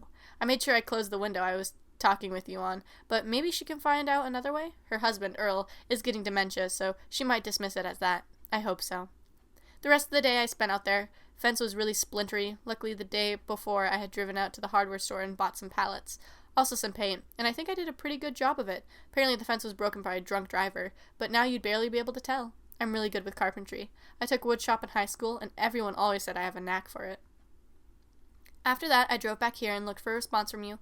Still nothing, but I'm really holding out hope. I got a lot of money from today's job, so I went to the liquor store about an hour ago and got some Riesling to celebrate. I'll hole it up in the wine cellar, kitchen cabinet, for if you come over. I've also organized things in here. Now that I think about it, anticipating your visit has forced me to re-inspect some things in my life. The house looks cleaner and tidier than it has in a long time. Thanks for that. I'll go to sleep now, but I'll be sure to look tomorrow and see if you have any interesting stories to share with me. Catch you then. Sorry about the confusion, Steve. The only movie theater I usually go to, the Flicks, is being renovated this weekend. No, I wasn't able to help out, despite my reputation as an impeccable craftswoman. Anyway, change of plans. How about we go see a concert? There are lots of good local bands. A few I like have concerts coming up. If you really want, I could probably even get us a backstage experience. I have a first-name basis with most of them. Does that float your boat? I was almost out of food tonight, so on the way home I stopped at the store. I've always found it comforting to walk down grocery store aisles in the late afternoon or early evening, browse around. I like how empty they feel, especially the frozen aisle. I don't know, there's some kind of atmosphere to them. Do you feel like that? I got some cans of soup, and get this, they were having a special on prime rib. I almost didn't get it, but at the last minute, when I was at checkout, I gave up my spot in line, went back there, and picked up the prime rib. It's usually $20, but this week it was cut down to $15. Believe me, it's succulent and tender. If you get over here, we can have it with the Riesling. Now on to better news. The other AST conference is in only 4 days, on the 20th. I assume you probably already knew that. I'll be sure to attend. Hope to see you there if you're not able to meet up before then. But if we can meet up before then, that would be great. We'll go to a concert, like I said, and maybe afterwards we can drive out for a while and find a spot to park. Look up. I hear there's supposed to be an asteroid shower tomorrow night. Wouldn't want to miss it, and definitely wouldn't want to be alone. The shower starts at 11. I'm going to wait 5 more minutes, and then I'm going to go. I hope you show up, though. I packed some food and everything. Also some CDs. I have Oasis. Do you listen to Oasis? Of course you do. Everyone does. Honestly, I think they could be the next Beatles. I almost got to their show back in December, but my flight was delayed and I decided to get a refund. I listened to Wonderwall again a while back, and it's just as good as ever. I'd like nothing more than to play that while we drive down the road and pull over in some grassy field. Get out and turn off the car. Listen to the crickets. Please, Steve. I'm standing here by the door. I guess you won't be showing up. That's okay, Steve. I know you'll be at the AST conference, and every day it motivates me to get up and greet the day. The certainty that you'll be there and we'll finally get to talk. Oof, pretty crazy, isn't it? How life turns out. Anyway, I gotta go. They probably already started. See you later. Thought there was one. Guess I was wrong. So tired. Drank all the Riesling. Steve, I think we need to talk. I want to know what you want from me. Am I your tour guide, your acquaintance, your girlfriend? What am I doing here? I can show you some great things, Steve. Idaho may look boring to you, coming from a privileged tech background, but believe me, I've seen some things in my time, and there's nothing I'd enjoy more than having someone to share them with. So I'm asking, what is the nature of our relationship? I'm just not sure I understand. My other question is, how long do you plan on being at the conference the day after tomorrow? And where will we be? Downstairs? Upstairs? It's a big building. It could be hard to find you unless I'm looking. I will be looking, of course. But just in case I can't find you in there, I'd prefer if you told me before where you'll be. I plan on checking out the Pentium corner again. It was a lot of fun last time. If you want to make sure we meet up, try there. I could also be at the refreshment station. Just want to be sure we catch each other. Sorry if I seem pushy or angry. I'm not angry. It's just that I've been under a lot of pressure lately, and I was hoping we could escape. You know, like the Pina Colada song. Anyway, talk to you soon. Going to sleep early tonight. Big plans tomorrow. I've got to pick out an outfit, not just for you to see me in, but also to wow the crowds. I'm thinking maybe a tunic. That might be eye-catching. The more eye-catching, the better, because there could be a lot of people in attendance and we could get lost. I'm also going to bring along some of my old AST gear for the guys at the tables to look at. Maybe you'll know some interesting facts about it that you could share with me. I've always been big into AST. Some people are saying that you're on your last legs, but in my opinion, the software you put out has always been the most functional and user-friendly. Anyway, that's all I had to say. Hope you're ready too. I'm really excited. I woke up early and boy, I feel refreshed. I'm typing this up at an internet cafe. I splurged and got myself a large double pump mocha, and I'm looking out onto the street. Grass is looking really nice, so are all the buildings. I'm sure that you're staying somewhere nearby. You probably know how nice it is over here. I'd agree. Boise has some of the best weather. Speaking of coffee and everything, what's your favorite type of coffee? Do you like yours strong? I like it strong. I guess it's because I like to live life dangerously and take risks once in a while. If you like taking risks, then I'm your type of girl. Even if you play it safe, I'm probably still your type. I hear from a lot of relationship experts on TV that conflicting personalities are essential for a working relationship. That if both parties involved had the same personality, the relationship could get stale.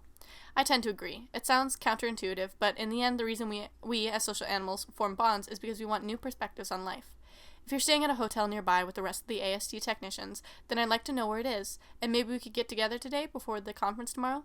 It's still pretty early. We could eat a lunch at the restaurant. I suggest the blueberry pie. Their sandwiches are also good. I've had the tuna melt, and let me tell you, it's to die for. I tried looking up where you guys were staying, but the information wasn't on the AST website. Is it the Holiday Inn? If you respond to this before I finish my coffee, I could drive over there and pick you up. That's all I had to say. Bye. Tried driving around in the Holiday Inn parking lot looking for an AST company car or something similar, but didn't see anything. Didn't see any AST employees either. Definitely not you. It was worth a shot anyway. I don't need to worry about that, though. Neither should you. Tomorrow we'll have a chance to catch up.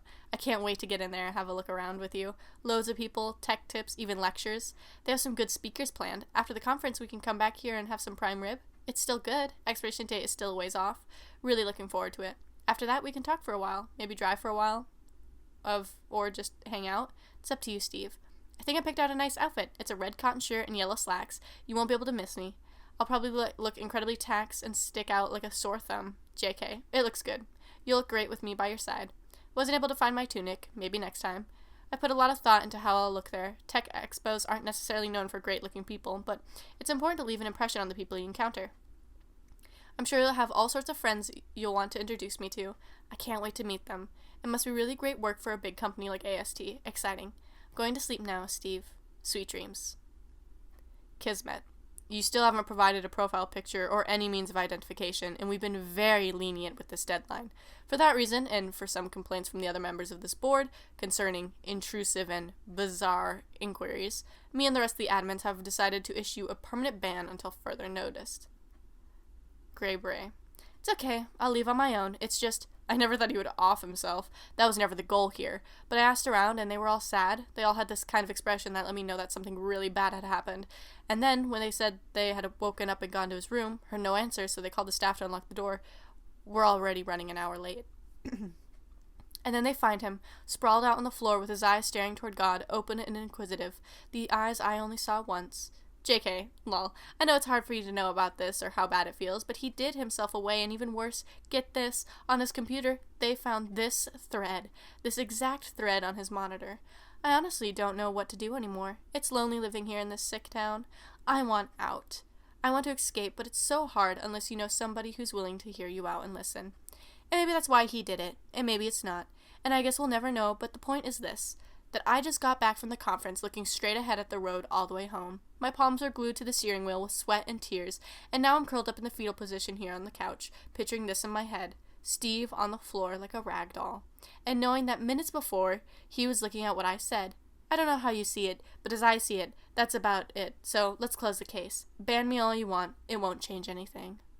I love you, Steve. Shelby. Final thoughts. I'm about to go to sleep. I'm writing this from a restaurant in Boulder. There's a hot bowl of soup in front of me, steam rising in wisps off the top, noodles floating. Across the table, Dan's fidgeting nervously. He also ordered a cup of soup. We've been through a lot, but I think the worst is behind us. I'm in a stupor, really. A trance, if you could call it that. A transitional period. You know the type. You've been in bed for around 7 minutes, 6, maybe, but you're not counting. And all of a sudden you realize that you were tripping off an enormous cliff, getting electrocuted. You're on train tracks and didn't hear the sound the engine made. And your heart skips a beat, and you bolt straight up, awoken before you had a chance to really sink deeper. My whole life has been like that. Always nervous, on the edge, never comfortable, never complacent. It's disturbing to consider that none of us are really born with intrinsic attributes. They develop in us, gradually. We're only a product of our environment, and every action we take, every thought we have, is in a casual relationship with our surroundings. I don't know how much stock you can put in that, but it seems to be the case for me at least. I haven't broken the cycle. Mom told me that worrying was normal. She told me that it was normal to experience issues in clarity, errors in perception. I had inherited her trauma, she said. I could tell, when she told me that she didn't like it any more than I did. She knew before I started experiencing the nightmares that I would inevitably be gripped by the throttling psychosis which had, for most of her adult life, plagued her. On most nights I'd experience acute insomnia, waiting for the Hat Man to appear. He never did. My grades slipped, though. I took remedial classes. One hot summer was spent catching up. I could tell Mom really wanted the best for me. Dad had died when I was too young to remember him. He disappeared in Boise. The body was never found. Growing up, I remember the unsold AST products lying around the house, the vacant boxes as vacant as his legal status. Mom held out hope. I feel that he would walk through the front door sometime, recount wild tales of adventure across the country. But like the Hat Man, he never made his presence known. I comforted Mom whenever she had nightmares. They were never of the Hat Man, she said. She said this was probably because he knew that if she saw him again, she would do everything in her power to wrap her hands around his throat and kill him. After what had happened in her coma, she said, she had come to recognize what a malevolent force he was. Pure and indisputable evil, grimacing from beneath the trench coat. I took her story seriously. I aged and found solace in the old AST manuals and components, which only fueled my obsession with technology and the ways in which it can assist modern life.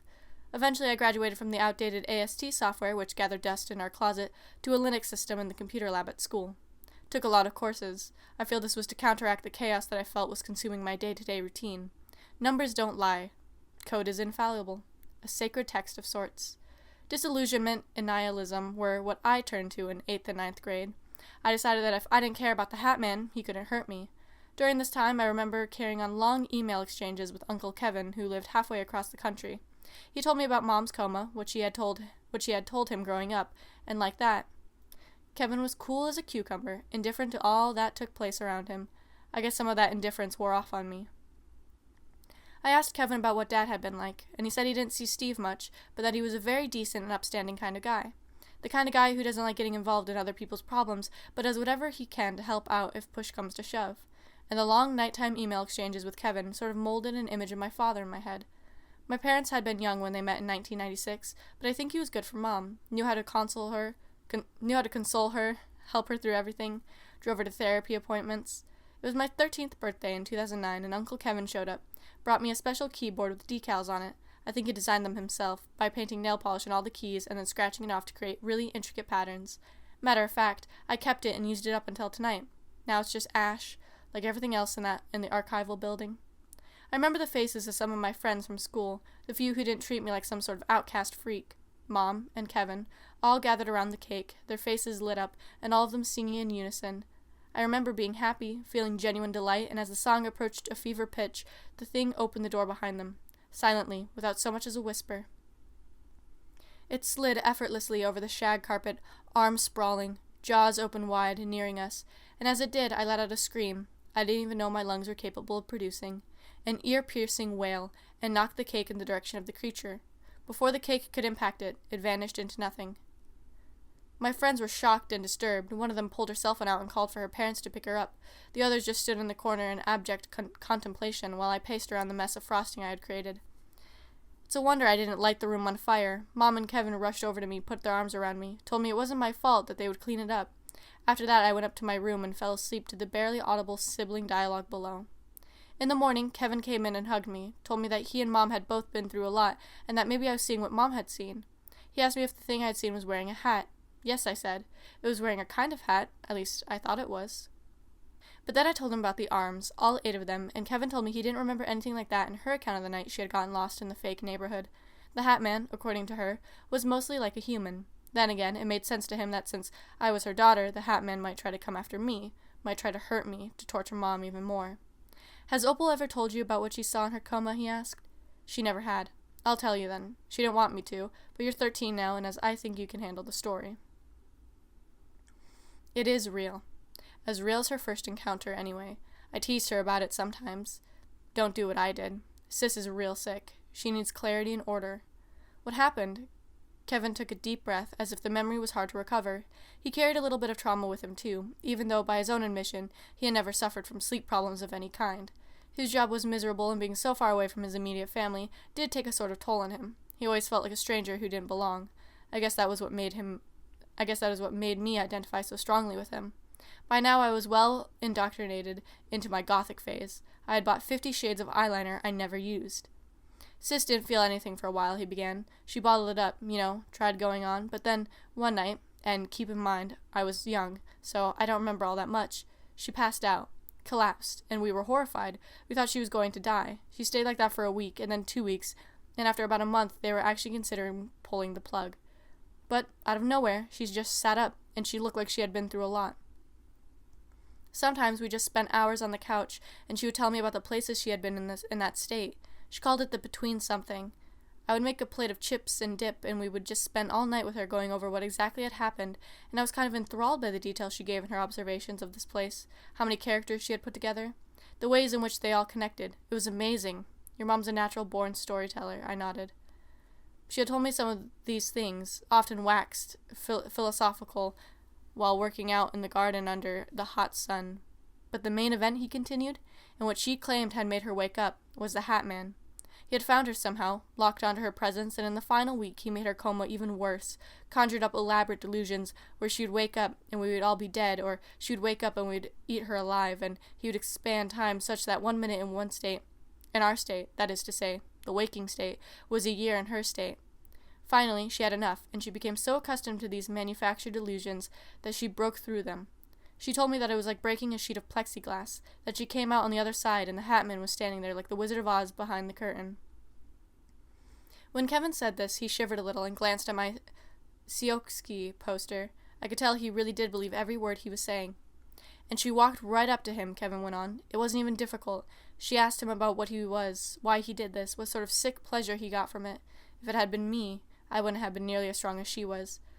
But she says it was easy for her, because fear is only created by the presence of the unknown, and after enough time being exposed to anything, the novelty wears off. By this point, according to her, the Hat Man was just some fucking bozo, and she was, to put it lightly, pissed. He said nothing, just stood there in the pitch darkness, and she tried clawing at his face, kicking him in the shins. He didn't feel any of it. Finally, he just evaporated into a kind of mist. She said that he wasn't dead, he had escaped, and that's what disturbed her ever since she woke. Immediately after, he just turned to dust. That maybe there is no way to really kill him. That after he's done with one victim, he'll just move on to the next, and the next.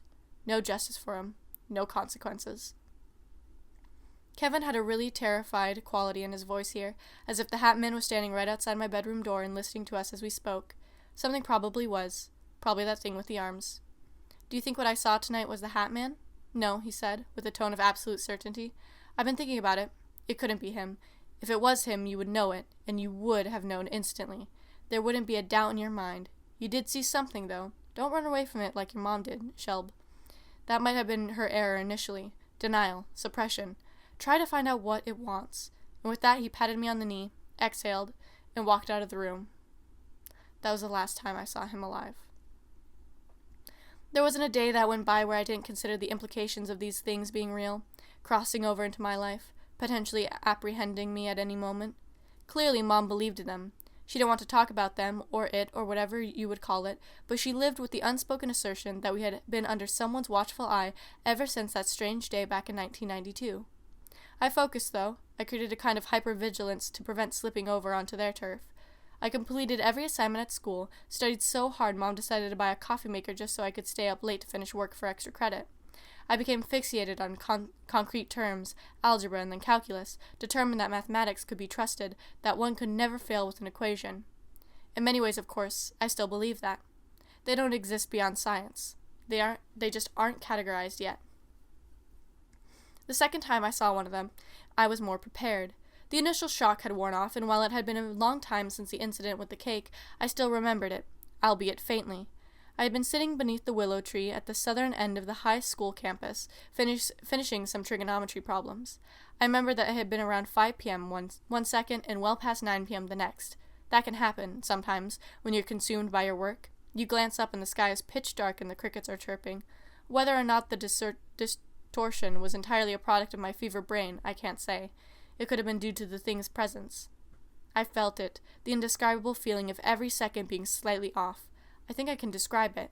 Naturally, we're rhythmic beings. We can tap a pencil, keep a beat on a drum kit, possesses a reasonably good understanding of what a second entails.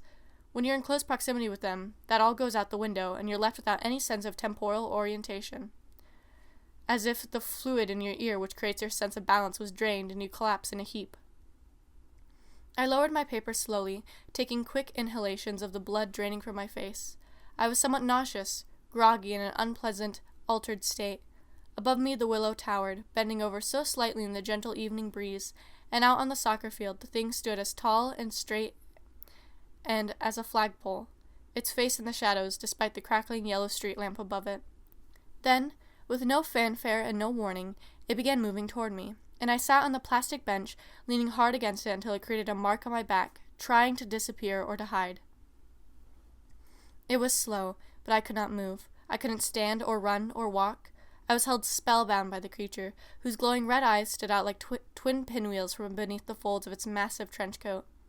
It began unfolding its arachnid limbs from beneath that intricate garment, producing a strange crackling with its joints. "Hello," it said. I think I screamed after that, though the sound was distant and felt detached from my own vocal cords. I wonder if anyone heard me at that late hour, or if the thing had completely untethered me from my immediate surroundings. In response, it extended one probing feeler, which it placed onto my wrist, and I began taking sharp, deep gasps again, crying a little. The end of its arm was coated in a kind of thick charcoal grease, interspersed with tiny little sensor hairs. "Please," it rasped in that voice of grit. "There is nothing to fear. Let us walk, and I will explain." It regressed back, I guess to prove that it didn't pose an immediate threat. I set aside the trigonometry papers, the pencil landed somewhere in the dust, and before I knew it, I was walking alongside it, my shoes gliding effortlessly upon the artificial grass of the soccer field. We came up on the eastern goal box. How strange serendipity is it that I should meet the thing on a soccer field, the place where my mother had first crossed over. In fact, yes, it was the same soccer field. It turned up towards the sky, paused for a moment. Communication was difficult for it, an ordeal only to be undertaken during special occasions such as this. It wasn't going to eat me or kill me. I knew that now. It was completely benign. "I apologize for my garb," it said, holding its top right arm up toward its wide-brimmed hat and gesturing with its lower left arm at its coat. "We must wear these when we enter your plane. They conceal our true nature. Unfortunately, you have confused us with someone else." We both sat down then, underneath the grid shadow of the goal box, and I think far away I could hear the distant whistle of a freight train. I was still giddy, my heart beating profusely, wanting to ask the creature anything I could, because I had to know something. "The Hat Man," I settled on. "I thought you were the Hat Man." I tried clarifying this point, tried elaborating on it, infusing it with some nuance, yet the thing seemed to understand what I had said entirely, and merely leaned back against the PVC frame of the box and let out a deep, strange sigh. "We know of him," it rumbled with something that sounded like anger. "He was like you once, delusioned, tired, convinced that all people were hypocrites and that all modes of thought were ineffective. He, transformed into what he is now, became something more than human. We don't know as much as we would like to know, but we do know what happened to your mother, and the mark it left upon you. These things we know, all too well." It shuddered slightly as it said that last bit. Had there been other people terrorized by that malignant entity? If it could cause even this grotesque interdimensional being to recoil in abhorrent disgust, then I had no doubt of the Hat Man's potential to produce unnatural levels of fear in mere humans. What chance did I stand against him? "It's genetic, then?" I responded. "Trauma? Passed down from generation to generation? Something like that? Why not ask my mother to fight him? She even knows more about him than I do. I've never even seen him. I don't think I have, anyway. I was nervous, so I pulled a stick of spearmint gum from my front pocket and started chewing. It's a nervous habit I still engage into this day. "No, you misunderstand," it said. "We have no intention of you finding him. Such a meeting would be disastrous and unnecessary. I said only that I know minimal details about him. Nothing more." Again, it raised its feeler and inspected it closely. It seemed to be making a conscious effort to speak as if communication, at least vocally, was an insurmountable struggle for it. It couldn't very well adapt to our world. I want to meet the bastard, I insisted. You know more than you're letting on. Don't assume I'm stupid. I'm privy to your games. Tell me where he is and I'll beat the living daylights out of him. If he's been giving you problems, I'll make him wish he never started his little campaign of fear. In hindsight, this was too severe an approach, and if I had been lighter, the thing may have revealed the Hatman's location or weakness to me. It could see, though, that I would be reckless and put the Hatman's suffering over my own safety and well-being, and for whatever reason, it prioritized my safety. No, it reiterated. That is not why I'm here. I need to tell you something of vital importance. It held out one decayed paw, and then its face was revealed in the soft glow of the lights in the apartment windows across the street. It was revolting. Something like human skin, but coated in phlegm, with thick beige pincers opening and closing where a mouth should have been, and tiny little eyes above its two normal eyes, closer together, over the bridge of its hideously angled nose. I screamed loud and clear, and it recoiled in shock at my unprovoked outburst. Get away, I yelled, retreating to the bench and grabbing my backpack. Just get the fuck away. If you're not going to help me, or help my mom, just go back to whatever pit you crawled out of. Please, not tonight. It sat there, apparently stunned, and I ran off in the other direction. I felt terrible thinking about how offended it must have been. Probably knew it looked horrible, and I kept repeating over and over in my head, am I that focused on appearance? What's wrong with me tonight? It had been an amicable visit, even pleasant, until it showed its face. I was convinced thoroughly that whatever it was, it didn't mean me any harm. It had wanted to expose vital information to me, and I had rejected it of my own accord, and in all likelihood it was so polite that it would respect my desire to be left alone, and leave me alone to my own demise. Dark thoughts, that's what I had racing under the oaks and maples, nearly out of breath, somewhat nauseous from my abrupt return to normal linear time. Every twig snapping under my shoes caused me to snap back in apprehension. Images of maggots raced through my head, of something like maggots, little white worms on a dark background, wiggling and crawling, eating the substrate from which they were born, festering, multiplying. Disgusting. I feel ill even now, thinking about that night, almost done with the soup, trying not to dribble any on the keyboard. We attracted stares when we came in, of course. Dan still has that deep gash across his face, although the staff at Boulder Foothills did their best to bandage it up. It's probably going to stay with him for the rest of his life. Just like his knowledge that even now that we've been through a lot and shared so much, so much over these past few years, I can't become intimate with him. It's just not who I am, and I think he respects that, even if it will result in the days ahead of him being empty and pointless. We've been through a lot, he and I, and it seems like the experience shouldn't have been without meaning, that it should have ended with him folding his hands into mine and taking charge, a permanent resilient bond between us. But I took charge. Dan is still as weak and frail as he was the first day he started working at the archive.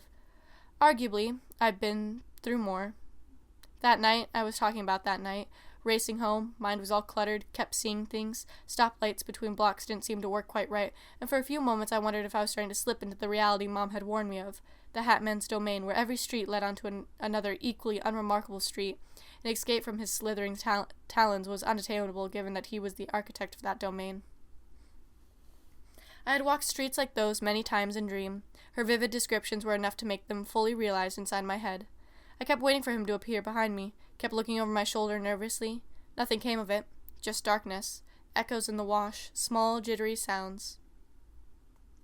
And then, a burst of cricket noise, as if the whole street came alive, swarms of the things, all chirping in unison, to blot out that wretched silence. I covered my ears and ran home, darted as fast as I could in the direction of my house.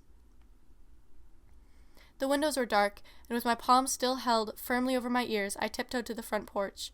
The door was locked. This was unusual. Mom never locked the house while I was out. I was having convulsions, breathing pains, sharp jolts to my abdomen and lungs. I had gone too fast. Bugs still making that infernal dine, as if their lives depended on it. Why, there must have been thousands of them up in the trees, breeding and festering and multiplying. No, I thought, gripping the railing, swaying over our delicate wicker chair. Not crickets. Didn't sound like them at all. There was no real pattern. It was more like static. Like a TV set turned way up to its maximum volume with nothing on it. I couldn't tell whether the effect was still present, that sickening sense of time dilation. In a fugue of anxiety, I rushed around to the back door. It was as if the whole world was closing in on me. Objects became darker. The backyard was coated in shadow and secrecy, and things were fading on and off as if someone was flipping a breaker. It was quiet in the house, and the transition from the blurred bedlam of the outside world into the dusty solitude of the living room was jarring. You'll probably only experience that sort of silence once in your life, the sort of silence which screams that something is wrong, out of place, out of order, that somewhere along the line the familiar has transformed into the unrecognizable. My mother's rigid effigy sat upright on the couch, facing the front window as if she were looking out at the night. I knew as I emerged from the living room into the hall that she was dead, even before I could smell the stench of decay or feel her papery, lifeless fingers gripping the armrests fervently. That pervasive silence, the sound of death, was all I needed to know that my mother was gone. No more than a silhouette against the curtains, cool breeze wafting in off the street. Our TV was on. I remember when we got it, around 2005, she had taken me to the electronics store. I remember distinctly looking around at all the new appliances, fascinated by the different ways in which information could be distributed. Along wires, wirelessly, through fax machines and modems and HDMI ports.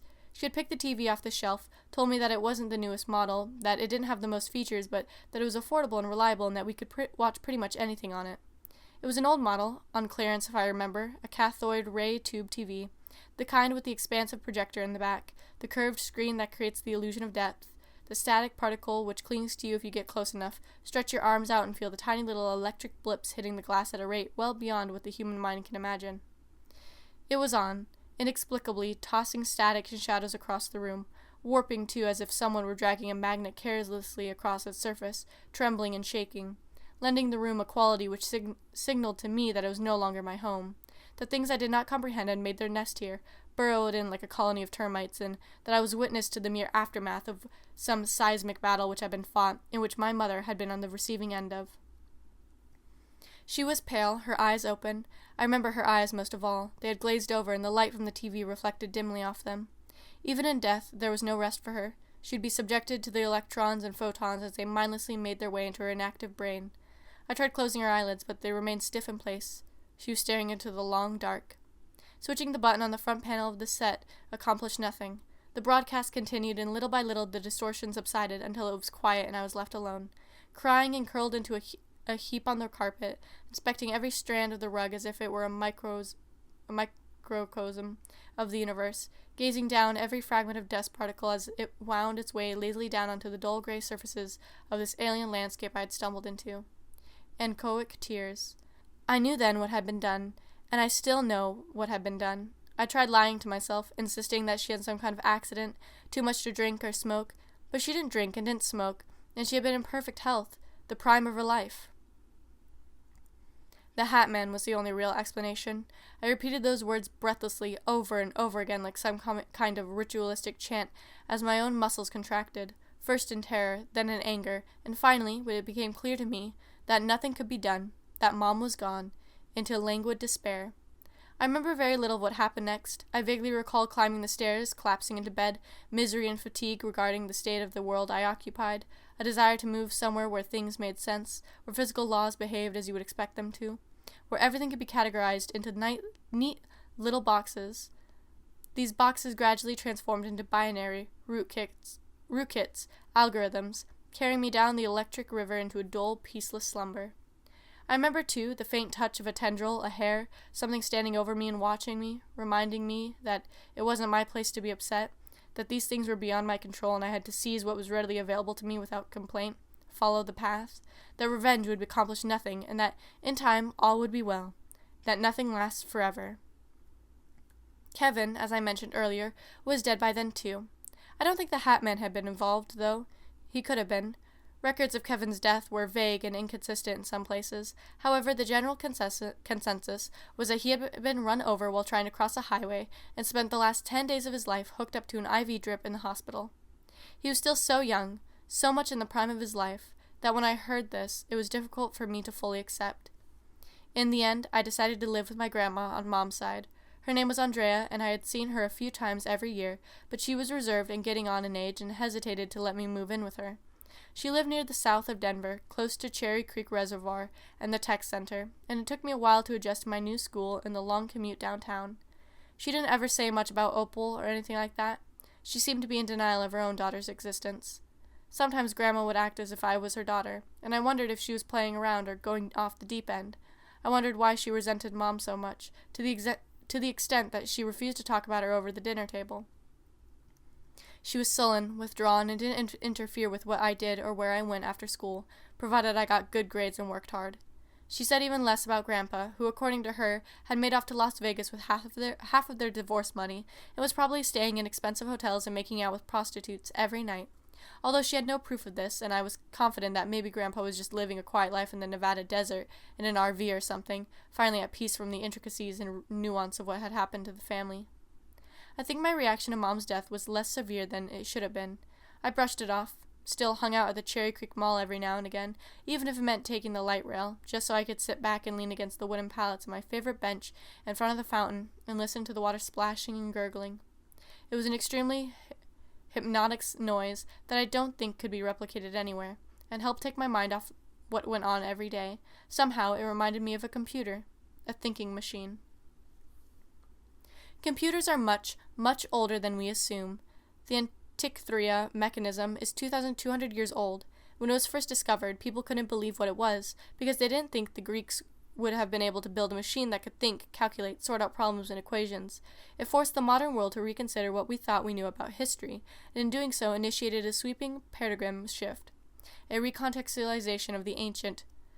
If the Greeks were capable of building such a device, then who is to say that we were any more sophisticated, that we'd really made any progress, that now was any different in any substantial ways from then? I thought about the millennia during which the mechanism had been subject to salt water, corroding beneath the waves, slowly decaying until it was buried in rock and lime deposits and other assorted oceanic rubble. The fountain kept running.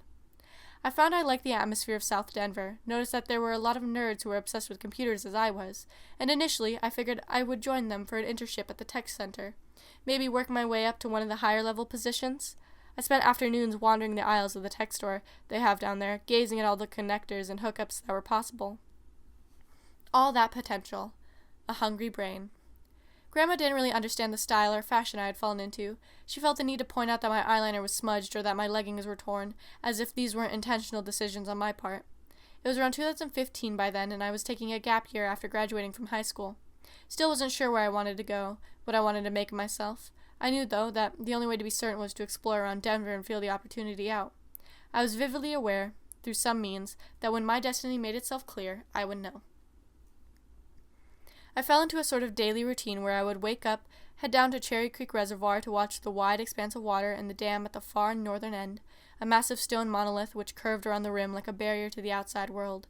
I wondered if, somewhere in those murky depths, there was a mechanism of unknown origin, ticking away slowly, counting the minutes and hours to my fate. Sometimes I would take the bike path to the mall, wind up there around 2 p.m., eat a belated lunch at the food court, stuff myself with needless calories and off-brand garbage, then sit in front of the fountain for a few hours and lean back, staring upwards at the ceiling. The ornate lighting of the faculty and the people wandering around aimlessly like a colony of insects on the balcony above. I became a fixture there so much that 1 or 2 times I received suspicious glances from security, though since I wasn't doing anything to anyone, I wasn't ever approached by them. This was my real education, I realized, sitting here for hours at a time, contemplative and meditative, coerced into just the right headspace by the ambiance, the terrible pop songs played over the intercom, the trappings of commerce, and behind me the fountain sang out in a lush chorus, spoke to me in ways I don't understand. Even to this day, I'm not sure if they were behind it, speaking into it like a CB radio, or if it was an older and wiser entity than even they were. I'm inclined toward the latter. I became aware that I had transformed slowly into a being without any free will of my own, that I was a pawn on a grand chessboard, moved around like a rag doll in sedatives. Not that I cared. I had long since welcomed apathy as the brittle glass shield holding my sanity intact. As long as I refused to care about the world ignored me and my activity. Days became weeks, which gave way to months, and the process blurred. I learned how to slip into that peculiar state of time distortion, how to perceive time differently depending on mood or circumstance. And sometimes I would sit for hours without eating or sleeping on the edge of my bed in the upstairs room, staring straight ahead at the wall, testing my endurance. I realized that I was an agent of a higher bureau, and that my behavior would appear abnormal to those outside the loop. I thought back to all the stories of secret societies I had heard, how much history was not only lost but deliberately obfuscated, made confusing and impossible to parse by bored people like myself who wanted to keep secrets for kicks. The exclusivity of the position was the principle of the thing. Even at the end of the day, the complexity of the organizations was wholly unnecessary. "What are you going to do?" Grandma would ask at the dinner table, holding a forceful of mashed potatoes high, blowing the steam off the top. "I can't take care of you forever. I don't make enough. You know that. Going to run out of funds eventually. Choose something, honey." I leaned back in my seat, clasped my arms behind my head. "I will, Grandma," I said. "Very soon now. Very soon." She could tell by the way I said it that I wasn't sure what it would be, but that it would be something. I kept an eye out. Every day I increased my perception. I grew paranoid of every person who walked near me, every bulletin posted on the corkboard down at the computer lab, each memo sent and received. It was noisy down there, where you got to use free computers to code your own software, and the room was filled with the chatter of people, moving and walking and conversing about intricate operating systems and browsing interfaces, and who knew what else. It was difficult in such an environment to let one's guard down, even for a minute. I should have guessed, on that day in 2017, when I bought an all-day regional ticket at Union Station to escape the searing pan of technological miasma I found myself in, that there was no escape from fate. I remember waking up unusually early, around 6 a.m., when the sun was still cresting the horizon and the house felt cold and desolate.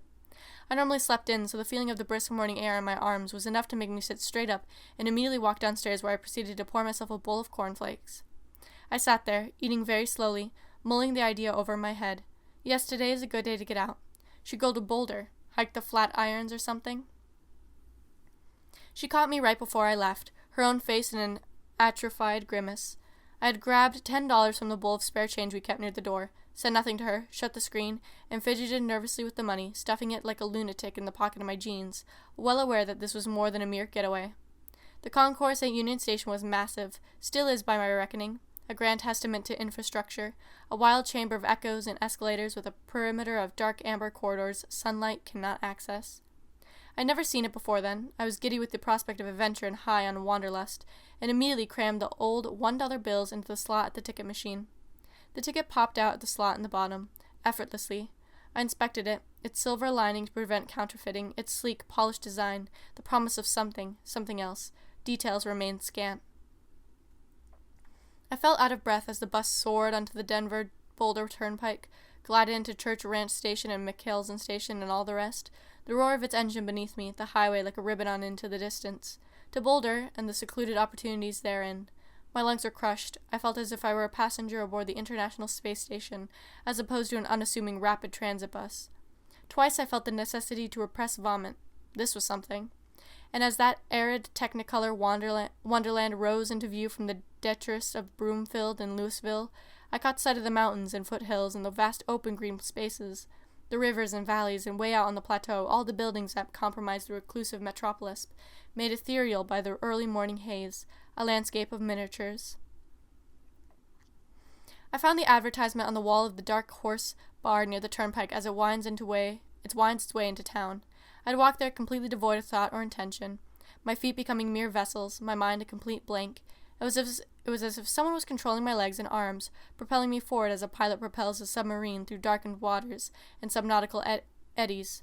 I wound up among the aroma of craft liquors and musky aftershave, blinking once and found myself amid the noontime chatter immediately preceding the raucous fever of happy hour. "Have anything?"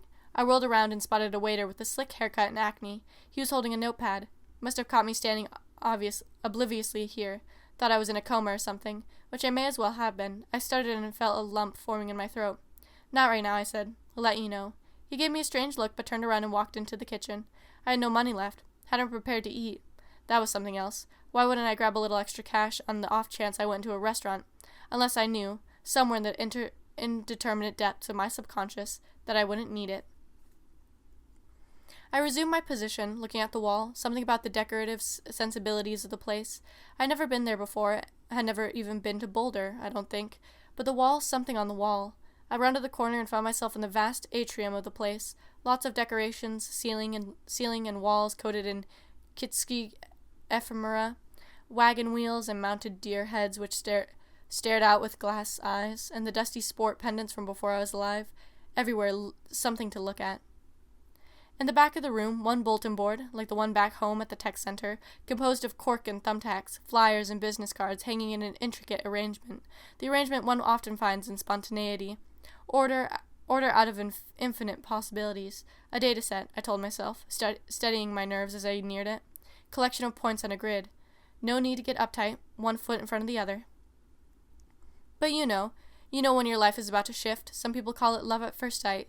You catch his eye or her eye, and you're standing there, and 5 seconds ago, everything in the world was exactly as it had been for who knows how long, and suddenly you're on a collision course with destiny. You see her or him and realize that you can't avoid the inevitable. You have to go over and talk to them, interact with them. Can't miss the opportunity, even if it turns out wrong. They'll have been better off for it. Ultimately, that was the effect the bulletin board had. I closed my eyes before any of the text or images on the board were discernible, stretched out my arm out, gingerly touching the leaflets as if they were individual planchettes, rifled through them, going in completely blind. So many of them, left up there for weeks at a time. My fingers got a hold of one paper which was thicker than the rest, carried a different weight to it, more substantive stock, one might say, or the ink was slightly raised, or maybe I was just in the mood. This was what it said. Volunteers wanted. Do you like old videos, songs, movies? Would you like to be part of our mission to preserve history? Join the Hypnagogic archive today. Flexible hours and schedule available. I ripped the flyer off, stuck it into my pocket, and left. I found myself stranded far beyond the world I knew. Boulder is another world entirely when you get right down to it. Flatirons stood still in the distance, monoliths looming overhead. So close to the buildings, it felt as if they'd fall right on top of me. I needed a phone. There was a phone number on the sheet, faded though legible. Maybe there was one downtown. I consulted maps and street signs, made my way slowly to the center of the action. Do you have a phone I could use? I asked at the municipal building. The secretary was a middle-aged woman with business attire, and her hair was starting to go gray. You could tell she was tired of her job and even less willing to put up with cloying demands from tourists. From where she sat, I must have appeared positively insipid. Right over there, she gestured. 15 minutes or less. That would have been enough time, I reasoned. I don't know why I assumed it would be. She gave me an odd shrug and resumed her work. Of course, being on drugs was nothing too far out of the range of possibilities here. I picked up the handset, jammed the buttons in frantically, struggled to lift the weight of the phone. I was so giddy with inexplicable anticipation. "Hello," came the voice from the other end. It was distant, though decidedly male. "Hi," I said, audibly nervous. "Didn't matter. I saw your ad, Boulder. I don't live here. I don't think so. What I mean to say is, I want it. I want to do what you advertised." I was breathing pretty loud, but the voice on the other end retained its composure. I could hear someone rifling through a stack of papers, the faint clatter of aluminum cans, searching for something. "Well, that's good news," came the reply. "Great news, in fact. We're looking for people like you. People who are willing to take opportunities. It'll require a lot of dedication on your part. I mean, a lot. You won't be paid at first, might not be paid at all, depending on how much money comes in. This is strictly volunteer work, done out of your own passion and interest. Might earn you some pocket change, might not. You'll need to understand that, but I think you can do it. I'm not sure why. Probably just the tone of your voice. Your overall Candace." His voice was comforting, soothing, drew you in like the chemical substrate on fly paper. It lent itself well to the kind of person I assumed he was. I formed a mental image in my head. Something about his hair. "What do I need?" I asked, whispering in hushed tones. The lady at the desk was eyeing me. "Just come up to hygiene," he said. "You know where that is, right?" I scrambled over the desk, grabbed a pen and a scrap of paper from her mug, pressed the scrap against the wall, and began scribbling madly as a voice on the other end described, in vivid detail, how to walk north from Boulder, then walk east along Hygiene Road. After around 3 minutes of these directions, the line went dead. I apologized to the woman at the desk, gingerly replaced her pen while returning the scrap with the directions on it. Told her I was new to town. She gave me a dismissive shrug and I left. I'd be in hygiene by that evening, I reckoned. He said he'd still be there. So I set out, with nothing but my own 2 feet to guide me. First along Highway 36 along Boulder's main strip, out beyond Gateway Park's distinct go-kart track, around the curve that heads out toward Lyons and Eastus, and the uncharted wilderness beyond. Walking north along 36 is a humbling experience. The foothills loom over you and you're squeezed in by that grassy highlands terrain. I had no water, no food, but I knew it would be worth it in the end. Kept going. I nearly missed Hygiene Road. It's not the sort of street that particularly sticks out, and by the time I was at it, the sun was gone, obscured behind a mass of angry gray clouds to the west, which threatened to drench me. The east was beautiful, though, scarlet and amber for as far as the eye could see, that pristine Coloradanian panorama with its intricate wooded glades, waterways, and patches of farmland. Hygiene Road itself was beckoning to me. "Look down here," it said. "Only a few more miles." I don't know quite what to think when I first saw it. It was a massive structure, old and Gothic, and with the trappings of some kind of warehouse. Garage doors on the side, located slightly east of the St. Vrain Creek on the northern side of the road, just as you start to spot Hygiene up ahead.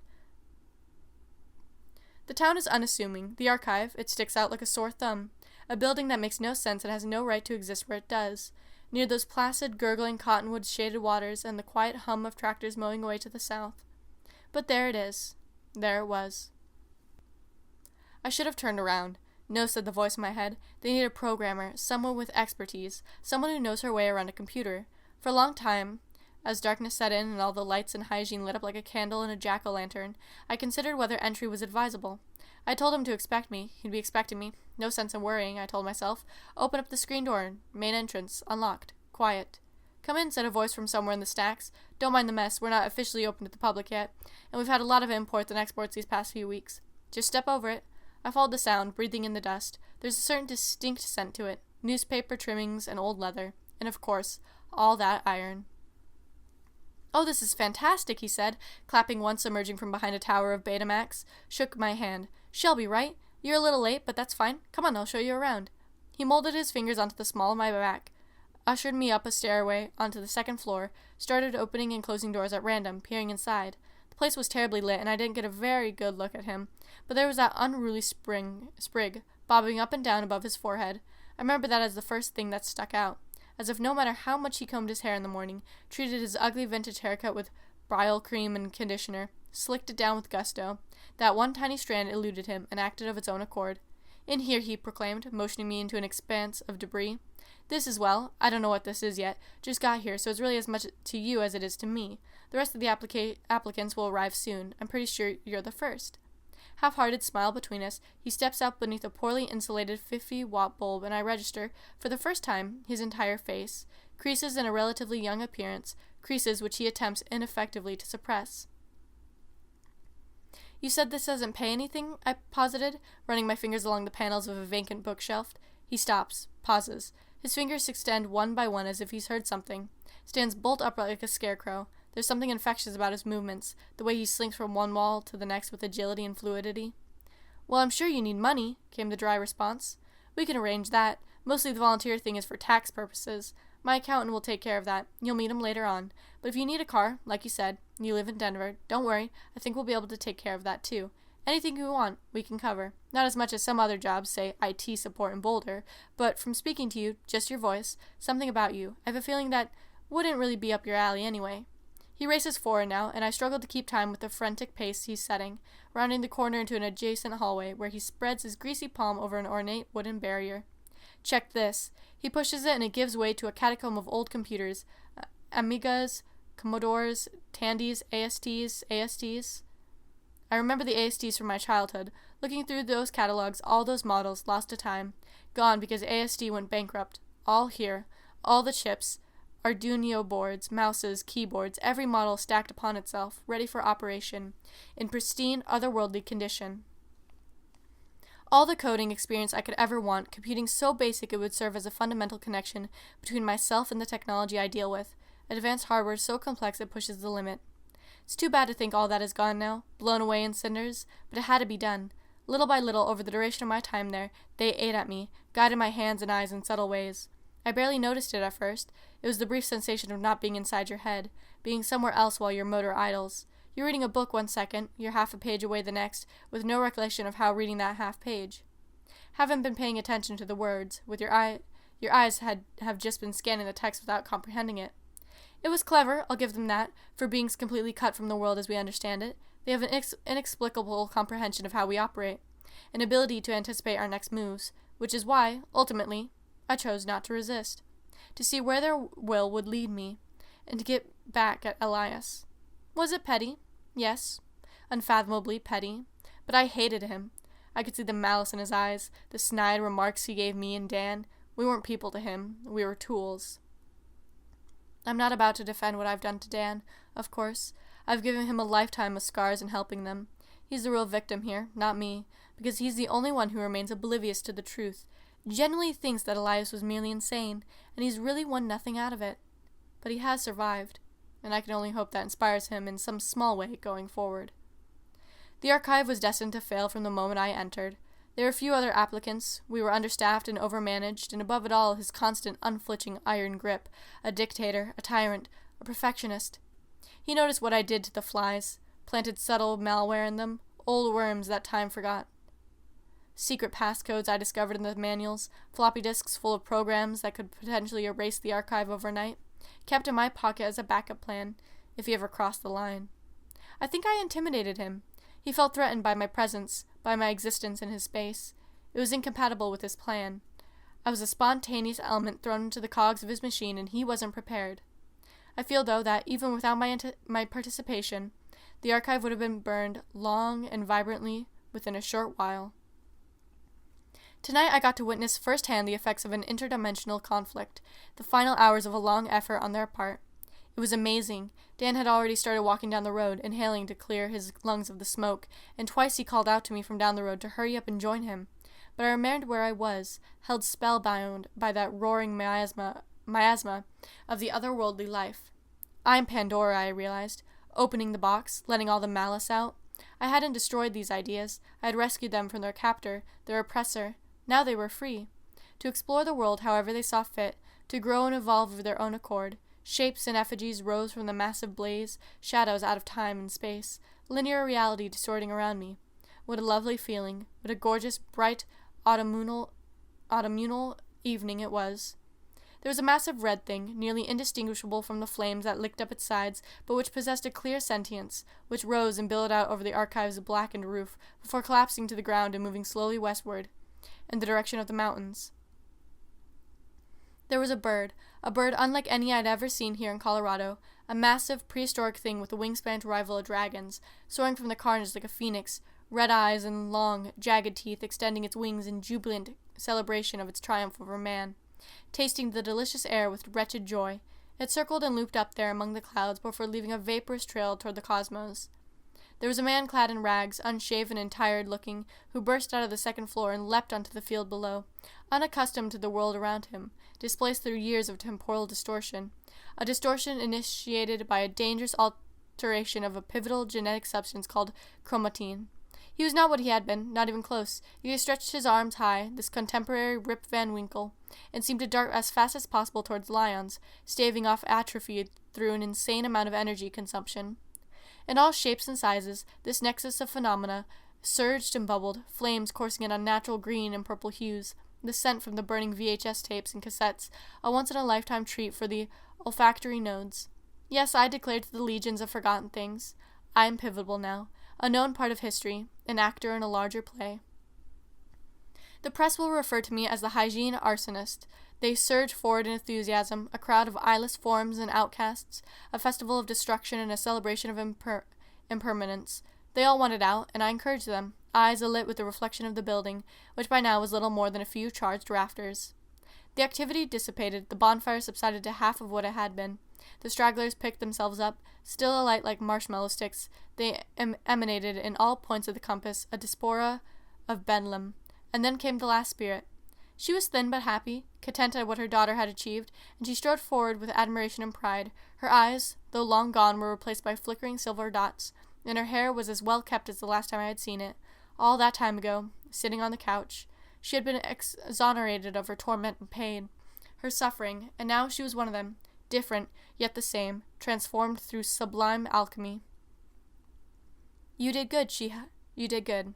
She held my hands, which trembled at the sheer amount of energy that radiated from them, gazed at me longingly as if she wished she could have gone back and done things differently. Of course she couldn't. This was the present, the immediate here and now, and all we had were a few moments before the wind picked her up and carried her off to new adventures. I was about to say something to her, ask her about her incorporeal form, about the Hat Man or about the others, and if she knew them, about how I fit into the world and where I was to go from here, but I didn't. We stood facing each other for around 3 minutes, wordlessly conveying to each other more understanding and comprehension than words could allow. Behind her, the entire site became a flat plateau of dust and trash. No traces of the building left. And then the skies poured open, letting loose a torrent of liquid, massive raindrops falling onto both of us, running down us, feeding the ground, extinguishing the tiny remnants of smoke and flame. Thunder from up the canyon echoed and boomed. The entire St. Vrain Valley opened to the mercy of the lightning and the wind. She ascended upwards, silently, into the fury of a cumulonimbus, which swallowed her in an electric blaze, and I was left standing on Hygiene Road, in the same spot I had been 5 years earlier on that first day, which at the present seemed like nothing more than a vague dream.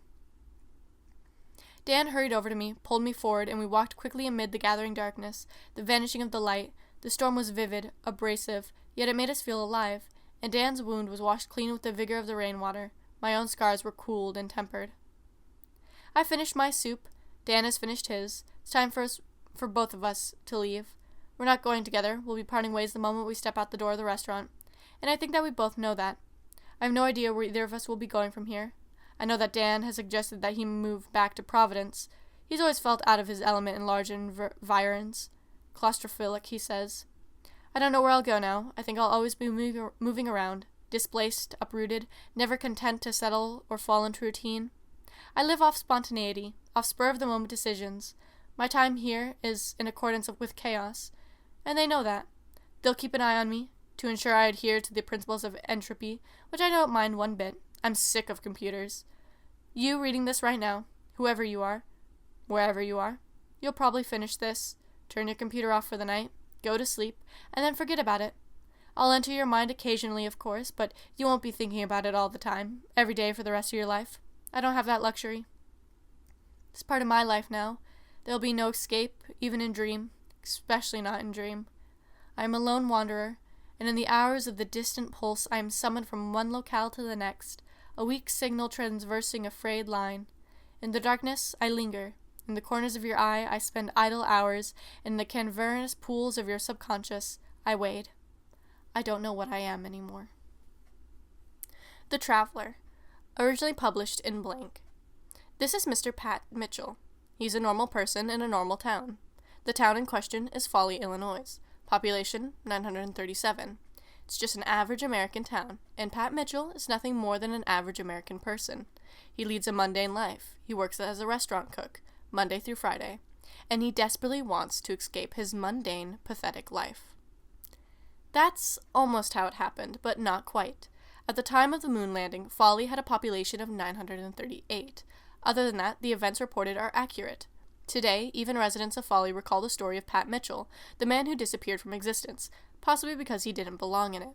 Some dismiss Mitchell as a kind of renegade who spat on Foley by exposing the residents as hayseeds. Most accept the things happened as they were reported. After all, nearly everyone in Foley, Illinois, current population, 2,130, has some relative who was there. Pat Mitchell was only 23 when he vanished, born in 1946. Today, he would be 73. If Mitchell hadn't pulled his famous stunt, or had survived it somehow, he might be around to tell stories himself. The people of Foley knew there wasn't any hostility towards them in his demeanor. He was simply incompatible with their way of life. Perhaps, they thought, there were things not worth knowing. Perhaps he shouldn't have been born there. All the rules of physics and biochemistry combined to form one man, a man so hell-bent on escape that if he broke through the limits he probably would have headed for Cape Canaveral and signed up to be the first on Mars. Escape was Mitchell's forte, and on the day of the moon landing he did something equally remarkable. However, his achievement quickly was swept into the dustpan of folklore and separated from the cookie jar of fact. From what people saw on that day in 1969, when Mitchell paraded his bicycle down the street, it had no gadgets or tricks of any kind attached to it. It wasn't very well assembled, but then Pat wasn't a mechanic and had designed the thing to be ridden once and then never again. It was all made to test his theory, which was that Foley, Illinois, the town where he had grown and lived, was the observable universe, and that there was nothing beyond it.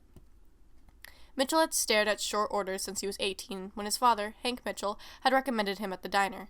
He hadn't chosen this path, but there was something strangely hypnotic in watching fat burn and pulling vegetables from the freezer. Surrounded by the idyllic countryside, rural America, stir-crazy and fueled by hormones, his mind had begun to deteriorate, then and there. The theory had started when Mitchell was 22. It started with a gnawing feeling of depression and rot, to know that he would die here. He studied maps, postcards of Hong Kong and Beirut, Tokyo and Amsterdam, Las Vegas and Nome.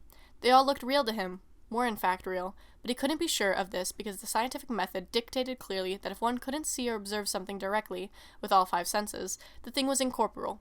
The photographs could be seen, of course, but they were third-party accounts that originated from who knew where. Reports of New York or Denver could be hopeful fantasies, akin to the phantom island of Hypnagogic or the lost city of Z. The same went for the stacks of newspaper and other media that lay on Mitchell's desk. Speculation, rumors, all of it. Sad, delusional people here in Foley, Illinois. They believed in an outside world because there was none. Mitchell's obsessions soon grew into a full-blown psychosis. His theory was akin to flat earthism, a kind of dangerous pseudoscience which discounted the existence of things beyond the reach of man. Flat earthers may claim that the world is flat, but this belief is not sincere. Rather, most flat earthers are jealous of those who have accomplished more than them. NASA technicians and astronauts. Pat Mitchell shared this in common with flat earthers too. He was jealous of those who could travel, the jet setters in their mod fashions who peered over crystal sunglasses at the sticks when they came in. Like the most diligent of flat earthers, Mitchell would not admit this to himself. In his home, he concocted a theory even more outrageous. The earth wasn't any shape, flat or otherwise. There was no earth. There were no stars, no sun. The universe extended as far upwards as the water tower on Delcroix Street, and as far in another direction as the Folly town limits. What could be seen of the outer world from within the town limits was some sort of clever hologram, created to reassure the residents of Folly that there was an outside world to prevent people from panicking. Where did the hologram come from? Where was it projected? Mitchell strengthened his theory with a humble assertion. We do not know.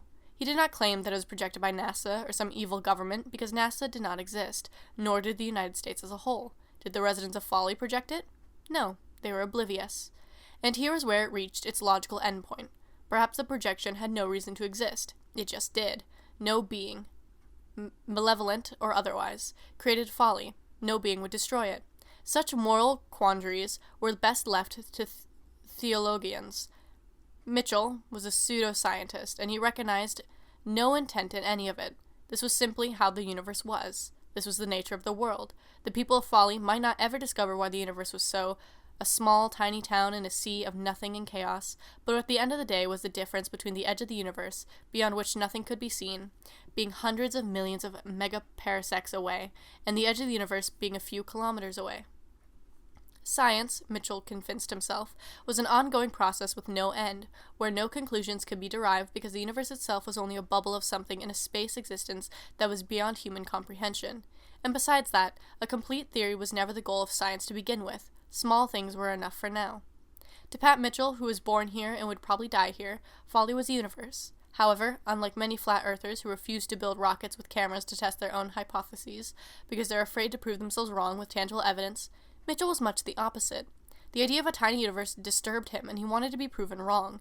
If he could exit Folly and observe the outside world, touch the grass and taste the food at a restaurant, even if that restaurant was a mile out, he would be convinced and put his theories aside. He didn't just want to walk out, however. He wanted people to see. Mitchell publicized the event, handing out flyers and posting signs on all 40 lampposts. Many Foliettes criticized him. Many thought the idea was ludicrous. There was an outside world, they knew. People had come from the outside world. Some of them had been out themselves beyond the sign, which was an arbitrary boundary set by human beings in 1865. There was indeed Chicago and Cincinnati and all the rest.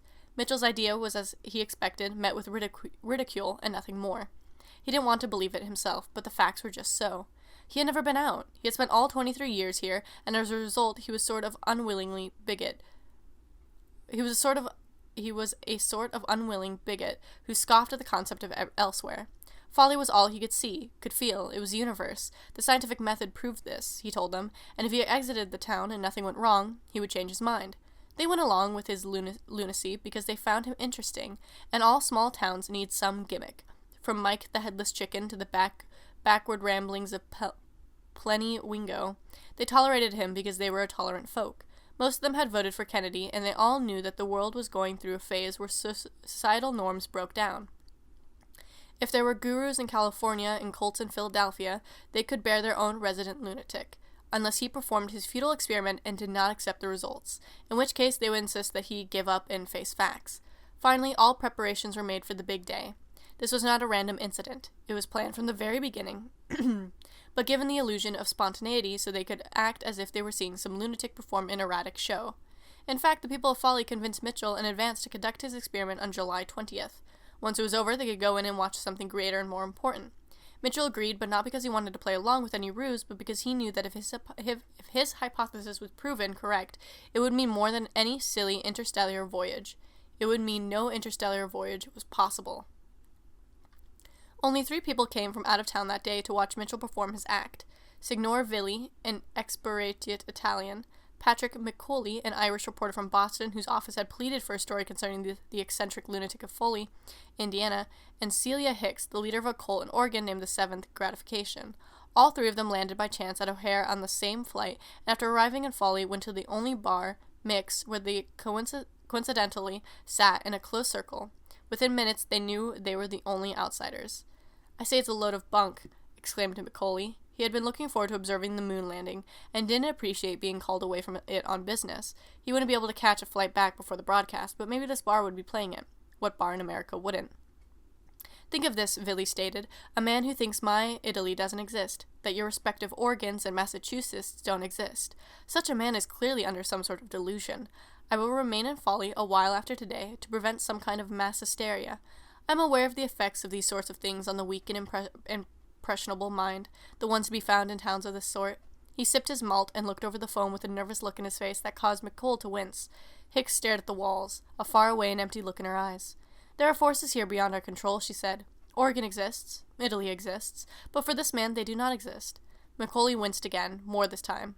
This woman, who 10 minutes ago had been a complete stranger to him, was now spewing prophetic visions. He looked again at Villy, who, despite his eccentricity, was 97% sane. "So," he said, a nervous chuckle on his lips, "you said you're an expertite? Why?" "I committed war crimes for Sallow." McColl winced again and returned to his drink. So much for pleasant chatter. It was noon, and the act was scheduled for 1. Many in the bar lined up along the street to get the best view. Villy, McCool, and Hicks remained in the bar until 12:45, discussing how strange it was that they had all been on the same flight. Hicks pointed out that she had sat directly behind McColl, who in turn had sat directly behind Villy. McColl shrugged, and they went out. The sun was bright, the clouds were blue, and along the street there were people. Not many people, only 890, but that was a lot for Folly. McColl shielded his eyes. He contemplated the situation. The Folly people looked amused. There were noisemakers being passed around, idle chatter, and cynical grins. McCool knew that these people weren't as dumb as Villy said they were. These people were not impressionable, but there was something oddly fascinating about Pat Mitchell, the man whose actions had brought him here. The man was some kind of lunatic, cooped up in his garage and building a bicycle from scratch. Wasn't this the sort of man who got spots on the cover of Newsweek? Yes. McColl mulled the idea over in his mind. How much time until the bicycle was rolled out? How much time until Mitchell's ideas were deflated until he stopped his fantasies and returned to a placid state like the rest of them? 10 minutes, McCool darted for the Mitchell property. Above, the winds blew fair and crisp on the residents of Folly. The following events have not been told until now. You won't know about Mitchell and McColling's encounter if you listen to the old-timers spinning their yarns, because they met once in private circumstances. But it matters to this tale regardless of its status or as canon. Macaulay is now the only one who can tell you, but he lives today at a psychiatric facility with acute dementia. This dementia was not brought on naturally. He reached the Mitchell property with minutes to spare. The place was isolated from the rest of town, but not outside the city limits. Ramshackle but composed, and in the garage he saw the grease-streaked face of the lunatic. Mitchell was soldering together some final touches. A flag. He strapped on his goggles. He was startled by the Irishman in his driveway. Hello, he said this friendly, as if he expected Mitchell to dart off. "Pat McColl, from Boston. I want some information about the stunt you're about to do, and the ideas you have. We've spoken openly about this." Mitchell rolled his bike out and shut the garage door. His shirt was greasy, his pants were greasy, isolation, despair. And where were his parents, or did they live somewhere else? Details were scant. "Boston, huh?" Mitchell said. "Hi, Pat. Let me tell you something, Pat. A few days ago, I saw a few tourists from Boston here at the diner. I made them coleslaw. They just ordered coleslaw. Do you know something, Pat? Nobody just orders coleslaw. 5 years, I've never seen anybody just get coleslaw. You know what I think, Pat? Boston is a lie. Those people were a lie. You're a lie," McColl analyzed him from the top down. He didn't seem like a paranoiac. He seemed like a sane, rational human being. "Pat, be sensible," McColl pleaded. "Those people are only out there to make a fool of you. Believe me, you come roaring down, you don't make it, you'll be a living joke for the rest of your life. Don't do it, Pat. I may not be real, but those people are real, according to your little theory, aren't they? Don't do it." Mitchell shook his head and pushed McColl out of the way, a grim and determined look on his face. In 29 years of professional journalism, McColl had never seen a look like that, and never would again. "We'll see, Pat." He disappeared towards Folly's main street. McColl did not run back to watch him. McColl sat down on a signpost for a long time. He was in no hurry. He sauntered toward again, then sat down on another signpost. The sky was blue and the sun was hot. He wiped his hands with the corner of his sports jacket. He didn't make it back to Folly in time. The Folly Company band blew strong notes as Mitchell rounded the corner. He was greeted with cheering and applause. He felt happy, important. On Ivy Lane, Villy and Hicks stood, hands on hips, shielding themselves from the sun. To Villy, this was a novelty, and not a joke, but to Hicks, this was a legitimate study. Both clapped lightly as Mitchell came down. He was not riding the bicycle yet, but pushing it. The thing couldn't exceed 5 miles per hour. Every bolt and screw had been custom ordered, and they fit together badly. Still, as the residents of Folly observed, and as Hicks still claims during her weekly incense burnings, there were no gadgets or peculiar devices on it. It was only metal and rubber. Villy is dead now, long buried, died from a heart attack, but he would attest the same. Mitchell, for some reason, did not simply buy a bike, but that reason was opaque at best. He was a recluse and a hobbyist, and told the cooks at the diner very little about his upcoming project if prodded. The bicycle was green, olive, the wheels were about 30 inches in diameter, and there was no brake on it. From what was seen, very minimalistic design. Pat Mitchell, covered in dirt and grease, journeyed down the streets of Folly one last time. The town limits were at the end of Juniper Road. They surrounded the incorporated community of Folly for a good 200,000 meters in other directions. But now, as Pat Mitchell mounted his vehicle and began pedaling, he was only 50 feet from it. The crowd only extended 10 feet more, then stopped as if a herd of buffalo knew where the good grass stopped and the bad grass began. They held hands and looked at the beautiful day, wondering if they were wasting their time. That was a silly question, wasn't it? Yes, of course they were wasting their time, watching some silly, slick con artist kid and his cantankerous contraption wander aimlessly down towards nothing. Still, all eyes remained on Mitchell as he swerved back and forth, dodging potholes that had long since gone unnoticed by the Illinois State Highway Department. The spectators from the rear now came forward, and those who had dawdled in shops came out. This was too good to miss, murmured all 937 residents of Folly in unison. Moon landings were important, to be sure, but they didn't involve Folly. Nothing like this had ever happened in Folly, and it was unlikely anything like it would ever happen again. At the end of Juniper Road, they gathered, blocking traffic. Nobody cared. Nobody was driving. He sped now, faster and faster, a glint in the light of that hot July day, a speed demon on a crash course with who knew where. Thoughts flickered between the people. He would keep riding past the sign, and maybe further, and if so, good riddance, and if he came back in disgrace, then so be it. They held no grudges. They only wanted it to be over. They knew damn well that what he was doing was foolish. He didn't look over his shoulder. He swept on. He was now 10 feet from the wooden sign, a subjective boundary created by men long ago, who stuck it in the mud and said that here there was a place for people to settle. It was a wooden sign with writing on it. An old sign, yes, but there was nothing mystic about it. What happened next? Few residents can remember exactly. They saw Mitchell on the road, stalwart in the wind and determined as a phantom. They now say that they had closed their eyes, or the sun had gone out, or a magician had passed a sheet over their peepers. They make excuses to account for what happened, but none of it is true. Pat Mitchell was a believer of facts, of what could be observed in the real world. The facts were this. Pat Mitchell had ceased to exist. None of the residents of Folly admitted it that day, and only half of them now do. They chalk it up to mysterious circumstances, but claim there's a rational explanation for everything. They called the police, who, of course, made a thorough sweep of the area. No bicycle was found, nor was he.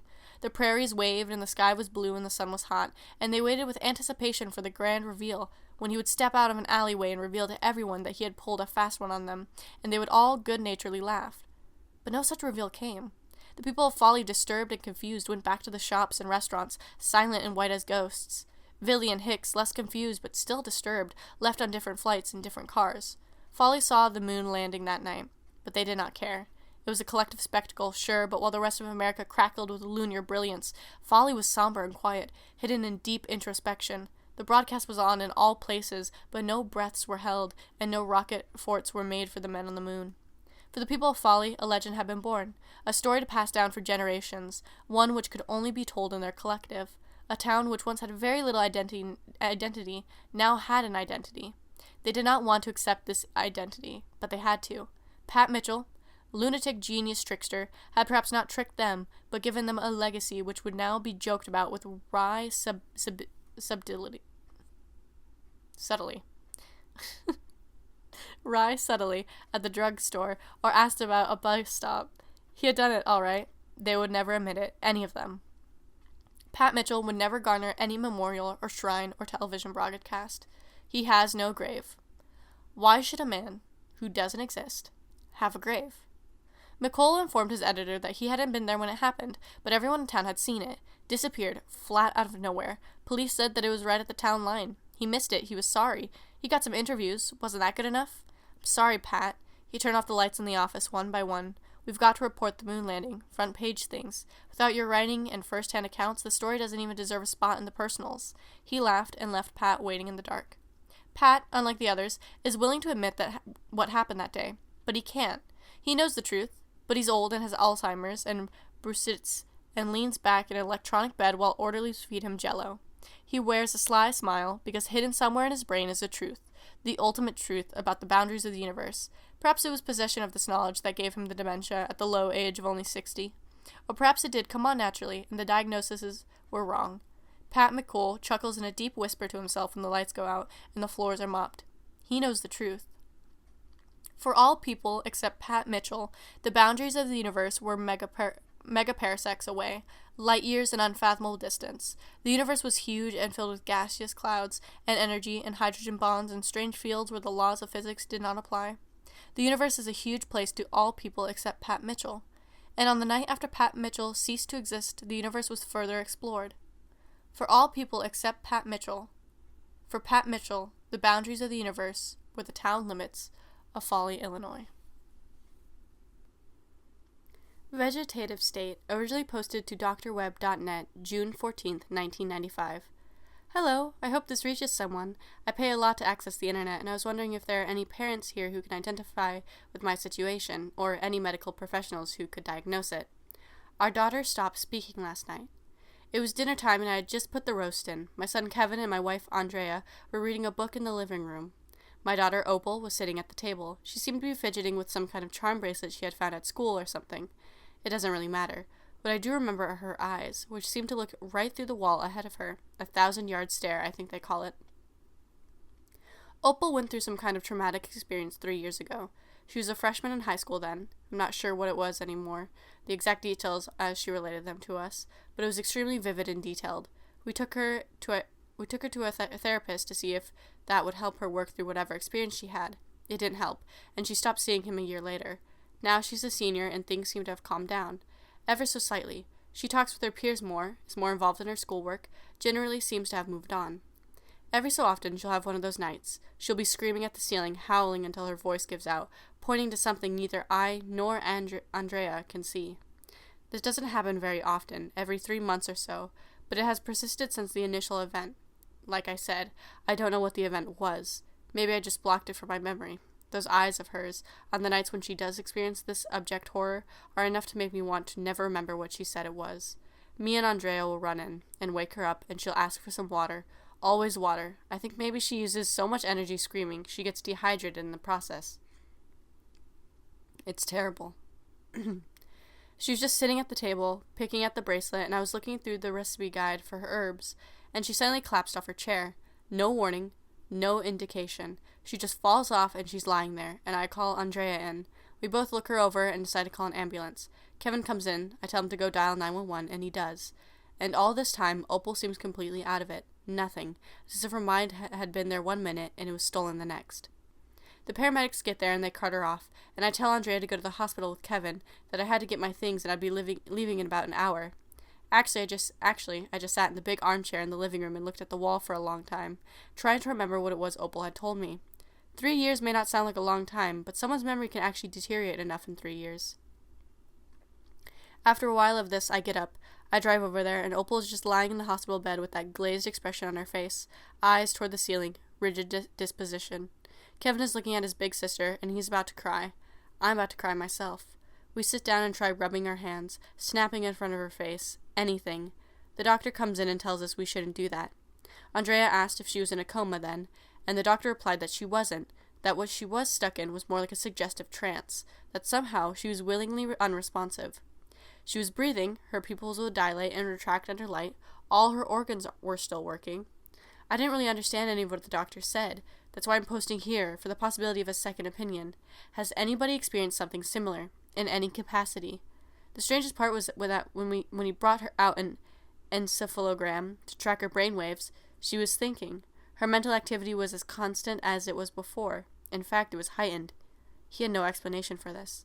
I sat there with Opal overnight, and Andrea drove Kevin home, and by the morning she was still like that, eyes wide open, breathing normally, but no indication that she was in the room. She was gone. She is gone. She's still gone.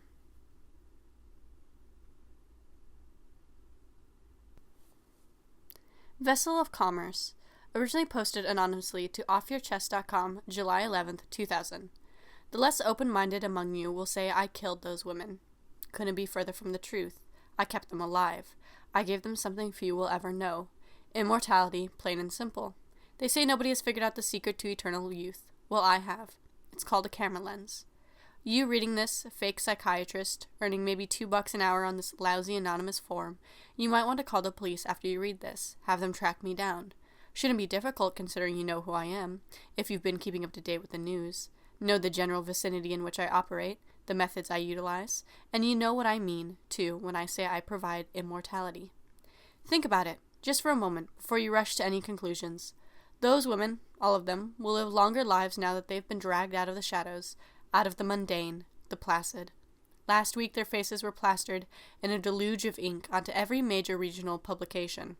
They became famous, well known. I gave them something they never could have been afforded if they had gone on living as they had been. Now they live on in celluloid, in memories, because memories do a better job of painting someone than their immediate physical presence. Absence makes the heart grow fonder.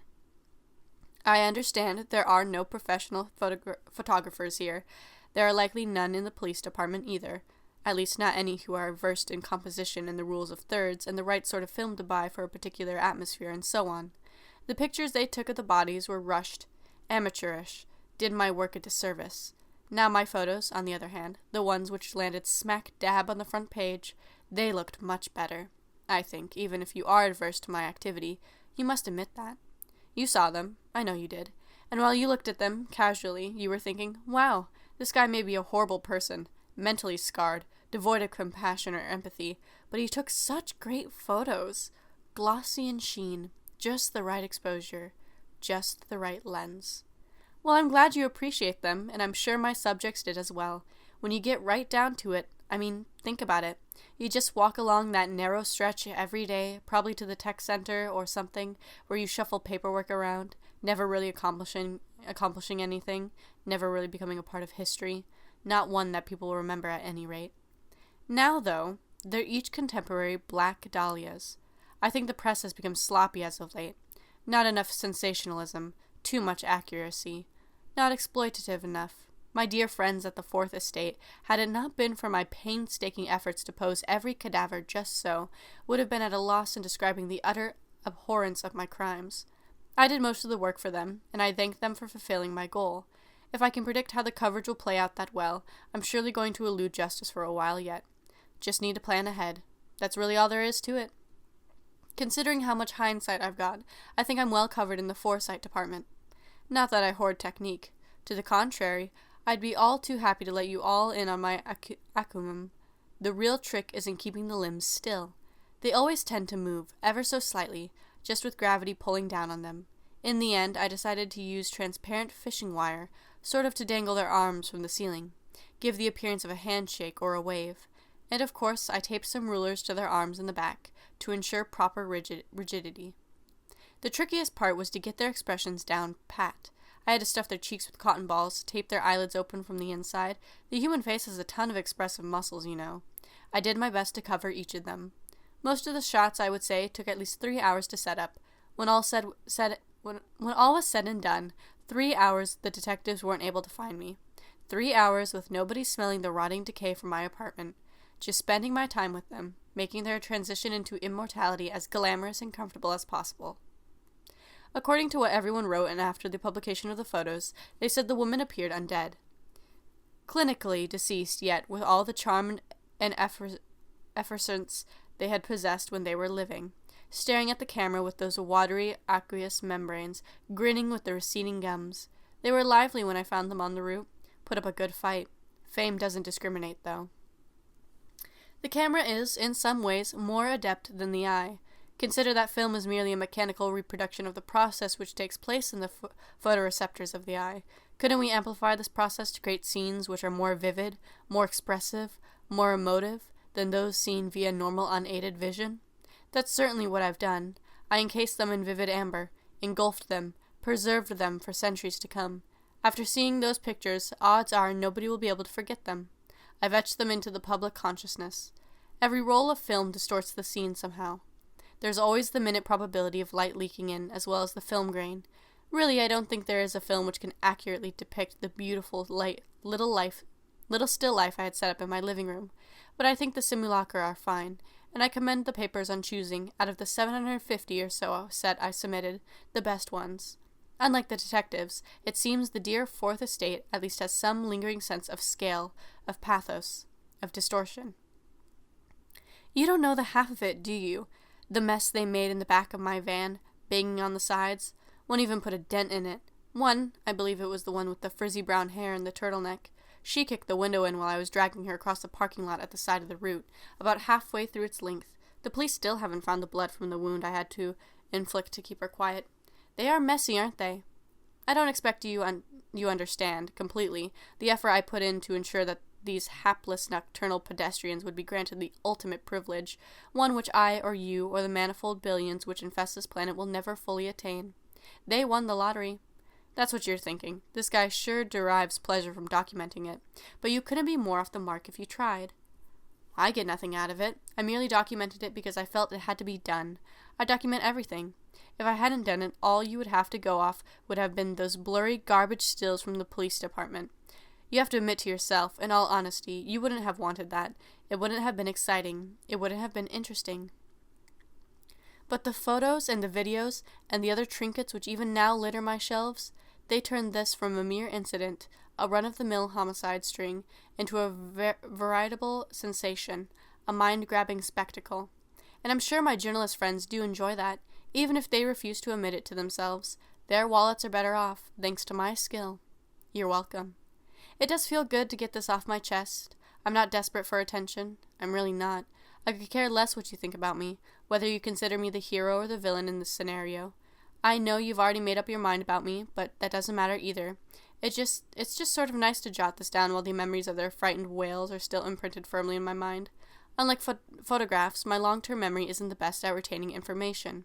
Soon I won't even fully recall the thrill of putting my arm around their throats within range of at least 5 drivers above the underpass, all of whom could have caught me in the act. Better to experience something and forget it than to never experience anything and remember it. The route itself, prime real estate for such an endeavor, empty, secluded, yet in the midst of such urban decay. So much foot traffic to choose from. I spent weeks scoping the area out beforehand. Every pipe, every grating, every claustrophobic tank and untended boiler room. I put the bodies back at various randomly chosen places in the city's water systems. Odds are they won't be recovered anytime soon. All you'll have to prove they even existed are the pictures. I've made sure of that. So I guess this little diatribe, monologue, or what have you, is merely my way of letting you know that I'm out here, and that I know exactly what you're thinking. I don't care about what you think, how you construe these events. There are forces at play here beyond your understanding, and, true, beyond even mine. These women were not taken senselessly. They serve a higher purpose, a function in the scheme of things, like entries in an algebraic equation. They are hints to an all-consuming unknown. You might not know what that blank square is yet, though in time you will. You and the rest of the greasy mob of hypocrites who litter this nation of ours, poison discourse, advocate for blind ignorance. You enjoy being kept in the dark so much. Oh, you say, they shouldn't have published those horrid pictures. Well, they did, and this is only the beginning. Enjoy this level of ignorance while it lasts, because the only thing more terrifying than the unknown is the known. When everything is put into stark contrast, into sharp, unflinching comprehension, you'll be screaming 1,000 times harder than any of my victims, or any of the oblivious readers who spotted them smiling emptily on page 3. That's an inevitability. Yours, the Archivist. Where Does Wastewater Go? Originally posted to IHateMyself.com, June 2009. So you want to know where wastewater goes after you're done using it. Good choice. These days, wastewater consumption is a mysterious issue, and as a water-drinking person, it's your job to know where the water goes, what it does, what its whole deal is, and finally, what all of this means for you in the long run.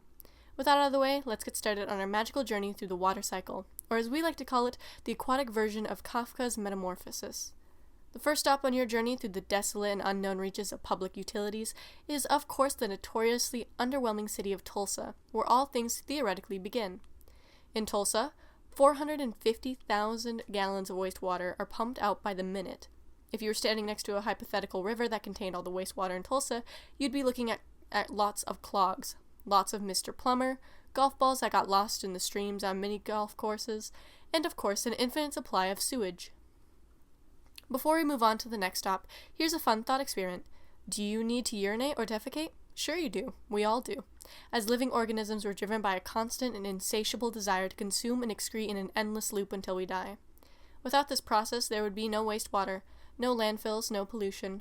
Remember the grueling 9-to-5 shift of the average water treatment plant worker the next time you decide to chug down a big gulp at your local 7-Eleven.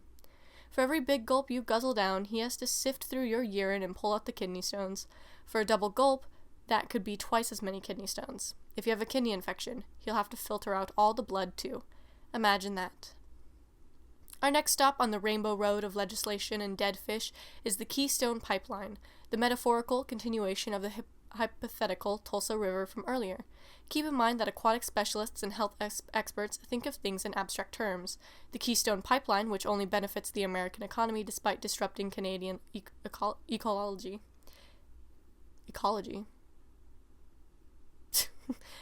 filters out valuable materials from the wastewater and delivers them directly to the famed golden hoard of Goldman Sachs.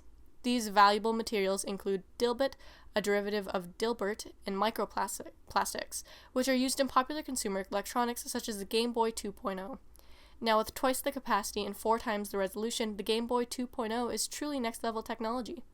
Connecting the Keystone Pipeline to the crematory is the Keystone Pipeline Jr., a proposed offspring of the Keystone Pipeline and the Exxon Valdez.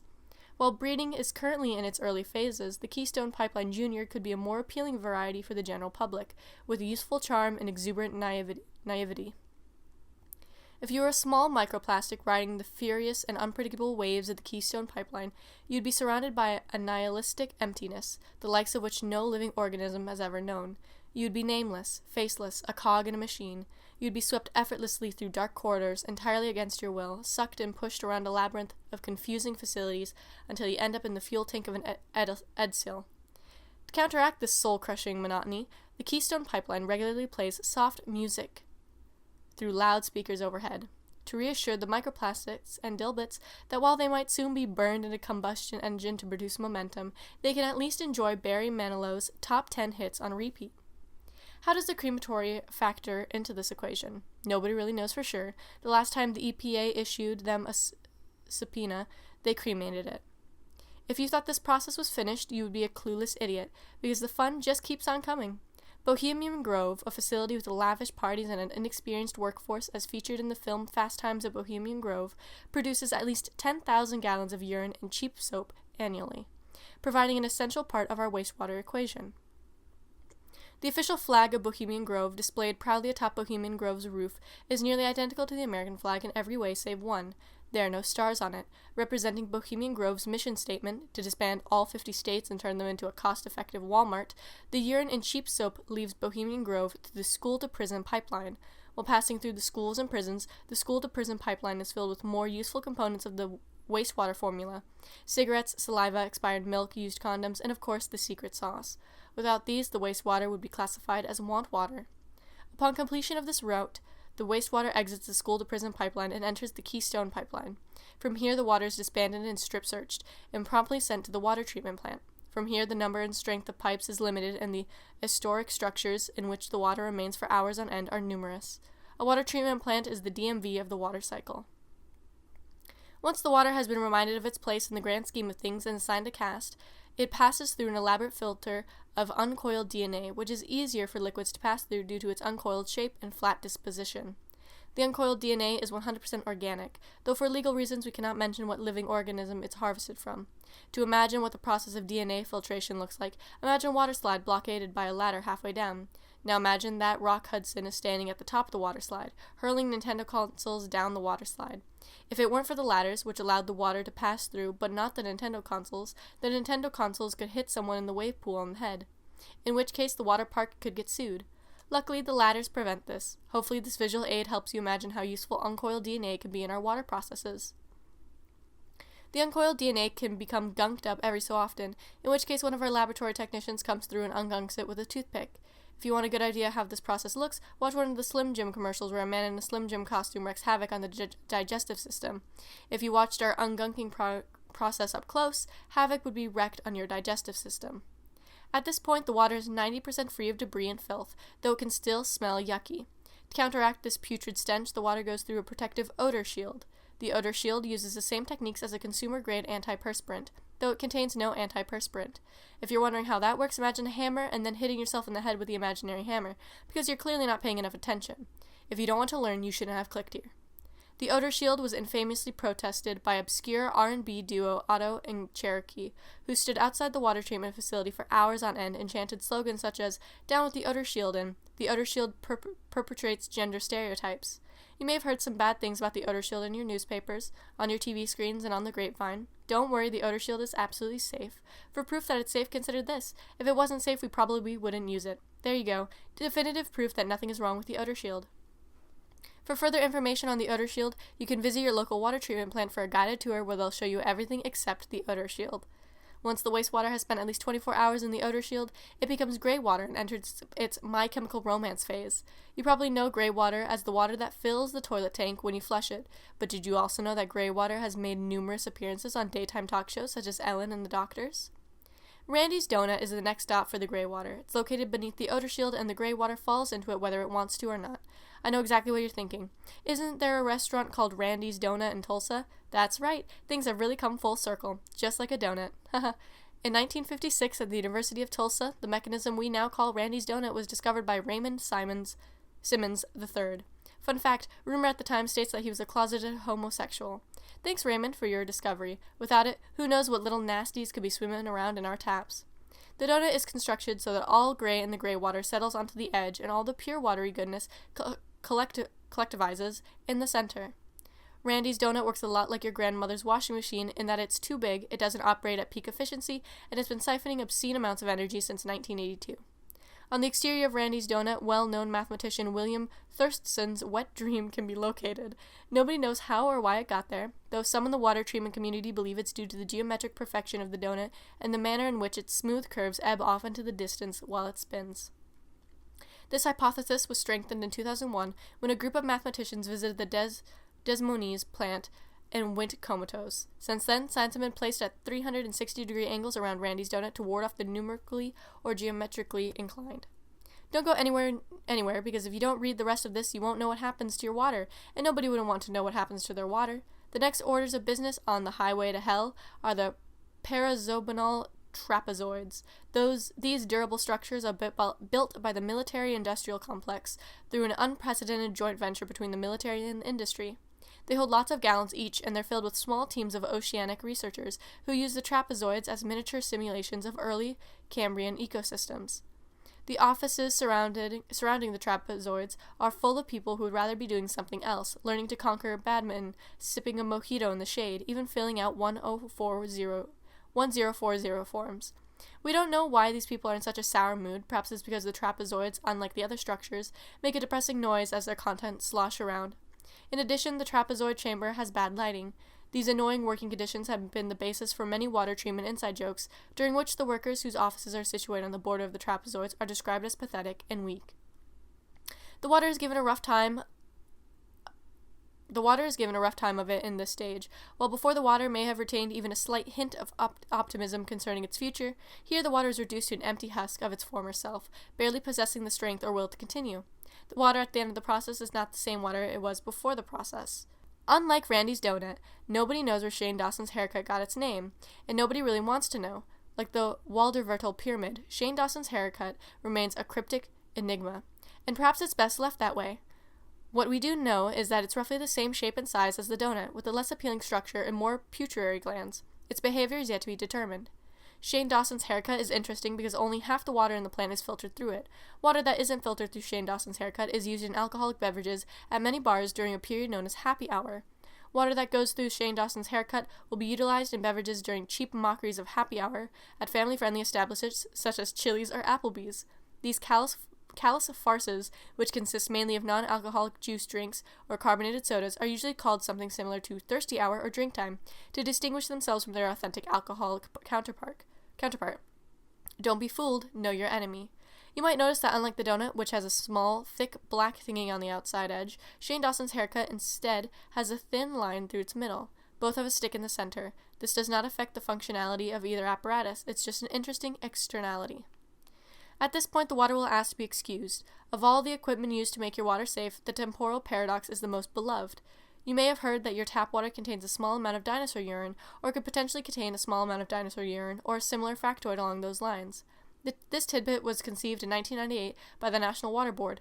At the time, water was being outmarketed and outsold by Surge Cola, which is bodaciously rad and had a mean streak of attitude. To counteract this, the Water Board determined that they should appeal to the youth by adding non-lethal doses of dinosaur urine to the filtration process. This was difficult as dinosaurs were long dead. Unfortunately, Raymond Simmons III's grandson, Raymond Simmons V, stepped up to the plate and created the temporal paradox, which is now a necessity and a mainstay in every filtration facility worth its salt. With the press of a button, a team of logistics experts can be transported back to dinosaur times, where they overdose dinosaurs on lethal servings of Surge Cola and collect the copious amounts of posthumous urine that result. The mesmerizing pattern on the left represents the dangerous and exhilarating journey of the logistics experts in a long-forgotten period when mammals were but a puny and helpless class of creature and the lizard kings ruled all. While the bland and monotone box on the right represents the vat where the dinosaur's urine is added to the water, don't worry, most of it is Surge Cola, so the probability of it containing any deadly prehistoric strain is slim. The ratio of dinosaur urine to water is roughly 3 parts dinosaur urine for every 3 million parts water. For this reason, and for several other reasons, the practice of adding dinosaur urine to water has often been termed paleo-homeopathy. And that's about it. The water gets shoved into a gargantuan whirlpool off the coast of Norway, the Maelstrom, and lands in the river Styx, at which point it's as fresh and clean as a rump. This frothing abomination ensures that the water is thoroughly aerated and mixed. Our process in its entirety is similar to the process that occurs naturally without human intervention, although this process contains human intervention. Once the water arrives at your tap or the tap of your local 7-Eleven, it's time to drink water or drink a big gulp. No matter what choice you make, your bladder will be begging you for release in about 2 hours, at which point the whole process starts over again. Pretty cool, huh? Despite the apparent simplicity of the water filtration process, you might be wondering what we do with all the debris we filter out of the water, and that's where our patented interactive experience "You Can't Hide From Yourself Forever" comes in. Much like a drunkard's intervention, "You Can't Hide From Yourself Forever" is a morbid shrine composed of 4 small funeral candles arranged side by side. Once the debris sees the grotesque reminder of authenticity, it is determined to do its best in helping humanity out. Some bleeding heart organizations have denounced the practice, stating that while water can be ethically traumatized, debris is a higher living organism and our interactive shrine could do irreparable damage to its mental health. To this argument, we make the claim that if debris wasn't reminded of its inferiority, it might rebel and begin unleashing its awesome wrath upon civilization. And given the horrors that our technicians have witnessed in the pools over the years, seeping and spreading, it's a wonder the debris hasn't overtaken us already. In many ways, "You Can't Hide From Yourself Forever" is a necessary evil, like a scared straight program. It reminds the debris of its nature and reinforces the idea of compliance and servitude. After the conveyor belt passes the testament to man's reign, the debris is loaded off the belt and heaped in large scoops into a cold and sterile prison bucket, where it spends the night and thinks its decision's over. In 2005, we partnered with Duracell batteries to create Duracell The Next Generation. Despite the name, this is not a battery available for home use. Rather, it's a battery-powered apparatus located near the back door of every water treatment plant. The debris is loaded into a battery-shaped barrel where it's crushed into fine little bits. The apparatus requires 5,000 AA batteries to run, but due to Duracell's famous long-lasting power, we only need to stock the apparatus up with new batteries every day or so. While nobody ever sees this apparatus up close during guided tours, Duracell has assured us that it's great for PR and brand recognition. Once the debris is transformed into a thin and tasteless chalk, it's casually arranged in the back of a taco hat truck. The taco hat trucks supply every location nationwide, so the next time you're eating a delicious guacamole chalpa and you spill a little bit of salsa on your automotive bib, remember that the ground beef in the chalpa is at least 70% debris from a water treatment facility. Talk about environmental sustainability. The final element in the treatment process that we feel is worth mentioning is Steve Aoki's investment pool, which functions as a power source for the entire plant except for the aforementioned Duracell The Next Generation machinery. Steve Aoki's investment pool comes fully equipped with an endless amount of money, with which we estimate we'll be able to process water for at least another century before we run out of funds. Steve has been very generous with his assets, and as such, he was awarded the Water Hero badge at the annual Wet n Wild Water Harvesters Conference in 2003. And there you have it. Pretty much everything you'll ever need to know about how you get the water you drink. There's a lot involved every time you turn on the faucet, from infrastructure to employment to innovation, so you'd better thank the water gods. If anything you read here today worried you, don't worry. Nobody likes a worry wart, and you probably don't have any idea what you're talking about. The next time you attend a Skrillex bash, be sure to bring up these fascinating realities. Few people today know the lost art of water making, and that's a shame considering everyone drinks water, even the vegans. In a world of division and social hierarchy, remember that everyone drinks water, so reach across the aisle with water and use water as leverage when bribing senators. Water is life-giving water. Boy, all this talk about water has made me thirsty. Copyright 2009, Daryl and the Troglodytes. Your Deafening Silence. Originally posted to the Tabasco travel blog, July 20th, 2001. Page, Los Gusanos, a study. That's right, me and Lana have booked 10 days at the Los Gusanos Inn, and we're going to share our honest thoughts on the town with you. This is a new format for us, and we're wondering what you think of it. So if any of you reading this have any thoughts to share, please email us or use the information on our contact page. We always love to hear from fellow travelers. Roll. Lana. Just hopping in here to mention that our photography book, Tabasco's Top Picks, is now available via the Go-To Press and will be out early next month. We worked really hard on it, so we hope you check it out. It features full color spreads of our trips to Newport, Scranton, Key West, and more. Anyway, with that, on to the good stuff. Day 1. Roll. Okay, so we got here around 10 a.m. and checked into the inn. Dumped our luggage there before locking up and going for a quick walk around town. Downtown Los Gusanos is located only about 3 blocks from the inn, and features many of the iconic shops and businesses which have been featured in several national travel guides, California Living and American Tour, to name just a few. Lana. That's right. Los Gusanos was founded in 1887 by Juan Exarchus, a wealthy cattleman who fed his herd on the lush green slopes surrounding the area. And despite a decline in population beginning in the 1930s, Los Gusanos remains a favorite among locals of the region. Picnics and outings in some of Gusanos' secluded mountain dells are the most popular activity for day vacations and weekend getaways alike. Amateur photographers have also taken a liking to the town for its unique perspectives and scenic vistas. Roll. At around noon, we stopped to eat at the Pink Wagon, Los Gusanos' famous sidewalk hot dog stand, which had a long line and, according to the sign above the counter, the longest hot dogs in California. We split ours at a charming wooden table and observed the midday downtown bustle while enjoying a delicious premium sausage. Lana. We also got a bag of potato chips. Raul told me he didn't want them, but I insisted, and for what it's worth, they were good. Raul. Then we headed to Sugarloaf Road in the business district. I bought myself a fashionable rancher's hat and some decorative cufflinks shaped like horseshoes at Ziegler's. It was a fantastic gift shop, and the sales assistant was very accommodating. I think it's always interesting to see what sort of unique wares are on sale in small family-run shops like these. Lana. For me, it was the necklaces that got me. Ziegler's has one of the most elaborate displays of necklaces I've ever seen. An entire wall of them with superb styles and variation. Many of them are honed from some of the crystal deposits of the county, giving them a one-of-a-kind appearance. I chose a rhodochrosite pendant and a matching choker. Like Roel said, the cashier was incredibly polite and welcoming. When in Los Gusanos, Ziegler's is an opportunity not to be missed. All the shops are great, and definitely speak to a bygone era of Californian history, a laid-back, quirky mountaintop atmosphere. Raul. It's always nice to visit towns with a rich history. If you can, try to book a tour at the famed Los Gusanos Ranching Museum. The guest list is usually full a month in advance, but me and Lana were smart and called ahead of time. Lana. That's right. We went in the afternoon today. Our tour guide was very polite and answered everyone's questions in relation to the profession of raising cattle. The museum, which occupies Juan Exarchus' former estate, is open to the public and conducts tours Monday, Friday from 1 to 6 p.m. It's definitely a one-of-a-kind experience, and we would also suggest bringing the kids along for it. Ranching sure has more intricacies than I expected. Roll. After kicking around the shops for a while more, evening hit. The sunset was beautiful, and we headed for Franklin's Steakhouse, which has been given the James Beard Award. I definitely feel it deserves it, although I asked for mine medium rare, and it was more like medium. Lana. I didn't have that problem. We also got the chef's salad and a nice bottle of Sauvignon to round out the evening. Not my favorite steakhouse, and Rule definitely knows his steak, but we did enjoy ourselves and our waiter was in good spirits. The decor of Franklin's is to die for. Taxidermy animals on every wall. In one corner is this giant owl spreading its wings.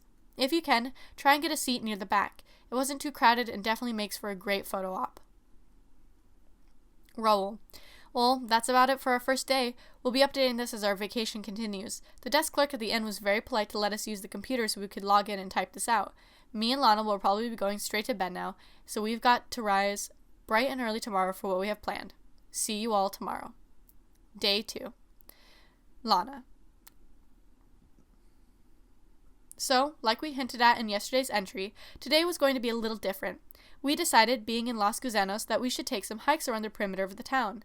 We got going around 8 a.m., and there was a nice breeze that spurred us on. We stopped in town beforehand for some supplies. I got a wonderful metal water bottle which is advertised to keep water chilled for at least 6 hours, which is good in a hot climate like this. Raoul. While Lana was taking care of that, I headed to the Los Gusanos market and Mercantile to pick up some trail bars. These are made from scratch, on location, and contain a delicious mixture of nuts, raisins, and seeds. Definitely a great snack, and you should buy some even if you don't plan on hiking. Lana.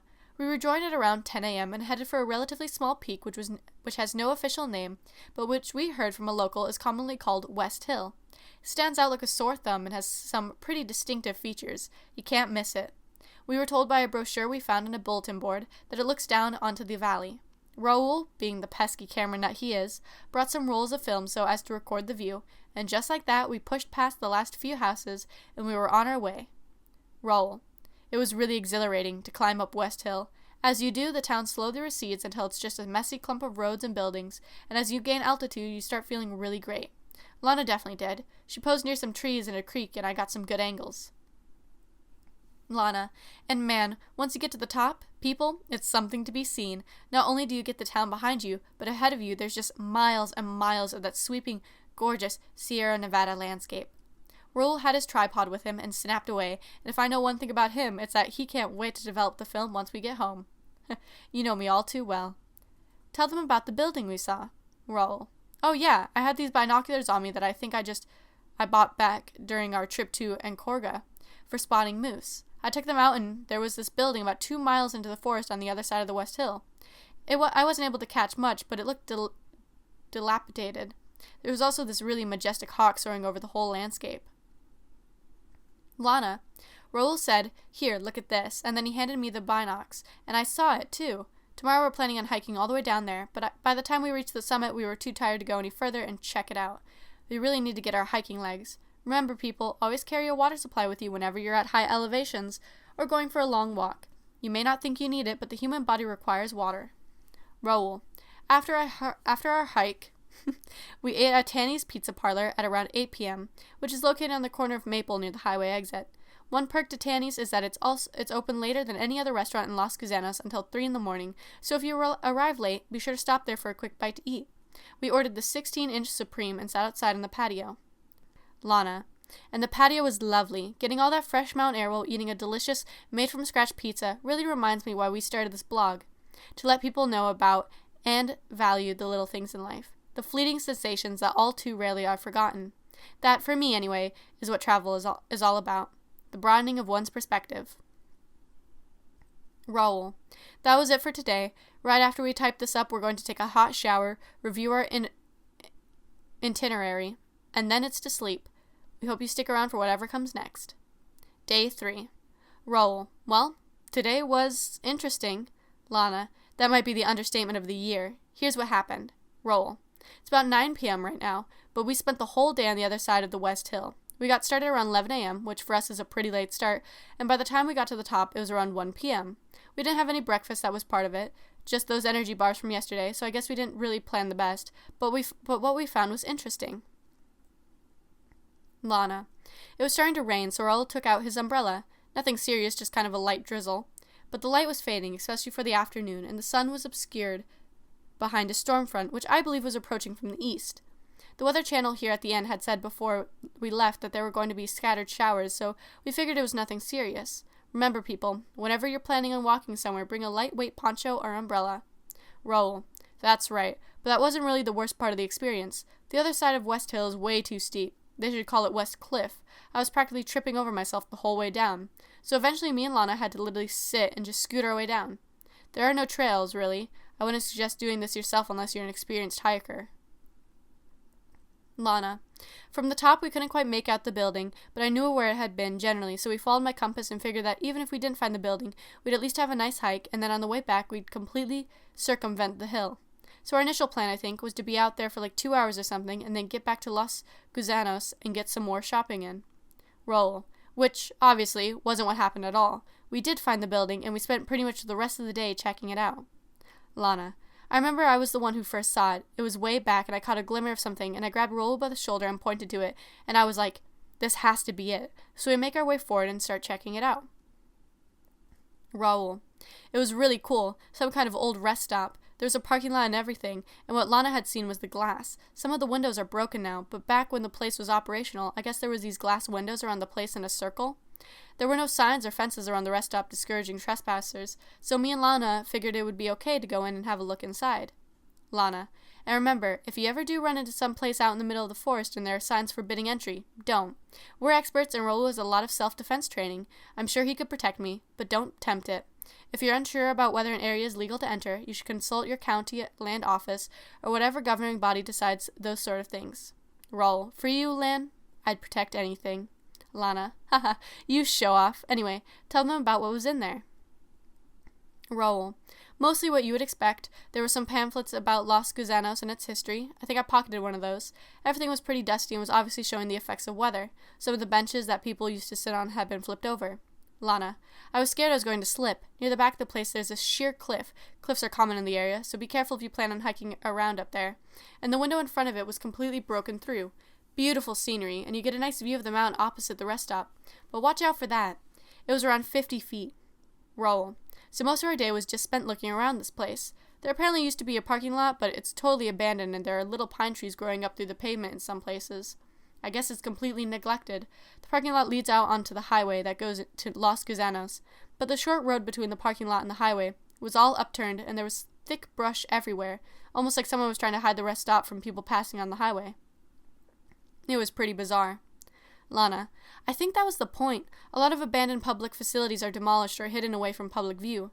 There was some graffiti, though, so I think some people have probably explored it before we did. It's a shame. The architecture is good. It's what I guess you would call modernist. Roll. I think so. I know virtually nil when it comes to architecture, though. Lana. Tomorrow we're going to Los Gusanos Visitor Center to find out more about the place. Maybe get some more maps out of the area? Who knows what else could be hidden out in the forest? Honestly, our itinerary has kind of shifted from tourism to exploration. It's just like that around here. Lots to explore. Raul. Well, good night, everybody. It's been amazing so far, and we'll update everyone in a little bit. Day 4. Raul. Today was eventful. We spent most of the morning at the visitor center, and we picked up some brochures about the history of the area. They also had a lot of knickknacks you would expect. T-shirts that said, I love Los Gusanos, scented votive candles, postcards, etc. Lana. It's a small building located near the northern end of the business district. There's an ATM and some drinking fountains outside. We went in, and there was this old guy behind the counter minding the store, and behind him there was this huge and large photograph of the town. Looked like it was from the 1960s, stretched wall to wall. The lighting in there wasn't that great, so we didn't see everything, but we went up to the desk and asked the guy if he could tell us about the rest stop. Raul. The guy seemed tired. He sulked around and coughed into his elbow a lot. He was like, what rest stop? And me and Lana asked for him to show us some maps, preferably up-to-date topographical ones. He had a rack of them stashed beneath the counter, and so we started leafing through some of them.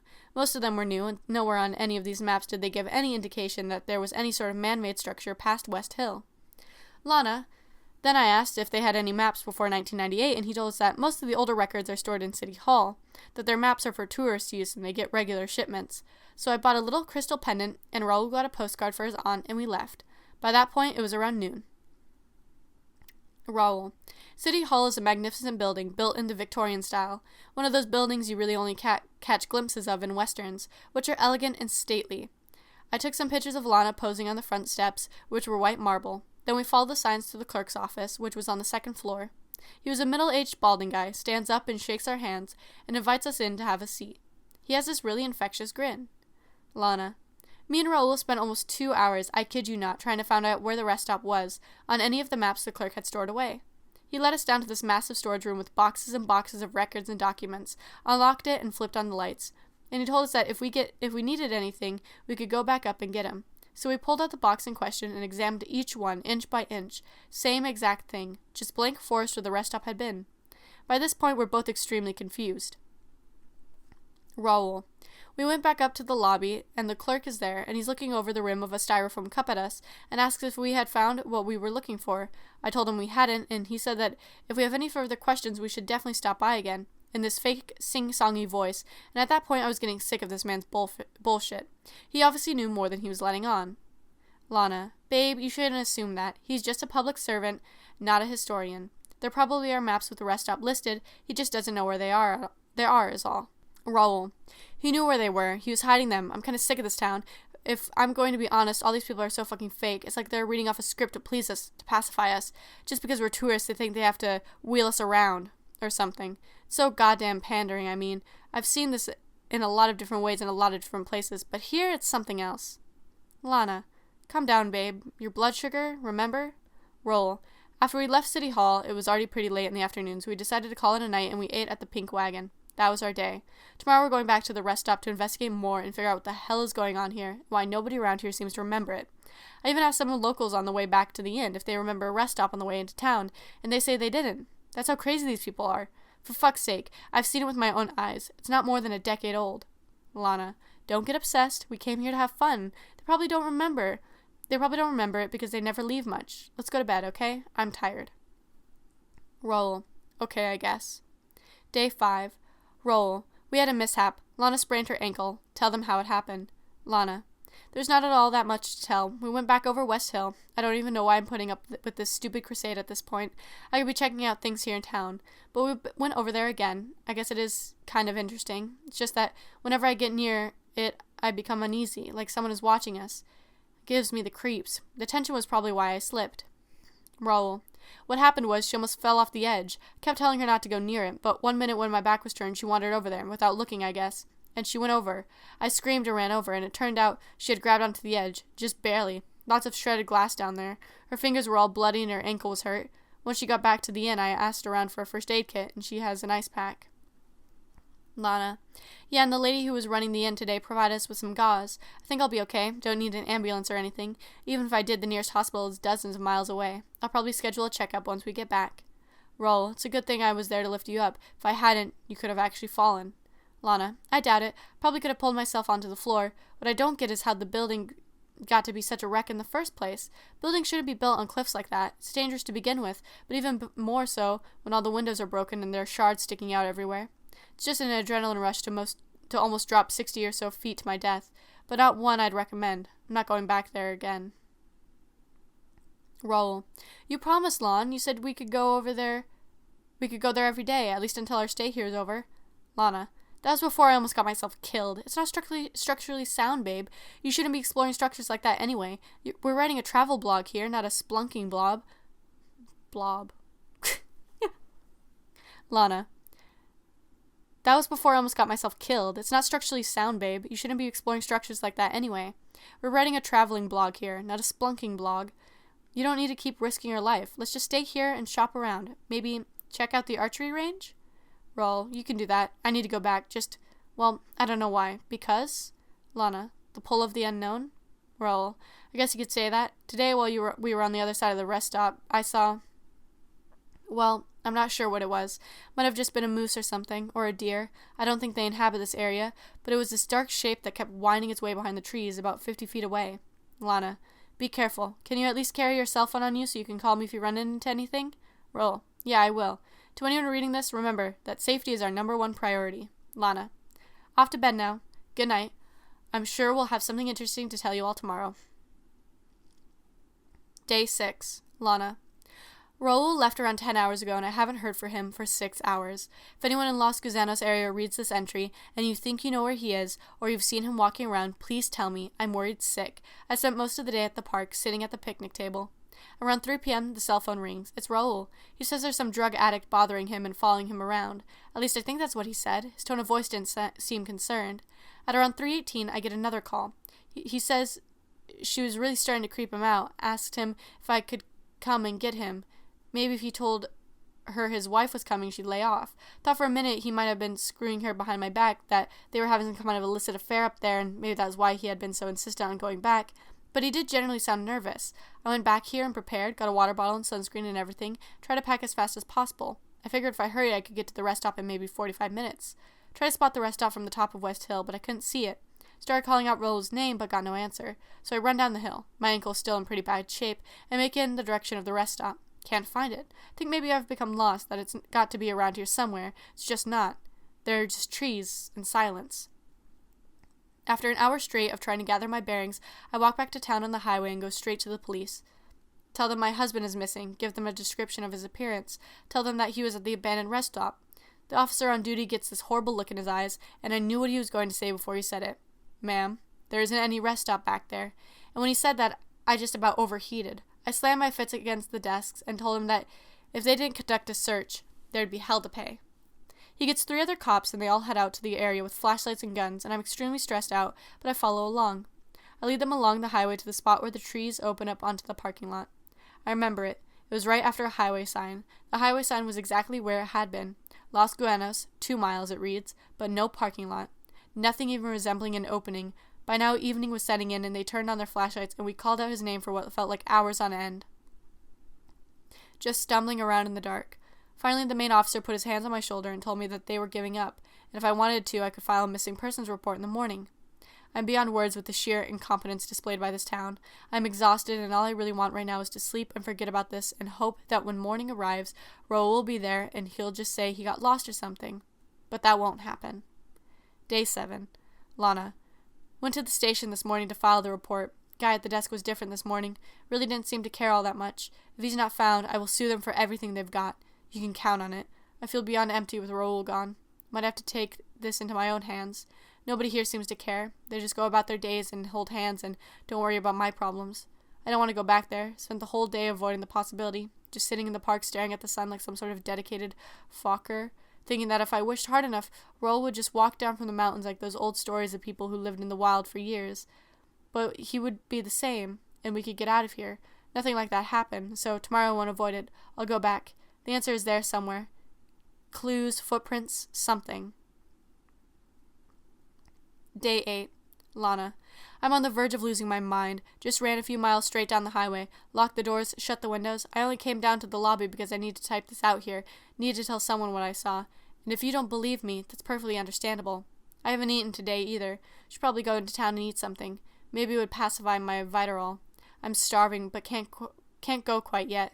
Need to wash up, smooth my face. They'll see the fear on me, probably arrest me or something. God, I hate this town. I hate it so much. It's insidious. There's something definitely evil about it, an aura that permits every building, every person you glance at. Something about it is just ever so slightly wrong. The rest stop is still gone. It's the same highway sign, there's no doubt about that, but where the parking lot was there now, there's just a small clearing. Standing in the clearing next to a little patch of daisies, and you start to hear the sound. It's a throbbing pitch, one so high that it makes your ears want to bleed, to release their contents all over you. It's the same pitch I heard when I almost fell, when Raul's back was turned. It mesmerized me to want to jump. It was only at the last second that instinct kicked in and I grabbed onto the ledge. Fingers are still all cut up. I didn't tell Raul because of course he would think I was insane. You hear the sound, it grows, and as it does, the sense of being actively viewed by someone or something else grows. Even though it was only around 1 p.m. and the sun was out, I felt increasingly paranoid. Took a sip from my water bottle to combat the growing exhaustion. After that, the noise died down, and it was so quiet. The kind of quiet you never really encounter. No bird song, no wind. You never really understand what absolute silence is until you hear it. In the same way you never know what absolute darkness is unless you see it. Under those conditions, our eyes and ears construct things. Under absolute silence, our ears pick up the pounding of our heart and the pulse of our blood rushing through our veins, so our brain picks up on that and transforms it into something. Under absolute darkness, our eyes can spot the photoreceptors in our retina and interpret them in insane ways. So maybe what I saw was only a result of the absolute lack of noise, following such a rush of noise, although I'm not sure how a visual hallucination would be caused by auditory stimulation.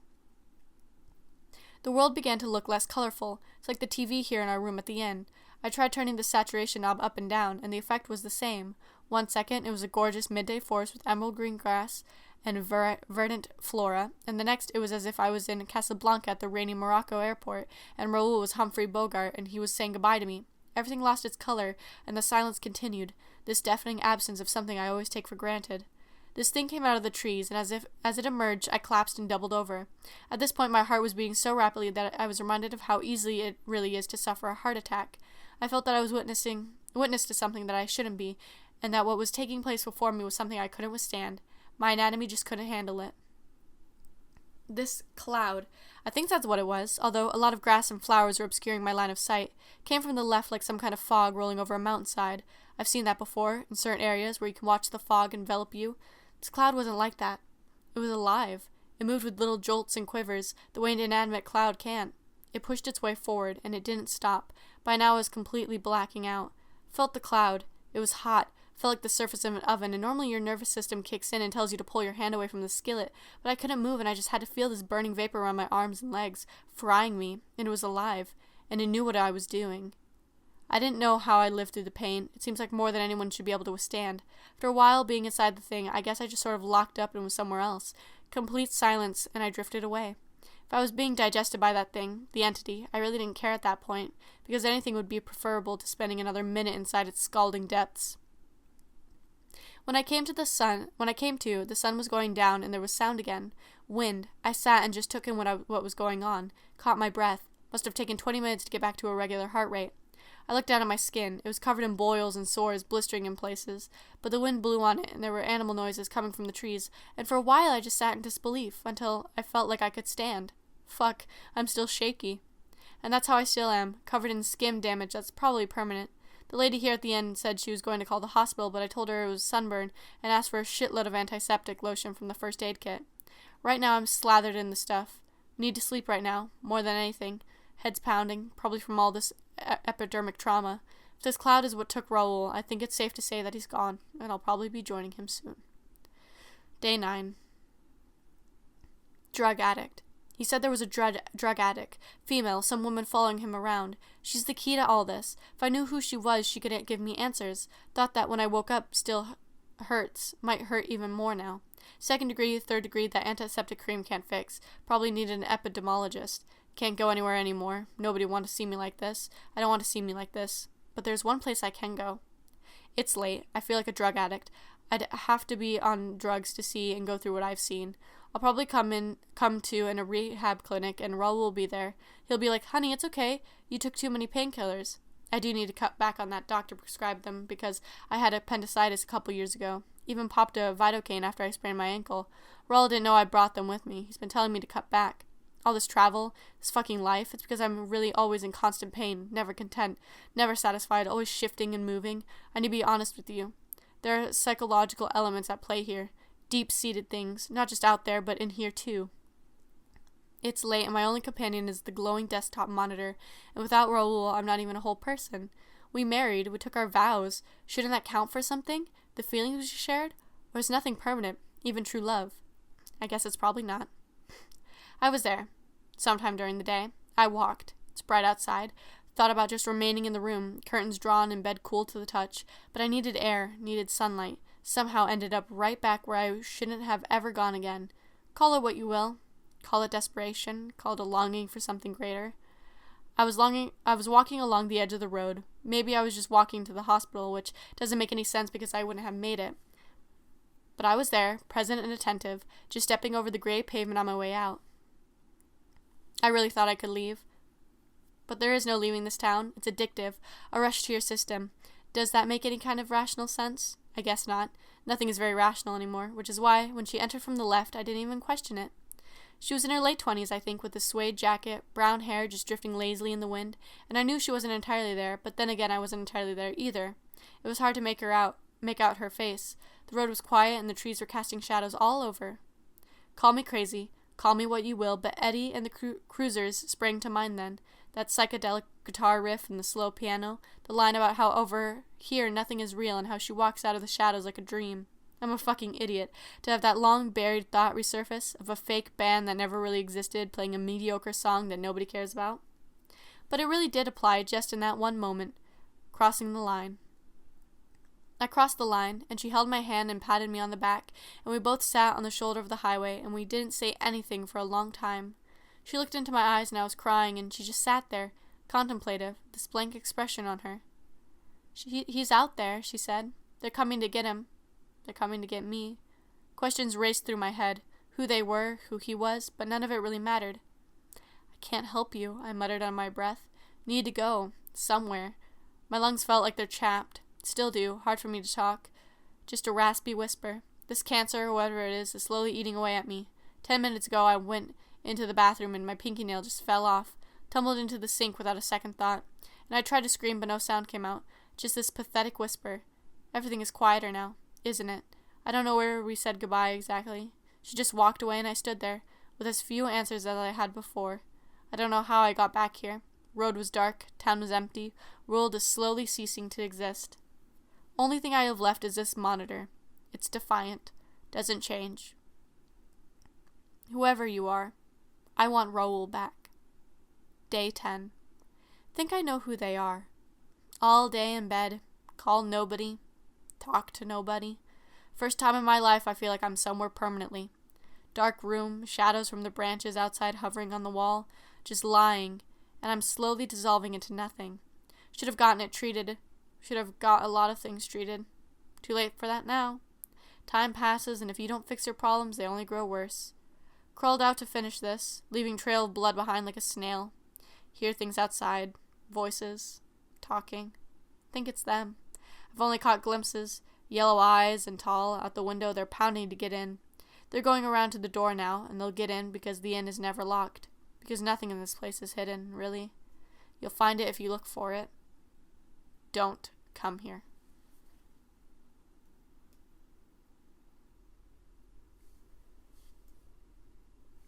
Zither. Originally posted to entertheasylum.com October 12, 2007.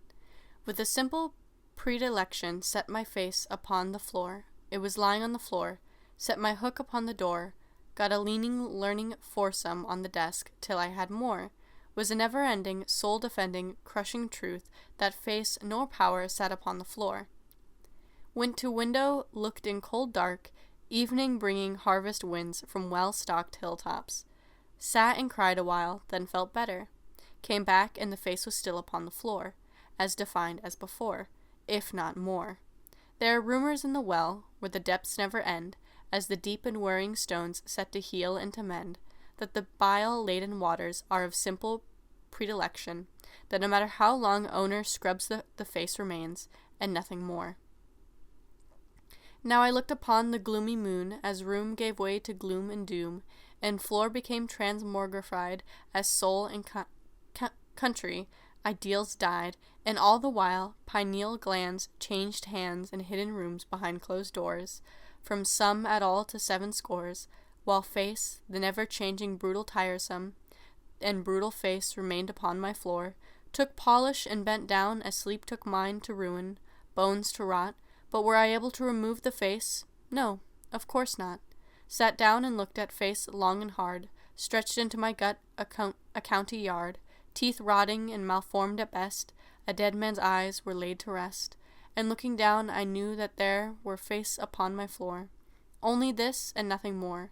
Got a hammer, hit the floor, but floorboards turned to brittle steel, while my meal lurched and vomit splashed the floor, refused to budge. Even if I hit it repeatedly, or gave it gentle nudge, floor remained in time all frozen like a simple-minded boar. Such was the ever-present nature of the face upon my floor, a face I wore for 7 score a years or more. As I stared at face, it stared at me. We both were helped, none simply by the sternness and the stubbornness of face upon the floor. Only this and nothing more. I grabbed a gun, and barrel lifted, raised it to the correct angle, pointed it and fired. Did nothing to the face upon the floor. Face was right where it had been before. Now I am a simple man of many talents, predilections, simple habit and desires, and my patience wearing thin. I grit my teeth and am determined to do this face in. Want to toss this face into the bin, for poisoning lenses and cornea alike. The ocular disturbance of this face is not to be understated.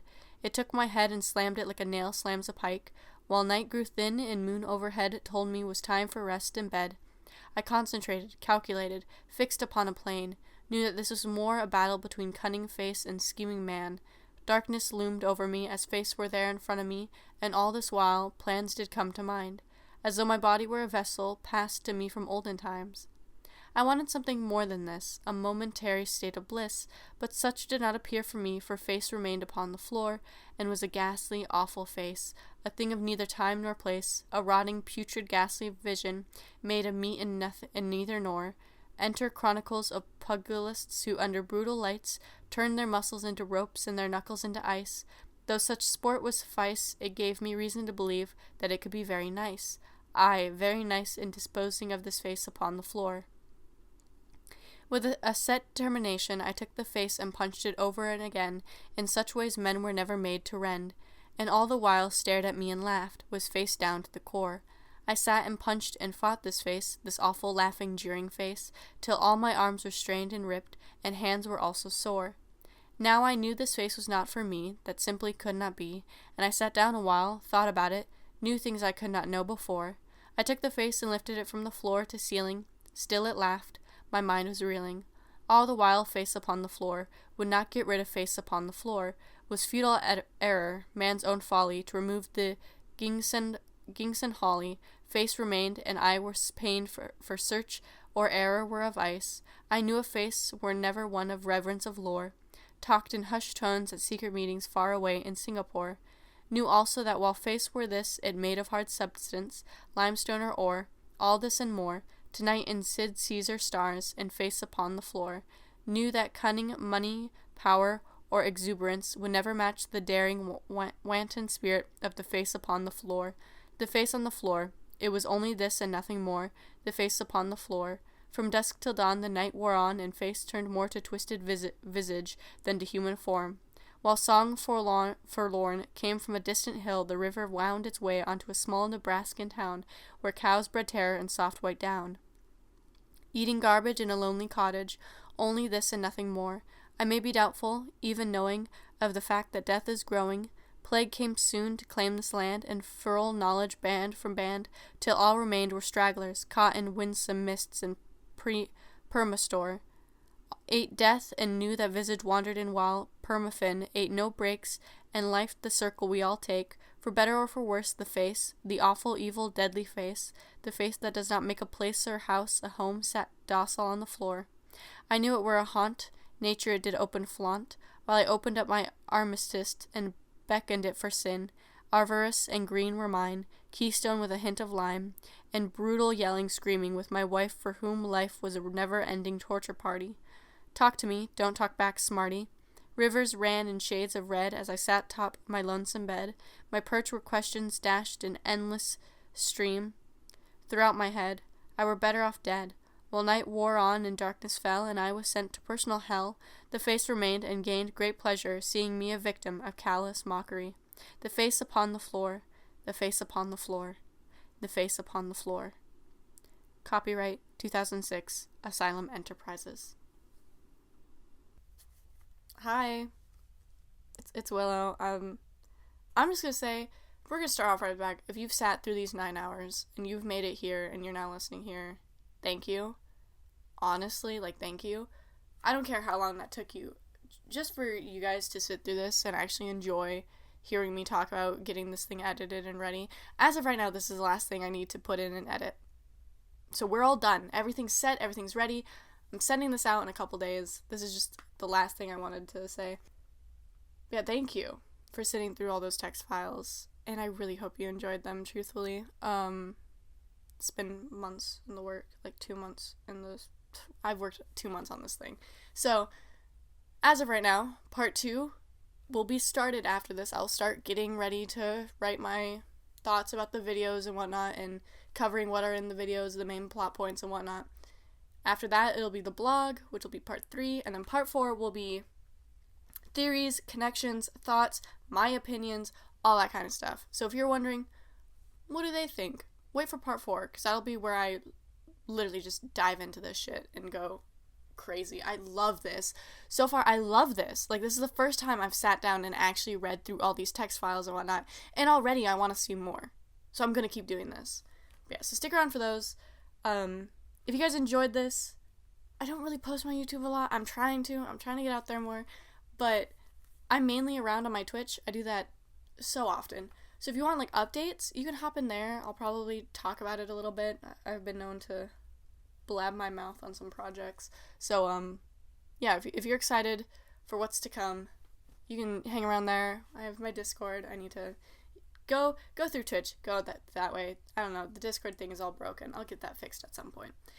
Anyways, I just want to say thank you. And truthfully, if you enjoyed this, you want to see more, please like and subscribe. It means a lot. And I will see you guys hopefully next time for part 2, which will be the videos. I'm so excited. Which are going to be the videos. Okay. I gotta end this. Okay. Goodbye. I hope you guys enjoyed. I will see you next time.